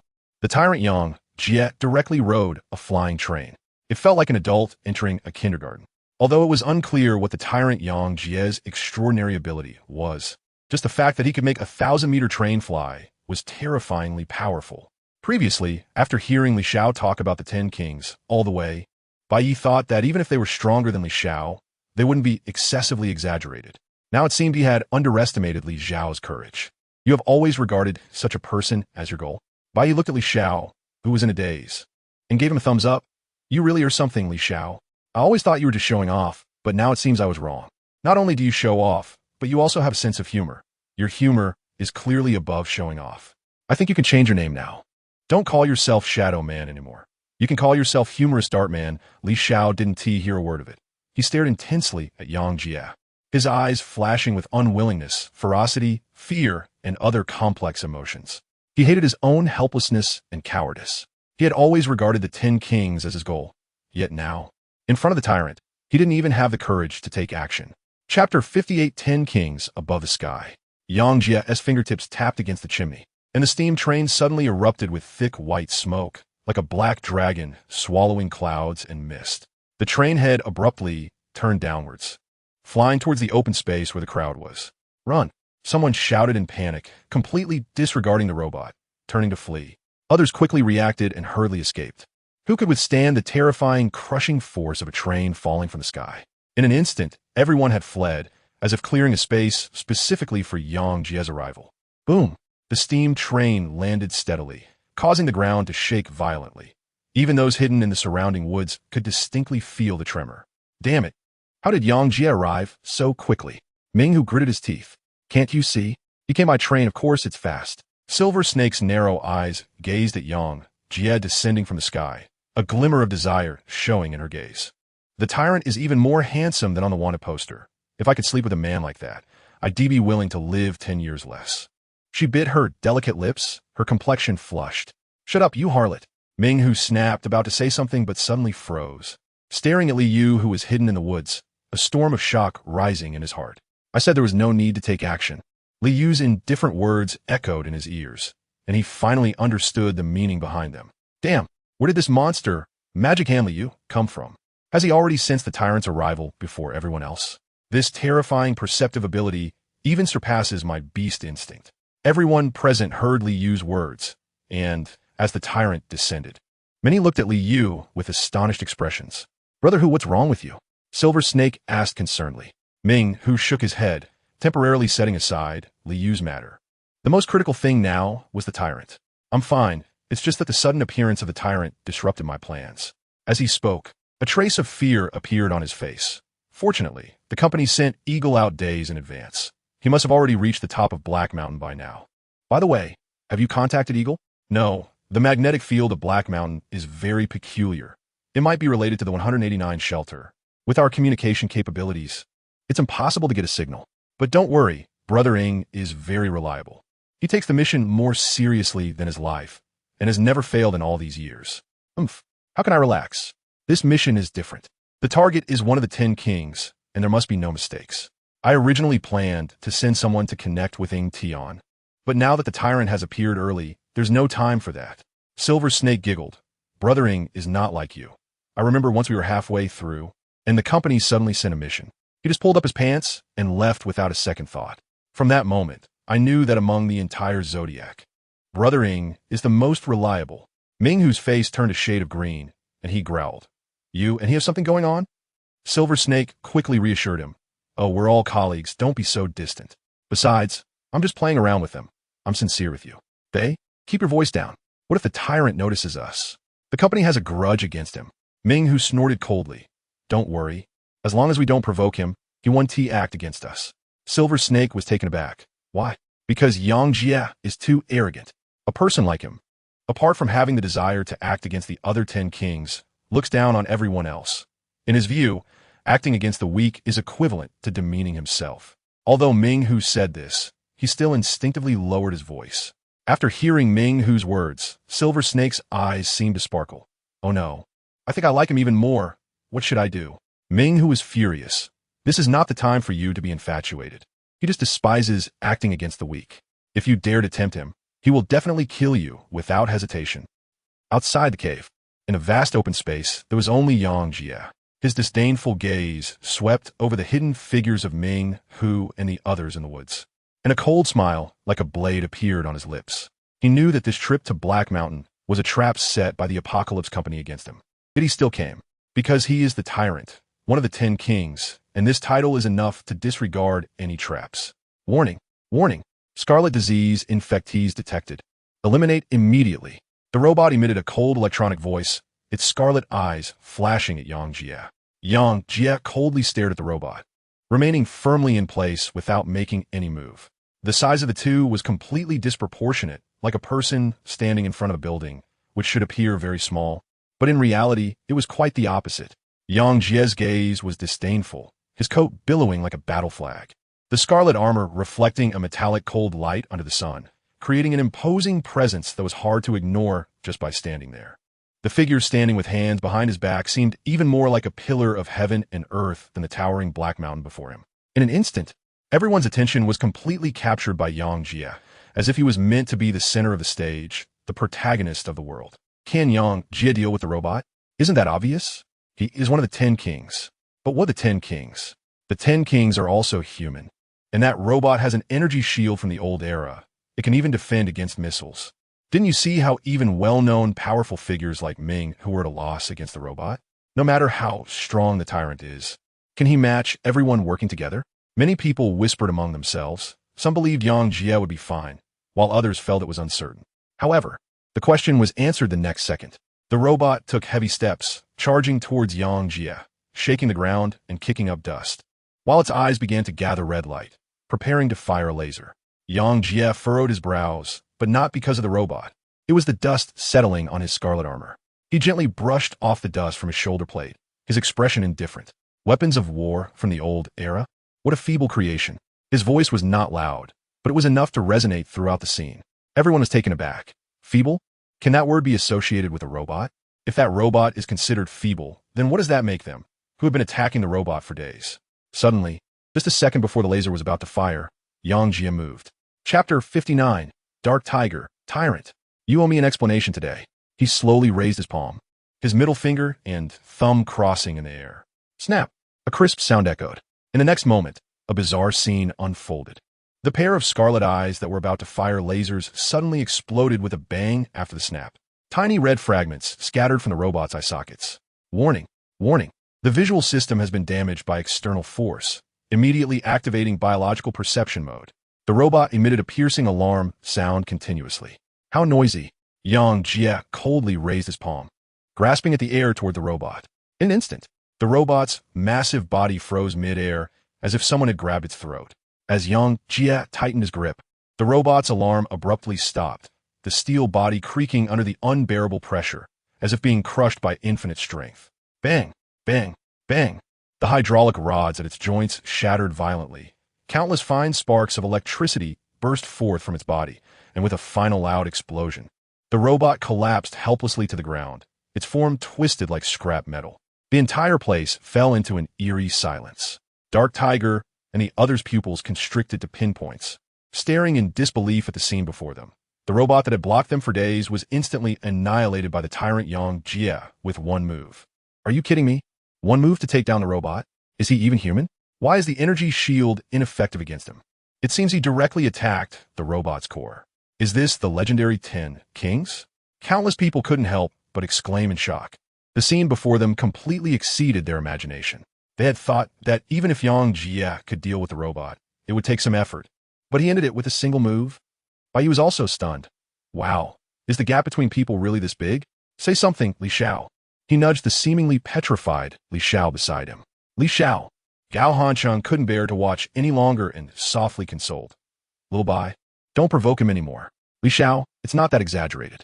The tyrant's ability is to control metal, which just happens to counter robots. So that's why it worked out this way. Don't lose heart. The future is long. Only then did Li Xiao come to his senses. A hint of color returning to his numb and despairing eyes, as if grabbing onto a lifeline. Yes, yes. You're right. It's a matter of ability countering. The metal ability is best at dealing with robots, but that doesn't mean it's good against humans. I still have a chance. Gao Hancheng was alarmed. No, man. You can fool others, but don't fool yourself. Even if it's a matter of ability countering, he can directly make a 1,000-meter train fly into the sky. Can't you see the gap? Li Xiao, you mustn't be impulsive. Controlling metal? Bai Ye pondered. So this is the tyrant's ability. No wonder he can make trains fly and directly annihilate robots. It's no wonder Mr. Ng said only the tyrant can open the shelter's door. After Yang Jie dealt with the robot, he didn't even glance at the crowd and walked straight towards the cave. As he passed by the robot's wreckage, the robot's body suddenly emitted a harsh metal grinding sound. Countless metal parts floated in midair, reassembling into a humanoid shape, following behind Yang Jie step by step, clearly under his control. Just as he was about to enter the cave, Dark Tiger took a deep breath and glanced at Silver Snake. Are you ready? Silver Snake nodded obediently. Don't worry, I didn't bring any metal weapons to deal with Yang Jie. Dark Tiger's face darkened. Be serious. I meant the ribbon. Ugh. Why are you so fierce? The ribbon is ready. Silver Snake pulled out a red ribbon from her chest and began to tie her hair up, gathering her scattered hair into a ponytail. The red ribbon was long, hanging down to her hips, fluttering in the wind like a little whip. Ready to act, Dark Tiger said in a low voice, then took a signal gun from his subordinate and fired a shot into the sky. The red signal flare shot into the sky and exploded in the heavens. This was a signal for the eagle. His and Silver Snake's task was to distract Yang Jie, giving the eagle a chance to aim and shoot. Although Yang Jie could control metal, the eagle had long prepared special bullets. The red ribbon would serve as a reference for the sniper. Shooting from 3,000 meters away, there were too many factors to consider: gravity, humidity, wind speed, wind direction. It was impossible for Ng Tian to sense the wind speed and direction of Yang Jie from 3,000 meters away, but the red ribbon could help determine that. By simply observing the direction and amplitude of the ribbon's movement through the scope, he could make a judgment. Stop! Dark Tiger shouted, then suddenly burst out from the woods, followed by Silver Snake with her ponytail and 200 fierce Gene warriors. Such a brave act did not earn the admiration of the crowd. Instead, everyone looked at them as if they were idiots. Are they in such a hurry to die? Yang Jie slowly stopped his steps and turned around, the massive robot beside him also turning. He slightly lowered his gaze, as if wondering why someone dared to call out to him, the shadow of his eyelashes casting a cold, hard shadow beneath his eyes. His pupils like gray glass tempered with ice, reflecting the distant sky with a sharp coldness. Under the gaze of those eyes, Dark Tiger's steps faltered. Even though 200 Gene warriors stood behind him, his beast instincts were still wildly alert. After hesitating for a moment, he steeled himself and approached. Silver Snake's performance was even worse. Her gaze darted around, her face flushed, like a naive girl who had just seen her idol. Tyrant Yang Jie. You destroyed a satellite city of the company. Shouldn't you give us an explanation for this? Dark Tiger said in a deep voice. Seeing the scene, Bai Ye couldn't help but facepalm. He found it hard to watch, already feeling embarrassed for Dark Tiger at the thought of Mr. Ying's outrageous ideas. Yang Jie looked at the two with indifference, his gaze as calm as an ancient well. Either roll away or die. Dark Tiger's face darkened, experiencing the tyrant's arrogance. So handsome, so handsome. Silver Snake's eyes sparkled like water, proudly puffing out her chest at Yang Jie. Attack! Dark Tiger didn't waste a single word. He dropped to all fours, and his muscles suddenly tensed, launching himself towards Yang Jie like a cannonball. The 200 Gene warriors behind him roared in unison, akin to 200 beasts howling together, the sound of their charge rivaling that of 1,000 troops in a battle. Such a terrifying momentum made even those long-established powerhouses' faces turn serious, marveling at the foundation of Dawn City. Among these 200 Gene warriors, most had injected 2 doses of genetic serum, and a small portion had even injected 3, not to mention the leading Dark Tiger of the 12 zodiac signs. This lineup was enough to sway the outcome of a battle involving 10,000 people. It was now being used to deal with just one person. Chapter 60. The steel ring of the Silver Snake. Faced with such a stark numerical disadvantage, Yang Jie appeared indifferent, slowly withdrawing his right hand, which was crossed over his chest. The expression on Ming Hu's face changed dramatically as he abruptly halted, raising his palm to signal a stop. The 200 Gene warriors behind him also came to a halt, their expressions tense and anxious, not daring to meet the indifferent gaze. Then, something unexpected happened. The hand that Yang Jie raised did not launch any attack. Instead, it slowly descended onto the scarlet shoulder armor on his shoulder, gently brushing off the dust. The faces of Ming Hu and the others instantly turned grim, and the atmosphere became awkward. The onlookers nearby wore strange expressions, realizing that merely a gesture from Yang Jie had caused the 12 Zodiac members and the 200 Gene warriors to freeze in place. The name of a person, like the shadow of a tree. Is this the terror of the 10 kings titles? They even felt a sense of illusion, as if it were Yang Jie who was surrounding everyone else, rather than Ming Hu and his group surrounding the tyrant. A true king needs no sword. A name alone commands 1,000 armies. Do you not even have the courage to look me in the eye? How dull. Yang Jie shook his head slightly and turned to walk towards the cave, not even glancing back at them. Ming Hu was furious. As one of the 12 Zodiac members, he may not have been as famous as the 10 kings, but he was still a formidable figure. How could he not be enraged at such disdain? Kill! Crimson energy surged forth from his muscles, igniting like flames and engulfing his entire being. He threw a punch, his blood boiling and surging, forming a menacing phantom of a tiger's head on his fist. Tiger kill!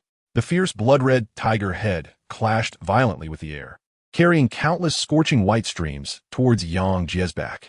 Just as it was about to strike Yang Jie, a massive shadow descended like flowing water, enveloping Ming Hu. Boom! A terrifying explosion rang out between Ming Hu's fist and the robot, the shockwave generated by their collision creating visible transparent ripples that spread outwards. The trees where the onlookers were hiding were swept away as if by a gale, many being snapped in half, leaves scattering everywhere. The robot's steel arm was directly shattered by the punch, crashing to the ground with a dull thud. Its internal precision components had long been destroyed by Yang Jie, rendering it incapable of activating its energy shield or exhibiting any intelligence. It appeared to move freely, but in reality, it was just Yang Jie's iron puppet. However, puppets also have their advantages. They are not afraid of destruction. While a precision robot would suffer system errors and circuit chaos when damaged, an iron puppet would not. The previously fallen mechanical arm, under some unseen force, reattached itself to the robot. Ming Hu gritted his teeth. He could turn the robot into scrap metal, but he could not turn scrap metal into iron slag. Even if he reduced it to slag, Yang Jie could still restore it. Seeing their leader being blocked, the 200 Gene warriors suppressed their fear of the tyrant and charged forward recklessly. Rumble. The coal-black steam train came to life, resembling a ferocious black dragon. Its whistle sounded like a dragon's roar, and dozens of connected carriages swept towards them like the tail of a black dragon. Countless screams and the sounds of bones breaking echoed as the steam train swept through the 200 Gene warriors like autumn winds scattering leaves, leaving only a handful of them barely standing, while some of the unfortunate ones turned into clouds of blood mist on the spot. As Yang Jie was about to enter the cave, a seductive figure suddenly appeared before him. The Silver Snake shyly covered her mouth with her hand and giggled, saying, "Tyrant brother, I admire you. Bang! A carriage detached from the steam train and flew towards her, violently knocking the silver snake away and embedding her into the mountainside, where she became ensconced alongside the train carriage. The onlookers were dumbfounded. The combined efforts of 2 Zodiac members and 200 Gene warriors couldn't even make Yang Jie stop. Li Xiao, who had just felt confident, suddenly felt cold. Li Xiao, I think the 10 Kings are nothing special. He doesn't even dare let Ming Hu and the others get close. He must be very weak. Why don't you take this opportunity to throw a dart at him? You might just succeed. Bai Ye suggested to Li Xiao. Li Xiao. He desperately wanted to shut Bai Ye up. Was it that he didn't dare to get close? It was clear that they couldn't even approach him. If I throw a dart at him, I would be successful? What a joke. Hee hee. A charming laugh came from behind the train carriage embedded in the mountainside. Bang! A terrifying force suddenly lifted the carriage, and the silver snake elegantly stepped out, lightly brushing off the dust from her body, smiling and saying, "Tyrant brother, you really don't understand how to cherish beauty." Oh, for the first time, Yang Jie paused, looking at the silver snake with a hint of interest. People say a tiger's head and a snake's tail, but it seems the rumor is not credible. The silver snake's smile grew increasingly radiant, her narrow eyes glimmering with a venomous light. "Tyrant brother, you flatter me. I'm still far behind you." Yang Jie calmly nodded, "Indeed." The silver snake smile faltered for a moment, but quickly returned, continuing, "Though I cannot defeat you, it won't be easy for you to overcome me. Perhaps your strength surpasses Ming Hu's, but you are too foolish." The silver snake furrowed her brows slightly. "I'm foolish? You dare say I am more foolish than Ming Hu?" As she spoke, she subtly adjusted the red ribbon in her ponytail. "Brother, why haven't you made your move yet?" Yang Jie replied indifferently, "Knowing that my ability is to control metal, yet still bringing metal to meet me. Isn't that exceedingly foolish?" The silver snake was suddenly taken aback. "Metal? Am I carrying metal? Impossible. I didn't even bring my best silver snake whip. Where is the metal coming from?" She instinctively looked at herself, and when her gaze fell on her chest, her face instantly turned pale. She incredulously raised her head. "Steel ring." In response was Yang Jie's grasping motion in the void. Bang bang. 2 dull explosions sounded in front of the silver snake. A shrill scream erupted from the silver snake's mouth as her chest became a bloody mess, revealing 2 faint bloody holes. At the moment she suffered a heavy blow, a train carriage suddenly soared into the air, crashing towards her delicate body. The silver snake was sent flying dozens of meters away, her body torn apart, bones shattered, rolling down the mountain along with the carriage, disappearing from the sight of the crowd. Chapter 61. We rushed forward, before Yang Jie's mental strength was exhausted. Silver Snake. Ming Hu's eyes were bloodshot. He braced himself against the robot's strike and charged madly in front of Yang Jie, his fists clenched into hammers, heavily smashing down. Yang Jie's crimson shoulder armor automatically detached, silently floating in the air, easily blocking Ming Hu's heavy blow.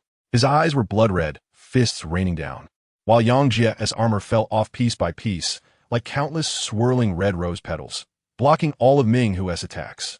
The onlookers in the distance were still immersed in the shock of Silver Snake being killed instantly. Xiao Yi was confused. What is going on?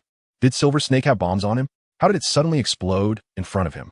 Bai Ye was equally puzzled, but it was Li Bai Tian, a bounty hunter who had long been hanging around taverns, who revealed the secret. "It's clear you don't understand women." "What do you mean?" Bai Ye was somewhat unconvinced. He had seen a lot, even if only through a screen. "Do you know that women's undergarments have steel rings?" "Steel rings? What are those for?" Li Bai Tian glanced around and whispered, "Steel rings can shape and support, making them look more upright." Bai Ye. Another day of learning new knowledge. He finally understood why Silver Snake exploded. It was because Yang Jie controlled the steel rings. With this thought, he looked down at himself and hissed. He inexplicably felt a sharp pain. It hurt so much. "Silver Snake, you died so tragically." While the few of them were discussing, the battle in the arena underwent a new change. Ming, who actually braced himself against the crimson armor, his arms tightly clamping onto Yang Jie. His body was cut by the armor, and many armor pieces were even embedded in his flesh, blood gushing out. But Yang Jie was indeed restrained by him. Ming Hu's terrifying physical prowess tightly held Yang Jie, with veins bulging on his arms, his hands firmly grasping behind Yang Jie's back, and in his hands he was gripping a long strip of fabric torn from his pants, fluttering in the wind. "Ing Tian, hurry and shoot ah!" Ming Hu shouted in his heart. He had already exhausted all his strength to prepare the best sniping opportunity for Ing Tian. Now, as long as Ing Tian fired a shot, He could kill the tyrant. Even though he was restrained, Yang Jie still maintained his composure, and it was impossible to see any strain on his face. With Ming Hue's strength, even steel could be bent, yet he remained unscathed. The remaining crimson armor on his body, under the enhancement of extraordinary power, completely blocked Ming Hue's strength. Moreover, this power was continuously increasing. Ming Hue's tightly grasped fingers had already turned white, making cracking sounds under unbearable pressure, and compared to Yang Jie's calmness, he appeared too flustered. Yet he was not worried at all. Instead, he felt confident of victory. He firmly believed that Ying Tian, who valued the mission more than life, would definitely seize the opportunity he created and take the perfect shot. At that moment, Yang Jie slowly lowered his head, his indifferent gaze landing on Ming Hue's ferocious face. "What are you expecting?" "What?" Ming Hue's face changed drastically. An unimaginable, terrifying force burst forth from Yang Jie's crimson armor, and he could no longer hold on, being sent flying like a cannonball. During the flight, he was still thinking, why isn't he shooting? Bang! Ming, who was heavily embedded into the mountainside, countless boulders shattered and rolled down, burying him within. The entire place fell silent. Even the two from the 12 zodiac signs working together couldn't inflict any injury on Yang Jie, not even lasting 2 minutes. The tyrant's immense power was vividly etched in everyone's minds. After dealing with the two, Yang Jie calmly walked into the cave, the silver robot following closely behind him. The atmosphere eerily fell into silence. At the peak of Black Mountain, shrouded in mist, a towering cliff was faintly visible. At the edge of the cliff, giant rocks jutted out like eagle beaks, and on the moss-stained stone surface stood a darkwood easel, a white canvas slightly trembling in the mountain wind. In front of the darkwood easel, a tall and elegant man in white stood, holding a darkwood paintbrush, absorbed in painting. However, he was not painting the majestic cliff before him, but a portrait, clearly facing an empty cliff. Yet his eyes seemed to reflect countless figures, those figures settling onto the canvas with a darkwood brush. The protagonist of the painting was a proud man clad in crimson armor, standing in the center, surrounded by enemies, including a tiger, a snake, and humans. At that moment, the man in white suddenly lifted his brush and lightly tapped the side of the canvas, a droplet resembling a bullet slowly taking shape, aimed directly at the protagonist of the painting. But the next second, he made a light sound of surprise, showing a playful expression, because that bullet-like ink droplet unexpectedly vanished into thin air. "What's wrong, painter?" A man dressed in a black suit and white gloves suddenly appeared behind the painter. His whole body seemed to be covered by a thick layer of ink, appearing somewhat blurry, the only clear part being his face, which was deathly pale. The painter smiled slightly, failed. The man in the black suit remained expressionless. After all, the opponent is the tyrant. It's normal to fail. The painter shook his head. "I know the eagle cannot kill the tyrant. This scene is merely the opening act. A grand performance that naturally requires the tyrant's blood to start, but unfortunately, the tyrant hasn't bled. The eagle is also dead." "Dead?" The man in the black suit's tone was puzzled, yet his stiff face showed no expression, as if this question wasn't voiced by him. "Those who can kill the eagle nearby are concentrated at the entrance of shelter 189. The eagle took the back mountain. Why would it die?" The painter looked at the bottomless cliff, his gaze deep, with a playful smile. "It seems that someone outside the script has appeared in this good show." "Who?" "I don't know. Don't know? Or don't want to say." The painter looked at him with amusement. "The canvas is only this big. How could I paint all of humanity? Fate is unpredictable. My destined can only determine a part. However, who that person is doesn't matter. The tyrant's deadlock cannot be changed by anyone. Everything is under control. Just quietly wait." After the tyrant Yang Jie had entered the cave for a long time, "What should we do now?" someone asked. The robot guard had already been dealt with by the tyrant, and the alloy gate inside certainly wouldn't stop him. Now, of course, "We should follow him into shelter 189. You really dare to go in? You've seen the tyrant's strength. What if people die for wealth? Now that the treasure mountain is right in front of us, are we really afraid of a single tyrant?" Listening to the heated discussions among the crowd, Bai Ye also joined in the excitement. He shouted fiercely, "You're right. As long as we rush together, even the tyrant Yang Jie, before his mental strength is exhausted, might not be able to kill us all." Chapter 62 Laser Channel. The heated discussion abruptly came to a halt, and everyone exchanged glances, momentarily feeling a chill in the air. The courage they had mustered was sunk by a single remark from Bai Ye. After a long, awkward silence, someone hesitantly said, "The tyrant definitely won't care about the junk in the shelter, and he can't take everything inside. In that case, let him have the big stuff, and we can pick up the scraps without any taboo. Damn it, let's do it. The bold will thrive, while the timid will starve." Several bounty hunters gritted their teeth and stomped their feet as they walked out of the woods, heading straight for the cave. This triggered a domino effect. People might not get rich themselves, but watching others get rich was more painful than being killed. More and more people made their way toward the cave. "What should we do?" Gao Bansheng turned to Li Xiao and the others. Li Xiao remained silent and did not respond. The others also looked hesitant, their eyes involuntarily focusing on Li Yu, clearly seeing him, the mysterious powerhouse, as their backbone. Li was taken aback. "Why are you all looking at me? I'm not going in. That's a death wish. The tyrant is not even human." He wanted to look at Bai Ye, but didn't dare to be too obvious. Others were afraid of the tyrant, but Bai Ye showed no fear at all. He was waiting to follow behind the tyrant and pick up the bargains. He had to go into the cave. What if there were other secret passages inside? What if the tyrant found the Pangi USB drive and left through a secret passage? Or what if the tyrant found the USB drive and flew away on a flying train? He wouldn't be able to fly even if time stopped. To be safe, he had to see the tyrant get the Pangi USB drive with his own eyes, and then he would snatch it from the tyrant's hands. Only then would he feel at ease. As for why he wouldn't take it himself, do I even need to say? All the people from the old era in the shelter are dead. How could there be no danger inside? It's better to leave the risky stuff to the professionals. He was only responsible for harvesting. So, while everyone hesitated, Bai Ye took a step forward and walked out of the woods. "Little Bai, you're going?" Gao Bansheng exclaimed, surprised that the one with the biggest courage was actually the weakest, Bai Ye. Bai Ye didn't look back and replied, "Yeah, since we're here, we might as well take a look." Everyone was slightly taken aback. For some reason, Bai Ye's words seemed to carry a strange power. Yes, since they were here, why not go in and take a look? Li Yu silently stood up and followed Bai Ye. He knew who the real strong leg was. Seeing Li Yu, such a powerhouse, also going, the others immediately gained confidence. Little Bai is right. Since we're here, if we don't go in, I might regret it for the rest of my life. Xiao Yi followed right behind. We bounty hunters are people who lick blood off the tip of a knife.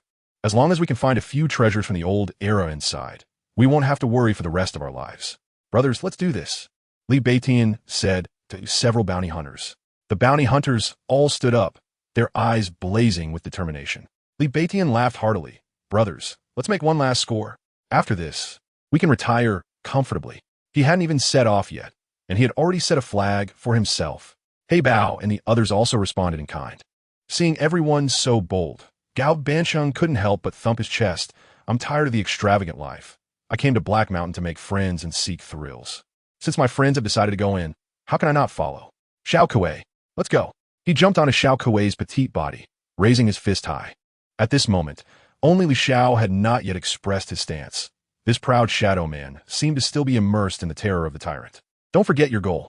Why are you here?" He silently roared in his heart and eventually joined the group. In the pitch-black cave, many people took out lighting devices, and as the light flickered like stars, several gasps echoed among the crowd. The inside of the cave was not the mountain body they had imagined, but rather a silver alloy covering the cave walls, forming a sci-fi-like silver metal passage. The passage was long, extending out of sight, and it twisted and turned. Bai Ye and Gao Bansheng followed behind the crowd, moving forward little by little. As they walked, Bai Ye frowned slightly. "Have you noticed that this passage is going down?" "It really is going down. The intel I received shows that Shelter 189 is built beneath the mountain, so we're heading down now." Gao Bansheng shrank his head, trying to hide his overweight body behind Xiao Kuei's petite frame. But he was too fat, creating a comical scene. "The alloy door has been opened," someone at the front of the line exclaimed joyfully.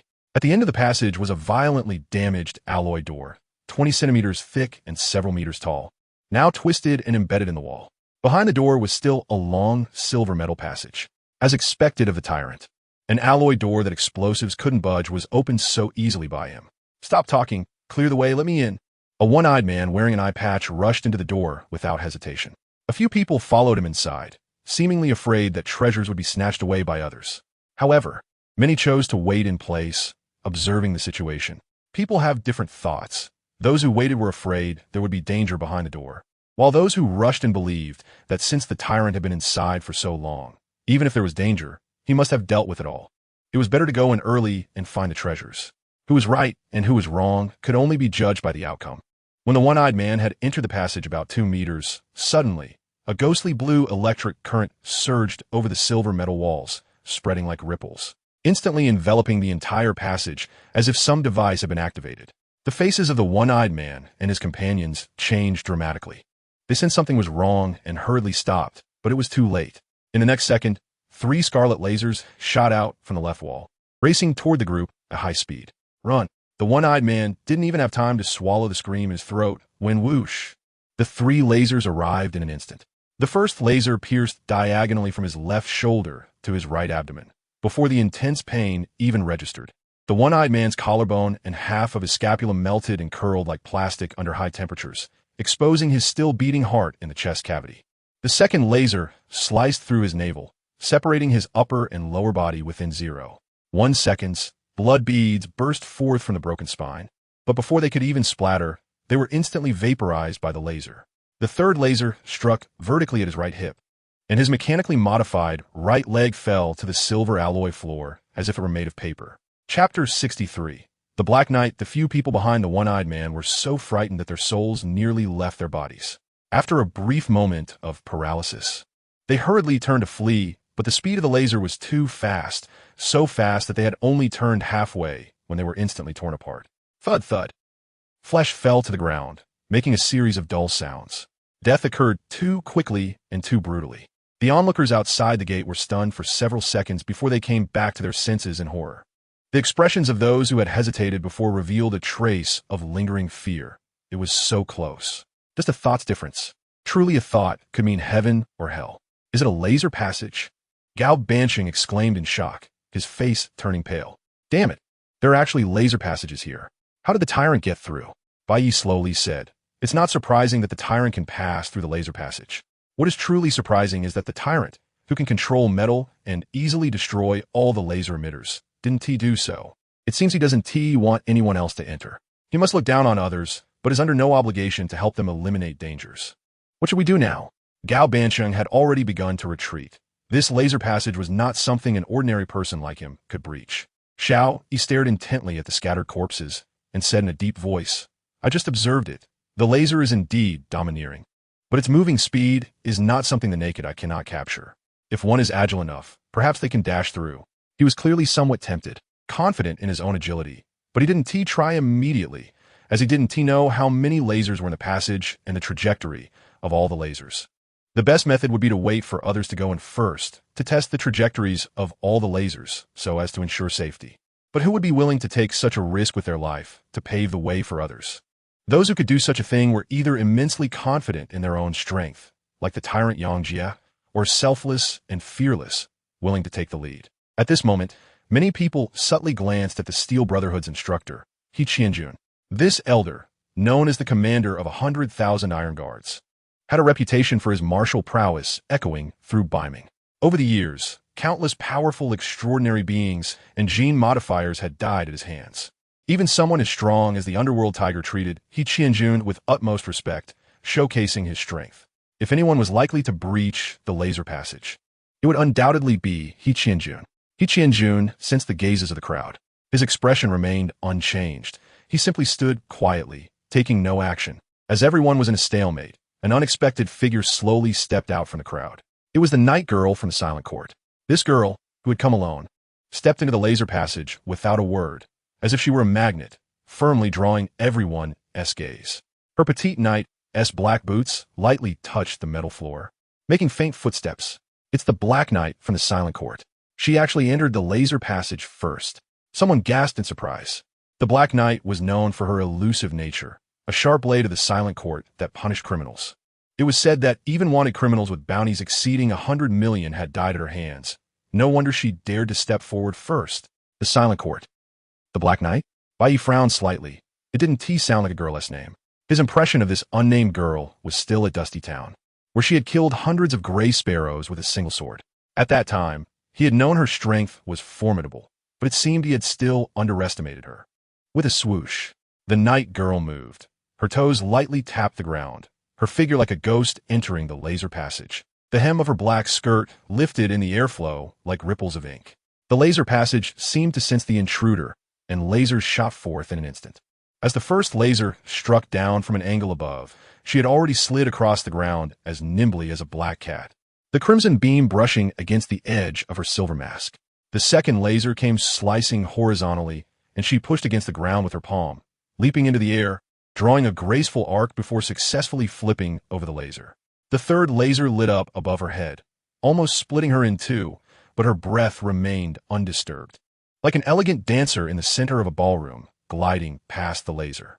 Having effortlessly dodged 3 lasers, many people gasped in awe. The girl didn't stop her pace. In fact, her speed grew even swifter. More lasers lit up, coming at her almost simultaneously. But she always managed to find the tiniest gaps to pass through effortlessly. Everyone watched with rapt attention, but they were not focused on the girl. They were watching the lasers. 18 lasers. A full 18 lasers, some horizontal, some vertical, some diagonal, and some just 20 centimeters off the ground. They frantically memorized the laser trajectories the girl had tested.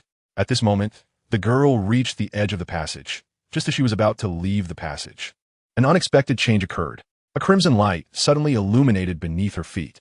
Just when everyone thought the girl was doomed, she leapt back into the air as if she had foreseen it, evading the deadly laser. But that wasn't the end. The most terrifying scene unfolded as the 18 lasers she had previously dodged suddenly reversed direction and shot toward her from behind. It's over. She is done for. Everyone thought there was no way the girl could dodge 18 lasers. Yet she did manage to do it. In midair, with no place to gain momentum. Her slender waist suddenly exerted force, her black skirt twisting like a spinning black enchantress as she evaded the first 8 lasers at an incredible angle. Immediately after, she used the hilt of her sword to push against the wall, her form shifting sideways in midair, narrowly brushing past several lasers. When she moved from the left wall to the right wall, her long legs touched the wall as if her feet had magnets, running a half circle along the wall. By now, she had dodged 17 lasers, but there was no way to avoid the final one, as her escape route had been completely sealed off while dodging the other lasers. Facing the lethal 18th laser, clang, the girl's pure silver cross sword suddenly unsheathed, its light like a suspended galaxy, meeting the laser with impeccable timing. The indestructible laser was instantly reflected away by the sword. From a distance, the dazzling red light seemed to illuminate the sword body, as well as the silver mask that caught everyone's astonished glances. Seizing this moment, the girl once again reached the edge of the passage, this time changing direction to break through, but once again, lasers shot out from below like bullets. This time she was prepared. With a tremor of her pure silver cross sword, she precisely blocked that laser. Then like a ghost, she flashed out of the passage, disappearing into the depths of the passage without a second's delay. The crowd was silent, all stunned by the girl's skill. Chapter 64. No. Do you also have a life? After a long time, someone murmured. What material is her sword made of that it can even block lasers? Look, He Qianjun is moving too. He Qianjun, who had been inactive until now, also stepped into the laser corridor with his hands behind his back and hunched over. With the Black Knight paving the way, he had completely figured out the patterns of the laser corridor, so there was no need to wait. If he didn't hurry in, he would be overtaken by others. You guys can't get through the laser corridor with those iron things on your backs. Stay outside to assist me. Yes, instructor. Dozens of mechanical modifiers replied loudly. He Qianjun nodded, feeling at ease as he entered the corridor. Facing the incoming lasers, he appeared even more composed and calm than the night girl, and took less time. Soon, he reached the edge of the laser corridor. However, it was evident to anyone that He Qianjun's shorter time didn't necessarily mean his strength was much greater than the night girl. It was more due to his prior knowledge of the laser trajectories. When he reached the edge, everyone wanted to see how he would pass the final barrier without the girl's sword. But He Qianjun suddenly stood still. He slowly straightened his back, and the muscles on his body instantly bulged, transforming his originally thin frame into that of a small giant. Then, he suddenly exerted force, and his figure turned into a series of afterimages. As he swept past the edge, the sensor lasers beneath his feet instantly lit up, triggering within less than 0.1 seconds. But the lasers were fast, and He Qianjun was even faster. The lasers barely grazed his back as he landed outside the laser corridor. The 18 lasers behind him only activated after he had already escaped, but they couldn't reach him at all. Everyone was astonished, not expecting He Qianjun's method to be relying on a speed faster than the lasers firing. He Qianjun seems to be stronger than the Black Knight, Bai Ye exclaimed. However, he shook his head. It's hard to say who is stronger or weaker, the Black Knight, is also very fast. But that last laser was very concealed and triggered suddenly, catching the Black Knight off guard, which forced him back to face the 18 lasers. Qianjun already knew in advance that the last laser would launch a sneak attack, so he was naturally prepared to respond easily. Don't mention him. Even I could get through. You? Bai Ye looked at him suspiciously. Hey, as the old saying goes, those who associate with the red become red, and those who associate with the black become black. Look at you and Li Xiao. You've both learned to brag. Xiao Yi raised an eyebrow. Don't believe it? Just watch. After saying that, he walked directly toward the laser corridor. Are you serious? Bai Ye hurriedly shouted. Wait a minute, don't be so impulsive. Xiao Yi turned back and smiled. Didn't expect little brother Bai to care about me so much. Don't worry, if I'm not absolutely sure I won't. You first hand over that 2 million check for safekeeping, then you can go. Just don't let the lasers destroy the check. Xiao Yi. In the end, he walked away with a dark face. The reality was just as he said. None of the lasers in front could stop him. Xiao Yi's skills were also not weak. Even if he wasn't as good as the Black Knight or Qianjun, he was still sufficient to deal with the lasers. However, the last laser was not so easy to handle. The instant triggering sensor laser was too fast, unlike other lasers that appeared in advance and slashed like blades. This one acted like a firearm, giving you a shot when you reached the position unexpectedly.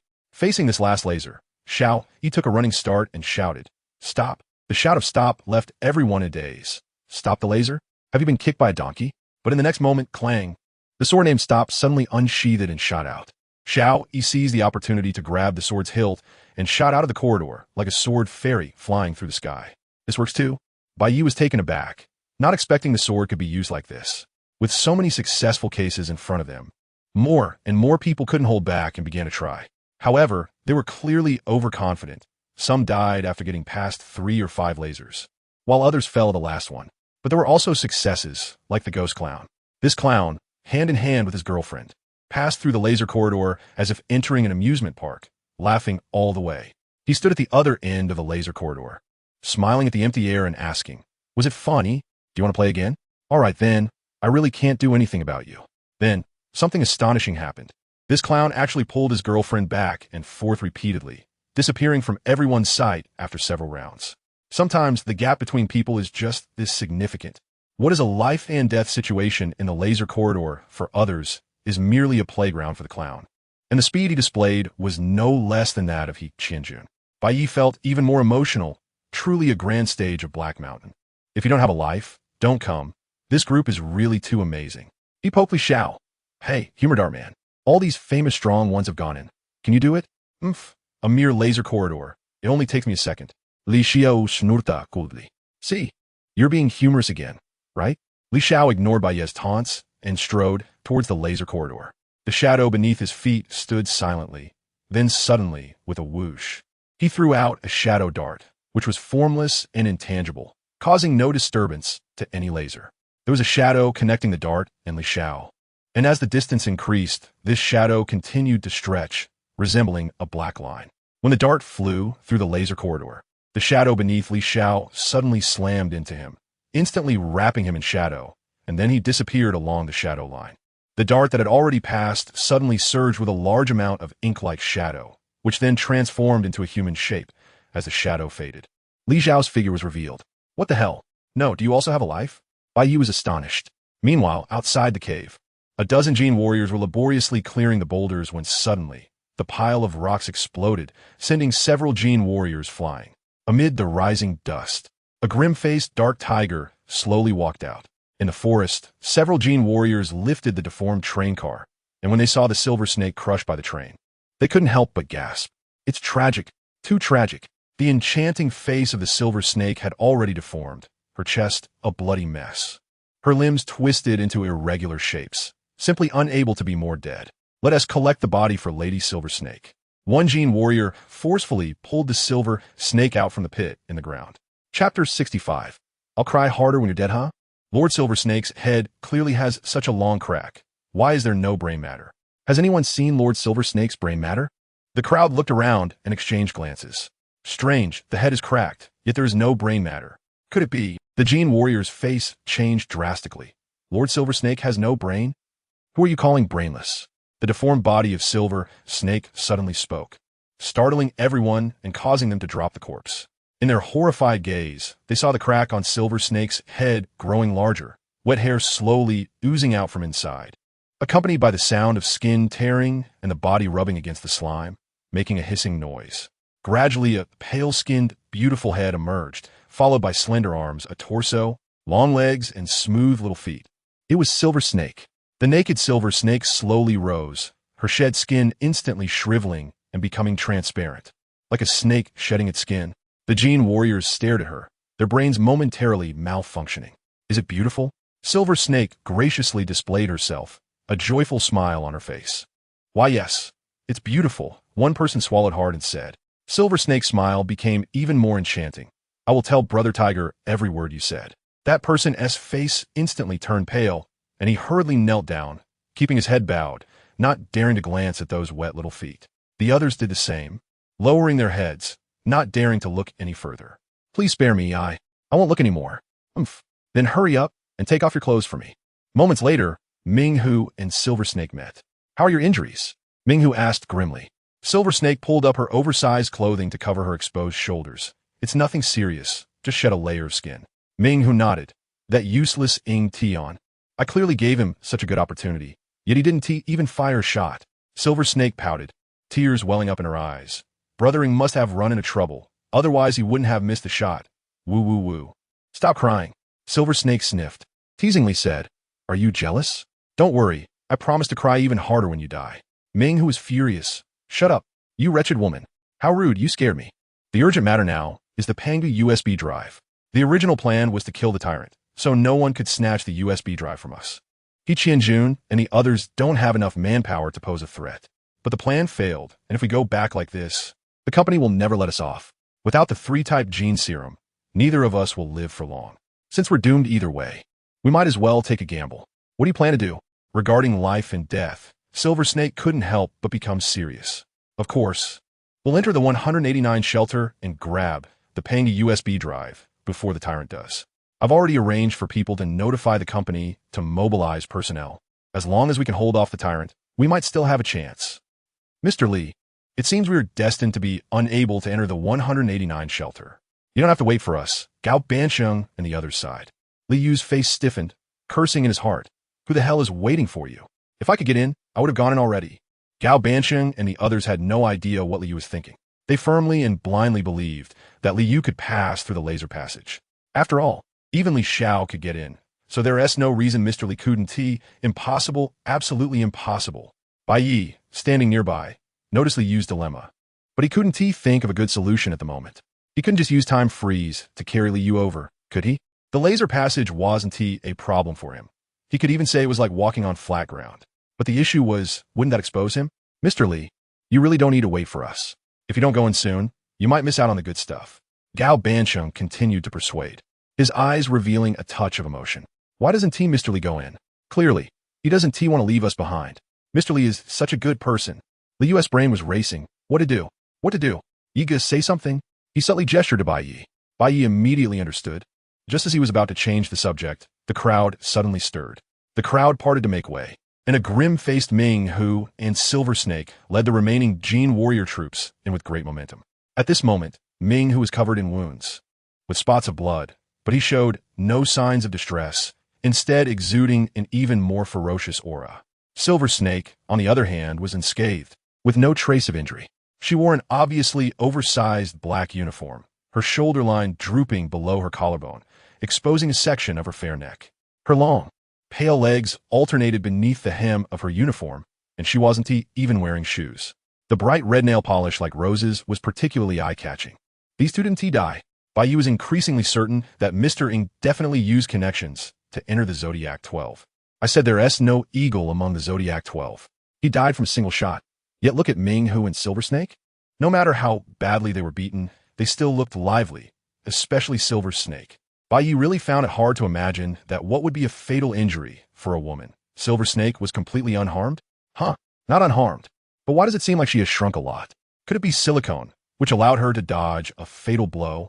Ming-Hu and Silver Snake stood before the laser passage, their eyes flickering. They were not blind. Seeing the crowd hesitating and the 10 or so corpses cut by lasers on the passage, they naturally understood what was going on. Ming-Hu casually grabbed a bounty hunter. his large hand gripping tightly around the hunter's throat, demanding, "Tell me everything that just happened, word for word." Faced with Ming Hu's intimidation and the many Jin warriors behind him, everyone dared not express their anger. The bounty hunter, frightened, recounted everything about the laser passage in detail. "I see you go in." Ming Hu directly threw the bounty hunter into the laser passage, watching as the person moved forward cautiously. Unsurprisingly, that person met a gruesome end. Then he forced others to enter the laser passage. After several attempts, he figured out the pattern of the laser passage. The cost was just a few unrelated bounty hunters dying. He Qianjun, Black Knight, and a group of strong individuals had already passed through the laser passage. Ming Hu and Silver Snake stood out as the strongest, and apart from not daring to provoke Liu, they dared to confront anyone else. "You all stay outside to assist." After coldly tossing this sentence, Ming Hu and Silver Snake charged into the laser passage. As strong individuals who could fight the tyrant and remain unscathed, the laser passage was naturally not a problem, and soon the two disappeared at the end of the passage. The remaining weaklings exchanged glances, the atmosphere slightly awkward. Chapter 66 Stubborn? Do you believe Mr. Li can make you all hard? The laser passage is like a stronghold filter. Don't be fooled by the loud names of this group, each displaying a strong presence. Only when the tide recedes do we know who is swimming naked. Liu is swimming naked. He feels as if he's been stripped and hung in front of everyone, with countless puzzled gazes directed at him, creating a sense of social death. Not only are Gao Bansheng and others confused, but bystanders are also puzzled. The renowned magician Liu, a figure so formidable that even the 12 Zodiac Grim Tigers dare not act recklessly. Why hasn't he entered the laser passage? "Xiao Bai, come here for a moment." Liu, feeling helpless, had to call out to Bai Ye. He led Bai Ye to a deserted corner. Everyone watched, but no one dared to follow and eavesdrop, fearing they would anger Liu. Liu glanced around and saw that the area was empty and the cave was pitch dark. His expression instantly fell, and the image of a strong person collapsed in an instant. "Brother Yi, what should we do now? This group of freaks has a way to get through the laser passage. Even the humorous dart thrower has a way, but I have no way." Bai Yi raised an eyebrow, a smirk appearing. "You don't have a way? Don't you think that in the entire Black Mountain, you're the one most likely to get through? You've been fooling everyone around in circles." Liu was in a panic. "Brother Yi, what time is it? Stop joking around and think of a solution." "Don't worry, I already have a plan, not only to get you through, but also to let everyone pass." "What is the plan? Lean in." Moments later, Liu felt a sense of calm in his heart. With newfound confidence, his aura as a strong person surged even more. He walked toward the laser passage with strong strides, and everyone around him stepped back. "Mr. Li, are you finally setting off?" Gao Bansheng was delighted. "You've wasted too much time waiting for us. Hurry up and act." Liu scanned the crowd with a cold gaze and said lightly, "Who wants to get through the laser passage? Raise your hand." His voice wasn't too loud, but it resonated like thunder in everyone's hearts. Everyone doubted their ears. What did Mr. Li mean? Is he going to help us pass through the laser passage? But how could that be possible? As everyone was stunned, Bai Ye, the accomplice, was the first to raise his hand. "Me, I want to pass." Gao Bansheng quickly reacted and raised his hand. "Me too. I do as well." The others, including Black Panther, all raised their hands. Like the bandwagon effect, more and more people raised their hands, many with strange expressions, feeling a sense of shame akin to being called on to answer questions in class. If it were anyone else, no one would raise their hands. They would probably be laughed at. Li nodded coldly. "Xiao Bai, collect the money." "Okay, Mr. Li." Bai Yi boldly addressed the confused crowd. "Mr. Li is kind-hearted and cannot bear to see you return empty-handed, so he is specially helping you pass through the laser passage. You only need to pay a ticket fee of 10,000 each. What are you all standing there for? Hurry up and take out the money." "Ticket fee? Do you think this is a tourist spot?" The crowd was dumbfounded. Having gone through storms and fires, they had seen everything, but they had never seen a shelter charging for entry. Is this something a normal person would do? 10,000 to pass through the laser passage? How could there be fools willing to pay? "Xiao Bai, this is a 200,000 check. I'll cover my brother's money." Gao Bansheng took out a check from his pocket and handed it to Bai Yi. The crowd. Bai Yi grinned, and after receiving the check, he walked over to the Iron Brothers with his sack. "What are you all standing there for? Pay up. Do you want to watch Qianjun isolated and helpless inside?" A mechanical transformer hesitated. "Can Mr. Li really help us get in?" Bai Yi impatiently replied, "How would I know? The money is for Mr. Li to collect. If he can't do it, you can go find him. With so many of you, are you afraid he won't pay?" Liu. After hesitating for a while, the mechanical transformer finally took out the money. 10,000 is not much for him. It's better to believe in this mysterious strong man and consider it a hopeful investment. Watching the sack fill up, Bai Ye was overjoyed. He realized he was truly a devoted man, having steadfastly loved money in his past life, and still doing so in this one. It proves that genuine affection doesn't change with the times. Bai Ye also wanted to collect more money, but the problem was there was no place to store it. Not everyone is like Gao Bansheng, who carries checks around.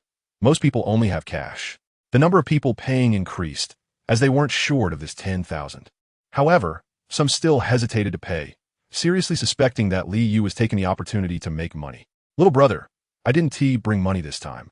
You see a bounty hunter wearing a cowboy hat chuckled foolishly. Crack! The sound of a bullet being chambered echoed, as Bai Ye's gun was already pressed against his head. No money? You dare come to Black Mountain without cash? Get lost. The man didn't dare to argue, fearing to offend Li Yu. Bai Ye continued. Everyone listen up. Mr. Li says this place does not welcome the poor. Those who can't afford the ticket should roll out early. If anyone is not satisfied, go find Mr. Li to reason with him. Don't say I didn't warn you. Mr. Li has a bad temper. If anyone makes him unhappy, he will make your whole family unhappy.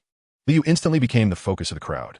Feeling their gazes, he inwardly groaned, having to maintain the persona of a strong person, pretending to be indifferent to everyone. Many people actually bought into it and took out their money. The cowboy hat wearer stiffly smiled. Little brother, I really didn't bring money. Bai Ye's eyes flashed with defiance. Still stubborn, huh? Do you believe Mr. Li can make you hard all over? I dare not. I dare not. I suddenly remembered. I picked up 10,000 on the way here. I'll pay. Bai Ye turned around. The sack was almost full, but a few people still hadn't paid. These few genuinely had no money. Otherwise, they wouldn't offend the magician Li Yu for just 10,000. One person with a long face said, I really didn't bring money, nor did I pick any up. Me too. Little brother, can you write an IOU? How about you talk to Mr. Li and see if he can make an exception? Bai Ye raised an eyebrow. Watch? What watch? A few people's faces stiffened, reluctantly taking off their watches and handing them over. Those without watches pulled out some bullets. Only then did Bai Ye nod in satisfaction, dragging the heavy sack back to Li Yu's side. Mr. Li, we've collected all the ticket fees. Let us get started. Chapter 67. Only the likes of the 10 kings are worthy of being compared to Mr. Li. Li Yu's mouth twitched slightly. Good. He slowly walked to the front of the crowd, at the entrance of the laser passage, leaving behind a profound and inscrutable figure. Under everyone's gaze, this magician gradually unwrapped the bandage on his right hand, his movements slow and steady, like tearing apart the seal of the Demon King. The atmosphere became tense. The darkness in the cave flowing like water, oppressive. The bloodstained bandage fell to the ground like a writhing little snake, revealing a pale hand before everyone's eyes. Li Yu recalled the tyrant's might, and then grasped the void toward the laser passage. Time stood still, when the enormous golden clock enveloped the world. The flowing time was paused by the divine. Bai Ye suddenly dashed out, stepping into the laser passage as if it were flat ground. His method of helping everyone pass through the laser passage was simple: destroy the laser passage. Just as he had thought before, he couldn't disappear in a thin air under everyone's watch and then cross the laser passage, as it would easily expose himself. But he also didn't possess the agility of a night girl. Since he couldn't solve the problem, he had to eliminate the root cause of the problem. He observed for a long time. The lasers in the passage were emitted by laser emitters hidden inside the silver-white walls, which had many deep small holes. From a side, they were impossible to destroy, as they would be blocked by the wall. To destroy them, he could only face the small holes directly, but once he did, he would certainly be pierced by the lasers. However, none of this was a problem for Bai Ye. Under the time-stop condition, the lasers were not activated. He took out a dagger and easily plunged it into a small hole, destroying the laser emitter inside. Following the same method, in just 14 seconds, the small laser passage was taken down. Everything Bai Ye did was not just for the ticket money and not wanting to expose himself. It was more about having these people provide cover for him. If entering Shelter 189 was this difficult, one could imagine how many dangers awaited him inside. At this moment, the importance of having someone scout ahead became apparent. Moreover, he was determined to obtain the Panga USB drive. If it were just him, Yang Jie, He Qianjun, Ming Hu, and others entering the shelter, when he snatched the USB drive from Yang Jie, it would be too easy to raise suspicion. By then, the whole world would know that the Panga USB drive was in the hands of one of them, and he didn't want to attract the pursuit of major forces for possessing such a treasure. Therefore, the more people there were, the easier it would be for him to fish in troubled waters. After doing all this, Bai Ye returned to his original position. He still had 3 minutes and 30 seconds left. Time resumed flowing. Everyone's eyes were fixed on Li Yu's right hand. As he grasped the void, there were several cracking sounds, and tiny sparks suddenly erupted from the small holes that housed the laser emitters. A dark blue current flickered across the silver-white wall, eventually dimming completely. Li Yu slowly retracted his hand, and everyone fell silent. Did it work? Did Mr. Li just destroy the laser passage? How is this possible? He just raised his hand and destroyed it? What is his extraordinary ability? Could it be similar to that of the tyrant? Truly deserving of being called a magician. It's simply miraculous. The crowd looked in astonishment at Li Yu's right hand. At this moment, Li Yu had already picked up the bandage and re-wrapped it around his hand, his expression still cold and indifferent, as if he had done something trivial. Li Yu turned around, his indifferent gaze sweeping over the crowd, primarily to see Bai Ye. Upon seeing Bai Ye subtly nod, he felt reassured and coldly said, "Everyone, please." After speaking, he took the lead and stepped into the laser passage. He walked slowly, as he felt uncertain. To be honest, he didn't really know what Bai Ye's extraordinary ability was. It felt like a supreme version of a magician's hand. He speculated that Bai Ye had previously damaged the Ming, whose wine cup using his supreme magician's hand from a distance. Now, destroying the laser passage was also Bai Ye extending several magicians' hands to simultaneously destroy the laser emitters. In his imagination, Bai Ye should possess countless magicians' hands that could infinitely extend and were faster than his own hand speed, able to be used with just a thought. Li Yu moved forward slowly, fearing that Bai Ye might miss a laser emitter. But in the eyes of everyone, Mr. Li's mysterious figure was so tall, and his steps were so light and carefree, displaying great composure. Finally, he successfully passed through the laser passage without triggering a single laser. Someone in the crowd cheered excitedly. "Mr. Li is amazing. Is this Mr. Li's true strength? In my opinion, what 12 zodiac signs and silent quartz can't compare to Mr. Li's magician's hand? Indeed, they could only individually evade the lasers, but Mr. Li was able to lead everyone through. The difference is clear. Were they saying nonsense about the 12 zodiac signs and silent quartz trying to challenge Mr. Li? In the entire Bai Mang, only the likes of the 10 kings are worthy of being compared to Mr. Li. Hearing these flattering words, Li Yu felt numb. Stop praising. Stop praising. If the tyrant hears this, I'm definitely dead. Didn't you say everything was under control? Why are you starting to draw? At the top of Black Mountain, the man in the black suit watched expressionlessly as the painter wrote furiously. The painter wiped the sweat off his forehead and, "It's all messed up, completely messed up. That person outside the script actually let everyone into the shelter. Originally, in this scene of the shelter, only the strong were supposed to have roles, but with hundreds of people rushing in, countless fate lines intertwined, making it truly impossible to cut through the chaos. Still in control? Yes. Naturally, everything is under control, but it will require more effort. It seems that this person outside the script must be dealt with, otherwise the trajectory of fate may deviate."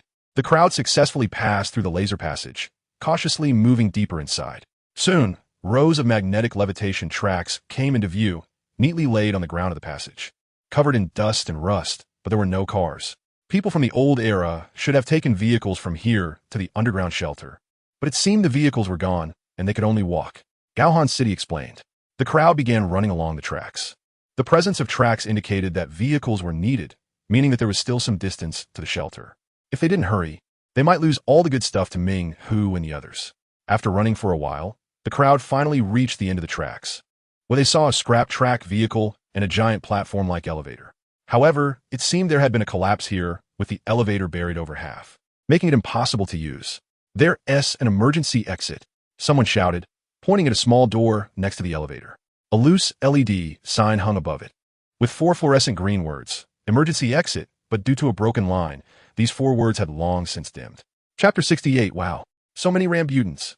The small door of the emergency passage had been violently damaged, the marks still fresh, definitely done by Yang Jie and the others. The crowd surged into the emergency passage, where the path was steep, almost at a 30-degree angle downward, constantly twisting and spiraling downwards.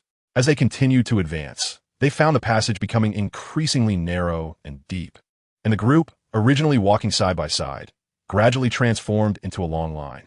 "We must be hundreds of meters underground by now," someone muttered in the dark. "No way. We've been walking for so long. I feel like we're over 1,000 meters down. Look ahead, there's sunlight." "Sunlight? How could there be sunlight underground? It must be some kind of lighting." The few people at the front moved towards the light and found that it actually came from the end of the passage. They squinted their eyes to adjust to the brightness, and once they saw what lay beyond the light, they were taken aback and hurried into the brightness. "What's inside?" The people behind shouted loudly, not immediately entering. After a while, shocked voices came from the light. "A city? It's a city, and there's the sun. There's actually sunlight here. What the hell is this? Is this still underground?" The few people exclaimed incoherently. Seeing that there was no danger, the others rushed into the light, followed by a series of exclamations. "Not only is there sunlight, but there's also a sky. Wow, what is that thing floating in midair with red hair? That thing looks like a rambutan, or rambutans with a diameter of dozens of meters." Bai Ye was slightly taken aback. What the hell is a rambutan? He recognized rambutans and had even eaten them before. They're a type of tropical fruit, round and red, covered in hairy spikes, hence the name rambutan. But the problem was, even the largest rambutan was only about the size of a palm. Where did these dozens of meters in diameter rambutans come from? He grew increasingly curious about what everyone was seeing and kept pushing and shoving the crowd in front of him. "Hurry up, we'll miss out on the good stuff. If we take too long, all the treasures will be snatched away." The person he pushed turned around, glaring angrily, but when they saw it was Bai Ye, they immediately smiled awkwardly and didn't dare to retaliate. Who doesn't know that this ragged wasteland boy has the powerful magician Liu backing him up? Better not provoke him. After about 2 minutes of squeezing, Bai Ye finally entered the light, and his vision suddenly opened up, as if he had crossed into another world. Wow, so many rambutans. It turned out that those people weren't lying. There really was a hidden city here, along with countless rambutans floating in the air. This was an expansive modern city with distorted and leaning skyscrapers, and the farthest buildings had collapsed into rolling hills. Abandoned maglev tracks wound through the ruins, coiling around the concrete carcasses like a dead giant python.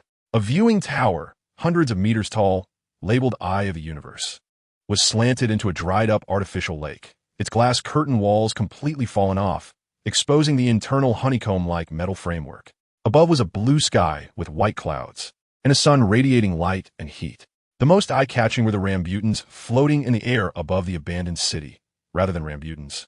They looked more like billions of times enlarged viruses, huge scarlet spheres covered in dense, sharp spikes. The spikes stretched infinitely, becoming thinner and thinner, with ends comparable to hair strands, and these strands intertwined, resembling a massive red web that enveloped the entire city. Everyone was stunned by this scene. Rambutans? This is Shelter 189? People from the old era actually built a city beneath Black Mountain?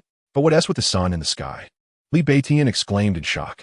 Bai Ye observed the sky for a while and realized it was not actually the sky, but a gigantic screen covering the city, with the blue sky and white clouds merely images displayed on it. Although the technology was shocking, he could still accept it. However, he couldn't accept the rambutans. Those densely packed, virus-like giant scarlet spheres didn't look like technological creations at all. Had the aesthetics of people from the old era become so distorted? Perhaps these rambutans were the reason for the deaths of people inside the shelter? Bai Ye stared at the rambutans, and for some reason, he suddenly had the illusion that the rambutans were staring back at him, as if they were alive. Suddenly, a strange feeling spread in his heart, and as the time of staring increased, the odd sensation grew stronger.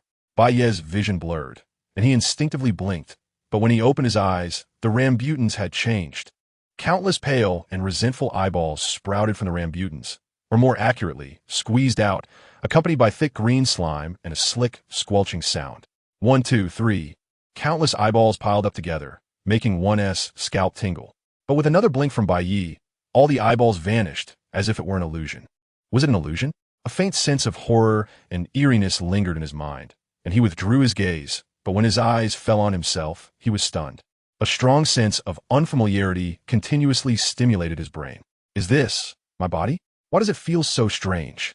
Bai Ye stared at his hands, which were clearly familiar to him, yet he felt them to be profoundly strange, as if they had been forcibly installed on him. A surge of irritation and nausea rose in his heart. He wanted to tear his hands apart to reveal the true self hidden within. Ah! A scream akin to that of a pig being slaughtered jolted Bai Ye awake. He turned abruptly, only to find that many people were wearing the same expression as him, all looking as if they had just awakened from a nightmare. The rambutans were a big problem. He had no time to think when he saw Gao Bansheng, who was on Xiao Kuei's back, fall down, his chubby hands continuously tearing at his own body, leaving behind trails of blood. It turned out the scream was emitted by Gao Bansheng, who, being an ordinary person, had very weak resistance to the Rambutans and had already begun to act. Just as Li Beitian and the others were about to stop Gao Bansheng from self-harming, a golden light suddenly flashed from his chest, disappearing in an instant. Gao Bansheng seemed to wake up from a dream, stopped self-harming, and got up from the ground with a cold sweat on his forehead, panting heavily as he cursed. Damn it, I almost went to meet my great-grandma. This Rambutan is strange. You can't look at it directly. As he spoke, he grabbed the red rope around his neck, pulling out an ancient bronze coin. He pressed his lips against the coin several times, still feeling a lingering fear. What a treasure. It saved my life again. This is a forbidden item? Bai Ye's eyes lit up.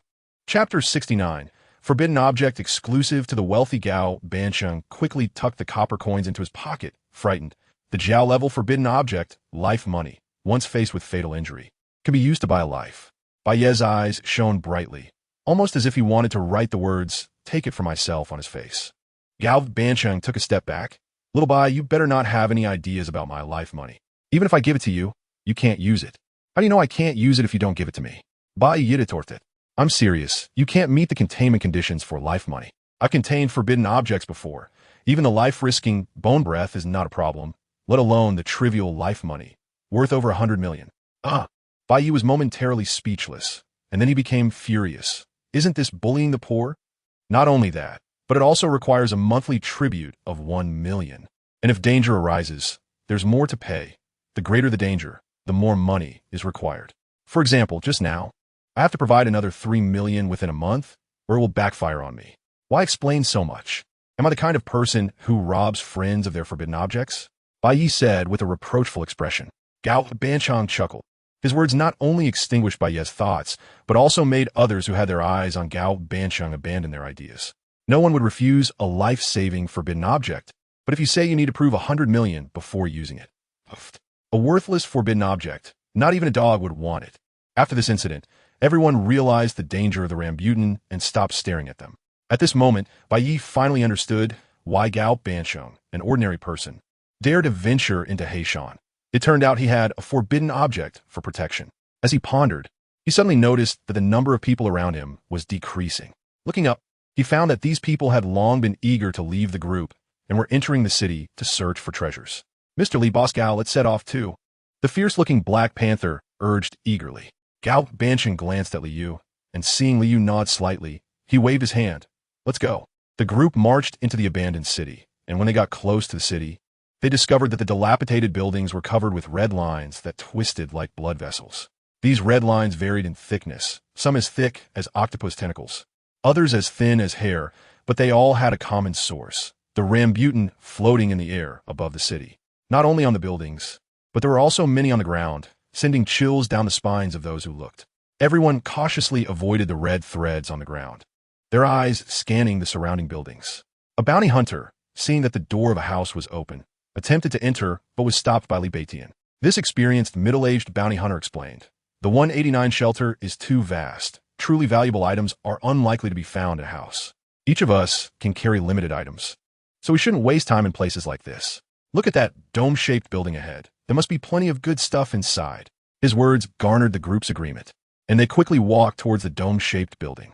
This building was peculiar, resembling a half-dome turned upside down on the ground, with its silver alloy walls in ruins, and a discarded sign at the entrance. Jean, what place? Gao Bansheng carefully deciphered the filthy sign and could only make out these 3 characters. The rest was unreadable. His expression brightened. This might have something to do with gene agents. After all, the gene technology of the Great Catastrophe era came from the old era. Everyone was elated. Who doesn't know the power of gene technology? The Great Catastrophe era merely inherited a part of the old era's gene technology, resulting in numerous powerful genetic modifications, with the 12 zodiac signs being the best among them. If they could obtain the complete gene technology from the old era, surpassing the 12 zodiac signs would be a piece of cake. Don't get too excited. 100 years have passed. Even if there are gene agents inside, they must have expired long ago. Bai Ye poured cold water on everyone's enthusiasm. His attention was not focused on the gene place, but rather on scanning deeper into the city, trying to see where Yang Jie and the others were. Gene agents are worthless. The Panga USB is the real treasure. Unfortunately, after entering the shelter, Yang Jie and the others seemed to have vanished without a trace. I need to think of a way to leave the group. Yang Jie and the others must be deep inside the city. The Black Panther impatiently walked toward the main door, regardless of whether the items were expired or not. Even if they were expired, they could still fetch a high price outside. When he reached the entrance, he hesitated again because the main door was covered with countless dark red blood vessels, writhing like living creatures. He was afraid to touch them, fearing he might contract some virus, so he pulled out his gun and fired several rounds at the door, causing blood and flesh to splatter. The door was dented with several small pits, but it was far from completely destroyed. "Let me try." Li Beitian stepped forward, revealing a large-caliber single-shot rifle in his hand. Bai Ye was secretly amazed, inspecting Li Beitian from head to toe. He only had a tactical backpack. But how did he pull out such a large gun? "Iron Spine Viper MK-03? The Black Panther exclaimed. "This gun is rare, even in the black market. I didn't expect you, old Li, to have gotten one."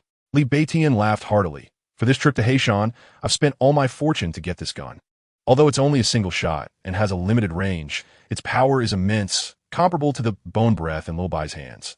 Of course, it's only comparable in power. In other aspects, it can't match the strange capabilities of forbidden objects." As soon as he finished speaking, there was a loud bang. A massive fireball erupted, resembling a grenade launch, and the dilapidated door was blown away, the blood vessels attached to it turning into a spray of blood foam. Once the blood foam dissipated, everyone hurried inside the gene facility. Inside, it was a mess with shattered glass, jars, and various rusty instruments scattered everywhere. The group searched like locusts crossing the land, looking for anything of value. No one noticed that the remnants of the blood vessels shattered by Li Beitian at the door were continuously writhing on the ground, seemingly attracted to each other, causing the remnants to gather together. In midair, a massive rambutan silently floated towards the gene facility, with thousands of red blood vessels drooping from it, tightly connecting it to the gene facility. Clearly, the blood vessels that had just been shattered came from this rambutan.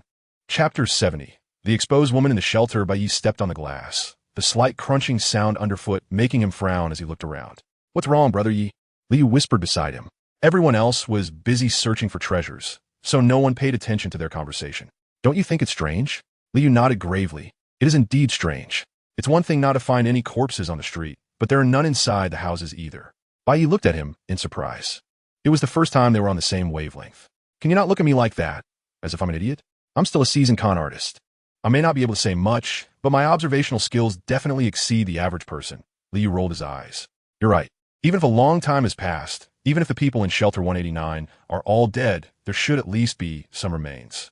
The streets are in ruins, but there are absolutely no corpses, not even inside the houses. Considering the size of the city, there must have been at least tens of thousands living in Shelter 189. Where did all those corpses go?" Liu pondered. "Could it be? This is what I found first. Let go. This robot is mine." The intense shouting from the second floor interrupted their conversation. Bai Ye and Liu exchanged glances and headed upstairs. They walked into a room that resembled a bedroom, where they saw a Black Panther arguing with a bounty hunter. On the dirty, messy bed lay a woman dressed provocatively. Black Panther was gripping her arm, while the bounty hunter was holding her slender ankle, both of them tugging and pulling. A woman? How could there be a woman here? Bai Ye was taken aback. He looked closely and immediately noticed something was off. Although the woman was exquisitely detailed and lifelike, her eyes lacked any vitality, and she remained completely still.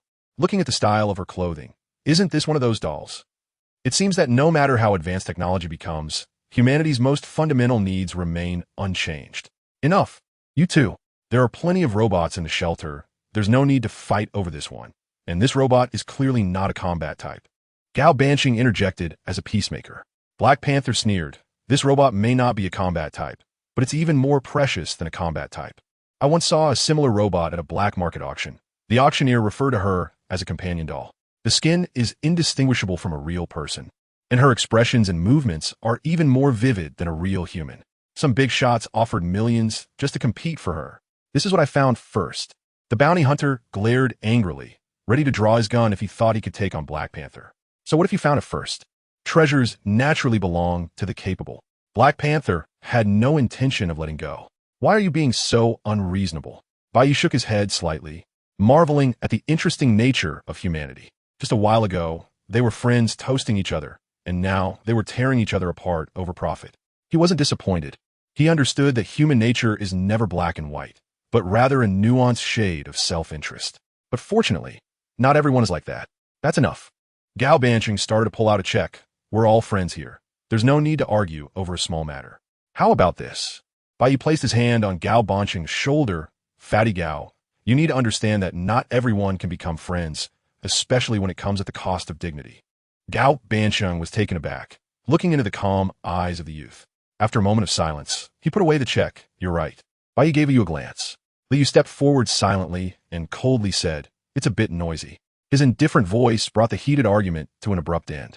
Black Panther's expression changed as he cautiously looked at Liu, forcing a smile onto his fierce face. Sorry, Mr. Li. I was being rude. Boss Gao is right. There are plenty of treasures here. There's no need to fight. Bai Ye nearly laughed out loud. Look, who said Black Panther is unreasonable? He's quite sensible. Mr. Li, Boss Gao, Shelter 189 is so big. Our efficiency in searching together is too low. Why not split up? Black Panther suggested with a flicker of his eyes. Fine. Li replied calmly. Farewell. We're leaving. Black Panther immediately called his gang to leave without any hesitation. Gao Banching's expression dimmed slightly. He understood why Black Panther and the others were leaving. Bai Ye had no time to deal with someone like Black Panther and began searching for other things in the room. Just now, everyone's attention was focused on the companion doll, so they hadn't thoroughly searched this room. This room likely belonged to a high-ranking member of the Genetic Research Institute, as it was spacious and showed signs of luxury. Of course, the key point was that only this room had a companion doll. Soon, he found a rusty safe in the wardrobe. What was the password again? Bang! The muzzle of the bone breath gun let out smoke. The password was correct. Inside was a light green syringe and a decayed experimental notebook. The gunshot attracted everyone's attention, and Li Baitian and others looked at Bai Ye with envy. Finding a complete old-world genetic serum meant he would surely strike it rich. Bai Ye first picked up the syringe to examine it. The light green liquid inside seemed to have deteriorated, looking very murky with many floating flecks. It looked somewhat disgusting. There was a blurry label on the side. Crimson. Poison. Clear? Bai Ye muttered, managing to recognize only these 3 words. Crimson virus serum? Gao Banching's eyes lit up. This should be the serum for the Crimson virus, specifically manufactured by people of the old world to combat the Crimson disease during the Great Cataclysm. How much is this worth? Gao Bancheng held up a finger. Bai Ye was shocked. 100 million? Gao Banching shook his head slightly. 10 million? He shook his head again. Bai Ye's expression turned strange. 100,000? Completely worthless. Gao Banching laughed. Bai Ye was furious. Why is it worthless? Because people today have already coexisted with the Crimson disease. Those who couldn't adapt have turned into aberrants and have long been exterminated. Well, perhaps some research institutions would be willing to pay for this expired serum. Bai Ye reluctantly put away the serum. Even a mosquito's leg is meat, and who knows? There might be a fool willing to pay. He then picked up the experimental notebook, but as soon as he grasped it, the notebook fell back down, leaving only a portion of black residue in his hand. It was too decayed. Bai Ye rubbed his hands and carefully flipped through the notebook. Mutation. Crimson. Source. Number 34. Experiment. Divine. Sample. Experiment result. Giant Crimson. Pseudo-human experimental group. Control group. Divine item number. Chapter 71. The Forbidden Artifact. What is this all about? God? Pseudo-person? Forbidden Artifact? Crimson origin? Bai Ye started filling in the blanks. The experimental log was too decayed. Many pages were stuck together. Forbidden Artifact. Gao Bancheng hurriedly squeezed forward, staring intently at the 3 words Forbidden Artifact. Do you know about Forbidden Artifacts? Gao Bancheng nodded gravely. I don't recognize most of the terms written here, but the Forbidden Artifact, I have seen it more than once in the information storage of the Jinfu Chamber of Commerce. Bai Ye immediately became interested. What is a Forbidden Artifact? Brother Xiao Bai, do you know the levels of Forbidden Artifacts? Snake, Jiao Dragon. That's right. Forbidden Artifacts are divided into 3 levels. Snake level, Jiao level, and Dragon level, while the Forbidden Artifact is an artifact that surpasses the Dragon level. It is said to invoke the wariness of gods due to its overwhelming power. Hence, it is called a Forbidden Artifact. Bai Ye's eyes lit up. So, there is a Forbidden Artifact in the 189 shelter? Perhaps even more. Gao Bancheng pointed at the handwriting in the experimental log. Look, the term Forbidden Artifact appears more than once, and there are even serial numbers. This suggests that there might be multiple ones in the shelter. Hey, where are you going, Brother Xiao Bai? Bai Ye, who had already run to the stairs, replied without looking back. No kidding, Of course I'm going to find a forbidden artifact. Slow down, brother Xiao Bai. I'm just speculating. Theoretically, it's impossible for all forbidden artifacts to be in the same shelter. Hood, hood, hood. What answered him was Bai Ye's light footsteps. Ah. The harsh scream made Bai Ye pause on the stairs. That sound. It's Black Panther and the others. Gao Banqing's expression changed, and everyone hurried down the stairs. The first to reach the first floor was naturally Bai Ye. The moment he arrived, he caught a glimpse of the first floor window out of the corner of his eye.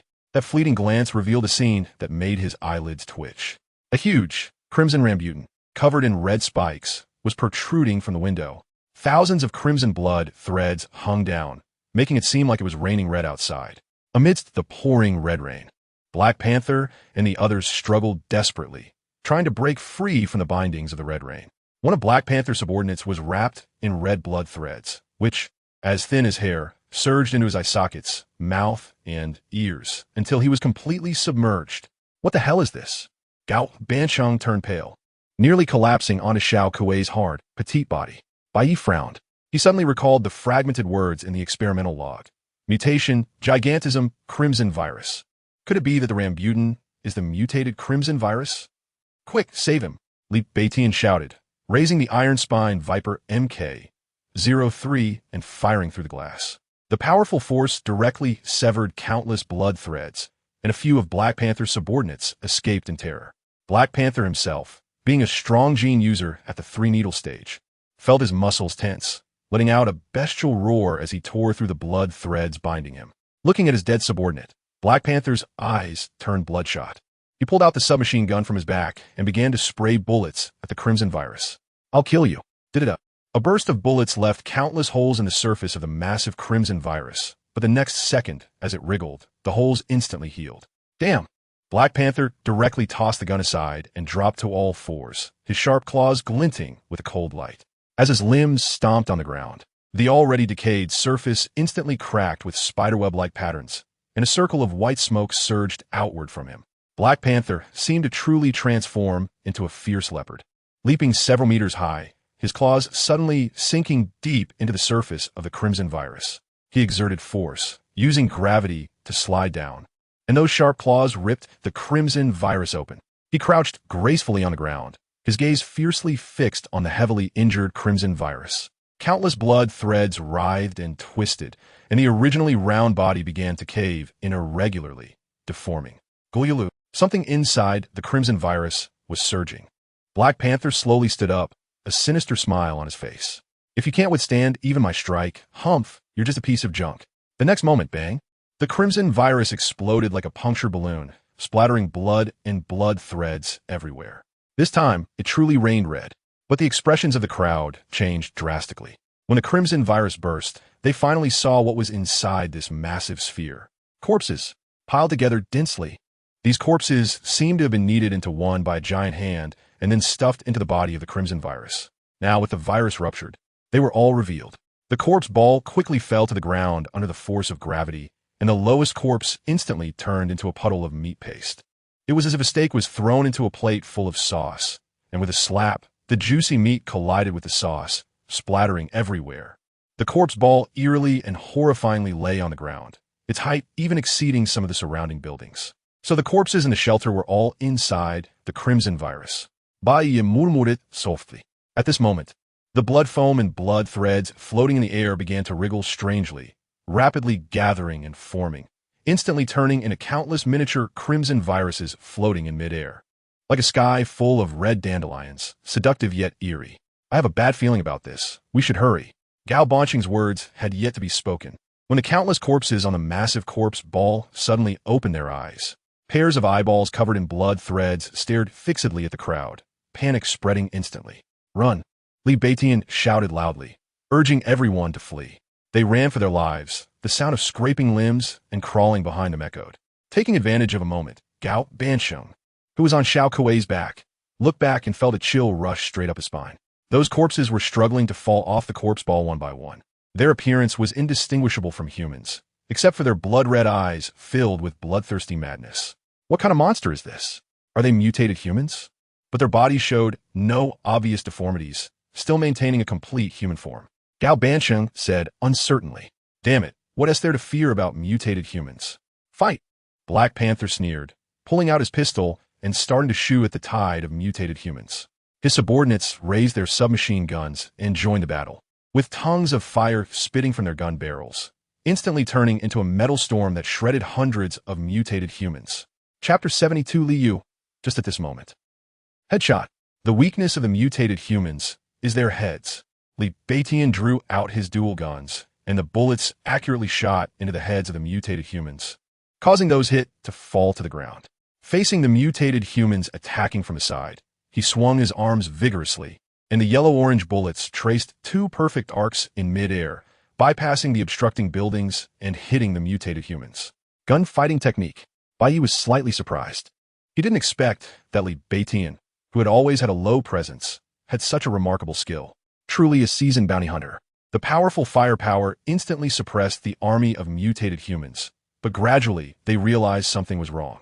The mutated humans that had been shot in the head actually crawled back up from the ground. Countless tiny blood vessels wriggled in the gory holes in their heads, and then the wounds automatically stitched themselves up. How is this possible? Black Panther was shocked. Aren't mutated humans supposed to be much weaker than ordinary mutated beasts? How come they can't even be killed by bullets now? He was both angry and shocked, directly discarding his gun and extending sharp claws from his fingertips. He crossed his hands in the air to draw a diagonal cross, instantly dismembering a mutated human. The scattered limbs on the ground continued to wriggle, with countless blood vessels extending from the wounds, intertwining like twisted dough. 2 seconds later, this mutated human stood up again, completely unharmed. Black Panther attacked again, this time chopping the mutated human into hundreds of pieces. The scattered flesh on the ground twitched a few times before falling silent. Although he successfully dealt with one mutated human, everyone felt a chill in their hearts. These mutated humans were completely different from what they had known. They were almost comparable to immortal beings. However, even those powerful mutated beasts did not possess such terrifying regenerative abilities. How could the weaker mutated humans have them? Bai Ye's eyes narrowed slightly as a phrase flashed through his mind. Pseudo-humans. They are not mutated humans. They are the pseudo-humans mentioned in the experimental records. The fighting crowd couldn't hear Bai Ye's words at all, or rather, they didn't have time to consider what these immortal monsters were. Whether they were mutated humans or pseudo-humans, they were all enemies. The sun above the dome began to change color, transforming from a bright white to a dim yellow, perfectly mimicking the sunset. The afterglow of the sunset dyed the ruins of this abandoned city a dark red, and the shadows cast became darker, like the gloom in people's hearts. Bang! A crimson bullet shot out from bone breath, and a pseudo-human's head exploded like a watermelon hitting the ground. This time it did not get back up. Bai Ye's eyes flashed with brilliance, vaguely grasping the blind spot. The bullets shot from bone breath fundamentally differed from ordinary bullets because of chi and blood. Chi and blood are the weaknesses of pseudo-humans. Upon hearing this, Black Panther hesitated for a moment, then suddenly exerted force, gathering chi and blood in his claws. He knocked a pseudo-human to the ground, and sure enough, no blood vessels appeared inside this pseudo-human anymore. However, there was no trace of joy on his face. Instead, it became even more grim because a person's chi and blood are limited. Even though he was a three-needle realm powerhouse and his chi and blood were much more abundant than others, he simply couldn't kill thousands of pseudo-humans. Some bounty hunters turned pale. Their chi and blood were too weak to project like Black Panther. In fact, even Bai Ye couldn't project chi and blood. The reason he could harm the pseudo-humans was that bone breath directly extracted his chi and blood. Among those present, only 2 could project chi and blood, Black Panther and Li Beitian. Black Panther was a genetically modified person of the three-needle realm, with extraordinary physical strength and abundant chi and blood, so it was normal for him to project. However, Li Beitian was not a genetically modified person, yet the methods he displayed were even stronger than Black Panther's. Black Panther could only attach chi and blood to his claws, while Li Beitian attached chi and blood to his bullets, creating an effect similar to bone breath, though not as powerful. The two of them, along with Bai Ye, who could barely count as half, faced an army of tens of thousands of pseudo-humans, which was like a drop in the bucket. As the army of pseudo-humans gradually surrounded them, everyone instinctively looked at Liu.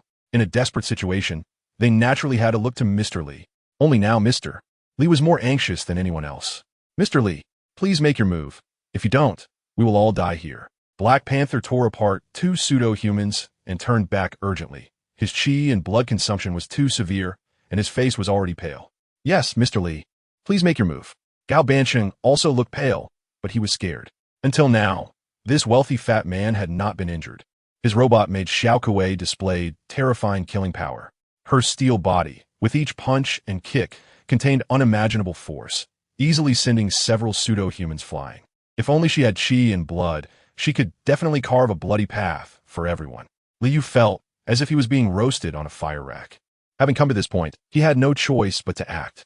He waved his hand, and the invisible magical hand suddenly exerted force, sweeping away dozens of pseudo-humans, who crashed through surrounding buildings and were buried under the falling debris, unable to crawl out for a moment. No wonder he is Mr. Li. Everyone was energized, looking at the calm Liu with admiration. With a wave of his hand, sending dozens of pseudo-humans flying. Dealing with the remaining ones would just be a matter of a few more slaps. However, Liu secretly groaned in his heart. That last strike had taken all his strength, and his mental energy was almost drained. His brain was still dizzy. He bore the dizziness, coldly raised his hand again. But suddenly, he let out a low, muffled groan, clutching his bandaged right hand tightly. Gao Bansheng and the others were shocked. Mr. Li, what happened to you? Just at this moment, Liu's right hand fell weakly, a hint of unwillingness flashing in his eyes. Bai Ye immediately coordinated. Mr. Li was seriously injured before and cannot strike frequently. Gao Bansheng and the others suddenly felt a chill in their hearts. They finally understood why Liu had been wrapped in bandages all along. It was because he had been injured earlier. What kind of existence could injure Mr. Li? Could it be other 10 kings? Even with serious injuries, Mr. Li could still kill a mutated beast like a peregrine falcon in one blow and intimidate one of the 12 zodiac signs, the underworld tiger. How strong must Mr. Li have been at his peak? What should we do now? Without Mr. Li making a move, who will deal with the army of pseudo-humans? The only option now is to run, Li Baitian said solemnly. But at that moment, Black Panther suddenly knelt to the ground in pain, and everyone turned to look, instantly horrified. Unbeknownst to them, Black Panther's body was covered in red hair. Those tiny crimson viruses had silently attached to him, and the crimson spikes on his skin fiercely pierced into his flesh, growing wildly like wriggling flesh buds. Chapter 73. Brother Yi, I think I'm about to die. The Black Panther howled in pain, tearing at his own body with both hands. His flesh was ripped apart by his sharp claws, blood and meat exposed to the air, bloodlines as thin as hair writhing within the muscle fibers.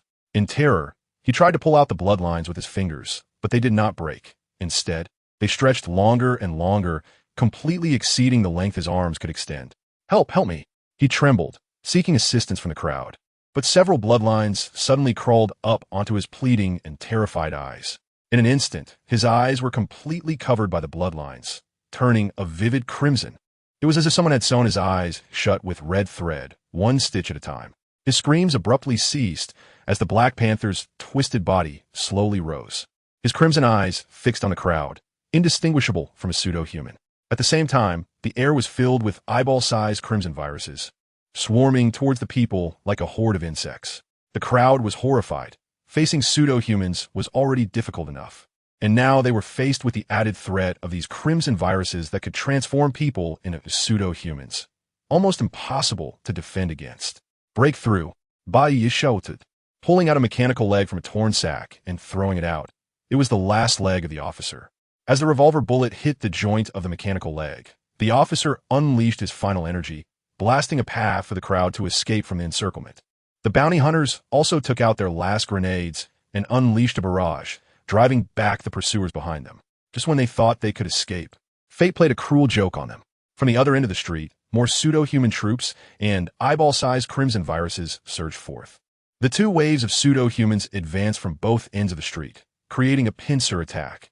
The color crimson became the dominant hue of the dim street. It must be that others have also broken the crimson virus and released pseudo-humans. Li Baiqian's face turned pale, without a moment's hesitation. He crashed through the glass of a nearby house and leaped inside. The others were in a complete panic, scattering in all directions, mimicking Li Baiqian's actions and frantically rushing into the buildings on either side. With so many pseudo-humans, even Bai Ye felt his scalp tingle. Even if he activated Time Stop, he wouldn't be able to kill them all. This way, Liu shouted, breaking down a large door and urgently calling to Bai Ye. The two quickly dove through the door without pausing, climbing out of a window on the other side of the house and running wildly. The moment they jumped out, the dense swarm of crimson viruses and pseudo-humans filled the house, and the inhuman screams were sharp, like nails scraping across a blackboard, causing a strong physiological discomfort. After jumping over several houses, the sounds of roaring behind them finally began to fade. Phew! Liu exhaled, still shaken, almost died. Black Mountain is really not a place for humans. I wonder how Gao Bansheng and the others are doing? Don't worry, Gao Bansheng has forbidden items to protect him. And with his wealth and the combat made robots for protection, he definitely won't die, Bai Ye said, panting heavily. What about the others? The others will probably have to rely on luck, but I feel that Li Beitian should be fine. He's been very low-key all the way, but when it matters, his strength is not weak. He is skilled in gun combat and blood martial arts. In a real fight, even the Three-Needle Realm Black Panther might not be his opponent. Brother Yi, what should we do now? As soon as this question was asked, Liu felt a sense of relief. It was certainly enjoyable to act tough without speaking, but over time it became stifling. Keep running. The crimson viruses and pseudo-humans will definitely spread to the surroundings. We need to get away from them. Bai Ye pushed open a window and jumped out. Liu nodded and followed closely behind. Bai Ye quickly reached another house, planning to break in to avoid the crimson viruses and pseudo-humans. The best way to escape was to move through the buildings, using them to obstruct their movement. At this point, the sun had set behind the ruins, and the entire city seemed to be submerged in ink, with only the outlines of the ruins writhing in the darkness. Bang! Bai Ye kicked open the door. The inside was pitch black, and the dust kicked up by the falling door rose like a thick black smoke. As he stepped inside, his footsteps suddenly froze. Crimson viruses. The room was filled with crimson viruses. They floated within, nearly occupying all available space, and Bai Ye felt as if he had plunged into a sea of red dandelions. He could even clearly see a crimson virus landing on the tip of his nose, then recklessly extending dozens of tiny tentacles, plunging down hard. Damn! Bai Ye cursed, grabbing the crimson virus on his nose and throwing it away. At that moment, the other crimson viruses completely surrounded him. Time stopped. Brother Yi, be careful. Liu's urgent shout came from behind him, followed by the surrounding crimson viruses seeming to be stirred by an invisible hand, grabbing and crushing. A vacuum suddenly cleared around Bai Ye. Without hesitation, he turned and fled the house. The two kept running, turning left and right until they found a safe house to hide in. The previous house must have been visited by someone else, who likely led the crimson viruses into the room and then jumped out the window, trapping the viruses inside. Damn, what bad luck! Bai Ye cursed under his breath. However, the only response was silence. Bai Ye was taken aback and turned to look at Liu. He saw Liu gripping his right hand tightly, beads of sweat forming on his forehead, his face pale. Following Liu's gaze, he saw that the 3-meter-long invisible magic hand was no longer invisible, but had taken on a shade of crimson, as if unevenly splattered with red paint. Brother Yi, I think I'm about to die, Liu said with a grim smile. You were infected by the crimson virus. Liu shook his head. I didn't come into contact with the crimson virus. I just crushed them with a magic hand. I thought there wouldn't be a problem since the magic hand isn't a part of my body, but who would have thought? He looked down at his magic hand, the crimson color spreading like red ink on paper, completely staining the magic hand. This was also the first time Liu's magic hand had fully revealed itself, over 3 meters long, with a huge palm resembling a giant's arm. Bai Ye's face darkened. As long as I'm here, you won't die. He pulled out the crimson virus serum he had found earlier, preparing to give Liu an injection.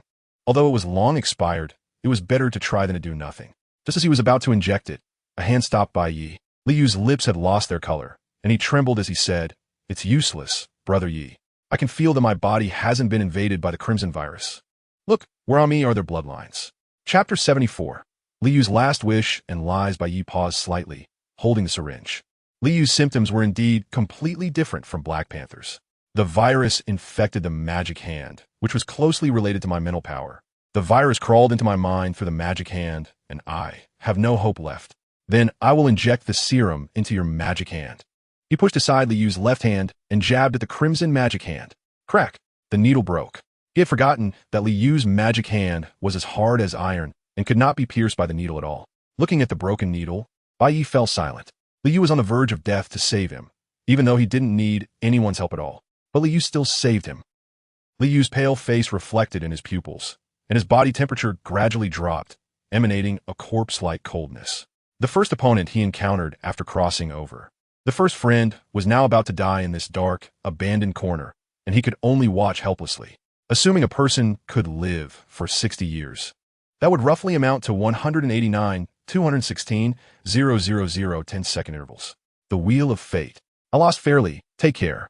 Although I fear death, I fear even more living the rest of my life in regret and guilt for abandoning my friend and fleeing alone. The words from the past still lingered in Bai Ye's ears, causing him to feel slightly dazed. Brother Yi. Li Yu's weak voice interrupted Bai Ye's daze. Before I die, I have one last wish. Bai Ye took a deep breath. He naturally knew what Li Yu's wish was and promised seriously. Rest assured, I will take care of your mother. Li Yu shook his head with great difficulty. No, not this wish. Bai Ye was taken aback. Not this? Did Li Yu have a wish that was more important than his mother?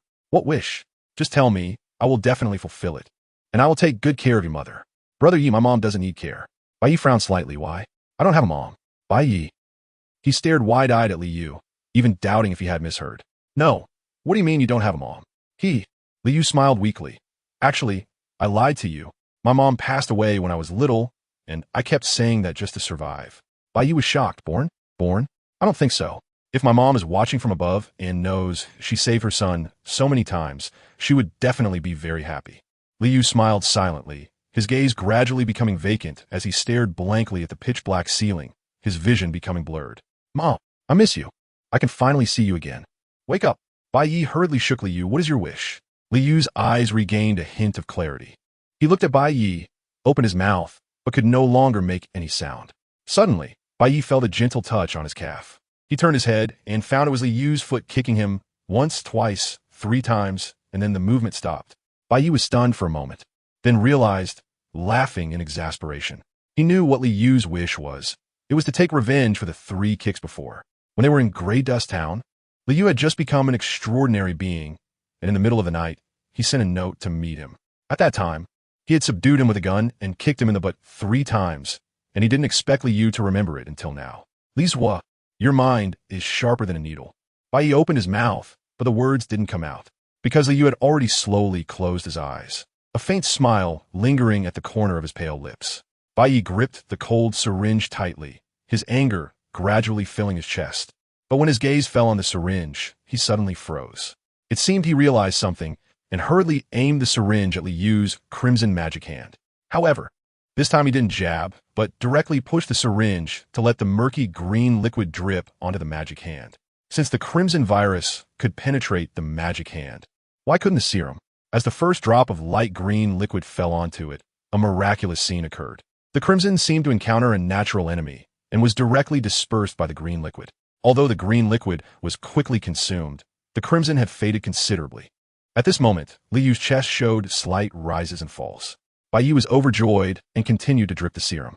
He didn't dare to use it all at once. Too much medicine can be toxic. What if he accidentally overdosed and killed Li Yu?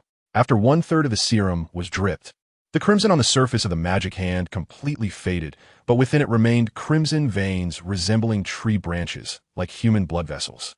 The serum seemed unable to penetrate the interior of the magic hand. He dripped a few more drops, but the crimson veins remained unmoved. Li Yu suddenly sprang up from the ground, his eyes wide with horror as he looked around, gasping for breath, appearing both frightened and lively. Is this the underworld? Damn! Brother Yi, when did you die? Bai Ye walked expressionlessly to Li Yu's side and then kicked him 3 times. Ouch! Why are you kicking me? That hurts! Wait, dead people can't feel pain. I alive again? Li Yu looked at his body in surprise, finally focusing on the magic hand filled with crimson veins inside. This is... He waved his arm, and suddenly the magic hand began to stretch at a visible speed, growing from 3 meters to 5 meters, 8 meters, 10 meters. He was increasingly delighted, and with a thought, the magic hand began to shrink, gradually returning to a normal human arm size. It can stretch and contract freely. My magic hand can stretch now, and it seems to have become more flexible and harder. Don't be too happy too soon. The crimson virus still remains in your magic hand, and the blood vessels are the best proof. Although it has caused a mutation in your extraordinary ability, it may have side effects. Bai Ye doused him with cold water. The joy on Li Yu's face faded slightly as he looked at the densely packed blood vessels in the magic hand with some worry. The biggest function of the magic hand was invisibility, Now it was stronger, but it had lost its invisibility function, which felt like a loss. Let me see if I can conceal the blood vessels. He gritted his teeth, exerting all his strength, as if he were constipated, his face turning red. Finally, the blood vessels inside the magic hand began to contract, and countless small branches returned to the main trunk. Chapter 75. The Bloodshed against Bai Ye. Liu gasped for air, his eyes filled with excitement. Great. Brother Yi, the blood vessels can be retracted, but I'm still not very skilled at it. So I can't retract them all at once. Once I practice a few more times, I definitely can. His joyful voice suddenly stopped, and he stared in shock at Bai Ye's eyes. Brother Yi, your eyes? A sense of ominous foreboding surged in Bai Ye's heart. What's wrong with my eyes? Bloodlines. There are bloodlines in your eyes. Liu shouted in panic, his voice somewhat distorted. Damn! Bai Ye cursed under his breath, pulling out a dagger and holding it in front of his eyes to examine. The clear blade reflected his eyes, and he saw a red line, like a worm, wriggling in the white part of his eye. Seeing this, Bai Ye did not hesitate. He raised a finger and stabbed it fiercely into his eyeball. As his finger touched the surface of the eye, he fought against the urge to close his eyes, squeezing hard to grip the wriggling bloodline. And then he pulled with force. A half-meter-long bloodline was forcefully yanked out of the eye socket, accompanied by a spray of blood. Bai Ye's vision in his right eye instantly turned crimson, and the intense pain made him shut his right eye. But he did not stop. He continued to search his body. He knew that during the recent attack by the Crimson virus, some of it must have invaded his body. There were too many viruses at that time, and even he couldn't notice them all. He should have discovered it sooner. But he was so focused on saving Liu that he hadn't noticed his own abnormalities. You're back. It's on your back, Liu exclaimed. On the torn part of Bai Ye's shirt on his back, a crimson virus was attached to his skin like a leech, with countless tiny bloodlines rooted in it. Let me do it. Liu's magic hand shrank to a normal size and accurately grabbed the crimson virus, then yanked it hard. With a chilling sound of flesh tearing, the crimson virus was pulled out, but dozens of bloodlines remained connected to Bai Ye's back. Liu endured the physiological discomfort, pulling and retreating, the bloodlines growing longer. He even had the illusion that he was pulling Bai Ye's blood vessels, because the bloodlines looked so much like blood vessels. It was as if he was grabbing a section of a blood vessel and pulling it out of the body. With a pop, the bloodlines were pulled from Bai Ye's back, where his wound was already a mess, forming a bloody hole, the flesh inside rotting, as if it had been punctured hundreds of times with a needle. Brother Yi, are you feeling better? Liu asked with concern. Bai Ye gritted his teeth, cold sweat covering his face, the intense pain at the wound continuously stimulating his nerves. It's useless. The virus has invaded for too long. Bai Ye opened his mouth, but felt a tickle in his throat, as if countless small insects were wriggling in it. Those little bugs proliferated quickly and soon crawled out along his tongue. Bai Ye bit down hard. It felt very chewy, like biting through noodles. Ugh! He spat on the ground, and several half-segments of bloodlines and blood fell to the floor. Looking at the wriggling bloodlines on the ground, Bai Ye instinctively felt nauseous. The thought of having all these things inside him made him feel even worse. Fortunately, there was still half of the crimson virus serum left. Since it could cure Liu's magic hand, it should be able to cure him as well. He raised the syringe and plunged the broken needle into his arm. As the light green liquid was injected, the strange sensations inside him lessened significantly, and the bloodlines in his mouth shrank back to his abdomen. Liu watched nervously from the side, wanting to help but not knowing what to do, appearing somewhat at a loss. Brother Yi, are you feeling better? Bai Ye nodded laboriously, just about to speak when his face suddenly paled, and he clutched his abdomen tightly, the intense pain engulfing him like a tide. Brother Yi, what's wrong? Liu exclaimed in shock. Is it that there's not enough serum? I'll go find medicine for you right now. Bai Ye opened his mouth, but couldn't make sound. Anxious, Liu didn't even open the door. He crashed into it and fell to the ground with it. Ignoring the pain, he quickly got up and rushed into the street, running frantically in any direction he could find.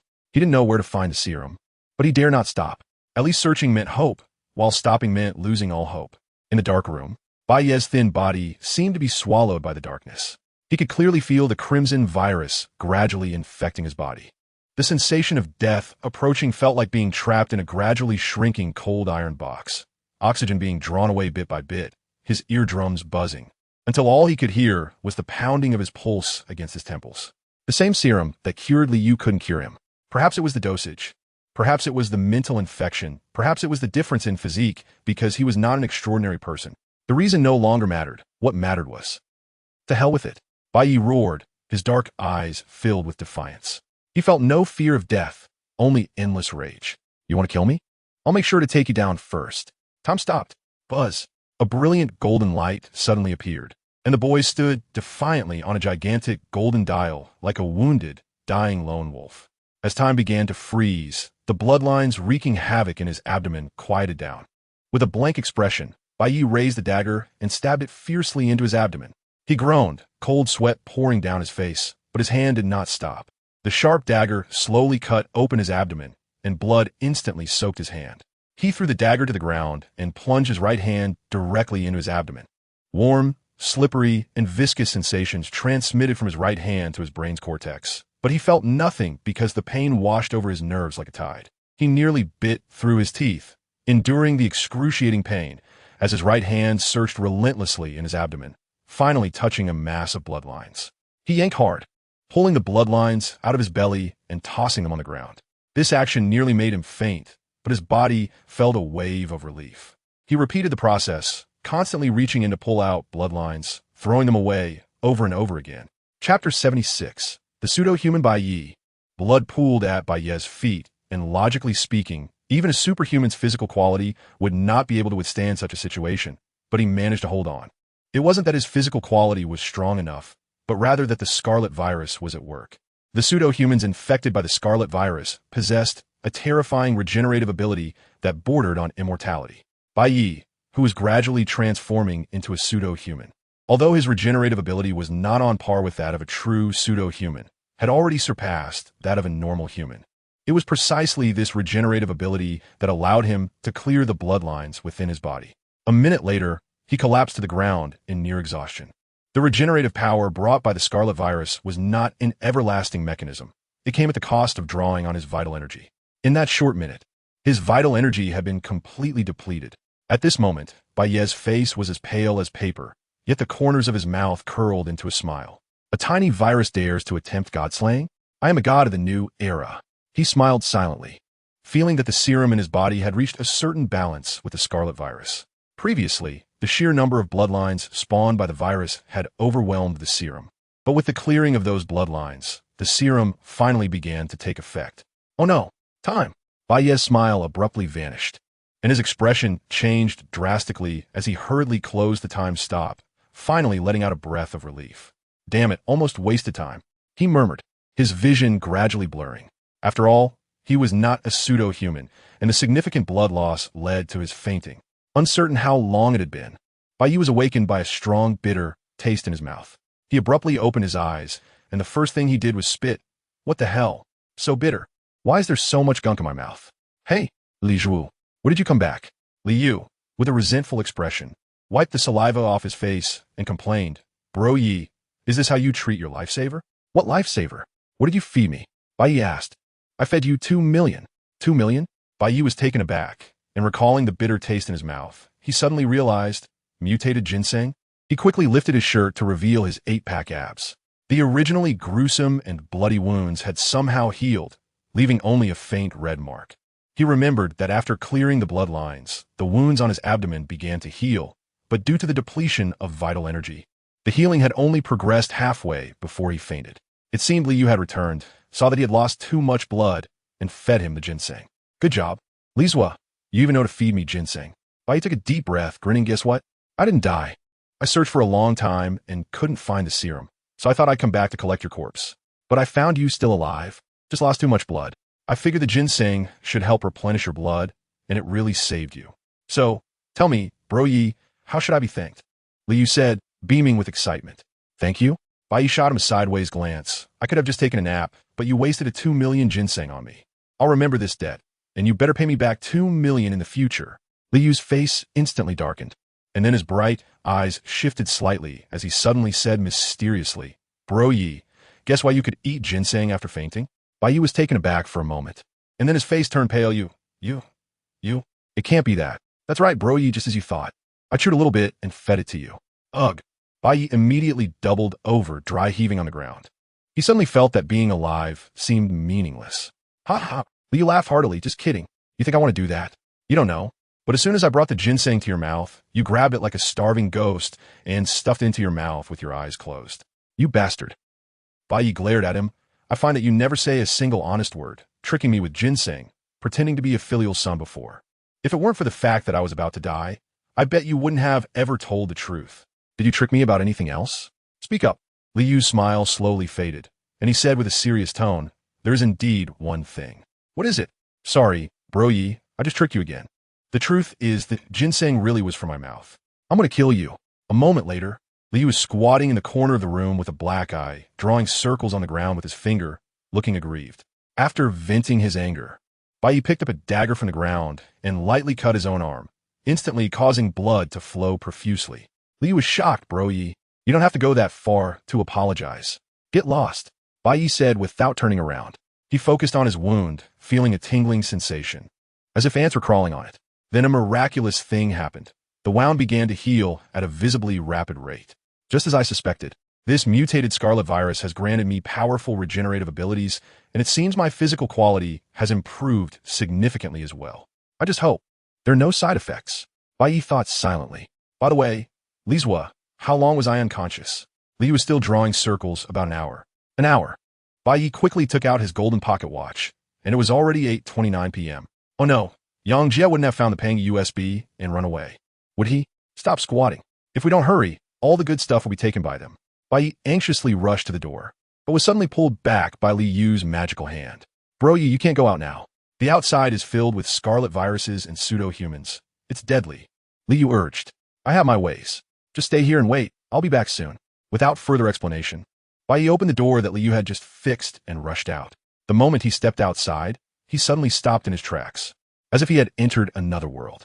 Countless eyeball-sized scarlet viruses floated throughout the city, resembling a sky full of red dandelions. He was not surprised. With hundreds of people pouring into the 189 shelter, facing the attacks of the giant scarlet virus's tentacles, people would certainly not sit idly by. In the counterattack, the giant scarlet virus would inevitably rupture, releasing countless pseudo-humans and smaller scarlet viruses. I can't delay any longer. The longer I wait, the more dangerous it becomes. Once the scarlet virus fills the entire city, even I would have to avoid the spotlight. Bai Ye took a deep breath, preparing to activate time stop and cross the street when he suddenly froze. Wait, why are these scarlet viruses not attacking me?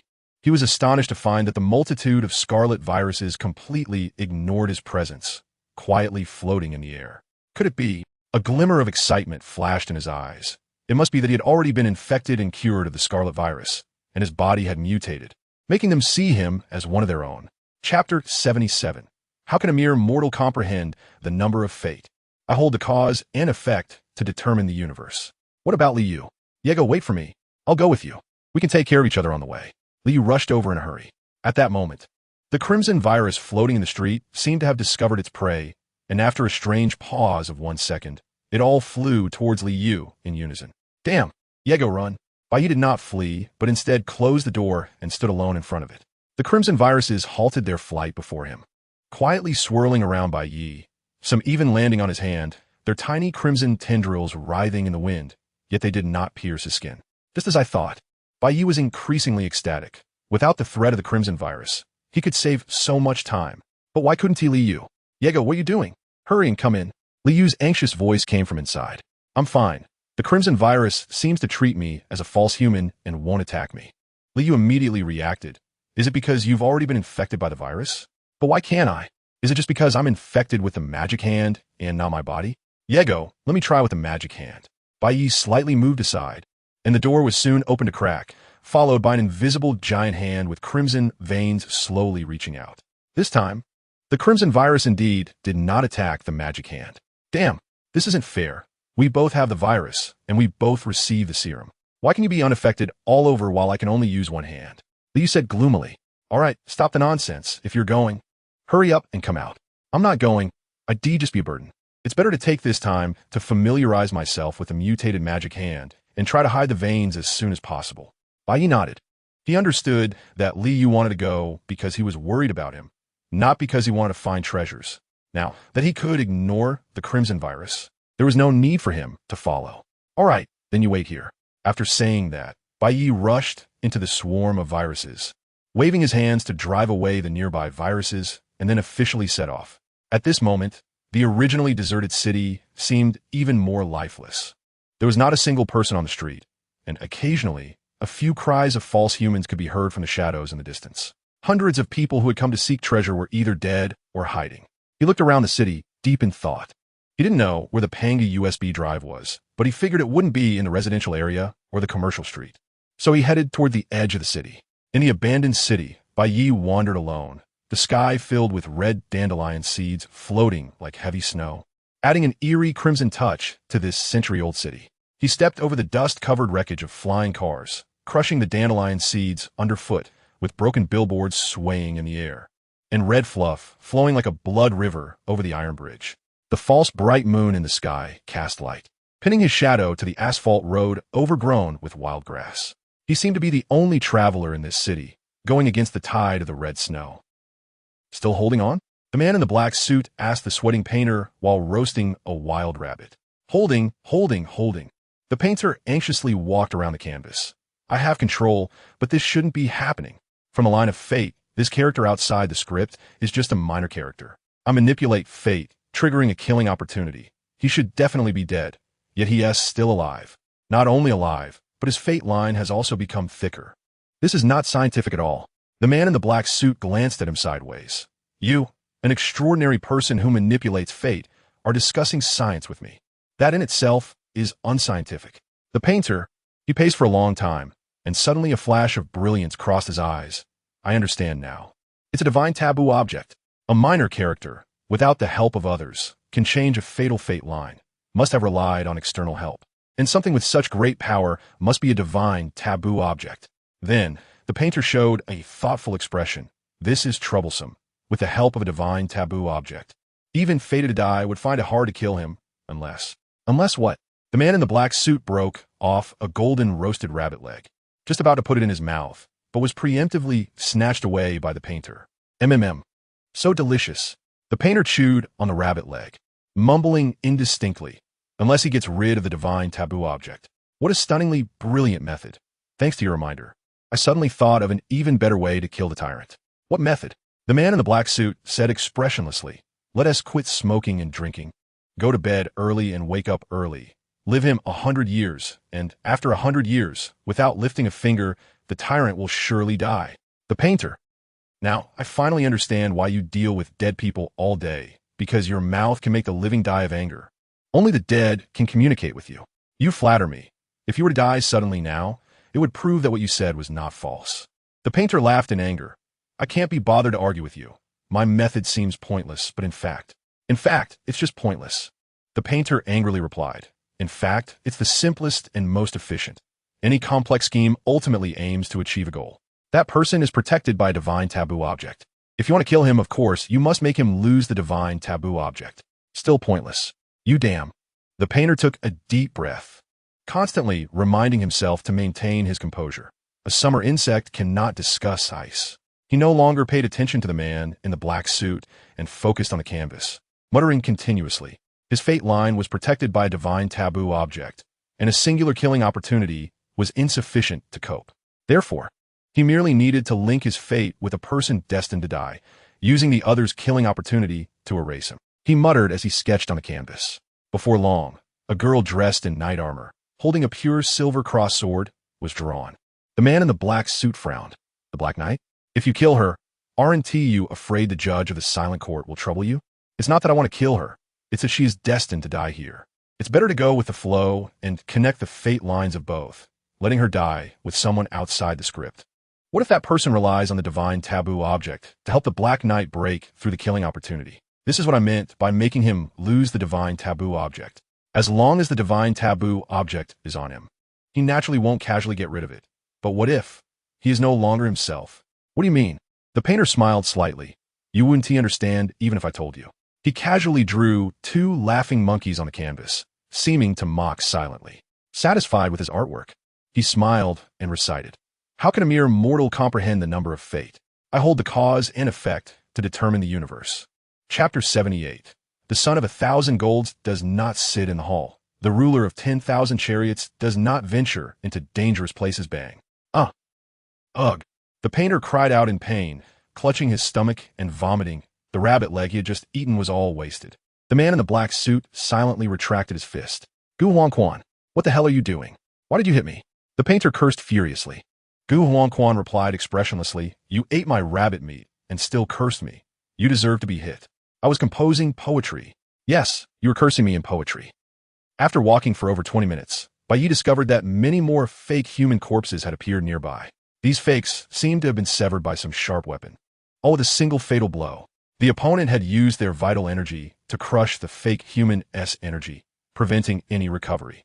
Looking at the familiar wounds, the figure of the night girl appeared in his mind. These sword wounds were very similar to those inflicted by the pure silver cross sword in her hand. Bai Ye felt a surge of joy in his heart. The night girl was the first person to break into the 189 shelter after the tyrant, and her goal was definitely the Pangu USB drive. Now that he had found traces of the girl, it meant he was on the right path. He quickened his pace, continuously moving forward along the traces of battle. Suddenly, a roar from a fake human came from the shadows of a nearby alley. Bai Ye frowned slightly, activating Breath of Bones, pointing his gun at the dark alley. Before long, a grotesque figure rushed out of the alley. When the opponent burst out and saw Bai Ye, it froze in an eerie manner. Its blood-red eyes, covered by a bloodline, stared unblinkingly at Bai Ye, as if questioning whether he was one of its kind. It seemed that not only the Crimson Virus, but the fakes would not attack him. Bai Ye thought quietly to himself, "But what if I attack it?" Bang! The yellow-orange bullet instantly pierced through the fake's abdomen, enraging it, its eyes turning even more crimson as it howled and charged at Bai Ye. It seemed that as long as he didn't attack them, he would be fine. Bang! Another gunshot rang out.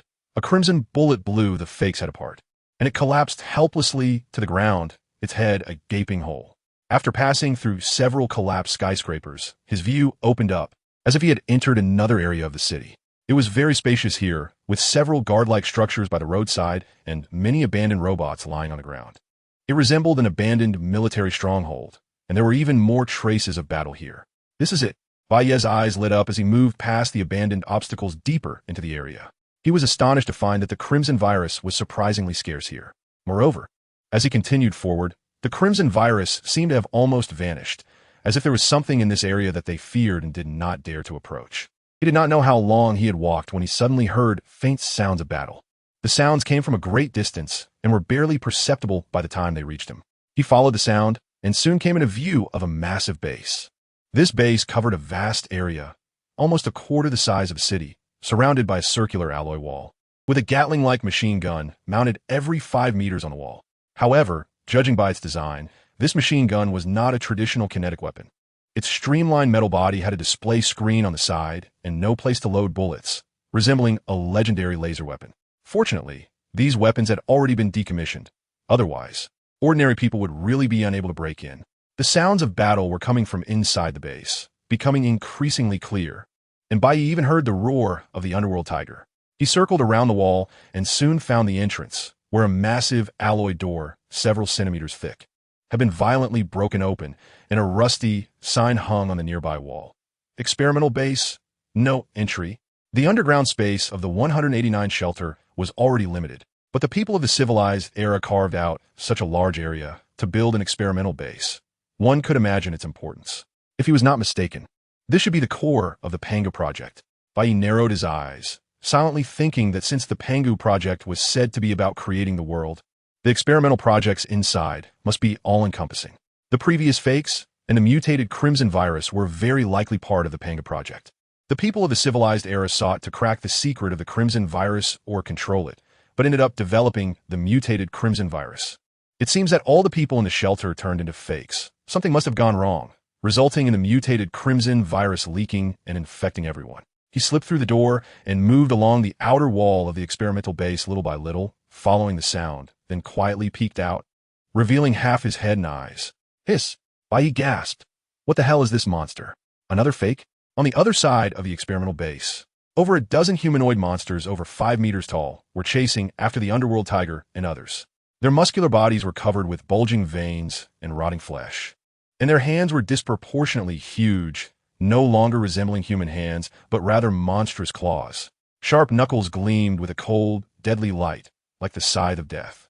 Besides the dozen or so currently fighting, more than 20 bloodied humanoid monsters lay on the ground, apparently having just died. Why is the tyrant Yang Jie not here? Bai Ye felt a bit puzzled. He saw the underworld tiger, the night girl, and even that pretentiously Xiao was present, but there was no sign of Yang Jie.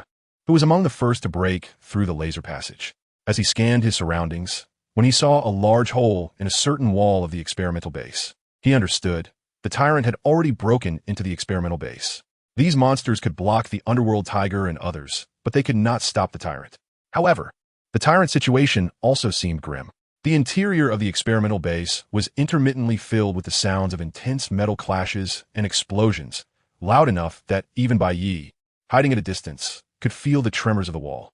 It was dangerous. Too damn dangerous. Bai Ye wisely chose not to rush in to join the fray, but instead hid here to watch the show. After all, whoever found the Pangy USB drive would eventually have to come out of the experimental base, and he could just snatch it then. There was no need to take risks himself. As the old saying goes, the son of 1,000 golds does not sit in the hall, and the ruler of 10,000 chariots does not venture into dangerous places, especially since he was a god of the new era. These damned experimental subjects, they couldn't be killed unless their vital energy was exhausted. The underworld tiger punched and exploded the arm of an attacking experimental subject, then rushed to the side of the silver snake.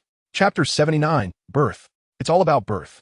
The experiment subject with its arm blown off let out a furious roar, and a blazing scarlet light surged from its body, with specks of light gathering at the broken arm. In the midst of the crimson glow, the severed muscles, bones, and skin rapidly grew back, and in the blink of an eye, it was restored to its original state.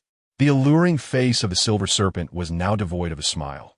The tyrant had forcefully breached the experimental base and shattered the confinement devices inside, unexpectedly releasing so many experiment subjects. One could only wonder what the people of the old era were actually researching. Every monster they created was comparable to a transcendent being with a bounty exceeding 100 million. The dark tiger exerted force with both hands, grabbing the arm of the attacking experiment subject and flinging it away as easily as an ant lifting an elephant. Time could not be wasted. They must find the Pangu USB drive before the tyrant. Go! He dropped to all fours, his muscles swelling dramatically. Seeing this, the silver serpent immediately leaped her small feet, covered in black mud, landing on the dark tiger's back. The dark tiger acted as a mount, charging through, while the silver serpent struck fiercely, her pale, slender arms like soft, boneless venomous snakes, each strike tearing away large amounts of flesh from the experiment subjects. With their combined efforts, they quickly broke through the encirclement and rushed into the large hole created by the tyrant, disappearing without a trace. Oof. 2 births. He Qianjun snorted coldly, deeply dissatisfied with the actions of the dark tiger and the silver serpent. Originally, everyone had worked together to kill over 20 experiment subjects, and they were on the verge of resolving the situation. But at that moment, the dark tiger and silver serpent had run away, leaving the pressure on the remaining people. With his head full of silver hair, He Qianjun suddenly leaped up like a plant sprouting from the ground. His swift figure dodged the incoming claws in midair. Then he exerted force with both feet, climbing up the thick arm of the experiment subject as if ascending a mountain, finally stepping hard on the opponent's head. Using the reaction force, he glided through the air towards the large hole in the wall of the experimental base. Although he was still 100 meters away, based on his falling momentum, he wouldn't reach the hole. But in the next second, his arms spread wide like a white crane taking flight, and a powerful surge of blood energy erupted from his body, transforming into countless streams of scarlet energy passing through his arm span.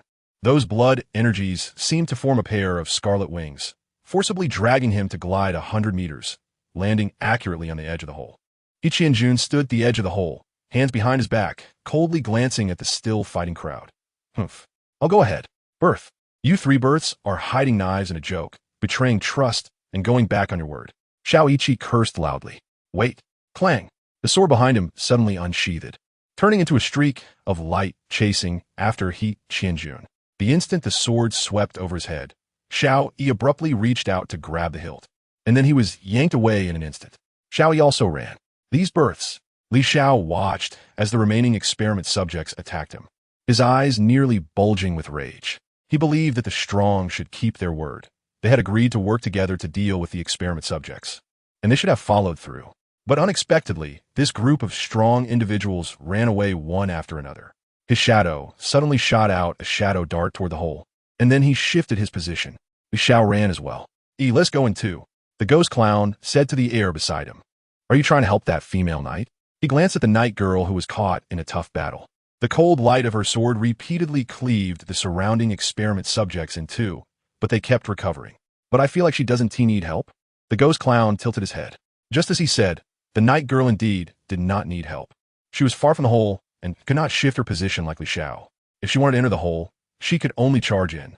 Yet, she did not charge. Instead, she quickly ran towards the nearest wall of the experimental base. With 7 or 8 experiment subjects closely pursuing her, the encirclement continuously shrinking, effectively trapping her there.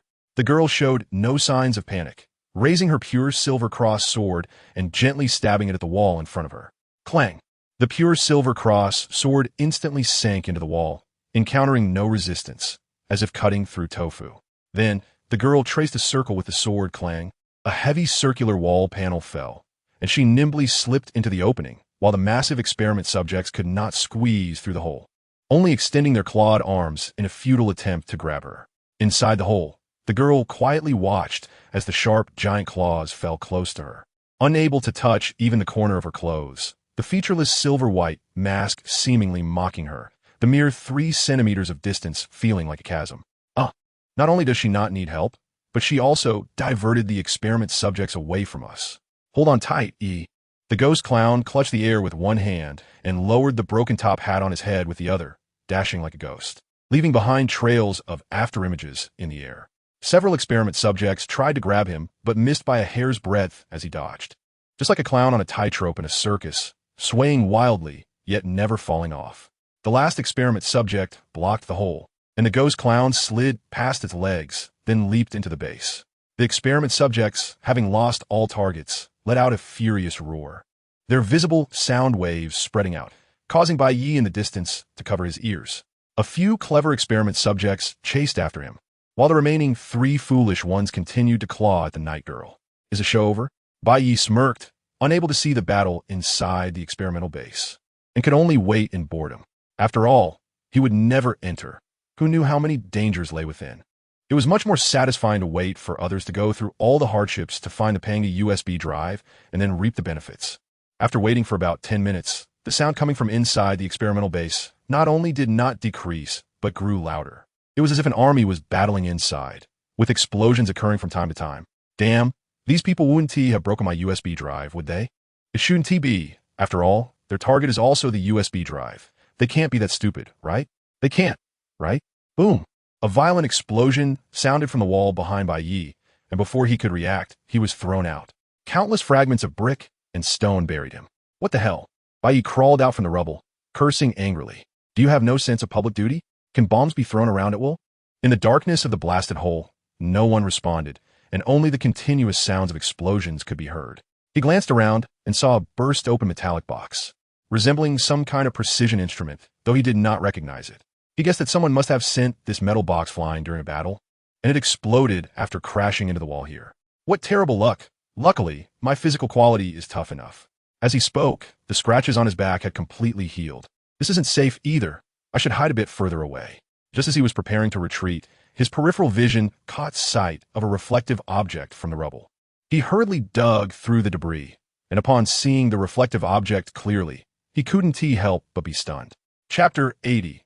Forbidden Objects, number 001, undescribable, unrecordable, uncontainable. Is this a mobile phone screen? A rectangular, translucent screen lay quietly among the rubble, covered in cracks. He picked up the phone screen and examined it closely, only to find intricate circuit boards hidden within the cracks. It shouldn't be a phone screen. It's too thick. This thickness resembles a phone even more.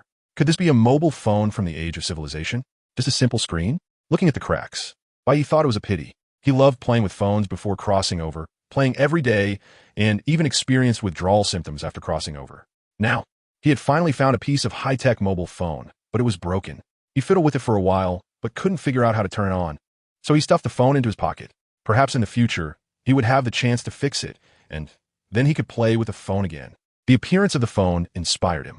Although he couldn't enter the experimental base, he could search for treasures outside. After all, there had been so many explosions just now.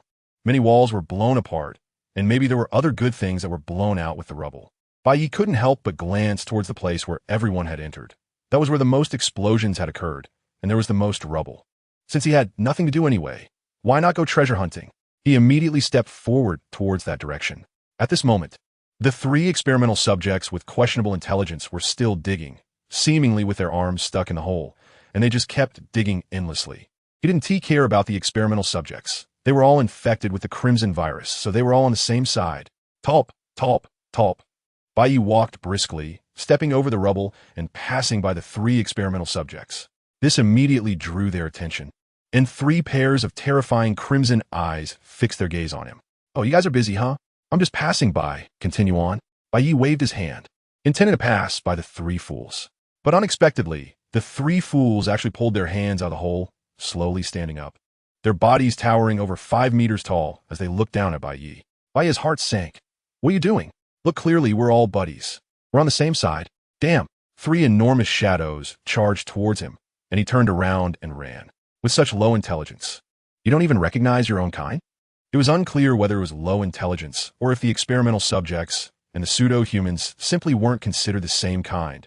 But the three fools showed no mercy when they attacked. Although the three experimental subjects were large, their movements were surprisingly agile, closing in on Bai Ye in a surrounding manner. In an instant, his escape routes were completely blocked, and the only chance of survival was through the hole where everyone had entered earlier.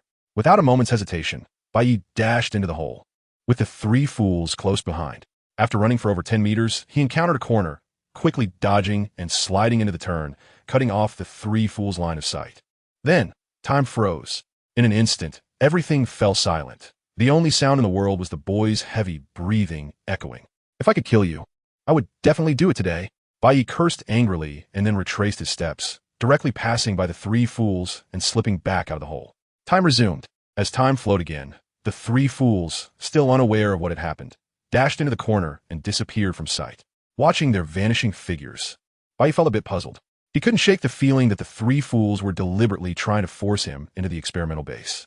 He coldly laughed, thinking, "You want to force me into the experimental base to die? Not a chance." It took him 5 seconds, but the crisis was completely averted. Bai Ye happily began to scavenge for junk. The experimental base was now riddled with holes.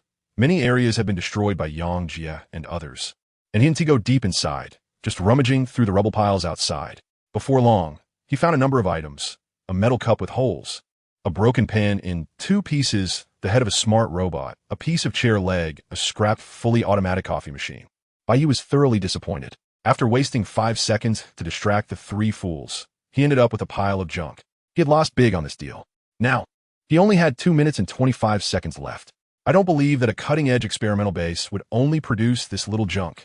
After some relentless effort, Bai Ye finally found a valuable item, a notebook that had been burned for the most part. He carefully opened it, his heart racing at the bold title. Forbidden object. No.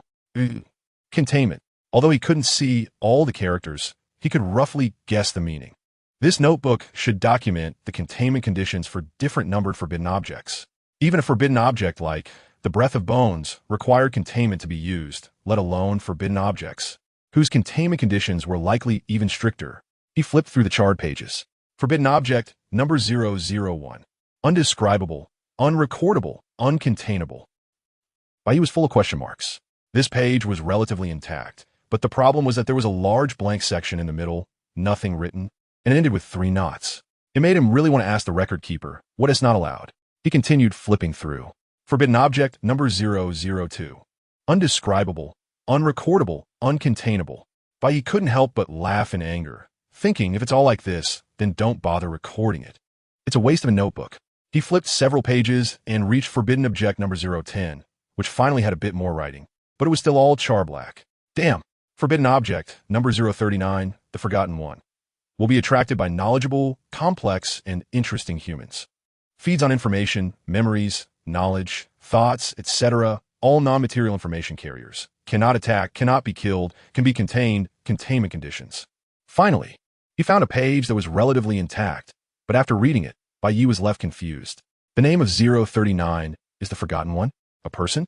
Is that considered a forbidden object? He turned to the next page, which had an illustration of 039, but it was all charred, barely discernible. But it seemed to depict a man.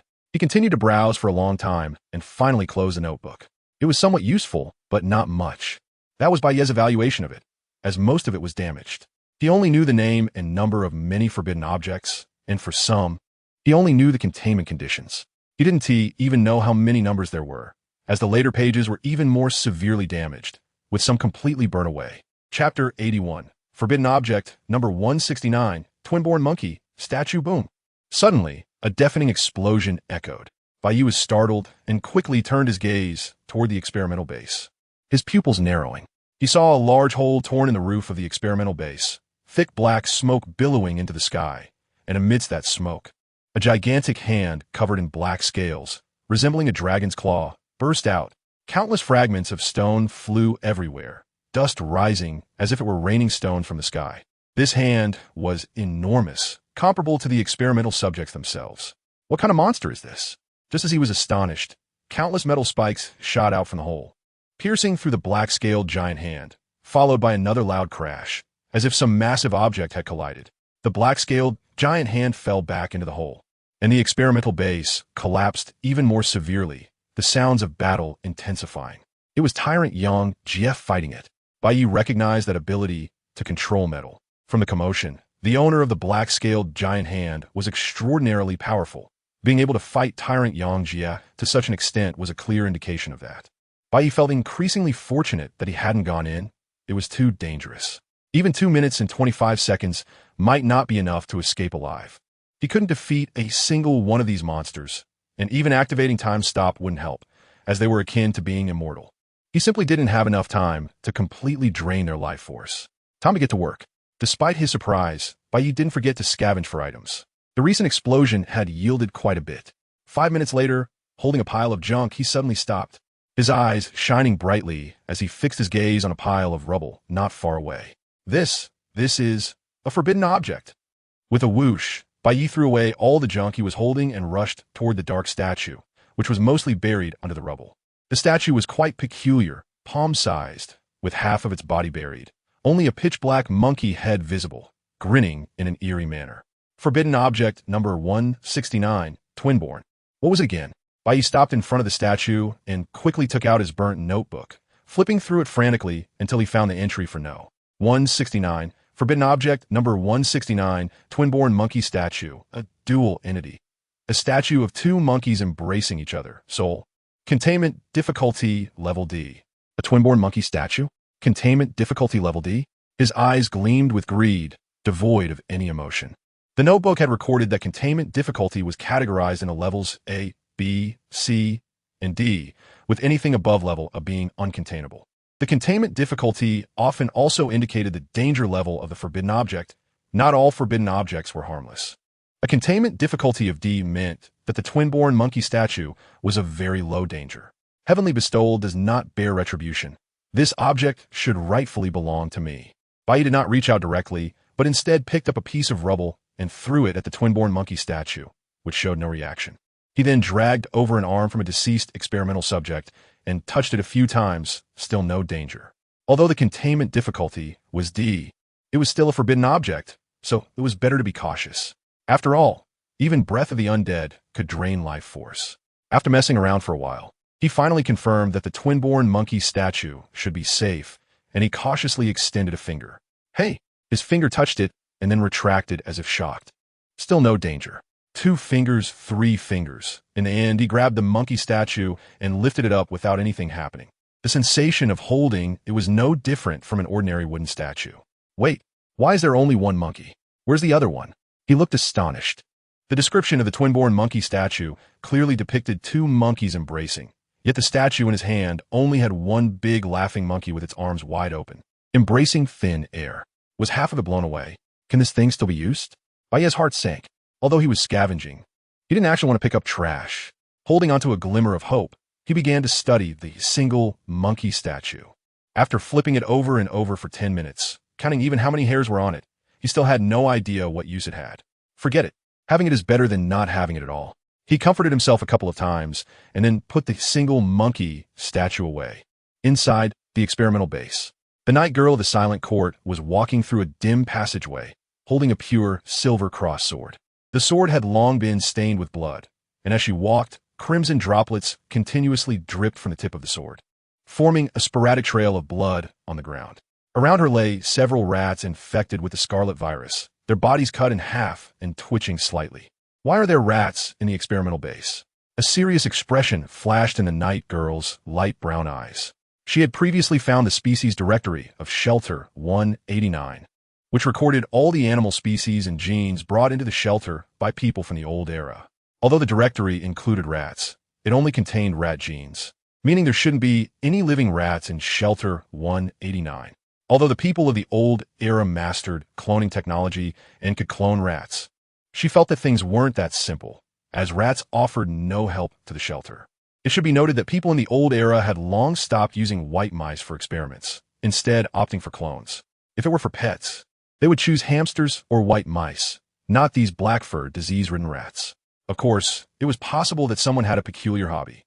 It wasn't that she was being overly sensitive, it was just that seeing the rats reminded her of a person, a very dangerous person. The Zodiac rat. Perhaps I'm overthinking it. The priority now is to find the Pangu USB drive. The night girl hurried through the passage, with little time left for her. She had to find the USB drive before the tyrant, or she would never have another chance, as no one could take anything from the tyrant. Fortunately, no one knew where the USB drive was stored in the experimental base. Even the tyrant had to search bit by bit. 5 minutes later, she stopped, her gaze falling on the rows of alloy doors on either side of the passage. If it weren't for the appearance of the alloy doors, she would have suspected she was going in circles, as the style of the passage hadn't changed from start to finish, as if a scene had been copied and pasted countless times. Most of these alloy doors had long been violently destroyed, leaving only 2 still tightly closed. The night girl first checked the damaged doors one by one, finding them completely empty. Then, she approached the closed alloy doors. Although the chance of finding the Pang USB drive here was slim, she had come this far, so she might as well take a look. Chapter 82. Life Swap Clang. The pure silver cross transformed into a sharp silver light, and the alloy door shattered in response. The furnishings inside the room were exposed to her eyes, and she frowned slightly, for behind this door were only some discarded computers, hard drives, mobile phones, and other electronic products. It was a complete mess, resembling a storeroom. She searched through the clutter with her sword for a while, and after confirming that it was all junk, she immediately walked toward the last alloy door. With one strike, the alloy door opened, revealing a pitch-black statue resembling a monkey. The statue was placed on a metal pedestal, covered by a square, transparent glass dome. It was a monkey with its arms wide open, grinning broadly. The metal pedestal bore an inscription: Divine Forbidden Object, number 169, Twin Monkey Statue. Divine Forbidden Object? A hint of disappointment flashed in the night girl's eyes. While divine forbidden objects were indeed precious, they were not her target. She slowly exited the room, then kicked a stone. Whoosh! The stone accurately shattered the glass dome, striking the monkey's head. The twin monkey statue fell to the ground, completely unharmed and showing no signs of any supernatural events.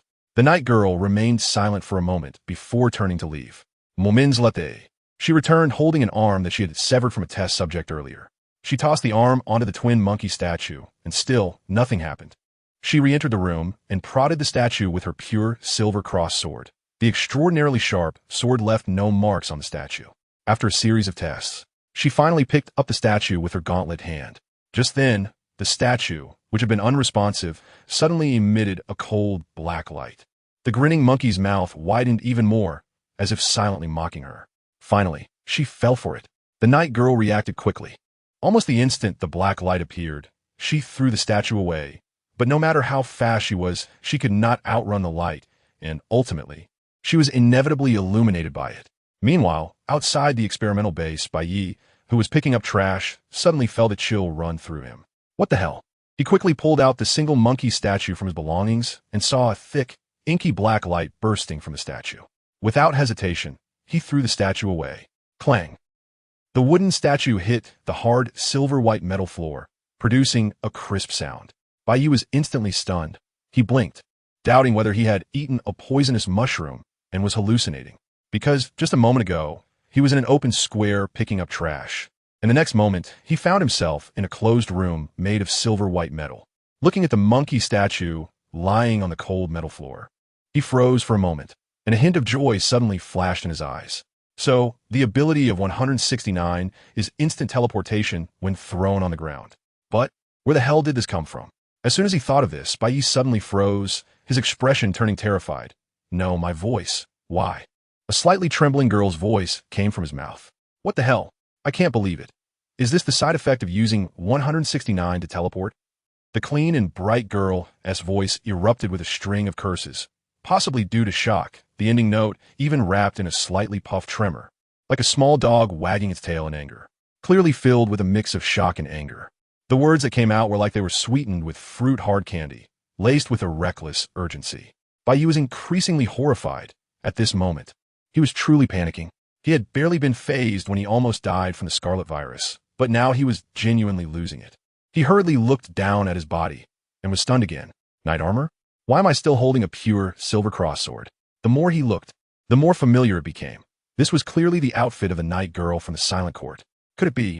Keywords about 169 flashed through his mind from the divine, forbidden object record, Twin Soul. No way. Bai Ye rushed to the monkey statue and picked it up from the ground, staring closely, and his face instantly turned pale. This was definitely not the monkey statue he picked up. The one he found had its arms embracing to the left, while this one was facing to the right.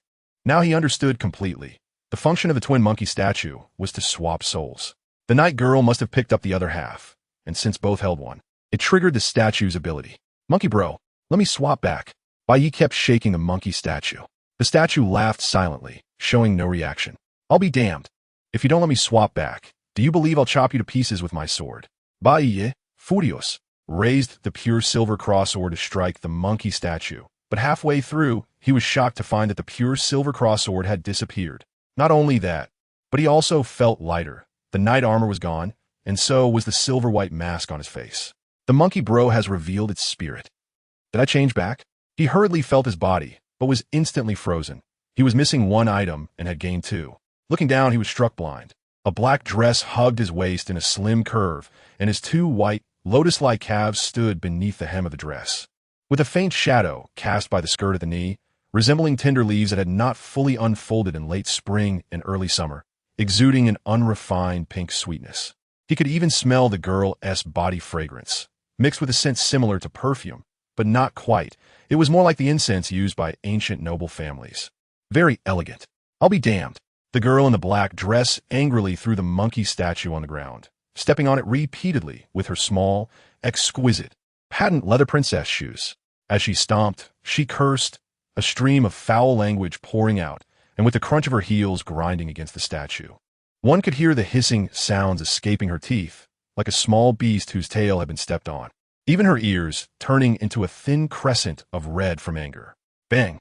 The silver-white metal floor was stomped into a deep pit by Bai Ye. Bai Ye was startled. It was only then that he realized how much power was hidden within the seemingly delicate body of the night girl. After venting for a while, he calmed down.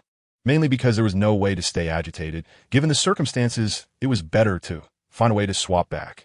I have now entered the night girl's body, so she should have entered mine. The Divine Forbidden Object Manual states that the containment difficulty of 169 is rated as D, which means it shouldn't be hard to swap back.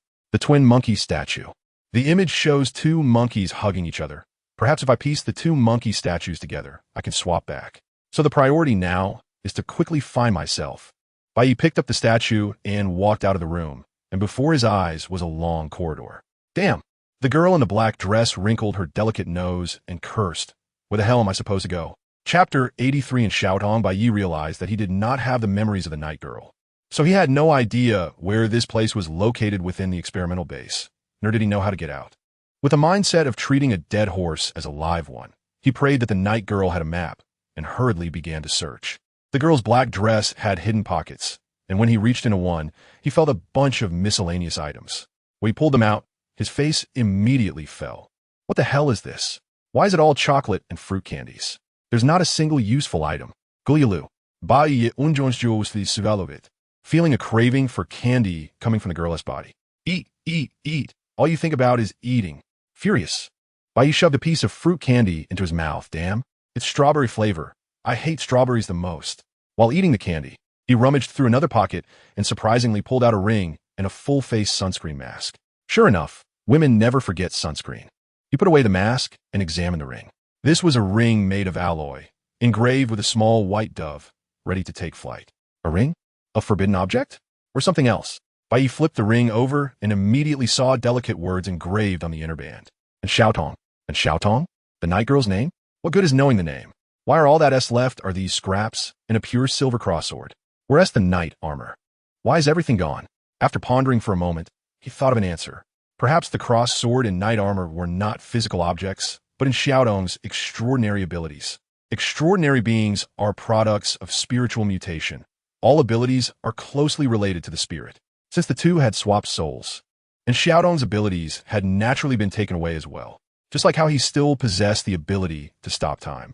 His ability was also related to the soul. His own soul was out of sync with the current era S-time, so no matter how his physical body changed, the ability to stop time would always remain. Outside the experimental base, and Xiaodong looked expressionlessly at her dirty hands, ragged clothes, and the pile of rags at her feet. She had to accept this cruel reality. She had become Bai Ye. Just now, to confirm her identity, she accidentally touched a part that left her still reeling. It was her first time encountering such a thing, and the shock was too great. However, what she found hardest to accept was the frailty of this body. It was so weak that a single finger could kill it. Fortunately, my abilities and combat skills are still intact, barely allowing me to protect myself. I must find Bai Ye quickly. It's too dangerous for him to be alone in the experimental base. She had a good impression of Bai Ye. This boy from the wasteland was willing to fight to the death for the residents of Grey Earth Town. And this belief in protection was akin to the justice concept of the Silent Court. And Xiaodong walked straight towards the experimental base. As she took her first step, spiderweb-like silver threads climbed up her ankle, weaving a net on her body like moonlight descending from the sky. With her second step, the silver threads climbed up her calves, blooming metallic scales at her knees, each reflecting a cold light. With her third step, a torrent of silver and black suddenly surged over her waist. The outline of armor rising like the tide, the shoulder pieces clicking into place automatically. With her fourth step, a silver-white face mask flowed over her face, leaving only her eyes shining brightly through the gaps. At this moment, and Xiaodong slowly extended her right hand and grasped at the air. A dazzling silver light burst forth from her hand, as if she was holding a galaxy in her palm, the starlight flowing brilliantly. And a slender pure silver cross sword gradually took shape. This fully armed knight, without a hint of hesitation, charged into the dark abyss. It's done. The fates of the two had intertwined and exchanged, both falling into a deadly catastrophe. The painter smiled slightly. Standing at the edge of a cliff with his hands behind his back, the fierce wind blowing his white robe. But it couldn't disperse the victorious smile on his face. How do you know there's a forbidden object, the twin monkey statue, in Shelter 189? Gu Huanchuan's cold voice echoed behind the painter. Can you stay away from me? The painter turned around, helplessly saying, Why? Because when I stand at the edge of the cliff, I don't want anyone standing behind me, not even my own parents. No one is forcing you to stand at the edge of the cliff. You chose the location yourself. Gu Huangquan said expressionlessly. Artistic conception. Do you understand artistic conception? Standing at the edge of a 1,000-foot cliff, overlooking the peaks, watching the flowing clouds surge into rivers beneath your feet with a vast sky within reach. You can block out the heavens with a hand. So why do you know there's a twin monkey statue in Shelter 189? Painter. He held his forehead and sighed repeatedly, playing music to a cow, playing music to a cow. What do you want? The painter's expression changed suddenly because Gu Huangquan stepped closer, his expression seemingly forcing him to jump off the cliff. It's the hidden mouse. The hidden mouse told me. He cried out repeatedly, then bypassed Gu Huangquan, distancing himself from the edge of the cliff. Why does the hidden mouse know? The painter returned to his calm demeanor, casually saying, Do you really think that after the Apocalypse Company discovered Shelter 189, they did nothing? So, the Panga USB drive has long been taken by the hidden mouse? Who knows? The painter shrugged. Anyway, the hidden mouse said there's no Panga USB drive inside at all. Instead, there are some incredible things. And his plan is to use these things to kill the tyrant. Why must the tyrant be killed? There are heroes everywhere. And while the tyrant is strong, there are those even stronger than him. The painter's smile slowly faded, his gaze deepening. The tyrant must die. If he doesn't, all major forces in Baimin will be restless. Is it because of his extraordinary ability? The extraordinary ability is only part of the reason. More importantly, it's because of the person he is. Before him, there were extraordinary beings who could control metal, but only he is called the Metal Tyrant. The king who controls metal. Gunsh, Shelsh, armored vehicles, powered armor. All the powerful hot weapons that major forces take pride in suppressing the extraordinary are mere toys in his eyes. If you were one of those powerful figures, could you sleep at night? Can't you win him over? Win him over? What kind of person is the tyrant Yang Jia? Such a person has only two paths: either rule the world or die on the way to rule the world. He will not bow to anyone. He alone can break the balance of the entire Baiman situation. It can be said that as long as he joins any faction, that faction can defeat all and rule the entire Baiman. Chapter 84. Hello, human. I am Bai Ye. Gu Huangquan fell silent for a moment. What a pity. Such a terrifying figure is about to die. The painter smiled slightly. You are mistaken. The truly terrifying figure is not the tyrant. Who is that? Me, Gu Huangquan. Even a tyrant can die at my hands. Does that not prove the point? The painter suddenly screamed, his body curling up like a shrimp. Clutching his stomach tightly. Gu Huangquan, what the hell? Why did you hit me again?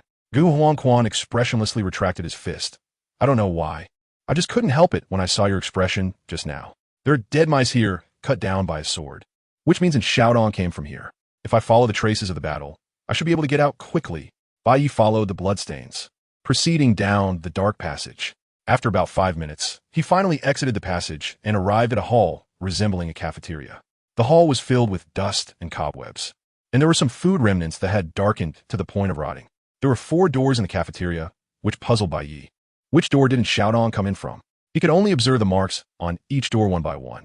Soon, he discovered that the dust on one of the doors was significantly less than on the others, and there were also marks on the floor where the door had been opened. He was instantly overjoyed.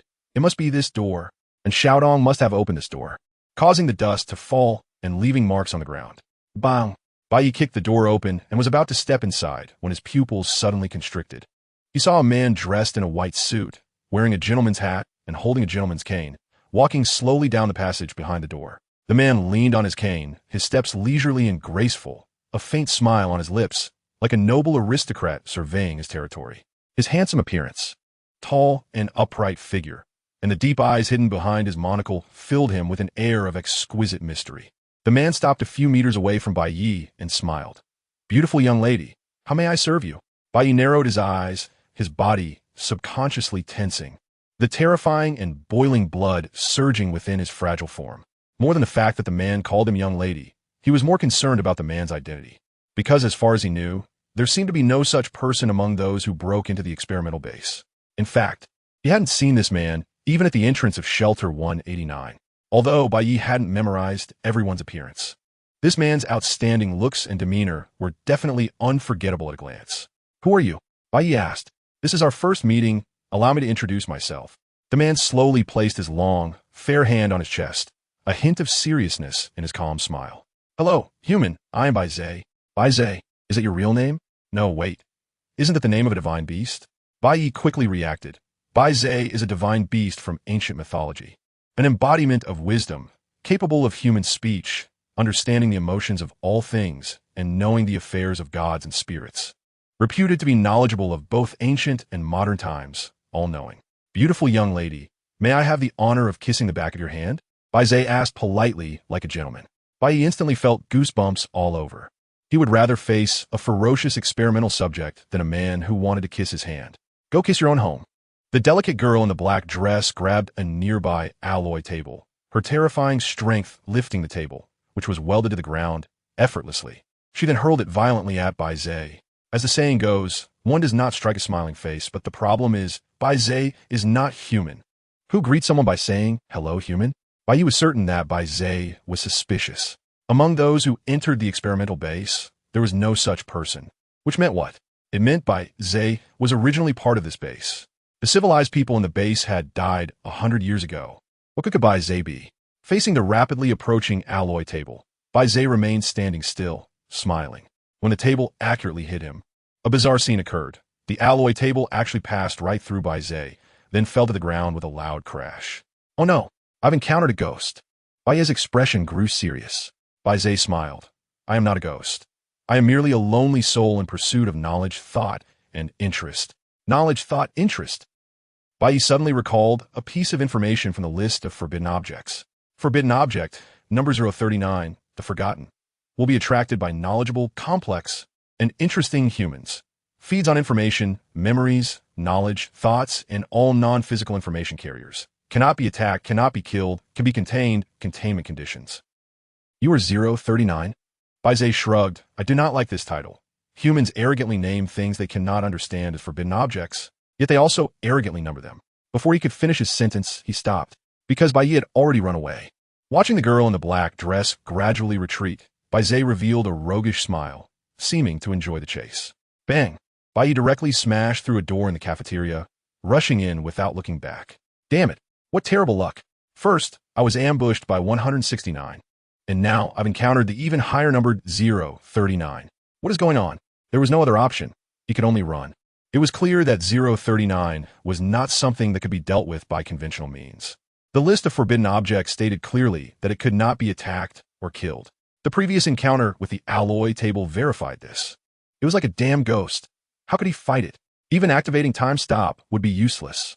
After running for a while, Bai Ye turned left and right, arriving at a place resembling a laboratory. However, it was obvious that someone had been there. Several experimental subjects' corpses lay on the ground, and everything was in disarray. Should have shaken him off, right? He looked back and found that Bai Ye had not followed. Phew! Bai Ye let out a sigh of relief. It seemed he hadn't followed. After all, 039 liked knowledgeable, exceptional, and interesting people.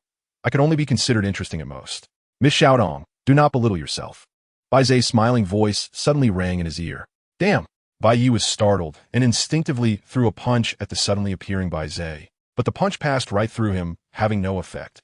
Bai Ye turned and ran, while Bai Ye, leaning on his gentleman's cane, followed gracefully, moving slowly yet somehow seeming to shorten the distance. No matter how fast Bai Ye ran, he could not shake him off. Chapter 85. You smell so good. Why are you chasing me? Aren't you looking for knowledgeable? Bai Ye interrupted with a smile. In terms of insight and thought, few in this world can compare to Miss Xiaodong. I have no insight or thought. I was a complete failure in my past life, and it took me a year of repeating to get into college. If that counts as having insight and thought. Wait a minute. Bai Ye suddenly realized that what Bai Ye said was not false. He came from a civilized era, from an era of information explosion, knowing the affairs of the world without stepping out of his door, able to travel the world through the internet without leaving home. He experienced the vastness of the world through novels and the love and hate of life through films. He had battled in the land of ruins, fought zombies in Raccoon City, been an assassin in the medieval period, a cowboy in the West, a gangster in the city, and step by step became the strongest Ajura of the Yanagi clan, even breaking into the heavenly palace and slaying gods and Buddhas. Looking back, the myriad worlds, ancient and modern, have paved the way for me. If this doesn't count as having insight and thought, then what does? It was already commonplace in his own era, but in the current era of disaster, isn't it the very definition of having insight and thought? Many wastelanders have never even seen what the ocean looks like in their lives. What is Miss Xiaodong thinking? Bai Ye's voice rang in his ears. I can feel your thoughts changing rapidly, countless sparks of ideas igniting. It's truly captivating. I'm sorry, I really can't help it. Let me just sample a bit because... You smell so good. Bai Ye instantly felt a chill, and before he could react, he suddenly felt a jolt in his brain, as if something had been stripped away, leaving him feeling hollow. He turned back to see Bai Ye had stopped in place, holding a yellow information orb, savoring it with a look of intoxication. That was my thought memory? Damn it, what did he steal? Bai Ye was both surprised and angry, but in the next second, his expression became strange. Bai Ye slowly inhaled. Yellow smoke rose from the yellow information orb, entering his nostrils, and he looked even more entranced. Tasting it as he said, This knowledge is truly refreshing. Anime, 3D, role-playing. I didn't expect Miss Xiaotong to understand this so thoroughly. Bai Ye. A large part of the precious knowledge I had accumulated over the years was stolen. Damn it. No wonder I felt much clearer in my head just now. Damn Bai Ye. Since he stole my precious knowledge, he must also know that I'm not in Xiaotong. Yet he keeps referring to me as Miss Xiaotong. What a twisted sense of humor. No, I have to run quickly. I can't let Bai Ye benefit from my years of learning. Taking advantage of Bai Ye's tasting, Bai Ye ran wildly. And soon he heard the sounds of battle not far ahead, his heart leaping with joy. Someone, just in time to find someone to block him. He passed through a dark corridor and quickly spotted a familiar figure. Li Xiao. At that moment, Li Xiao was in a very sorry state, fighting against an experimental subject. He was clearly no match for the experimental subject. Although his shadow darts left numerous scars on it, they were not fatal. Humorous dart man, Bai Ye exclaimed in surprise. But Li Xiao seemed to have not heard, showing no reaction at all. Hey, are your ears deaf? He dashed to Li Xiao's side and patted his shoulder. Yet, Li Xiao still did not respond, remaining focused on the experimental subject. Not only that, But the experimental subject also seemed to ignore Bai Ye, not launching any attacks. Bai Ye's heart sank, a vague sense of foreboding creeping in. Useless, Miss Xiaotong. All prey I set my sights on will fall into the boundary of existence and non-existence. Outsiders cannot receive any of your information. Bai Ye's nightmarish voice echoed again, having finished the yellow information orb and caught up.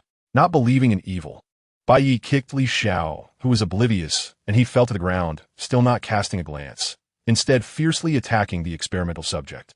Cognitive self-repair. What should I taste this time? Bai Ye suddenly appeared in front of Bai Ye, his long fingers stroking his chin as if troubled over what to have for dinner. Time stop. Buzz. A huge golden dial appeared beneath Bai Ye's feet, and Bai Ye in front of him stood like a statue, his expression of amusement and distress completely frozen. I'll make you eat, Bai Ye shouted angrily, then threw a punch at Bai Ye's face. Wanted to see if he could hit Bai Ye in the time-stop state, but it failed again. His small, delicate fist passed through Bai Ye's face as if hitting air. There was no other choice but to run. After running a long distance, he finally released the time stop, leaning against a wall, slowly calming his mind. Damn 039. This ghostly thing ignores any attacks and can directly consume a person's thoughts. I don't know how the people in the shelter manage it. Miss Xiaodong. It's not ladylike to speak ill of others behind their backs. Bai Ye's face darkened, and he turned to see Bai Ye smiling at him, mimicking his posture, leaning against the wall, 3 meters away. How did you know I was here? Bai Ye smiled slightly and turned to patiently explain to the girl in the black dress. The fragrance of thoughts you emit is like a gentle drizzle in spring, swirling in the air. Even separated by mountains and rivers, it can precisely catch my sense of smell, making it irresistible to pursue, truly, captivating beyond measure. Bai Ye felt severe psychological discomfort. It was too disgusting. Although he knew he was talking about thoughts, the way he spoke made the hair on his neck stand up. I didn't expect Miss Xiaodong to possess a teleportation-like ability. It truly surprises me even more. Speaking of which, I must thank Miss Xiaotong for releasing me. It is precisely because of this that I can appreciate your captivating thoughts. Upon hearing this, Bai Ye was so angry he wanted to curse in Xiaotong. So it was your doing, and now I have to bear the consequences? Let's continue, Miss Xiaodong. Bai Ye slowly walked towards Bai Ye. Time stop. Whoosh. Bai Ye ran again. While running, he searched for traces on the ground. He was looking for Tyrant Yang Jie. In his mind, if anyone in the entire experimental base could deal with 039, it would definitely be one of the 10 kings, the Tyrant. Even if the Tyrant couldn't deal with 039. Given his experiences, insights, and thoughts as one of the 10 kings, perhaps he could attract 039's attention. Finding Yang Jie was also simple. Just look for where the metal had undergone significant changes, leaving the most exaggerated traces of battle. That must be where the Tyrant had been. Chapter 86, Viewing Humanity from a Divine Perspective After Running for a Long Time. Bai Ye finally found the traces of the twisted metal. He immediately lifted the time freeze and continued to sprint along the metal marks. After turning a corner, he saw the massive corpse of a monster. The creature was covered in pitch-black scales and had a gigantic crocodile head. Even in death, its terrifying aura remained undiminished, instilling fear in anyone who beheld it.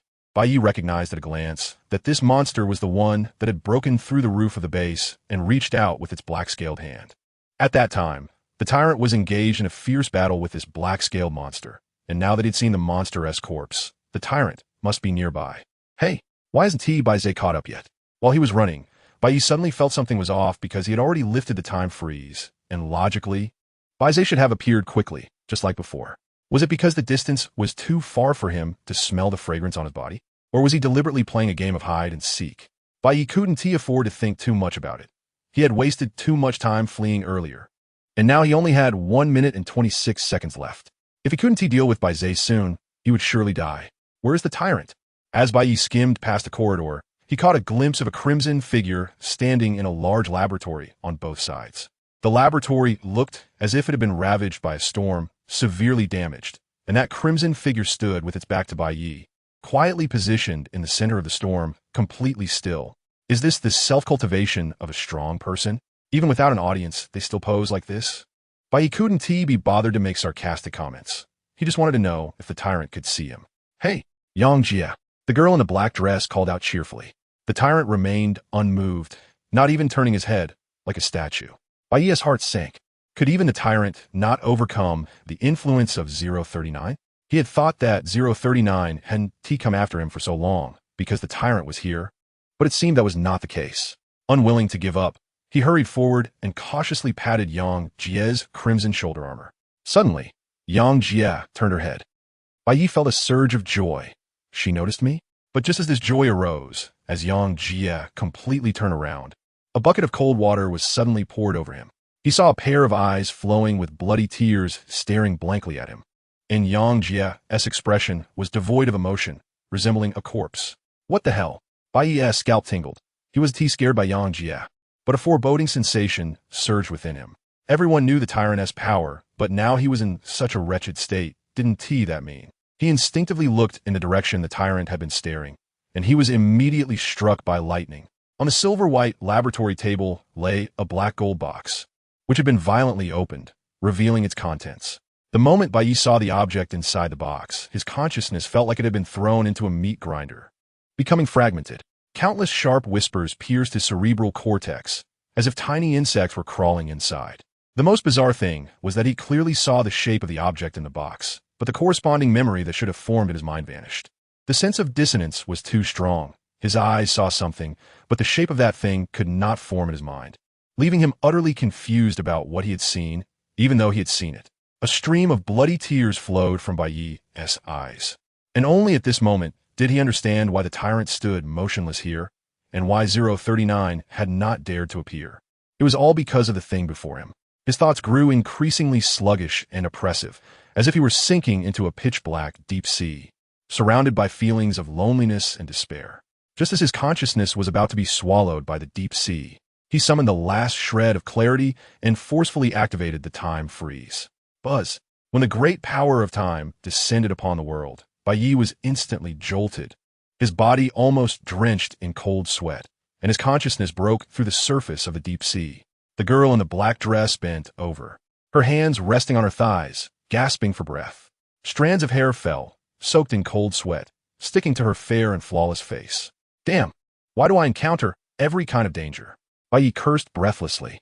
He felt something was wrong.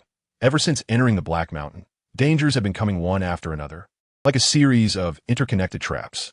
This was despite him always acting cautiously and avoiding risks.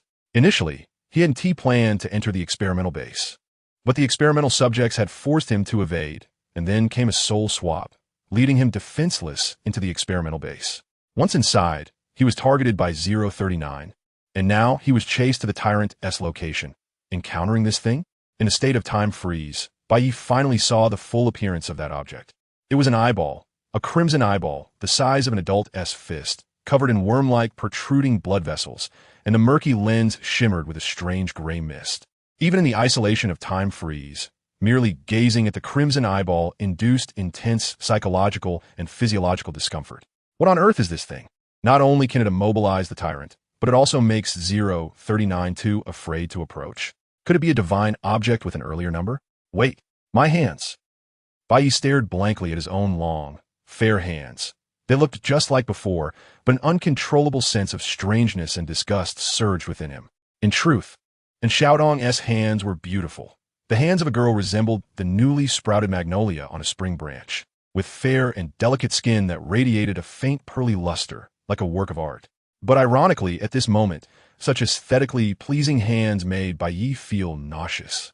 That feeling of disgust intensified. He sensed that his cognitive perception had somehow undergone a change, and he was looking down at his own body from a higher perspective. From this perspective, what he saw was not the girl's fair hands, but something more essential.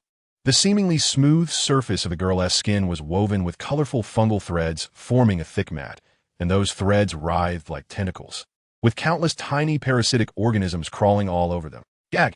Bai Ye couldn't help but retch. His cognitive perception was forcibly elevated to an indescribable realm by the crimson eyeball, as if a person suddenly had the perspective of a god. Humans cannot comprehend the perspective of a god, but if one were to liken a god to a human, then this feeling would be similar to a cockroach seeing a human and being implanted with the concept and recognition of being human. The cockroach recalls its past, once a beautiful garbage mountain, now only inducing nausea. Looking at its own body, filled with countless wriggling eggs, dirty antennae on its head, and chewing on the corpses of its kind in its mouth. From the perspective of a cockroach, everything seems beautiful and normal, but from a human perspective, it becomes utterly unacceptable and despairing. Chapter 87. Bai Ye's self-hypnosis. Damn it. Time has stopped, clearly isolating the pollution of the crimson eyeball. Is it because I have already been contaminated? Bai Ye clutched his head tightly, his beautiful youthful face gradually twisting in agony. Faintly, he could hear the whispers of the evil god in his ears. He couldn't understand the meaningless syllables, but he grasped their meaning. The evil god seemed to say, "You have seen the filthy nature of humanity. Only by believing in me can you find liberation."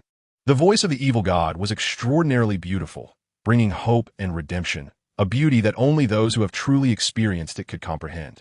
To outsiders, the evil god's mutterings were bizarre and malevolent, but once you truly understood, you could gradually grasp everything. That was not an evil god. It was a benevolent and loving, true god. He was trying to save you, trying to pull you out of the body of a cockroach and transform you back into a human. The rift between cognition and reality deepened. Bai Ye struggled against his intense desire to become human again, constantly reminding himself that everything was fake. If he couldn't overcome this cognitive pollution, he feared he would never be able to live as a human again. He would become a monster. A monster? No, no, no, that is not a monster. That is the true human. As long as I believe in him, I can become a true human. Do you want to live in this disgusting world like a cockroach, or accept the guidance of the god and live as a human? The god desires nothing. He is so selfless and loving. Upon seeing the souls trapped in cockroach bodies in despair, he wants to lend you a hand. And all you have to do is believe in him and be willing to grasp the hand of hope he extends to you. If it were you, what would you choose? Faced with this one-sided psychological battle, Bai Ye initially continued to persuade himself that it was all fake, not to believe in the evil god's nonsense. However, the nauseating sensations and the longing for a beautiful future felt overwhelmingly real. In the face of ironclad facts, he could not convince himself at all. The human psyche is wondrous. Often, persuasion is ineffective. It's like watching a horror movie. Knowing it's fake doesn't stop you from feeling scared, unless you are wearing a yellow 8-diagram robe, holding a copper coin sword with a straight brow. Actually, thinking about it carefully, the god is pretty good. A hint of mockery suddenly appeared on Bai Ye's pained and twisted face. He had found a way. Since the crimson eyeball shaped a distorted reality through cognitive manipulation. To persuade himself, he could only rely on reality as support. He needed to find a reality that was beneficial to him and then establish a psychological advantage. And the reality that favored Bai Ye was, time stopped. He looked at the crimson eyeball, frozen in time, with a widening smile that turned savage. I can stop time, can you? A piece of trash that doesn't even have an eye, only worthy of being locked in a box. Don't you dare come out and embarrass yourself. After cursing, Bai Ye felt refreshed. Elevating himself and belittling the enemy was the best way to establish a psychological advantage. Coincidentally, he was best at elevating himself and belittling others. To completely rid himself of the influence of the crimson eyeball, Bai Ye felt he should be extreme. When one is ruthless, one must even deceive oneself. How dare a being that cannot control time call itself a god? If you are a god, then what am I? Want me to believe in you? What a joke. I am a god of a new era. The more Bai Ye spoke, the brighter his eyes became, to the point where he believed his own words.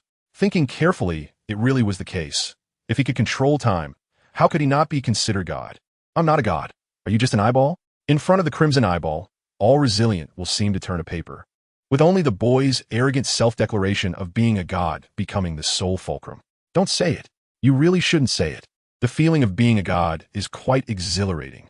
Bai Ye laughed more and more defiantly, and the look he cast at the crimson eyeball changed from initial fear to disdain, as if looking at a pitiful wretch. If he had previously had his cognition distorted to a non-human extreme through self-correction, he had now fallen into another extreme arrogance.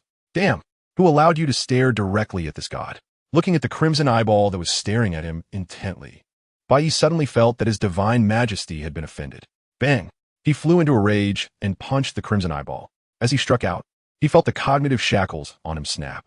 However, the crimson eyeball and the black gold box remained unscathed, while the metal counter that bore it was sent flying. The black gold box containing the crimson eyeball snapped shut with a loud clap under the force and then fell to the ground. With the closing of the black gold box, all influences emanating from the crimson eyeball were cut off. Bai Ye's spirit jolted as he fully recovered, but he still lingered in the lie he had woven about becoming a god. However, when he sensed that there were only 59 seconds left. This self-proclaimed god of time instantly fell from his pedestal, becoming frantic. Release time. Hurry and release. As time resumed its flow, Bai Ye finally breathed a sigh of relief. He glanced at the statue-like tyrant Yang Jie and immediately ran over to pick up the black gold box. He couldn't lift it. The black gold box on the ground felt as heavy as a mountain, and no matter how much strength Bai Ye exerted, the box remained unmoved. This was impossible. He was well aware of Xiaodong's strength. She was a girl with monstrous strength, capable of bending steel with a single punch. There was no reason she couldn't lift a black gold box. If the black gold box were truly this heavy, it would definitely have left a pit in the ground upon falling. The Eye of Desolation could not be lifted by mere physical strength. It required mental power. A calm voice suddenly sounded from behind Bai Ye. It was the tyrant. Upon hearing the tyrant's voice, Bai Ye felt joy instead of fear. As expected of one of the 10 kings, the tyrant actually noticed him. He was far from the likes of a humorous dart thrower. He turned around to look at the tyrant and asked, "What is the Eye of Desolation?" The moment the black-skirted girl turned back, Yang Jie trembled slightly, a figure buried deep in his memories uncontrollably surfacing. And the flow of time seemed to slow down at that moment. However, after a brief moment, his gaze returned to its icy demeanor.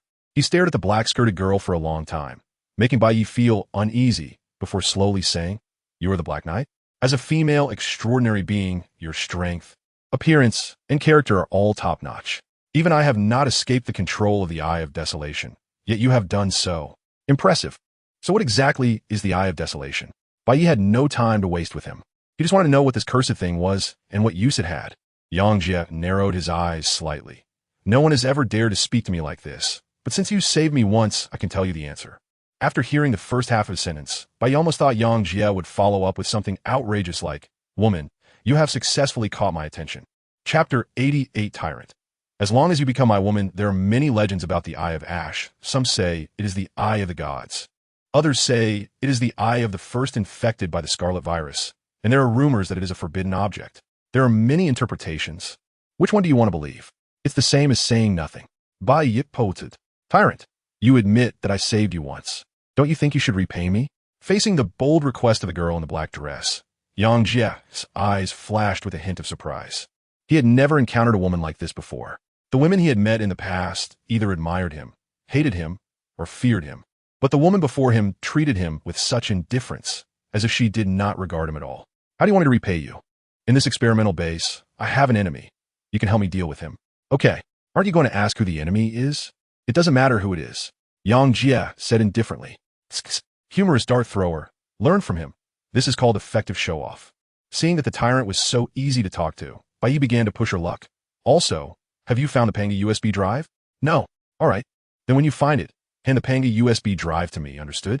That way we can settle our accounts." "Understood," Yang Jie replied without any hesitation. Bai Ye was taken aback. Who the hell said Yang Jie was a tyrant? Look how easygoing he is. He even understands gratitude. A real good person, truly. Rumors are misleading. But Yang Jie's next sentence shattered that filter. "As long as you become my woman, I can share the Panga USB drive with you." "Bai Ye? Wait, what the hell did you just say?" "Be my woman," Yang Jie said blandly, his tone carrying an undeniable meaning. "Are you out of your mind? Is this how you repay me? Isn't this turning kindness into enmity? I'm not discussing this with you. Whether you agree or not, it's decided." Bai Ye. He was so angry he almost laughed. Who the hell said Yang Jie was a good person? While fuming, he was also very curious about what Xiaodong looked like. In the experimental base, he had only encountered 2 men. One was Bai Ye and the other was Yang Jie, and it turned out both had their eyes on Xiaodong.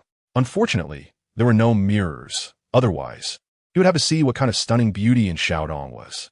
Or maybe he could just take a piss later. "Miss Xiaodong seems to be in trouble. Do you need my help?" A voice as warm as jade suddenly sounded. Bai Ye's face darkened. Damn, another one. Next. It wouldn't be a scene where 2 men fought over 1 woman, right?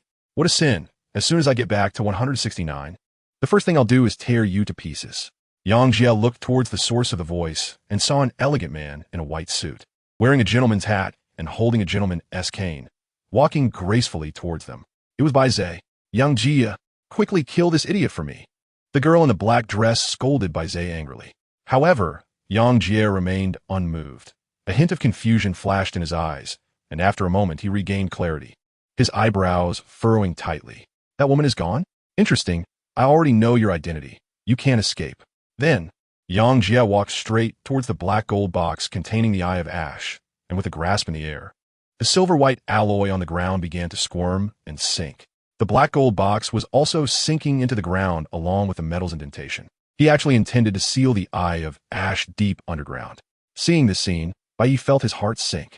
He initially thought the tyrant could see him and might deal with Bai Ye, but it turned out that was impossible. Miss Xiaodong, although this man named Yang Jie is very powerful, that is only relative to humans, and I am not human. You think you can use his power against me? That is unrealistic. Because I do not exist for humans. How can a human attack something that does not exist? Watching Bai Ye smile as he walked towards him, Bai Ye clenched his fists tightly. He only had 59 seconds left, and this 59 seconds wouldn't support him for long. Moreover, Gujing Bibai's has demonstrated abilities. Even if he ran out of the experimental base, the other party would probably be able to catch up instantly. Damn it. How did people in the civilized era contain this thing? Bai Ye took a deep breath. This time, he did not run, but forced himself to think calmly. Force wouldn't work against Bai Ye. He could only outsmart him. Thinking carefully, what could be used against Bai Ye? Bai Ye slowly stood in front of the girl in the black dress, smiling like a gentleman. Miss Xiaodong, the way you think is becoming more and more charming. Please allow me the rudeness of tasting your flavor. Bai Ye seemed not to hear. He was still deep in thought.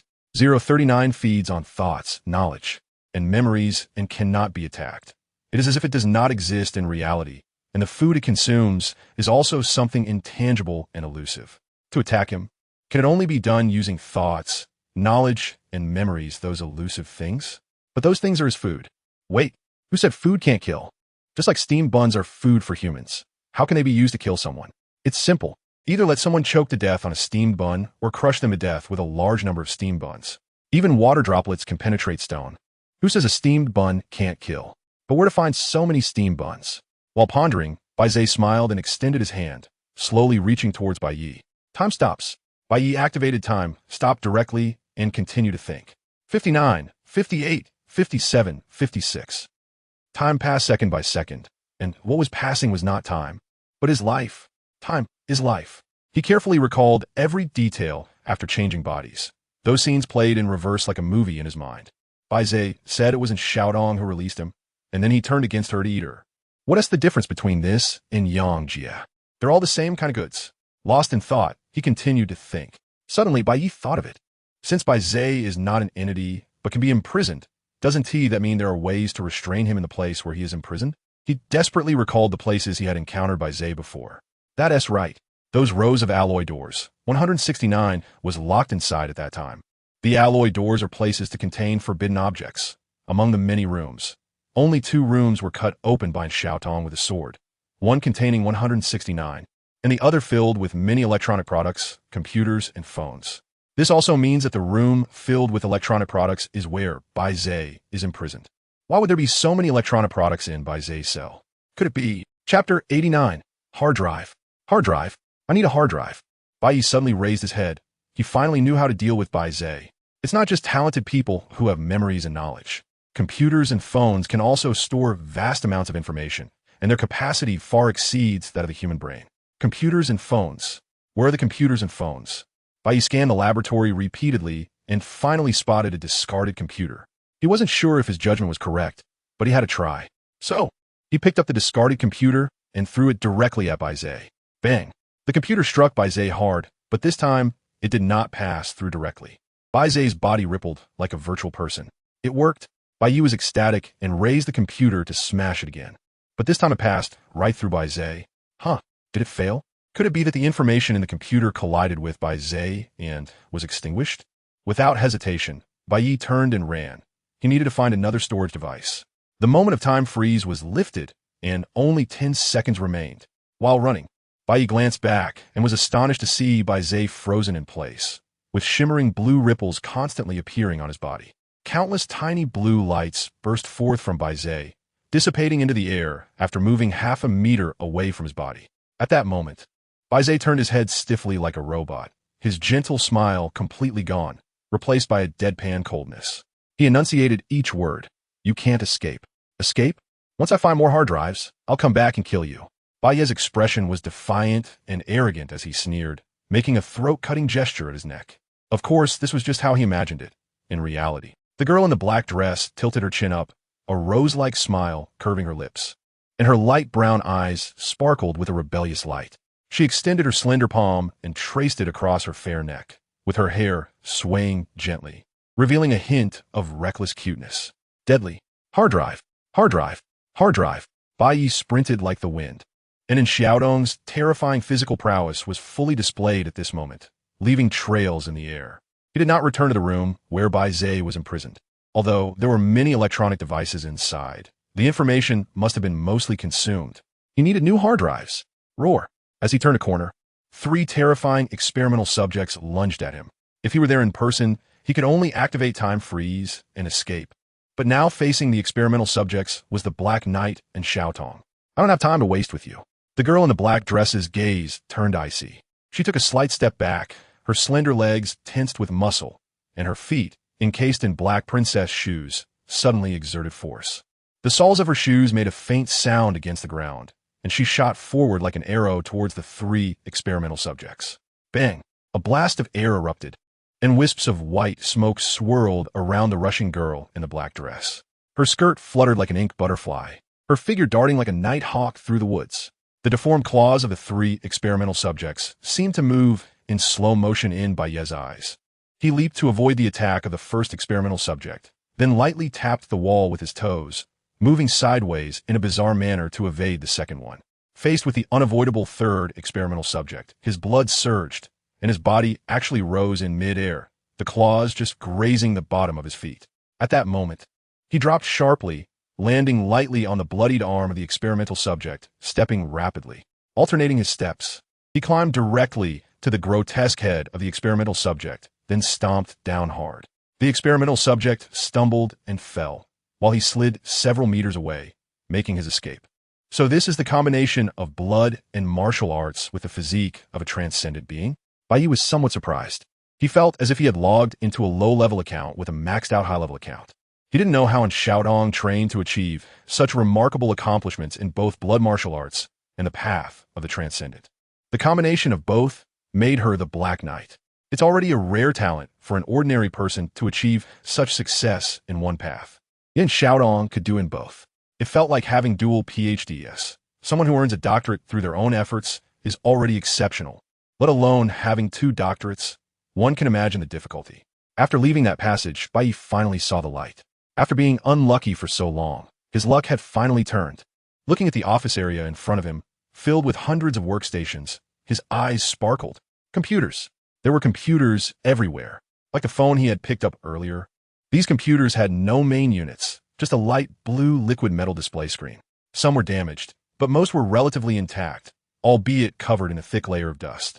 He hurried towards the office area, and at that moment, familiar footsteps approached from behind. Bai Ye's expression darkened. He knew that Bai Ye had caught up.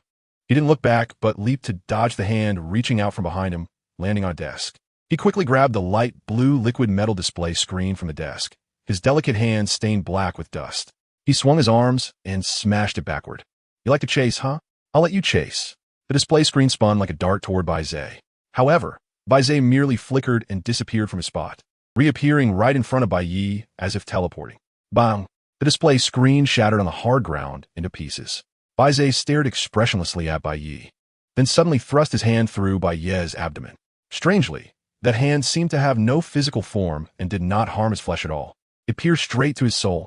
A chilling sensation exploded from Bai Ye's soul, causing his thoughts and consciousness to feel as if they were about to freeze.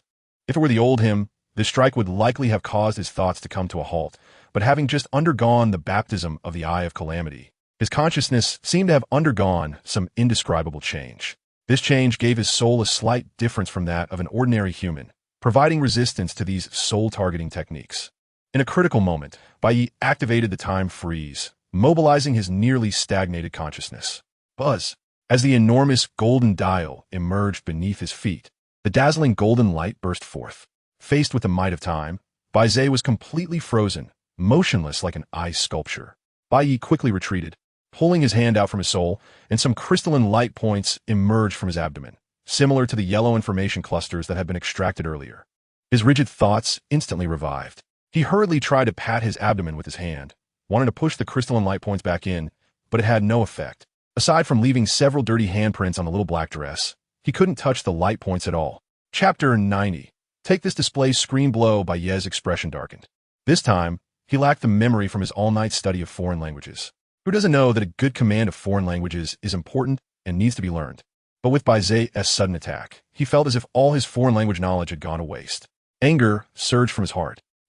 He gasped heavily, but his eyes were filled with endless ferocity. You want to kill me? You're not worthy. Bai Ye picked up a display screen with both hands, swung it around, and smashed it hard against Bai Ye's head.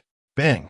Bai Ye's head shattered with a loud noise, turning into countless tiny blue crystal points, which were also frozen in time, motionless, suspended around his neck. Time!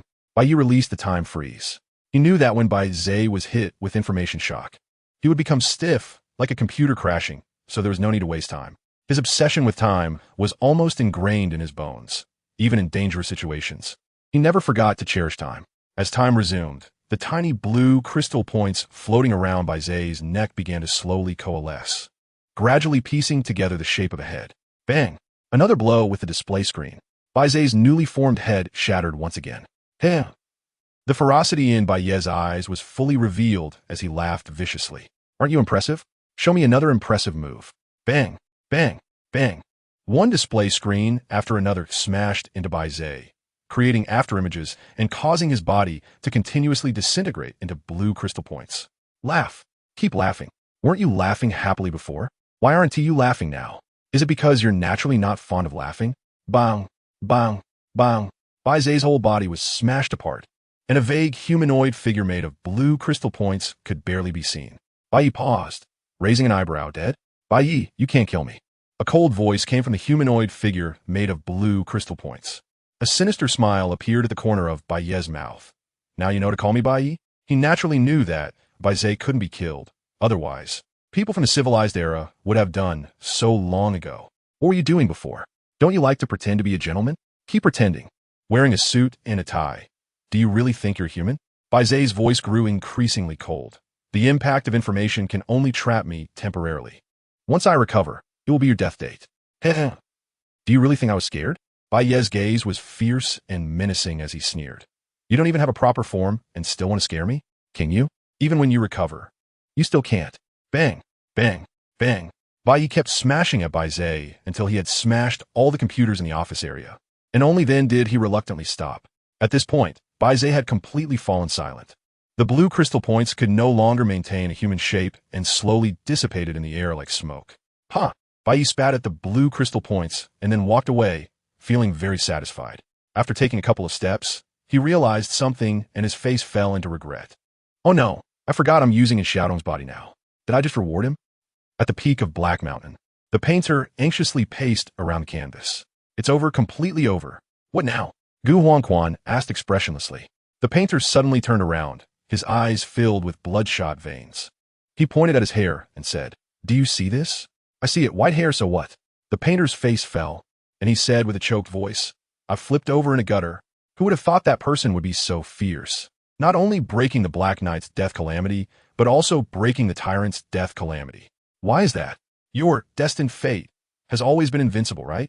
The painter tugged at his white hair and said, Fate has always been two sides of the same coin. Good luck and bad luck are like the two sides of a coin, always existing simultaneously. I can manipulate fate to some extent to attract various calamities. But there is no absolute death calamity. At most, it's a 9-death, 1-life situation. The thread of life cannot be erased. Gu Huangquan frowned slightly. What do you mean? If you had read more books regularly, you would understand. It's simple. Suppose I increase your bad luck, and you get bitten by a poisonous snake in the wild. Theoretically, you would surely die. But the peculiar thing about fate is that while your bad luck increases, your good luck also increases like a rebound. So within 3 steps, there must be an antidote. The painter nodded. That's roughly the idea. As the saying goes, there's always a way out. If heaven allows it, how much more so for me? So, you mean that the person you calculated found the antidote left by fate twice during a deadly calamity? Exactly. The painter screamed in despair, holding a small handful of black hair, wanting to cry, but having no tears. I pulled the wrong one. Looking at the black hair in his hand, he felt increasingly heartbroken and said with a choked voice, after 2 backlash from fate, I've at least lost 5 years of lifespan. Gu Huangquan remained silent for a moment. Probably not just 5 years. Huh? The painter was taken aback. You previously asked for so many benefits from the Tianqi Company, yet you ended up messing things up. I estimate that the Tianqi Company won't let you live past tomorrow. The painter, thank you for your comfort. My heart, which has been hanging in the balance, is completely dead now. You're welcome. When you die, I'll help you collect your body. The painter laughed in anger. You don't need to worry about that. Although my combat power is not as strong as the tyrant, it won't be so easy for the Tianqi Company to kill me. The Tianqi Company may not be able to kill you, but the person you calculated definitely can. Upon hearing this, the anger on the painter's face slowly dissipated, replaced by a chilling gloom, an eerie aura spreading from him. Suddenly, the fierce wind that had been swirling around the cliff inexplicably came to a halt. He said in a deep voice, "This person is problematic. He is definitely not a nameless nobody. The thread of life left by fate is not so easily found. I suspect that his fate line is so weak that it is likely disguised." Gu Huangquan's gaze shifted slightly. Are you saying that there's a terrifyingly powerful expert deliberately disguising themselves, quietly blending into Black Mountain? Is it one of the other 10 kings? The painter shook his head gravely. I don't know who it is, but it should not be one of the other 10 kings. Otherwise, I would definitely recognize them, since he can disguise his fate line so weakly and deceive me. This person's understanding of fate is extraordinary. He is very likely from beyond Baiming. Gu Huangquan nodded. That is possible. After all, East Continent is so vast. I wouldn't be surprised by the emergence of any powerful beings. What do you plan to do next? Chapter 91. You are not in Shaodong. Who are you really? Come closer. Gu Huangquan frowned slightly. There are only the two of us here. Are you afraid of being overheard? I mean, come over and help me pull out my white hair. If others see this, where will I put my face? Gu Huangquan. Exit. Exit. Bai Ye, who was running wildly in the experimental base, finally saw the light. The cold moonlight shone through the large hole that everyone had entered, hitting the silver-white alloy floor like mercury spilling. For some reason, ever since defeating Bai Ye, he felt that his luck seemed to be improving. In his reckless dash, he actually found a way out. Finally, he could leave this hellish place. Bai Ye's face was full of joy. He didn't know how long it would take for Bai Ye to recover, so it was better to get as far away as possible before that. Bai Ye was more troublesome than the tyrant Yang Jie. Yang Jie was ultimately within the realm of humanity and could be dealt with using time stasis. But Bai Ye was immortal, could not be attacked or defended against, and could even teleport. It was too abnormal. Even such a monster was only numbered 039. There were still 38 more perverse divine anomalies ahead of him. Who would want to stay in such a hellish place as the experimental base? Now Bai Ye finally understood why the person who wrote the list of divine anomalies didn't record number 010. It turned out they weren't just being mysterious. The divine anomalies were too bizarre, and these entities that exceeded common sense would probably cause disasters just by being recorded. While running towards the exit, he thought about the next plan. First, he definitely needed to switch back bodies within Shaodong, and then wait for the tyrant to find the Panga USB drive. Such a difficult task should be left to the tyrant, because he only had 5 seconds left. Relying on the last 5 seconds to find the Panga USB drive and retreat from the experimental base was really dependent on luck and skill. Compared to taking risks, he preferred to pick up what was readily available. After obtaining the Panga USB drive, even if Bai Ye recovered, he wouldn't be afraid. When it came to stored information, the Panga USB drive was definitely the best in the world. The Panga USB drive was known as the crystallization of the civilization era, and it must have stored the achievements of an era civilization as well as various secrets about divine anomalies and catastrophic changes. Perhaps it even contained methods to imprison 039. Otherwise, how did the people in the shelter manage to imprison Bai Ye? Even if it didn't, it could be used directly as a weapon against Bai Ye. Summarizing this plan, it came down to 3 sentences. Switch bodies within Shaodong, snatch Yang Jie's USB drive, and kill the damn Bai Ye. Whoosh! The girl in the black dress leaped out of the hole, her light body tracing a perfect arc in the moonlight, her little black dress fluttering with safety shorts. So there was no risk of exposure. Bai Ye landed steadily and quickly scanned his surroundings. Then his expression changed. Where's in Shaodong? In an empty square, besides the bodies of many experimental subjects lying around, there was no one else. Not good. He suddenly thought, within Xiaodong's fierce personality. She wouldn't have gone and looked for him, would she? This meant he had narrowly escaped while Xiaodong had charged inside. And they had perfectly missed each other. Why did you run around without any reason? Don't you know to wait in place if you get lost? Bai Ye habitually shifted the blame entirely onto Xiaotong. After all, he was not a non-stick pan. He could never be wrong. At this moment, Bai Ye found himself in a dilemma. Should he stay in the safe square and wait, or go back into the experimental base to find Xiaotong? The experimental base was vast, comparable to a small county, and its terrain was complex. Trying to find someone inside was like looking for a needle in a haystack. But if he waited in place, he was worried that Xiaotong, with his body, would meet an unfortunate end. If his body died, wouldn't that mean he would have to live as a woman for the rest of his life? After some internal conflict, he ultimately chose to wait for a while before going into search. Because it was already 23:15. What is that? So hot. Bai Ye was startled. He felt something was heating up, tightly pressed against his thigh. He reached down and pulled out a white dove ring from his pocket. It was the ring engraved with Xiaotong's name. The white dove ring lay quietly in Bai Ye's palm, constantly emitting a faint white light. And the heat was coming from the ring, becoming hotter and hotter. What's going on? This thing isn't a bomb, is it? Just as Bai Ye was about to throw the ring away, a familiar voice suddenly rang out from outside the square. Xiaotong! Bai Ye raised his eyes abruptly and saw Li Beitian running swiftly into the square, coming right in front of him. Double gun Li Beitian? He maintained a calm expression, but a hint of surprise flashed in his eyes.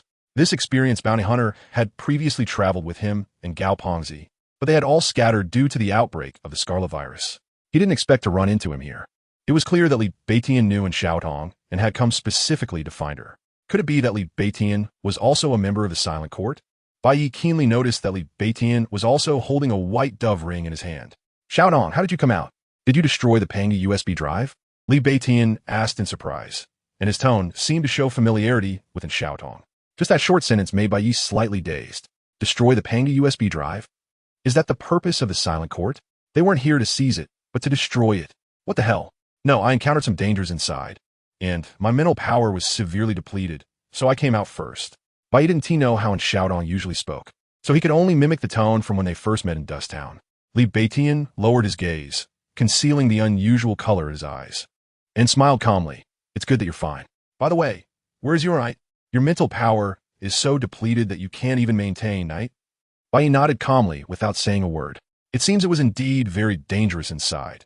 I didn't expect even you, Xiaotong, to be unable to handle it. I have some potions here to restore mental power. Take them and drink. As he spoke, Li Beitian reached into his pocket. If I were you, I wouldn't act rashly. Bai Ye suddenly spoke up. Li Beitian's hand that was digging into his pocket froze suddenly. He retreated several meters away from Bai Ye, and 2 handguns appeared in his hands out of nowhere. You're not a Xiaotong. Who are you really? Li Beitian's eyes flashed with a vigilant light as he said in a deep voice. Witnessing Li Beitian's reaction, Bai Ye felt no surprise at all. He knew he had been exposed the moment Li Beitian mentioned night. Dear family, don't forget to vote for Feng Xiu and Bu Yu every day. If you don't know where to vote, you can search for P Character Producer. If you can't find it, you can scan the QR code and have something to say. Or look for it below the recommendation list on the Tomato homepage. Chapter 92, Little White is here. The Knight should be in Xiaotong's extraordinary ability. And Xiaotong has never revealed her true identity from beginning to end, whether in Black Mountain or Gray Soil Town, indicating that she wants to hide her identity. To this end, she has been consuming mental energy to maintain the Knight. Li Beitian has also been hiding his identity, clearly a member of the Silent Court.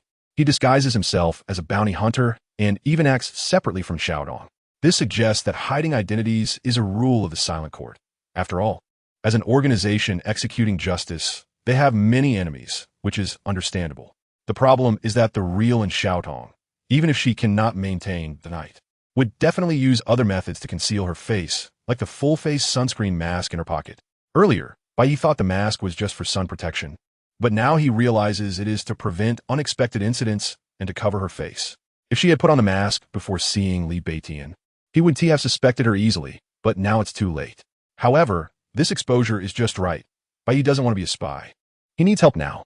I am not in Xiaotong, but I advise you not to shoot because this body is genuinely in Xiaotong, Bai Ye explained. Li Beitian still did not lower his guard. What do you mean? Bai Ye sighed. If it weren't necessary. He really didn't want others to know about this dark history. I am Bai Ye. Li Beitian was taken aback. Who is Bai Ye? Bai Ye's face darkened. Little White. Li Beitian was instantly shocked. You are Little White, brother? How is that possible? Bai Ye irritably recounted the details of their journey together, which finally convinced Li Beitian. However, He still hadn't put down his guns. Even if you're a little white brother, where is Xiaodong? Why have you turned into Xiaodong's appearance? Because of the divine forbidden object, the twin monkey statue. Bai Ye pulled out the twin monkey statue. See this thing? I found it while scavenging at the base's outskirts. And who would have thought in Xiaodong found the other half inside the base, resulting in our souls swapping? Then why are you outside? Where's Xiaotong? Of course, I ran out myself, and Xiaotong went in to find me, and we missed each other. But before we say more, does your silent court have means like soul transmission or mental links? Hurry up and contact her, let her come out. If she doesn't come out soon, I'm afraid she'll let me die in there. Li Beitian seemed to realize the urgency of the situation. He put away one gun, but the other gun was still aimed at Bai Ye. The silent court doesn't have such means. We can only determine each other's location based on the dove ring in your hand. Now that the ring is in your hand, I can't contact Xiaodong. Bai Ye's face turned grim. Then what are you waiting for? Let us go in together to find her. Li Beitian shook his head. No need to be so troublesome. Just shout her out, right? Shout? Bai Ye's eyes widened. Are you a tenor? In such a big place, you want to shout with your mouth. Damn. Before he could finish, he saw Li Beitian wave his hand at an empty space, and instantly, a half-human high sound system appeared out of thin air, complete with a microphone. Wait, are you a machine cat? Bai Ye was astonished. Earlier, when he saw Li Beitian pull out the Iron Spine Viper MK-03, he found it strange. Where did such a thick gun come from? Now, he understood that Li Beitian was also an extraordinary person. Machine cat? Li Beitian looked at Bai Ye suspiciously. Little white brother, don't casually give others nicknames.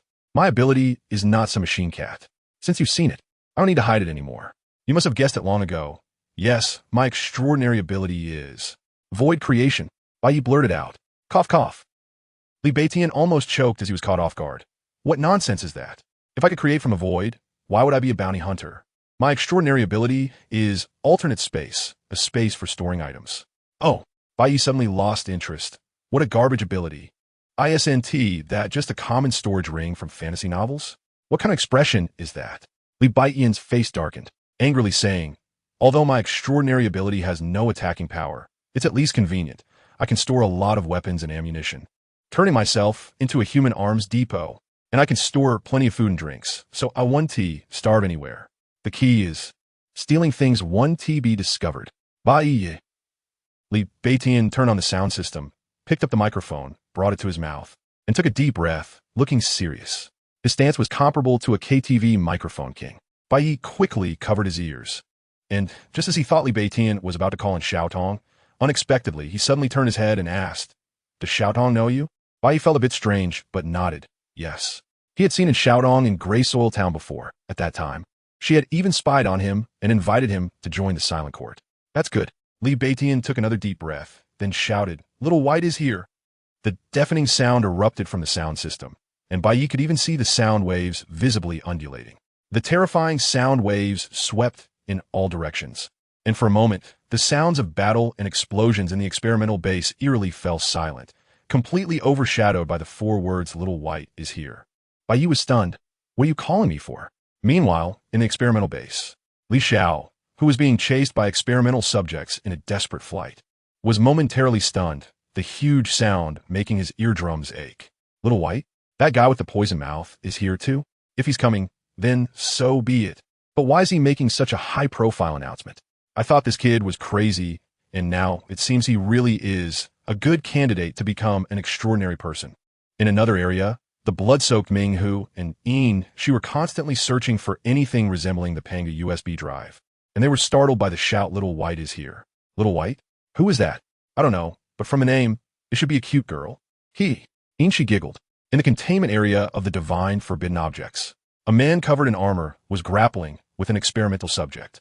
Facing the claws of the experimental subject, his movements seemed somewhat uncoordinated, as if he was not yet familiar with this body. Bang! The armored man was hit by the claws, flying backward and crashing into the wall, a streak of blood flowing down his silver mask. If it weren't for the armor blocking him, that blow would have torn him in half. This body is still too weak. Such strong recovery ability. Chapter 93, What did you do to my body? X2 and Xiaodong was surprised to discover that this frail body contained unimaginable healing abilities. That blow had clearly injured her internal organs. Yet in the blink of an eye, her wounds began to heal. Xiao Bai is here. A sudden howl echoed. And Xiaodong's eyes flashed with a hint of surprise. It was Li Shu's voice. Xiao Bai? It's Bai Ye. Xiao Bai is here. Xiao Bai is here. Li Beitian shouted until his throat was hoarse, flipping his hand to pull out a bottle of alcohol and started pouring it into his mouth.